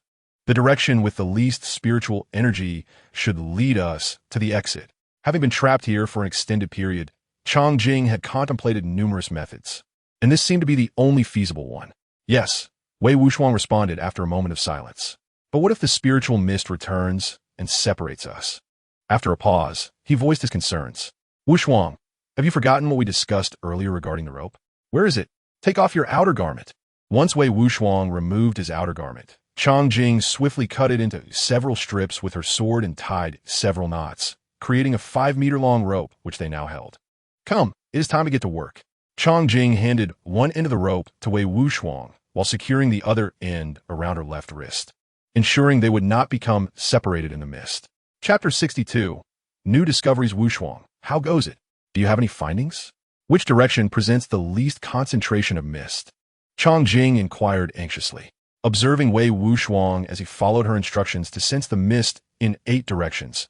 She felt a sense of urgency, repeatedly questioning him. Wei Wuxiang furrowed his brow, shaking his head in frustration.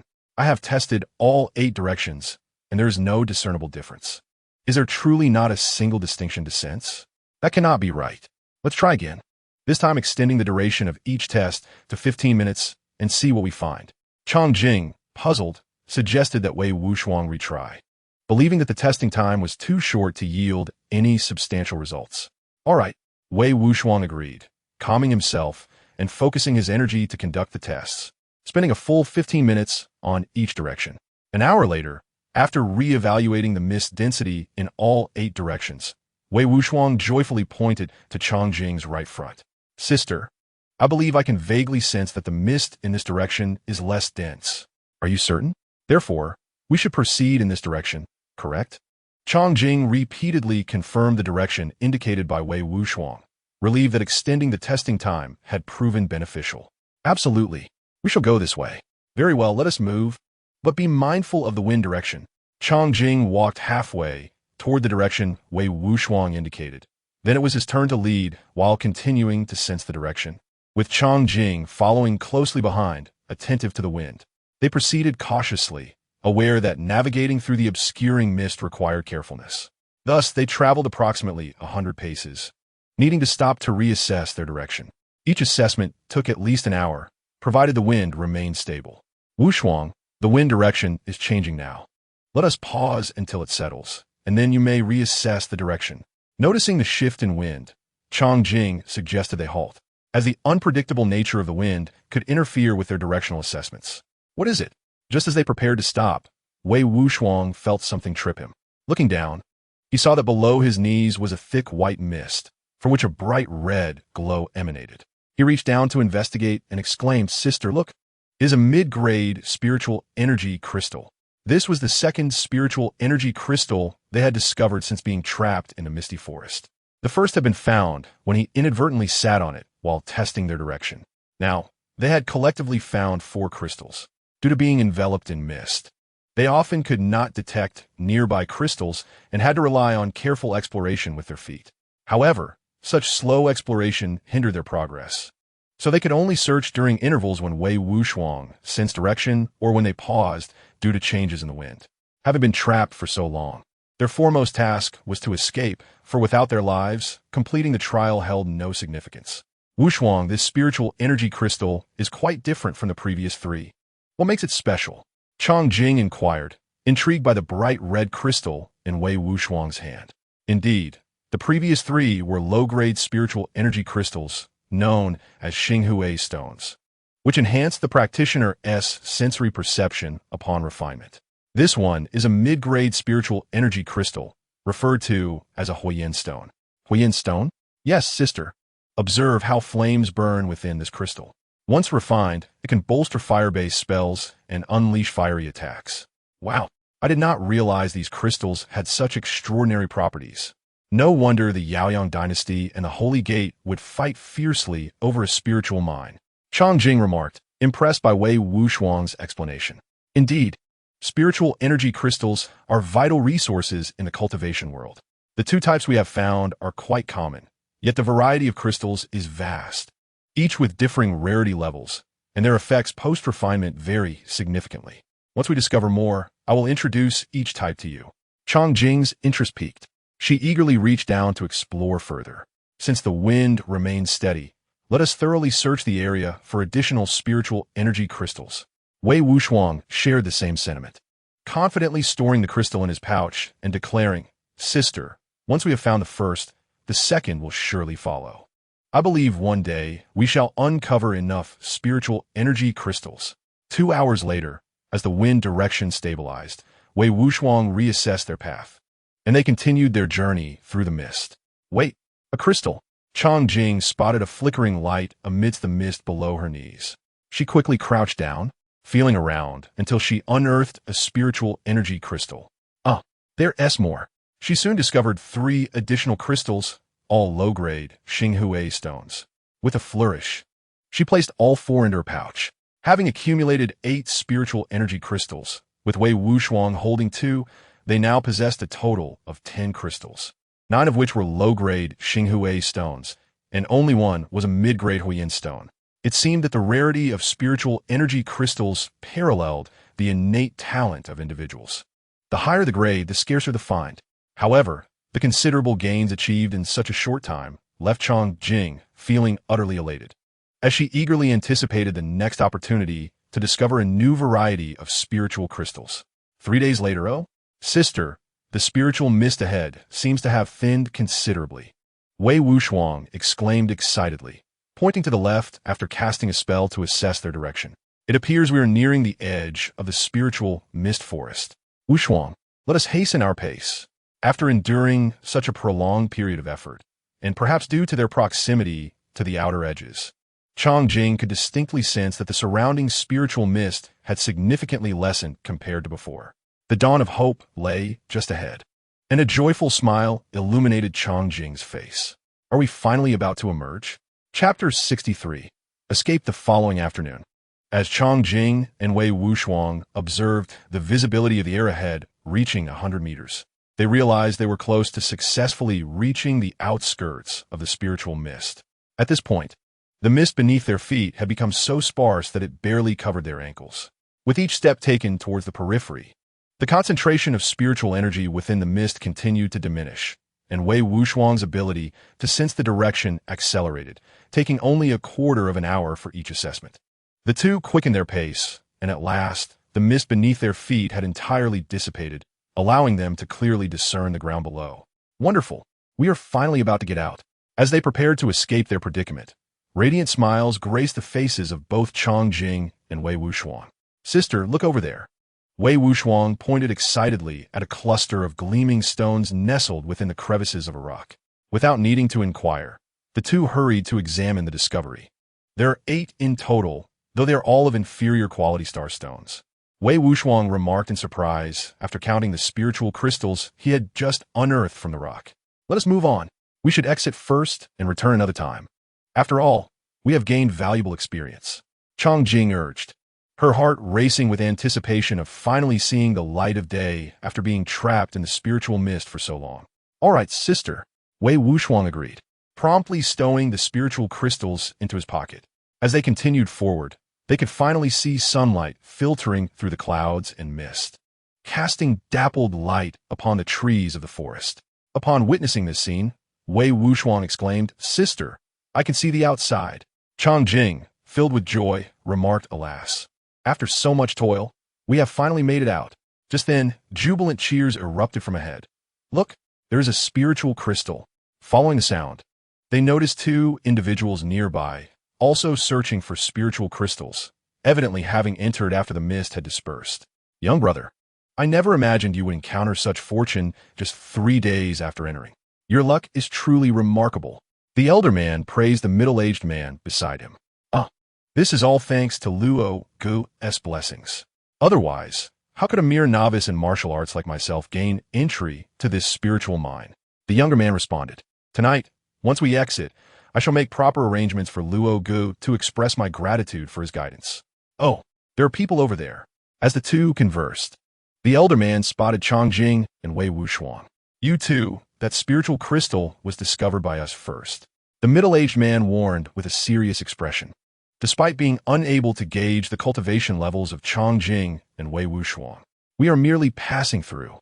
Chang Jing replied, not wishing to provoke a conflict, as successfully exiting was of utmost importance. After all, it was merely an inferior quality starstone. Be cautious, you two, and do not venture too deep into the mist. Last month, over 100 individuals were unable to escape due to the mist tide. Should you lose your way, it could spell disaster. Seeing that Chang Jing had no intention of disputing the spiritual crystal, the elder man spoke kindly in warning. Thank you. Wei Wuxuang expressed his gratitude. He was well aware of the dangers of the mist. Had his aptitude been any lesser, had he been alone, or had his sister not been by his side, he likely would have perished within the mist. It was during those trying times that he and his sister supported one another, cultivating together to adapt to the dense spiritual mist of the forest, tirelessly seeking an escape, which ultimately led to their safe emergence. Reflecting on this, Wei Wuxuang felt a warm sensation in his heart as he gazed tenderly at Chang Jing, a gentle smile unconsciously gracing his lips. You two take your time exploring. We shall take our leave. Wei Wuxiang bid farewell to the duo, and he and Chang Jing swiftly exited the outer region of the mist, finding a secluded spot to await the setting sun. After a moment of contemplation, Chang Jing turned to Wei Wuxiang and inquired, Wuxiang, do you have a way to carry these spiritual crystals out? Carry them out? Wei Wuxiang momentarily failed to grasp her meaning, responding with confusion. After a brief pause, he suddenly realized what Chang Jing was implying and confirmed, Sister, do you mean without passing through the mind guards? Indeed, Chang Jing nodded. Recalling their days trapped within a mist, nearly facing obliteration, the thought of relinquishing all their hard-earned gains felt particularly disheartening. The exploration task assigned dictated that each individual must collect at least 100 inferior spiritual crystals, while the mind guards required the submission of 80% of their findings daily, effectively squeezing them to their limits. Thus, Chang Jing wished to avoid being a foolishly obedient person. She aimed to meet the minimum task requirement and submit around 100 crystals, keeping any surplus for personal use. In truth, Chang Jing could store them in her system backpack, but she feared that Wei Wuxiang would notice, which was why she inquired whether he could carry the spiritual crystals out. Moreover, she wanted to gauge Wei Wuxiang's thoughts on the matter, to ascertain if he harbored similar intentions of hoarding the crystals. If he were to divulge this scheme, the repercussions for her would be dire. Chang Jing was aware that the mine possessed security gates, which implied that there must be items capable of circumventing such magical barriers. Although Wei Wuxiang's companion, Uncle Li, seemed to possess only the aura of a first-level Qi practitioner, it was evident that he was not merely a first-level practitioner. One would not assign such a role to a mere novice. This individual must indeed possess some formidable, life-preserving techniques. Furthermore, Wei Wuxiang himself might not be as simple as he appeared. I only possess a Lin Ling ring, which can hold 10 spiritual crystals. Wei Wuxiang lamented, producing the ring. 10 will suffice. It is better than submitting 80%. Chang Jing was relieved to learn that Wei Wuxiang also possessed a magical item for concealing spiritual crystals. Upon hearing this, she devised a plan. Since Wei Wuxiang had such an item, she could pretend to possess a similar artifact, thereby reducing the number of crystals she needed to submit. Wei Wuxiang placed 1 fire stone and 7 star stones into the Lin Ling ring, intending to submit only 2 star stones. Goodness, this fellow is even more cunning than I imagined. Chang Jing silently scoffed. Subsequently, she quickly expended 5 resource points to expand her system backpack's capacity, stowing 4 star stones within, while the remaining 4 were placed into a standard storage bag for submission. As they completed their preparations, the sun began to set. A quarter of an hour later, as the sun dipped below the horizon, those who had not been ensnared by the mist were now gathered at the entrance of the Bing district mine. Line up. Submit your standard bags.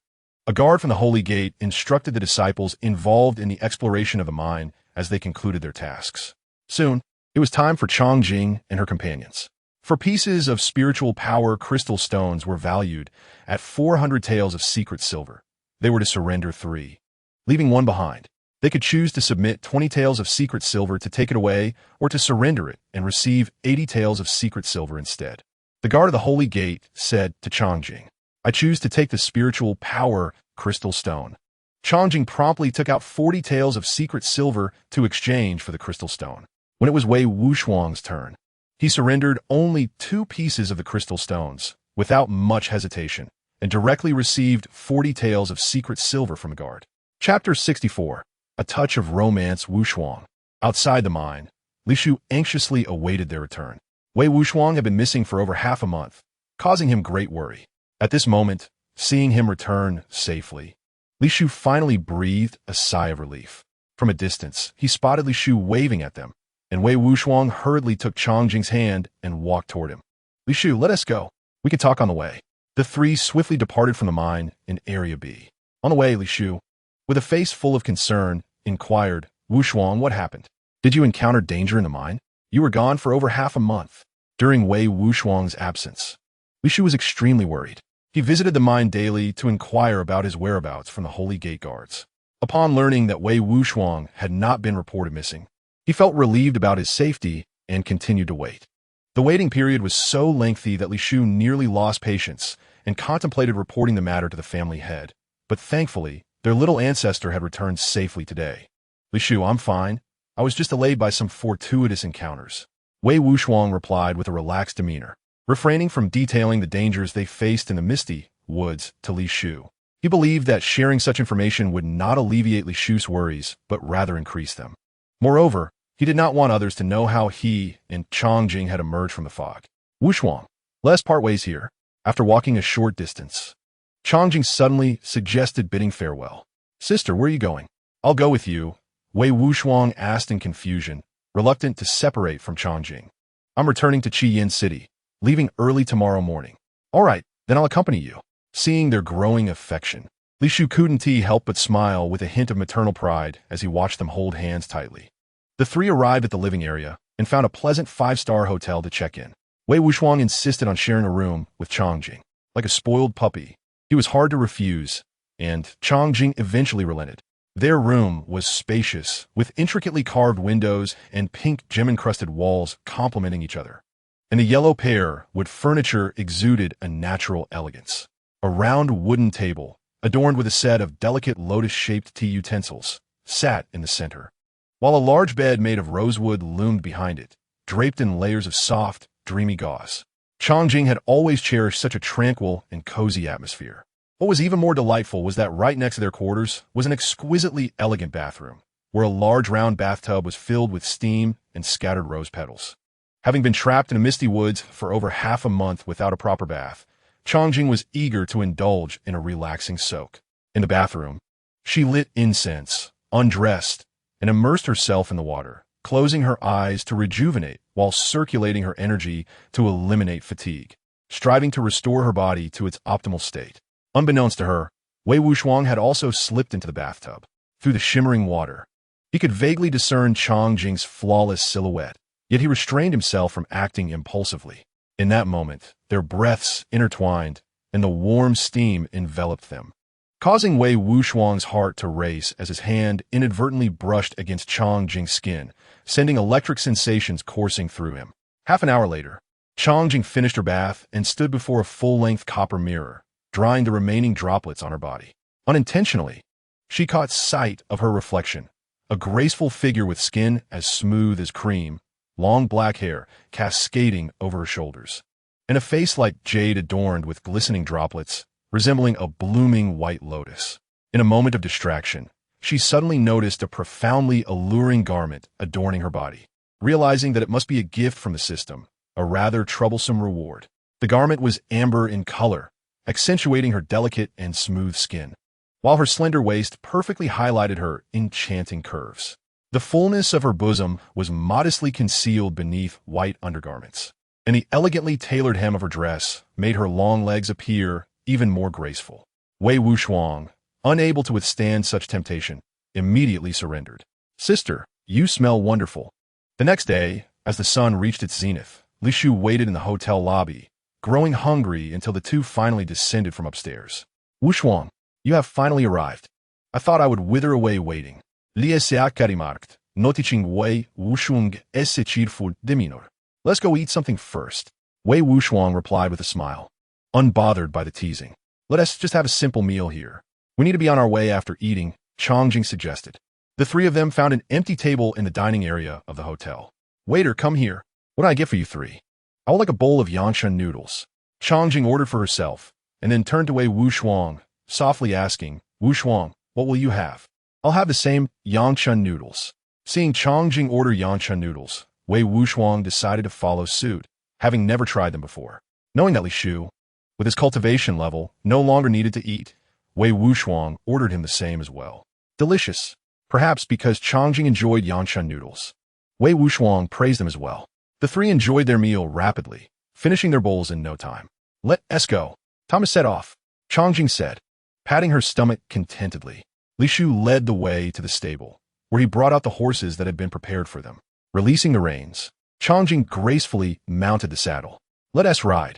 Changjing took the lead, with Wei Wuxuang following closely behind, and Li Shu bringing up the rear.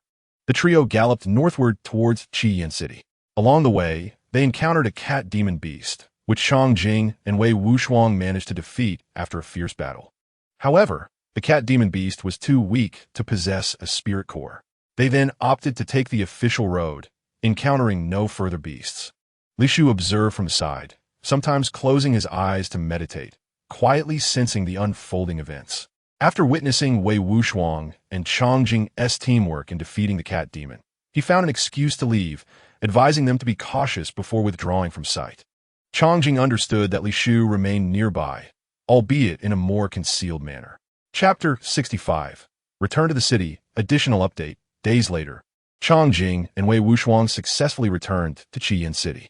Standing at the southern gate, gazing at the towering entrance and the flames that soared into the sky, Changjing felt an overwhelming sense of awe at the grandeur of the city. In the 21st century, constructing such a city, given the strength of a great nation, would likely require a century of effort to create such a magnificent metropolis. Let's go. Observing Changjing, who had lingered at the city gate for quite some time, Wei Wuxiang softly urged her to proceed. At this moment, Qiyin City was no longer as tightly closed and heavily guarded as when they first arrived. The towering city gates, standing over 100 meters high, stood wide open, with individuals continuously descending from the sky. Some were flying on magical devices, while others rode spirit steeds, with the flying cultivators at least possessing foundational cultivation, whereas those traversing the ground were mostly at the Qi refinement stage. In summary, today's Qiyin City was bustling with activity, with a steady stream of people moving in and out beneath the city gates. The entrance to Qiyin City was limited to the 4 cardinal gates, and the protective array in the sky prevented direct entry. Thus, those wishing to enter the city by flight had to pass through the gate guards for inspection. Changjing walked ahead on the stone-paved pathway towards the city gates, and Wei Wuxiang hurried to catch up. The two of them bypassed the line of individuals waiting to enter the city and approached the gate guards directly. Changjing presented her He Huan sect token for verification, and the armor guard of the Qi Shui sect examined the token before expressionlessly stating, He Huan sect disciple. You may enter. This was one of the few privileges of the He Huan sect in the territory of the Qi Shui sect. No waiting in line to enter. As Changjing reflected on this, she noticed Wei Wuxiang producing a bright red token, emblazoned with a single character in crimson. Upon seeing the token, the gate guard immediately changed his demeanor, bowing respectfully and saying, Please, you may proceed. Changjing was not surprised. After all, Wei Wuxiang was a legitimate disciple of the Qi Shui sect, and receiving respect while traversing her own territory was hardly unusual. Thus, the two of them entered the city without any hindrance. Wuxiang, will you accompany me, or head to the city lord's mansion? I will first go to the city lord's mansion and seek you out afterward. Sister, where will you go? I'm not sure for now, but I will go to Lai Yin Hong Chun. All right, once I finish my tasks, I will look for you at Lai Yin Hong Chun. Both the He Huan sect and the Qi Shui sect belonged to the Holy Gate sects, and Lai Yin Hong Chun was an establishment of the He Huan sect. For Changjing, visiting Lai Yin Hong Chun was akin to returning home. Thus Wei Wuxiang found nothing strange about it. Here, sister, take this. As they prepared to part ways, Wei Wuxiang retrieved 8 spirit power crystals from her storage ring, handing 4 of them to Changjing. Changjing did not decline and readily accepted the spirit power crystals. Their relationship had evolved to a point where such formalities were no longer necessary. Currently, Changjing saw no reason to maintain any pretenses. Sister, I am leaving now. Take care of yourself.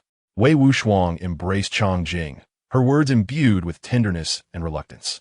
After a moment, Wei Wuxiang mounted her steed and vanished from Changjing's sight. With Wei Wuxiang gone, Changjing felt an emptiness as she recalled how closely Wei Wuxiang had clung to her in recent days. She suddenly felt a void within her heart. Alas, every gathering must eventually part, and it was now imperative to focus on her own affairs. Having been away from Qiyin City for nearly 2 months, she wondered how her daughter, Chang Jiayun, was faring at the Amiao nursery.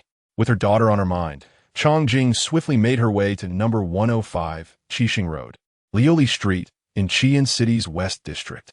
Upon entering the Amiao nursery, she found her daughter, Chang Jiayun. After 2 months apart, she noticed that Jiayun had grown significantly, receiving excellent care from the nursery's caretakers. At that moment, the caretaker was playing with Jiayun in her crib. Jiayun's round little face was rosy, and her eyes, resembling dark grapes, sparkled with curiosity as she gazed around. Upon seeing Changjing approach, Jiayun seemed to recognize her mother and greeted her with an innocent smile, her rosy cheeks forming 2 adorable dimples. After visiting her daughter, Chang Jing felt a sense of peace. Although her training tasks remained incomplete, she had no choice but to continue entrusting her daughter to the nursery. Chang Jing generously rewarded the caretaker, hoping she would take extra care of her daughter, Chang Jian. Having submitted 4 spirit power crystals, she still required 96 more to fulfill the Holy Gates task. This was only achievable through her and Wei Wuxuang's deep exploration in the spirit mist. If they had merely searched the periphery of the forest, it could take a month to find even one. By this calculation, an ordinary disciple could only find 10 in a year, which meant 100 would take a decade.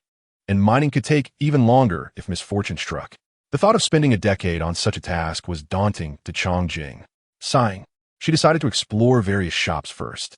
A somewhat immature idea formed in her mind. To accomplish this task, she needed to lay a solid foundation. Chang Jing aimed to enhance her mining efficiency. Thus, she needed to learn how to activate formations and refine magical tools. She resolved to visit the formation shop, the cultivation shop, and a magical artifact shop in the city to conduct research and see if she could develop a tool to improve mining efficiency. Formation Kingdom? Chang Jing arrived at a shop and, upon seeing the 4 characters, stepped inside, eager to discover anything that could assist her in crafting magical tools. Miss, what can I help you find? We will do our utmost to assist you. A beautiful shop attendant warmly greeted her as she entered. What do you have here? Chang Jing inquired, not following the usual protocol. The shop attendant, beaming with a smile, patiently introduced, we have formation diagrams and formation devices. Are there any books on learning formations? Are you interested in becoming a formation master? Indeed, that is my aspiration. Then you have come to the right place. We have everything related to formations here at Formation Kingdom. Please follow me. The shop attendant led Chang Jing to a private room in the back. Please have a seat. The shop attendant gestured for Chang Jing to sit, pouring her a cup of tea before beginning to introduce the formation books available for sale. We have a plethora of books on learning formations, with masters available for explanations. For beginners, there are principles of formations, analysis of formations, setting up formations, and engraving formation devices. While intermediate levels include cracking formations, hiding formations, and protective formations. The shop attendant spoke extensively, providing a comprehensive and detailed introduction. How much for the beginner's books? Chang Jing inquired. 10 secret silver for a single book, 35 secret silver for the entire set, and 15 secret silver for printing costs, totaling 50 secret silver. Very well, Chang Jing replied, though inwardly, she mused about the rather clever pricing strategy of selling one book at a time. Having confirmed Chang Jing's needs, the shop attendant turned to retrieve the books from the back room. Shortly after, she returned to the private room where Chang Jing was waiting. Chang Jing handed over 50 secret silver and received 4 jade slips inscribed with formation knowledge in return. As she prepared to leave, the shop attendant kindly reminded her, Miss, please verify your purchase. Chang Jing immediately activated her spirit power to examine the jade slips, confirming that the contents were neither empty nor incorrect. All is well, she affirmed. Welcome to visit us again. After confirming that the jade slips were in order, Chang Jing waved her hand and stored them in a palm-sized storage pouch. This storage pouch was something Chang Jing had purchased in the spirit mine living area. Although its space was only a foot square, it was affordable and practical, costing only 5 secret silver. After leaving the realm of France, Chang Jing contemplated her extended stay in Qian City and sought a quaint courtyard to rent. The yard was modest and incomparable to her previous residence in Jinghuan City, yet the environment was pleasant and the cost reasonable. Subsequently, she employed 2 maidservants with some martial prowess to assist with her daily needs and various trivial matters, as they were sufficient to handle ordinary tasks. Once her accommodation was settled, Chang Jing visited Lian Hanshan to update her contact information for her sect's convenience. With all these tasks accomplished, she began to immerse herself in the fundamental knowledge of array formations. At that moment, Chang Jing was engrossed in reading Zhenfa Yuan, which elaborated on the essential components and basic principles of array formations. The material was extensive, and it took her an entire day and night to complete the book. This was facilitated by her current cultivation level, which had reached the 5th layer of qi refinement. She could effectively commit the content to memory with remarkable ease. Finally, she had finished Zhenfa Yuan. According to the book, an array is essentially a complex network where spiritual energy traverses various nodes to achieve specific functions. Chang Jing meticulously contemplated the knowledge points from Zhenfa Yuan, striving to assimilate the content swiftly. When the maidservants brought dinner, Chong-Jing devoured a few bites before diligently continuing her study of the next volume on array knowledge. She completed the entire set of introductory array texts within 7 days. As recorded in the Jade Slip, it appeared that no matter the function of the array, they were not easily arranged.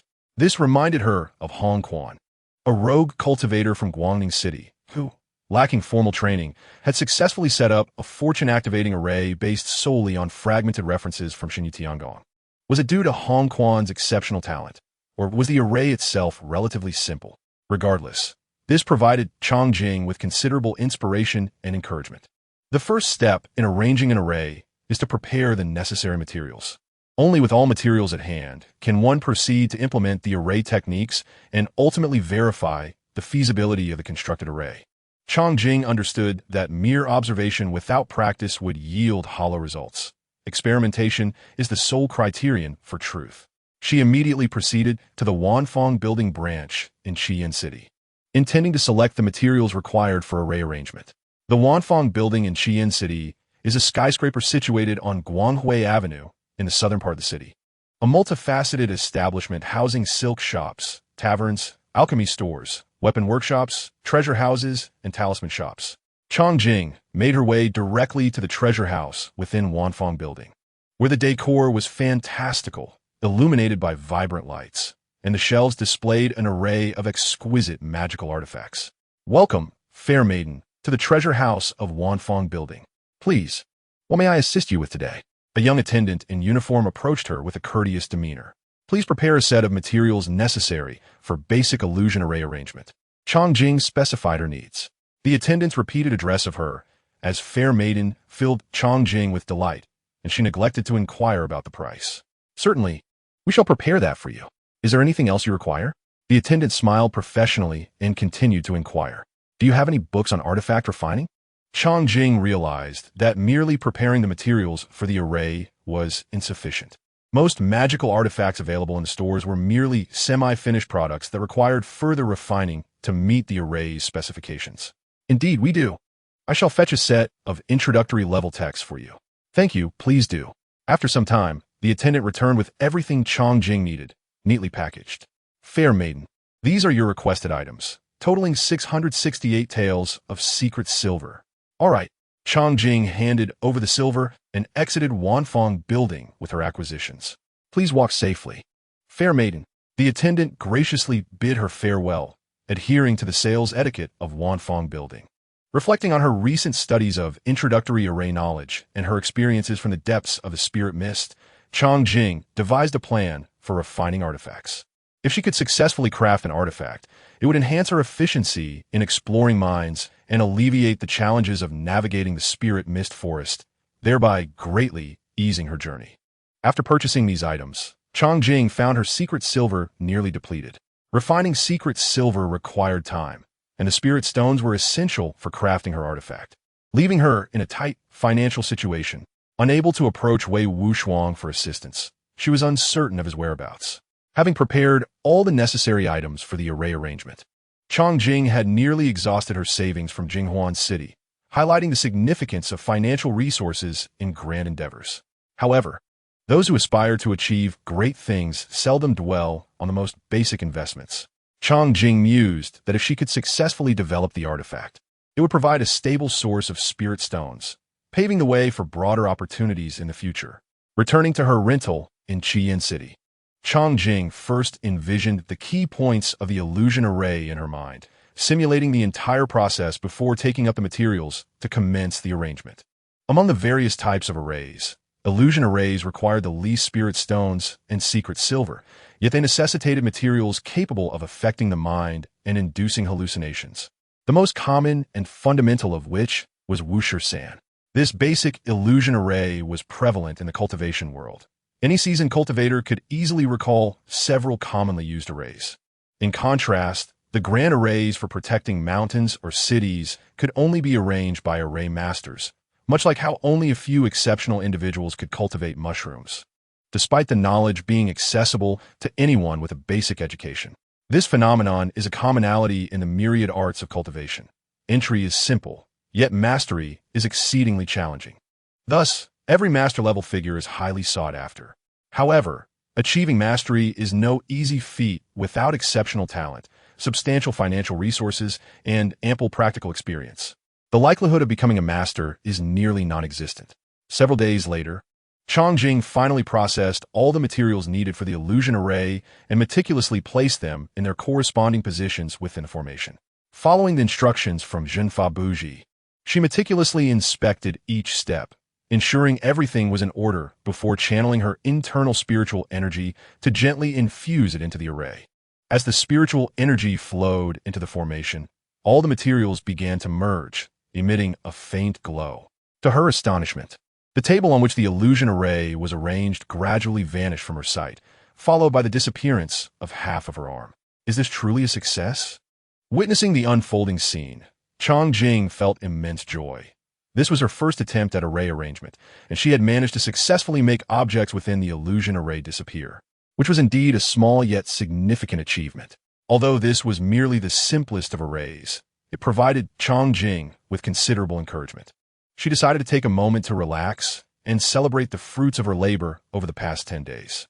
Chongjing tidied up the array books and materials in her room, then pushed open the door to step outside after her prolonged retreat. As she walked into the courtyard, evening had fallen, and a crescent moon quietly ascended, surrounded by a few stars emitting a gentle glow. The maid Ashio pushed open the door from outside and entered, only to find Chongjing standing in the courtyard, lost in thought. With a look of surprise, she asked, "Oh, miss, you have finished your seclusion?" "Yes. Just needed some fresh air." "What is the matter, Ashio?"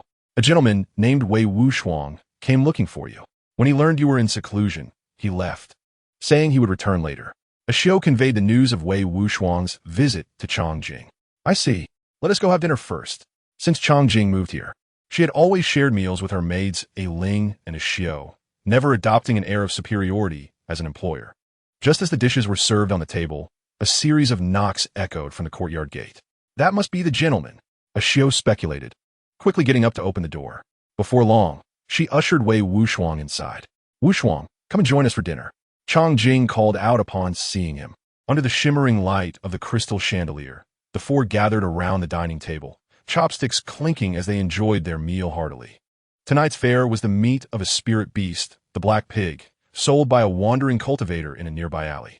Having never tasted spirit beast meat before, Chongjing had made a special purchase to try it, and indeed, its flavor was quite unique, delighting everyone.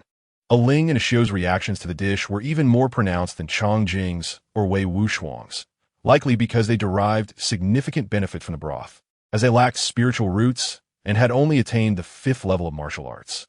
Although Chongjing's response to the spirit beast meat was subdued, her heart fluttered with excitement, for it revealed yet another avenue for enhancing her cultivation. After dinner, Ling and Ashio began to clear the table, while Wei Wuxuang swiftly pulled Chongjing into her room, shutting the door behind them. "Sister, I missed you so much." Wei Wuxuang's words were heartfelt, his gaze intense and sincere, sparkling like a clear lake and shining like the bright moon, stirring deep emotions. "Wuxuang, I..." Before Chongjing could finish her sentence, he enveloped her in a powerful embrace, silencing her unfinished words within that passionate hug. Lowering his head, he captured her lips, fervently exploring every corner, eagerly inhaling her breath. Having been apart for some time, Wei Wuxuang felt a longing that had become almost unbearable. Now, seeing her again, his eyes glowed with desire, and he kissed her fervently. She was compelled to tilt her head to meet his, and they remained locked in that kiss for what felt like an eternity. After their tender reunion, Chongjing was utterly exhausted, melting into Wei Wuxuang's embrace as he held her from behind, tucking her hair behind her ear and gently twirling a strand between his long fingers, his voice laced with contentment. "Wuxuang, would you accompany me for a walk?" Chongjing gazed up at him, her eyes brimming with shyness and warmth, a gentle smile gracing her lips. "Of course," Wei Wuxuang responded with a tender smile, his eyes filled with affection. Together, they stepped outside, eager to explore the night market of Chihin City. Having remained in the outskirts due to her pregnancy, Chongjing had not had the chance to truly experience the city. The night market of Chihin City was a realm of light and fire, bright as day, yet imbued with a touch of romance. The streets buzzed with lively chatter, adorned with radiant lights, all enveloped in the vast embrace of the night, coalescing into a vibrant silhouette of illuminated splendor, rich and resplendent. Amidst the bustling streets of Qian City, Wei Wuxiang held Chang Jing's hand tightly, his gaze warm and affectionate, radiating more warmth than all the lights of the countless homes combined. As they strolled, Chang Jing shared her recent studies in array formations and artifact crafting with Wei Wuxiang, expressing her desire to create a device that could enhance the efficiency of exploring mineral caves. However, this was not her primary concern. She mainly wished to convey the financial burden of crafting artifacts, hoping for his support. Wei Wuxiang, upon hearing this, admired her ambition and thoughtfully handed her a banknote of 1,000 taels of secret silver for the development of her artifact. After their outing, they found a 5-star inn and decided to stay overnight. The next morning, a ray of sunlight streamed into the room, filling the air with a crisp sweetness.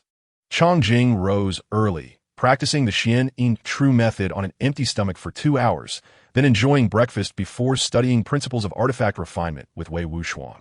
Thanks to her previous research on array principles, she had gained considerable experience. As they delved deeper into their studies, Chang Jing discovered many similarities between the principles of artifact refinement and the foundational knowledge of array formations, which made the learning process feel significantly easier.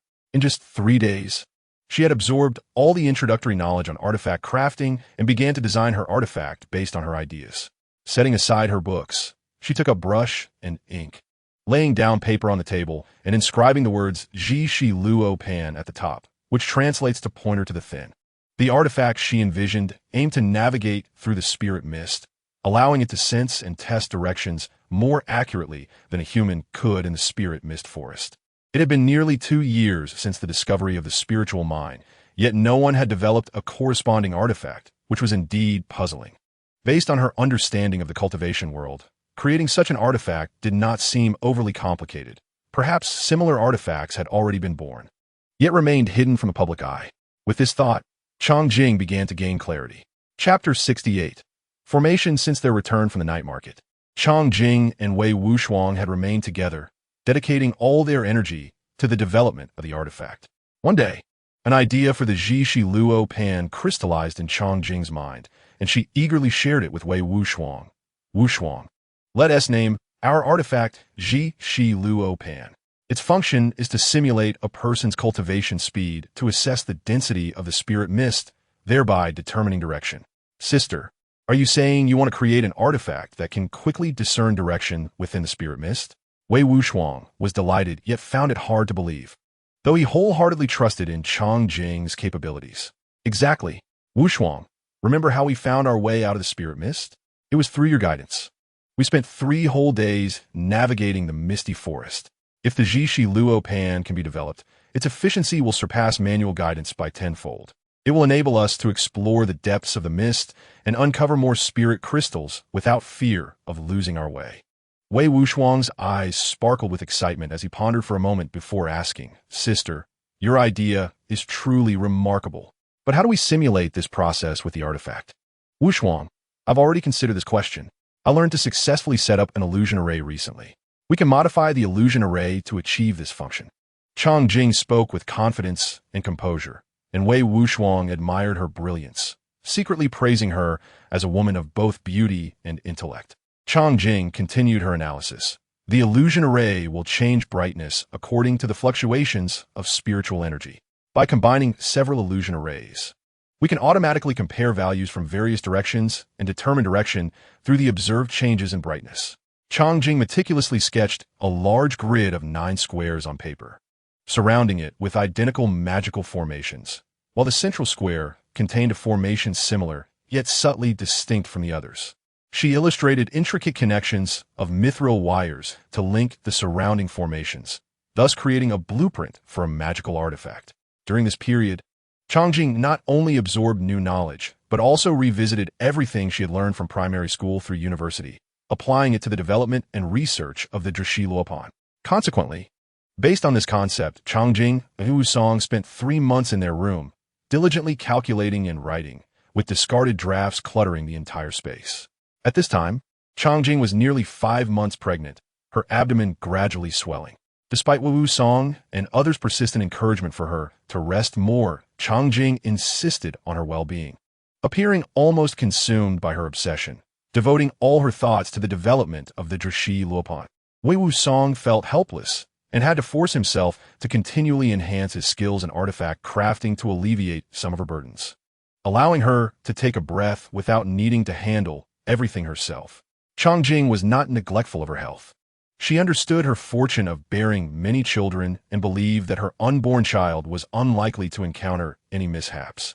She pondered that if she did not swiftly succeed in crafting the artifact, she might spend at least a decade on this endeavor, presenting a significant obstacle on her path of cultivation, which she wished to avoid.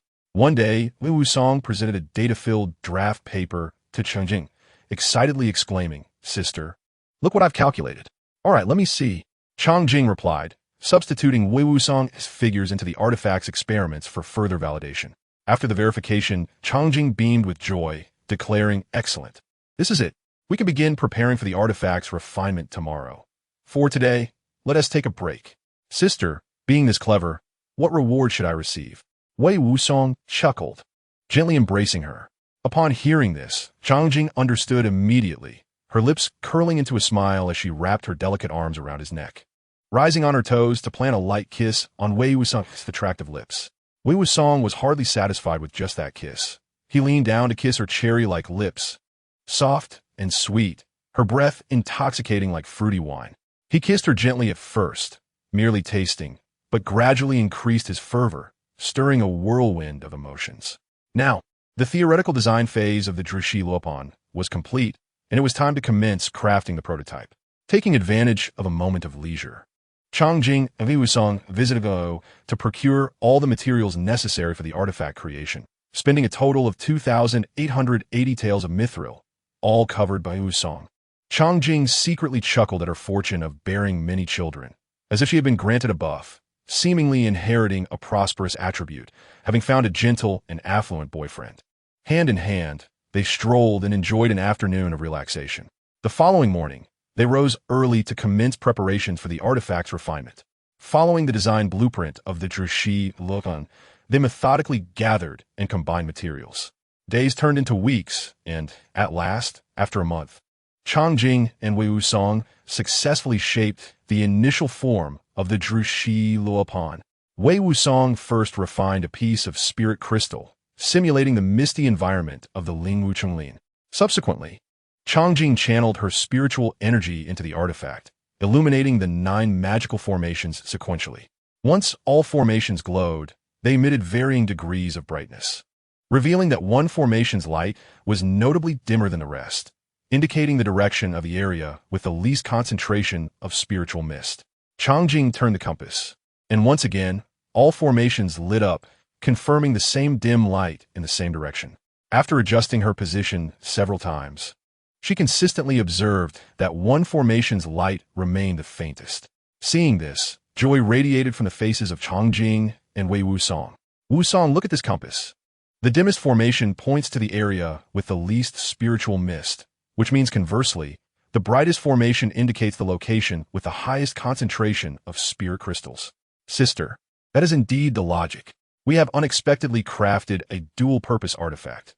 This is simply marvelous." They were both ecstatic. After a moment, Wei Song squinted at the Drshi Luopan, lost in thought, sensing that the artifact still had many aspects that needed refinement. The Drshi Luopan consisted of 9 foundational formations interconnected by mithril, with a piece of low-grade spirit crystal serving as fuel to ensure the compass's normal operation. A single low-grade spirit crystal could power the compass for over 100 years, perhaps even longer, making it remarkably efficient. This was the primary reason Changjing chose to employ formations in crafting the artifact. Not only was the consumption low, but formations were also the most fundamental type of array, making them relatively easy for novices like them to grasp. "Wu Song, what's wrong?" Lost in the joy of successfully developing the Drshi Lun, Changjing noticed Wu Song frowning, appearing deeply troubled, prompting her to inquire curiously. Wei Song gazed at the enormous Drshi Luopan, which was about the size of a large dining table, and helplessly remarked, "Sister, don't you think this thing is too large?" Upon hearing this, Changjing was at a loss for words, retorting, This is my first attempt at crafting an artifact. It's quite impressive, don't you think? Yes, yes. But it is indeed rather oversized, Wu Song chuckled at Changjing's indignant expression, gently tapping her nose with his slender finger in a comforting manner. Changjing stubbornly continued, besides, once our cultivation improves and we master the crafting techniques, we can always refine another one. It's not a big deal. Furthermore, it doesn't affect its functionality. Given my current cultivation level of 5 layers in Qi refining, lifting this large compass requires little effort. Sister, I just want to address how we're going to carry this compass inside. Wei Wusong posed a soul-searching question. A thunderous realization struck Taoting's mind, leaving her momentarily petrified. She had never considered this issue, as she possessed a system backpack. However, with Wusong nearby, to avoid exposing the system and causing unnecessary trouble, she certainly could not brazenly store it in her backpack, and her discreet storage artifact did not have such a large capacity, although a storage bag could accommodate it. Private storage bags were prohibited in the mine, and carrying it by hand was utterly impractical. This object was simply too large and unwieldy to manage. Especially given the chaotic conditions when entering the cave, a few jolts could easily cause it to fall apart. Moreover, the artifact was rather conspicuous if others discovered its function. Who knew if anyone might covet it? Changjing exclaimed, feeling overwhelmed with frustration. After dedicating countless months to painstakingly crafting this artifact, now on the verge of being put to use, they were stymied by its size, rendering it impossible to enter the mine. How could this not be exasperating? Sister, do not rush. Let us deliberate thoughtfully and consider how we might make adjustments. Wei Wushuang gently reassured Changjing, who was momentarily overwhelmed. After a few seconds of calm, Changjing reasoned, we can only find a way to miniaturize it, aiming to reduce its size by half. According to a certain principle, over time, materials of the same volume can have their performance doubled, or conversely, materials of equivalent performance can be halved in size. Thus, to modify the Shiluo pan, we estimate it will take 7 months to shrink it to the size of a palm, at which point it will not attract undue attention, even when held. In the ensuing days, Changjing and Wei Wushuang began redesigning the blueprints and enhancing their crafting techniques, aspiring to reduce the dimensions of the Shiluo pan from its first generation. 3 months later, as Changjing approached labor, the midwife arrived at dawn to assist her. Wei Wushuang anxiously awaited outside, and after a lengthy morning, the sound of a baby's cry finally emerged from within. I'm a father. I'm a father. Wei Wushuang's expression brimmed with anticipation and excitement, and despite his concern for Changjing, he could not suppress his exuberance. Congratulations. Young master, mother and daughter are safe, and you have been blessed with a daughter. Shortly after, the maid Ashio emerged to deliver the joyous news. After half an hour, once the midwife and maid had tidied the room, Wei Wushuang eagerly entered, gazing at the fatigued Changjing. He approached the bed and enveloped her in a warm embrace, tenderly stroking her back as he softly inquired, "Does it hurt, sister?" "I am fine. Go see the child." Changjing replied gently. This embrace and his concern struck a chord in the softest recesses of Changjing's heart, enveloping her in warmth. It became evident that Wei Wushuang genuinely cared for her. The palpable attention filled Changjing with a semblance of true love. Regrettably, as Wei Wushuang received their daughter from the midwife, he observed the infant, whose features closely resembled his own, with indescribable joy in his eyes. In that moment, Wei Wushuang's heart swelled with excitement, an uncontrollable tide, akin to surging waves crashing down. Seizing the moment while Wei Wushuang cradled their daughter, Changjing swiftly activated the system to scan her child's innate talents. Water spirit root, yellow grade medium fate, noble lineage, born into a prestigious family. Leader, possesses exceptional leadership skills over subordinates, excels in upward management, and easily gains recognition from superiors. Counterattacker, always manages to turn the tide against adversity and achieve ultimate victory. Upon seeing her daughter's yellow grade, medium spiritual root talent, Changjing felt an immediate chill in her heart, as it fell far short of her expectations. How could this be? Why does she possess only a yellow grade, medium spiritual root? Clearly, her own water spirit root had reached yellow grade medium, and her father, Wei Wushuang, had a high grade Xian spiritual root. How could their daughter's talent remain so ordinary? Changjing found herself perplexed, her mood darkening, rendering her unable to further analyze her daughter as fate. She then reviewed her own attributes. Name, Changjing, indomitable. Realm, Qi refinement level 5, 156829116. Talent, water spirit root. Yellow grade medium, 525, normally provides 2 points of cultivation progress daily. Earth spirit root. Yellow grade premium, 1100, normally provides 4 points of cultivation progress daily. Fate, blessed with many children. Activated technique, hidden spell, hidden bag, Jinghong sword, divine domain heavenly palace, secret silver 308 tails, worry-free food and clothing package resources, 33 scan. Indeed, there was no surprise. The birth of this daughter merely enhanced the water spirit root attribute by 10%, and resources increased by a mere 8 points. Why is this happening? Wei Wuxiang brought the child to Changjing, his eyes filled with joy, and gently asked, "Sister, what shall we name our daughter?" "Let us call her Wei Sheng Mo." Changjing replied absent-mindedly. Excellent. Chapter 70. Further exploration of the spiritual mind. The birth of their daughter Wei Sheng Mo proved significantly more arduous for Changjing, as she spent an entire morning in labor, experiencing the fatigue and exhaustion common among women post-delivery. Initially, she had anticipated that her daughter would possess extraordinary innate talents. However, the reality of her daughter's ordinary spiritual root was a bitter disappointment, proving that great expectations often lead to profound disappointment. Changjing remained puzzled by the circumstances. In the weeks that followed, she felt an overwhelming fatigue, as though she had lost interest in everything around her. Even the prospect of receiving the world could not stir the ripples within her heart. Perhaps this is what is termed postpartum depression. The realization of her psychological state shocked Changjing. Could it be that even one blessed with the fate of many children could succumb to postpartum sadness? This was unfathomable. Childbearing represented Changjing's fundamental means of survival in this world, and she could scarcely imagine the terror of sinking into despair. Regaining her composure, Changjing resolved not to dwell in her sorrow.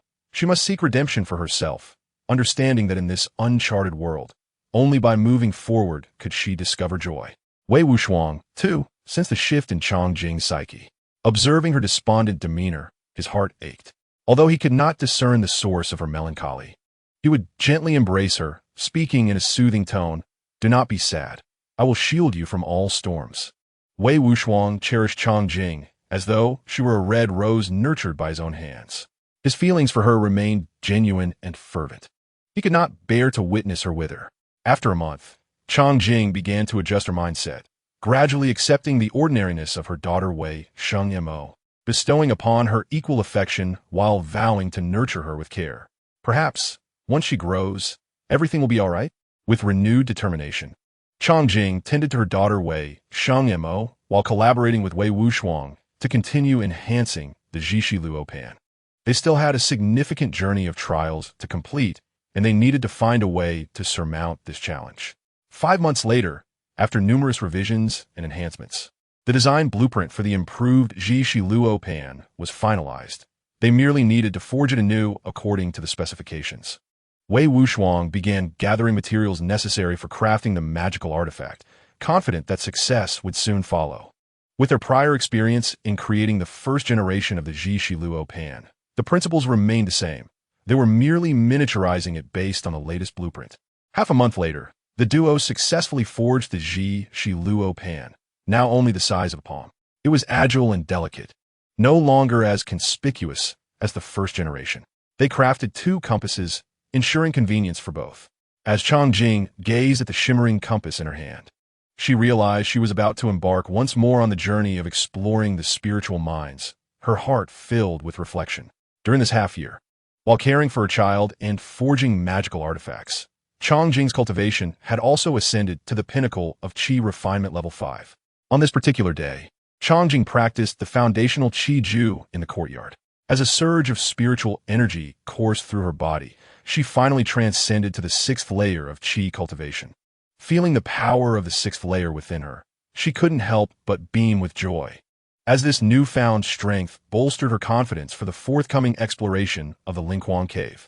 Meanwhile, Wei Wuxiang, 2 months post the birth of her daughter Wei Shima, had elevated her cultivation to the 7th layer of Qi.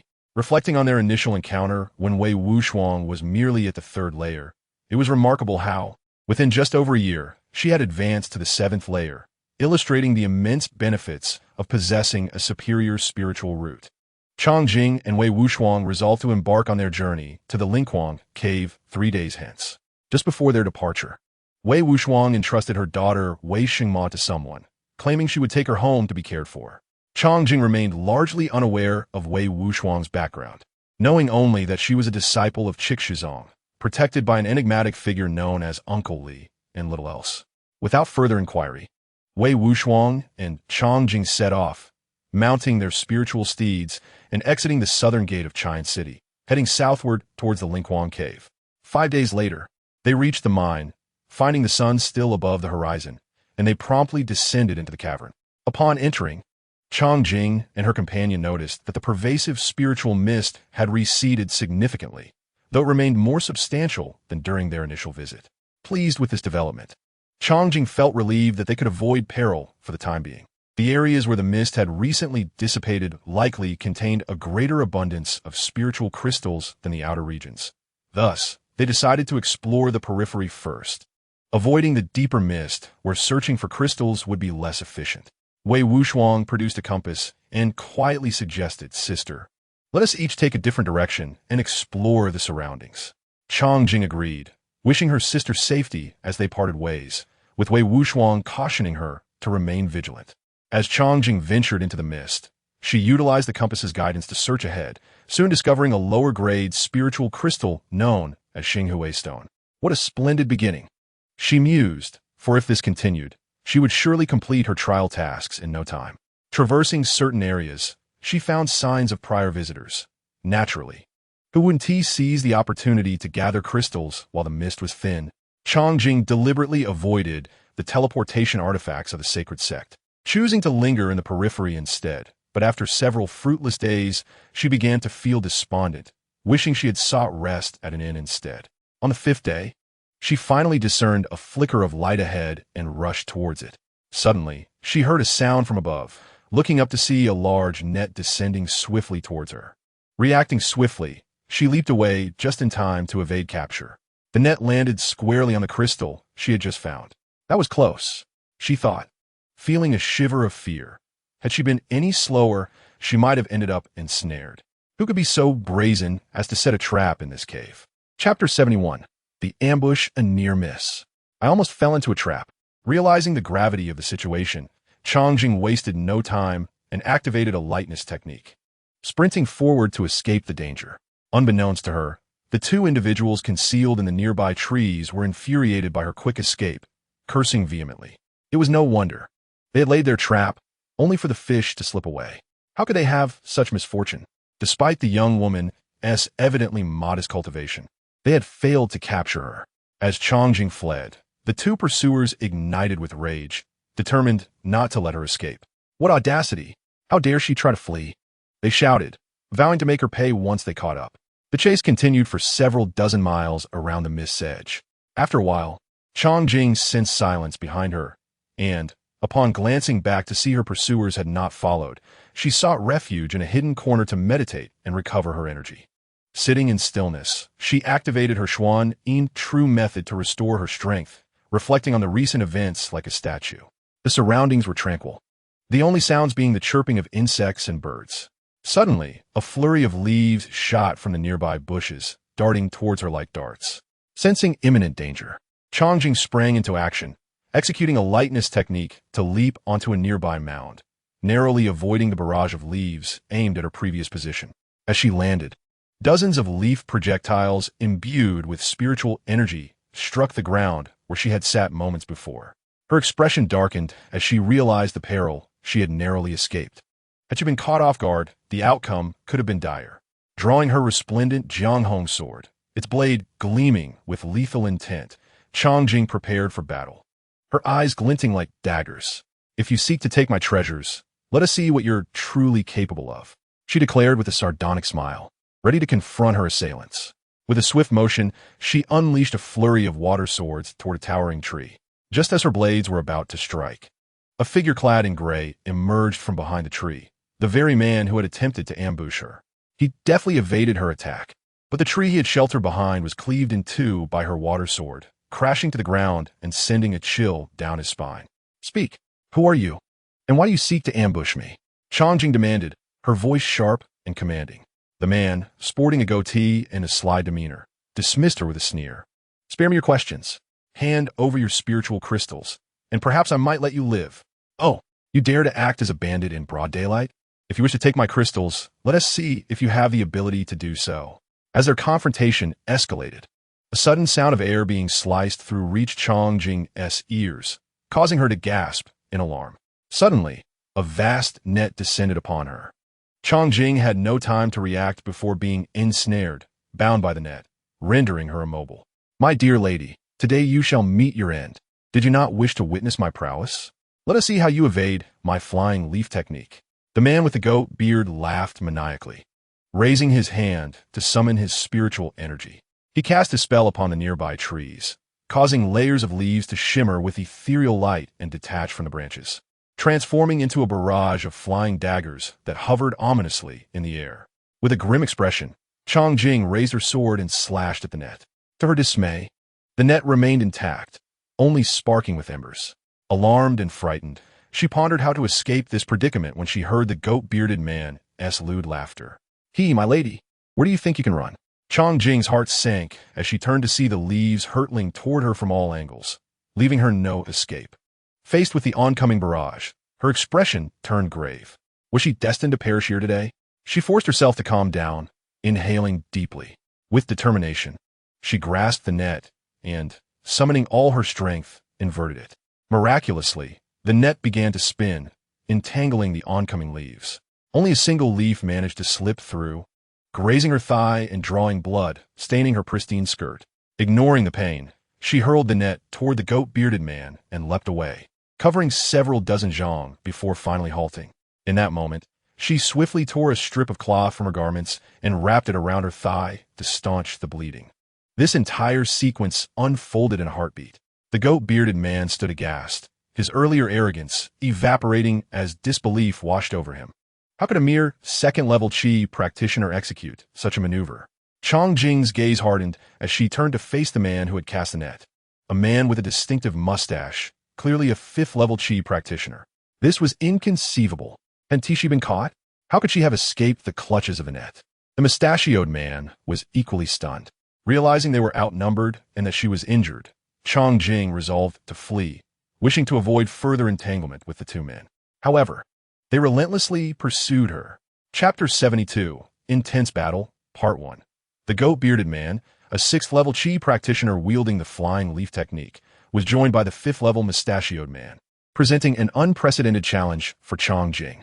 Having sustained an injury from the goat-bearded man's earlier attack, she dared not confront them head-on and chose to run, seeking a chance to survive. The two men had waited patiently, and now that their prey was within reach, they would not relent, chasing Changjing for several dozen miles. Exhausted from running with her injured leg, she paused, believing she had evaded her pursuers. To her dismay, the two men had silently followed her and located her new hiding spot. They approached her stealthily, flanking her to strike again. Cursed be it! Changjing detected the presence of the mustachioed man advancing directly toward her. She felt a chilling sensation in her injured leg, blood seeping from the wound, likely reopened by her earlier flight. Fortunately, the makeshift bandage had somewhat contained the bleeding. Time was of the essence as she noticed the mustachioed man, his eyes filled with malice, drawing a long sword from his back and charging at her. The mustachioed man swung his sword, its blade radiating a soft golden glow, leaving trails of afterimages in the air. Each strike was as swift as lightning. At that moment, Changjing found herself at a disadvantage, employing her light-footed technique to evade his relentless assaults. With her agile movements, she danced like the wind, eluding his attacks for the time being. As she dodged, Changjing observed his technique closely. Although the mustachioed man was quick and skilled, his magical enhancements were minimal, indicating a lack of mastery over his craft. Identifying this weakness, she resolved to take him down first before fully addressing the goat-bearded man. With a powerful leap, she positioned herself behind the mustachioed man, unleashing her sword, the Jinghong sword. sending forth several white water blades that surged toward him with a chilling ferocity. The mustachioed man abruptly halted, leaping into the air several zhang to evade the water blades, landing on a nearby tree branch. Such remarkable agility. Chang Jing marveled, only to hear a furious shout from behind. "You wretched woman! Today I shall see where you can escape." In that instant, the goat-bearded man had surged forward, his body enveloped in a green aura as he swung his long sword toward her. Chang Jing executed a nimble leap, narrowly evading the strike. "Oh, you wretched woman! You certainly have some skill." The goat-bearded man sneered, his expression a mask of rage. Suddenly, he altered his attack, transforming his sword into a long whip of light. With a fierce glint in his eyes, he lashed out, the whip crackling with tremendous force, shattering stones and splintering trees, carving deep gorges into the ground. Chang Jing's eyes widened in shock. The goat-bearded man was far more formidable than the mustachioed man, and she could no longer afford to underestimate him. With the whip closing in, she executed several agile jumps to evade the relentless strikes. The goat-bearded man, now consumed by fury, attacked with renewed vigor. Determined to strike her down, Chang Jing leaped high into the air, using the momentum to spring off his forehead, soaring into the sky and hovering above. Seizing this opportunity, she closed her eyes, reciting incantations as her spiritual energy surged, activating the Jinghong sword. In an instant, a radiant beam of light sliced through the air, causing the surrounding atmosphere to crystallize into layers of ice, transforming into countless icy blades that hurtled toward the goat-bearded man. Startled, he quickly summoned a protective spell, enveloping himself in a solid green armor that deflected the onslaught of ice blades. Once he regained his composure, he ascended into the air, pursuing Chang Jing with relentless determination. What a troublesome adversary! Chang Jing had pushed her water blade technique to its limits, yet she had failed to inflict any damage upon the goat-bearded man. With no retreat in sight, she steeled herself to continue the battle. The clash echoed around them, resonating like a tempest. Chang Jing swiftly darted past the figure of the man with the goat beard, delivering several strikes against the vine armor. Each swing of her sword sent forth splashes of green light and wisps of blue smoke, yet the armor remained unscathed, returning to its original form in an instant. "You foolish woman, do you see how tough my vine armor is?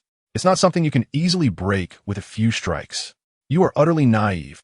The goat-bearded man spoke with a sneering expression, his movements relentless as he wielded his whip with increasing ferocity, lashing out at Chang Jing repeatedly. Panic surged within Chang Jing. Although the man's whip was always a fraction slower than her agile maneuvers, continuously evading was not a sustainable strategy. A moment's hesitation could spell disaster, leading to a painful strike. Uncertain of the whip's nature, she feared its potential toxicity or the possibility of losing her spirit and soul if struck. Thus, she desperately dodged, determined to avoid being hit. "This cannot continue. I cannot allow myself to perish here today. A solution must be found." While evading the whip, Chang Jing contemplated how to navigate her perilous predicament. Suddenly, inspiration struck. She retrieved a porcelain vial from her robe, extracting several pills. These are the He Huan Bao Yao, known for their potent vitality. After carrying them for so long, their time had finally come. The He Huan Bao Yao only affects males, being as transparent as water and possessing an aroma that irresistibly entices men, with a remarkably simple application. Chang Jing had witnessed its effects back in Guangning City. Grasping the pills tightly in her palm, she crushed them into powder. Evading another lash of the whip, she swiftly closed the distance to the goat-bearded man, and in close quarters, she scattered the powder towards his mouth and nose. Caught off guard, he inhaled several times, unaware of the change, only sensing a sudden rush of exhilaration. Chapter 73. Intense Battle, Part 2. Since the He Huan Bao Yao was not a poison, it was only after Chang Jing had finished applying the powder that the goat-bearded man began to sense something amiss. Yet, he did not cease his assault. Rather, he continued to swing the whip at her. As Chang Jing ran to evade the lashes, she noticed his face turning crimson, confirming her choice was indeed effective. Elation surged within her. It seemed the He Huan Bao Yao was the key in this critical moment. The effects of the drug were evident, as the intensity of the goat-bearded man's strikes diminished considerably. Realizing something was wrong with his body, he could hardly contain his humiliation and rage, yelling, "You wretched woman! I see you're itching for a fight. Quickly tell me what you've done to me." Bring me the antidote. Under the influence of the He Huan secret drug, the goat-bearded man staggered, gripping his whip as he charged at Chang Jing once more. However, his movements were noticeably stilted, both in speed and power, leaving him bewildered. Recognizing that the time for a counterattack had arrived, Chang Jing channeled her spiritual energy, summoning a yellow glow in her hands that formed a faint image of a mountain. Go! She commanded, raising her hands to push the spectral mountain upwards, which instantly expanded exponentially, crashing down upon the goat-bearded man. Even with his vine armor for protection, he could not withstand the weight of such an assault and found his mobility severely hindered. In a moment of carelessness, he nearly collapsed under the pressure. Seizing the opportunity, Chang Jing drew her Jinghong sword and unleashed the water sword technique. A radiant blue light enveloped her as she smiled, swinging her sword to unleash a multitude of sword beams, converging into a massive water sword towering 100 feet high, seemingly piercing the heavens. The gigantic water sword surged forth, racing towards the goat-bearded man, who attempted to defend himself with his vine armor, but the sheer force of the attack was overwhelming. He felt the tumultuous energy, and upon closer inspection, he realized the colossal water sword was aimed at his companion, Bazi Su, who was already at a disadvantage. Caught off guard, Bazi Su gathered his spiritual energy to form a light shield, only for it to clash against the sword's might, which swept through with unstoppable momentum. With a thunderous boom, the air erupted in a cacophony, obliterating Bazi Su in an instant, leaving behind a gruesome scene. Witnessing the brutal demise of his companion, the goat-bearded man was gripped by terror, his legs trembling uncontrollably and his face paling as if drained of life. In his eyes, a vacant dread took hold. Please, spare me. I promise I won't do it again, he begged as Chang Jing approached, her intent clear. Now realizing the futility of his pleas, he understood that the situation had spiraled beyond redemption. He begged for mercy while plotting his escape, struggling against the weight of the mountain technique. He shifted from offense to defense, leaping several paces away. Chang Jing pursued him closely, unleashing her water swords, determined to wear down his vine armor. Suddenly, it dawned upon her. The vine armor only covered his torso. Recognizing this, she targeted the unprotected areas, his neck, knees, and limbs, with a flurry of water swords. A piercing sound echoed as one struck true, penetrating deeply into his neck, nearly severing it completely. With no time for scream, the goat-bearded man collapsed lifelessly to the ground. Overjoyed, Chang Jing, cautious of any lingering threats, unleashed a few more water swords to ensure he was truly defeated before stepping forward to search for anything useful. Gazing at the mangled corpse, she felt a wave of nausea wash over her, but steadied herself. Although not her first encounter with death, the brutality of this scene was unprecedented, leaving her questioning her own actions. Suppressing her discomfort, she scoured the bodies. Finding no identification, she noted the duo were indeed thieves, possessing numerous pills and various unknown artifacts. Curiously, despite their intent to rob spiritual energy crystals, none were found on them. Additionally, she discovered a bracelet near Bazi Su's body. Initially dismissing it as merely decorative, further inspection revealed it to be a magical artifact. Upon refining it to remove its blood-stained aura, she donned it and found that it enhanced her clarity of mind, hiding within it 25 spiritual energy crystals, an unexpected treasure indeed.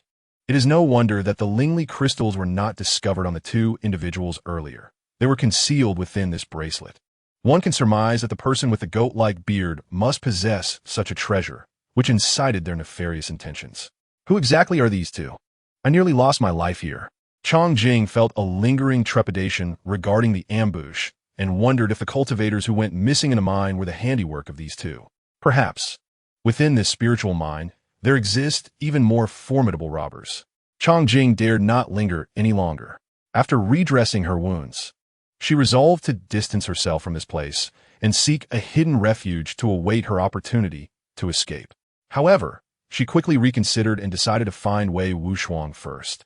Given her injuries, it was unwise to continue exploring the spiritual mine or to leave immediately, as being discovered by the guards in her current state might lead to accusations of harming fellow disciples. At that point, she would lose all control over her fate. These thoughts flitted through Chang Jing's mind. She settled into a meditative posture to recuperate her spirit energy. Once she felt sufficiently restored and her wounds ceased to bleed, she changed into a fresh set of clothing and set off in search of Wei Wuxiang. Days prior, upon entering the spiritual mine, she and Wei Wuxiang had agreed to search for Lingli crystals in the outer area once the spiritual mist receded. Now, she needed to locate Wei Wuxiang before sunset. With a swift motion, Chang Jing activated her lightness technique and dashed along the periphery of the mist towards Wei Wuxiang's direction. Chapter 74. A feigned injury in the misty outskirts. A silhouette darted swiftly through the white fog. It was Chang Jing, searching for Wei Wuxiang in a location they had previously agreed upon. Finding someone is not as meticulous as searching for spiritual stones.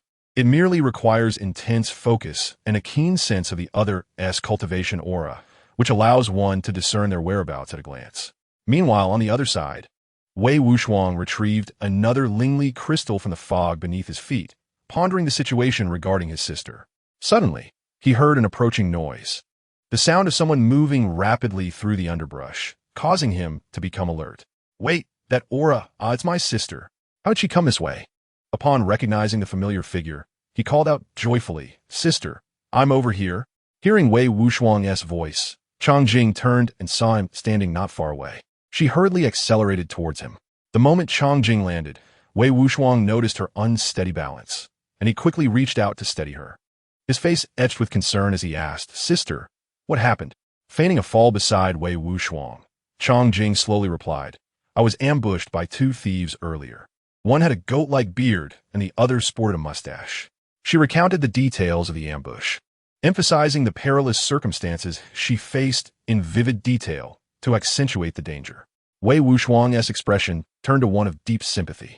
He closed his eyes, heartbroken, and embraced her tightly, rendered speechless by the thought of Chang Jing facing such formidable foes alone, cornered to the brink of death. How despairing she must have felt. How terrified. Chang Jing was quite satisfied with Wei Wuxiang's reaction. He would surely no longer allow her to venture alone in the mine. After enduring great hardships, she had narrowly escaped from the clutches of the goat-bearded thief and his accomplice. The fear still lingered within her, and she no longer wished to take risks alone. It felt far safer to remain with Wei Wuxiang, nestled in his embrace.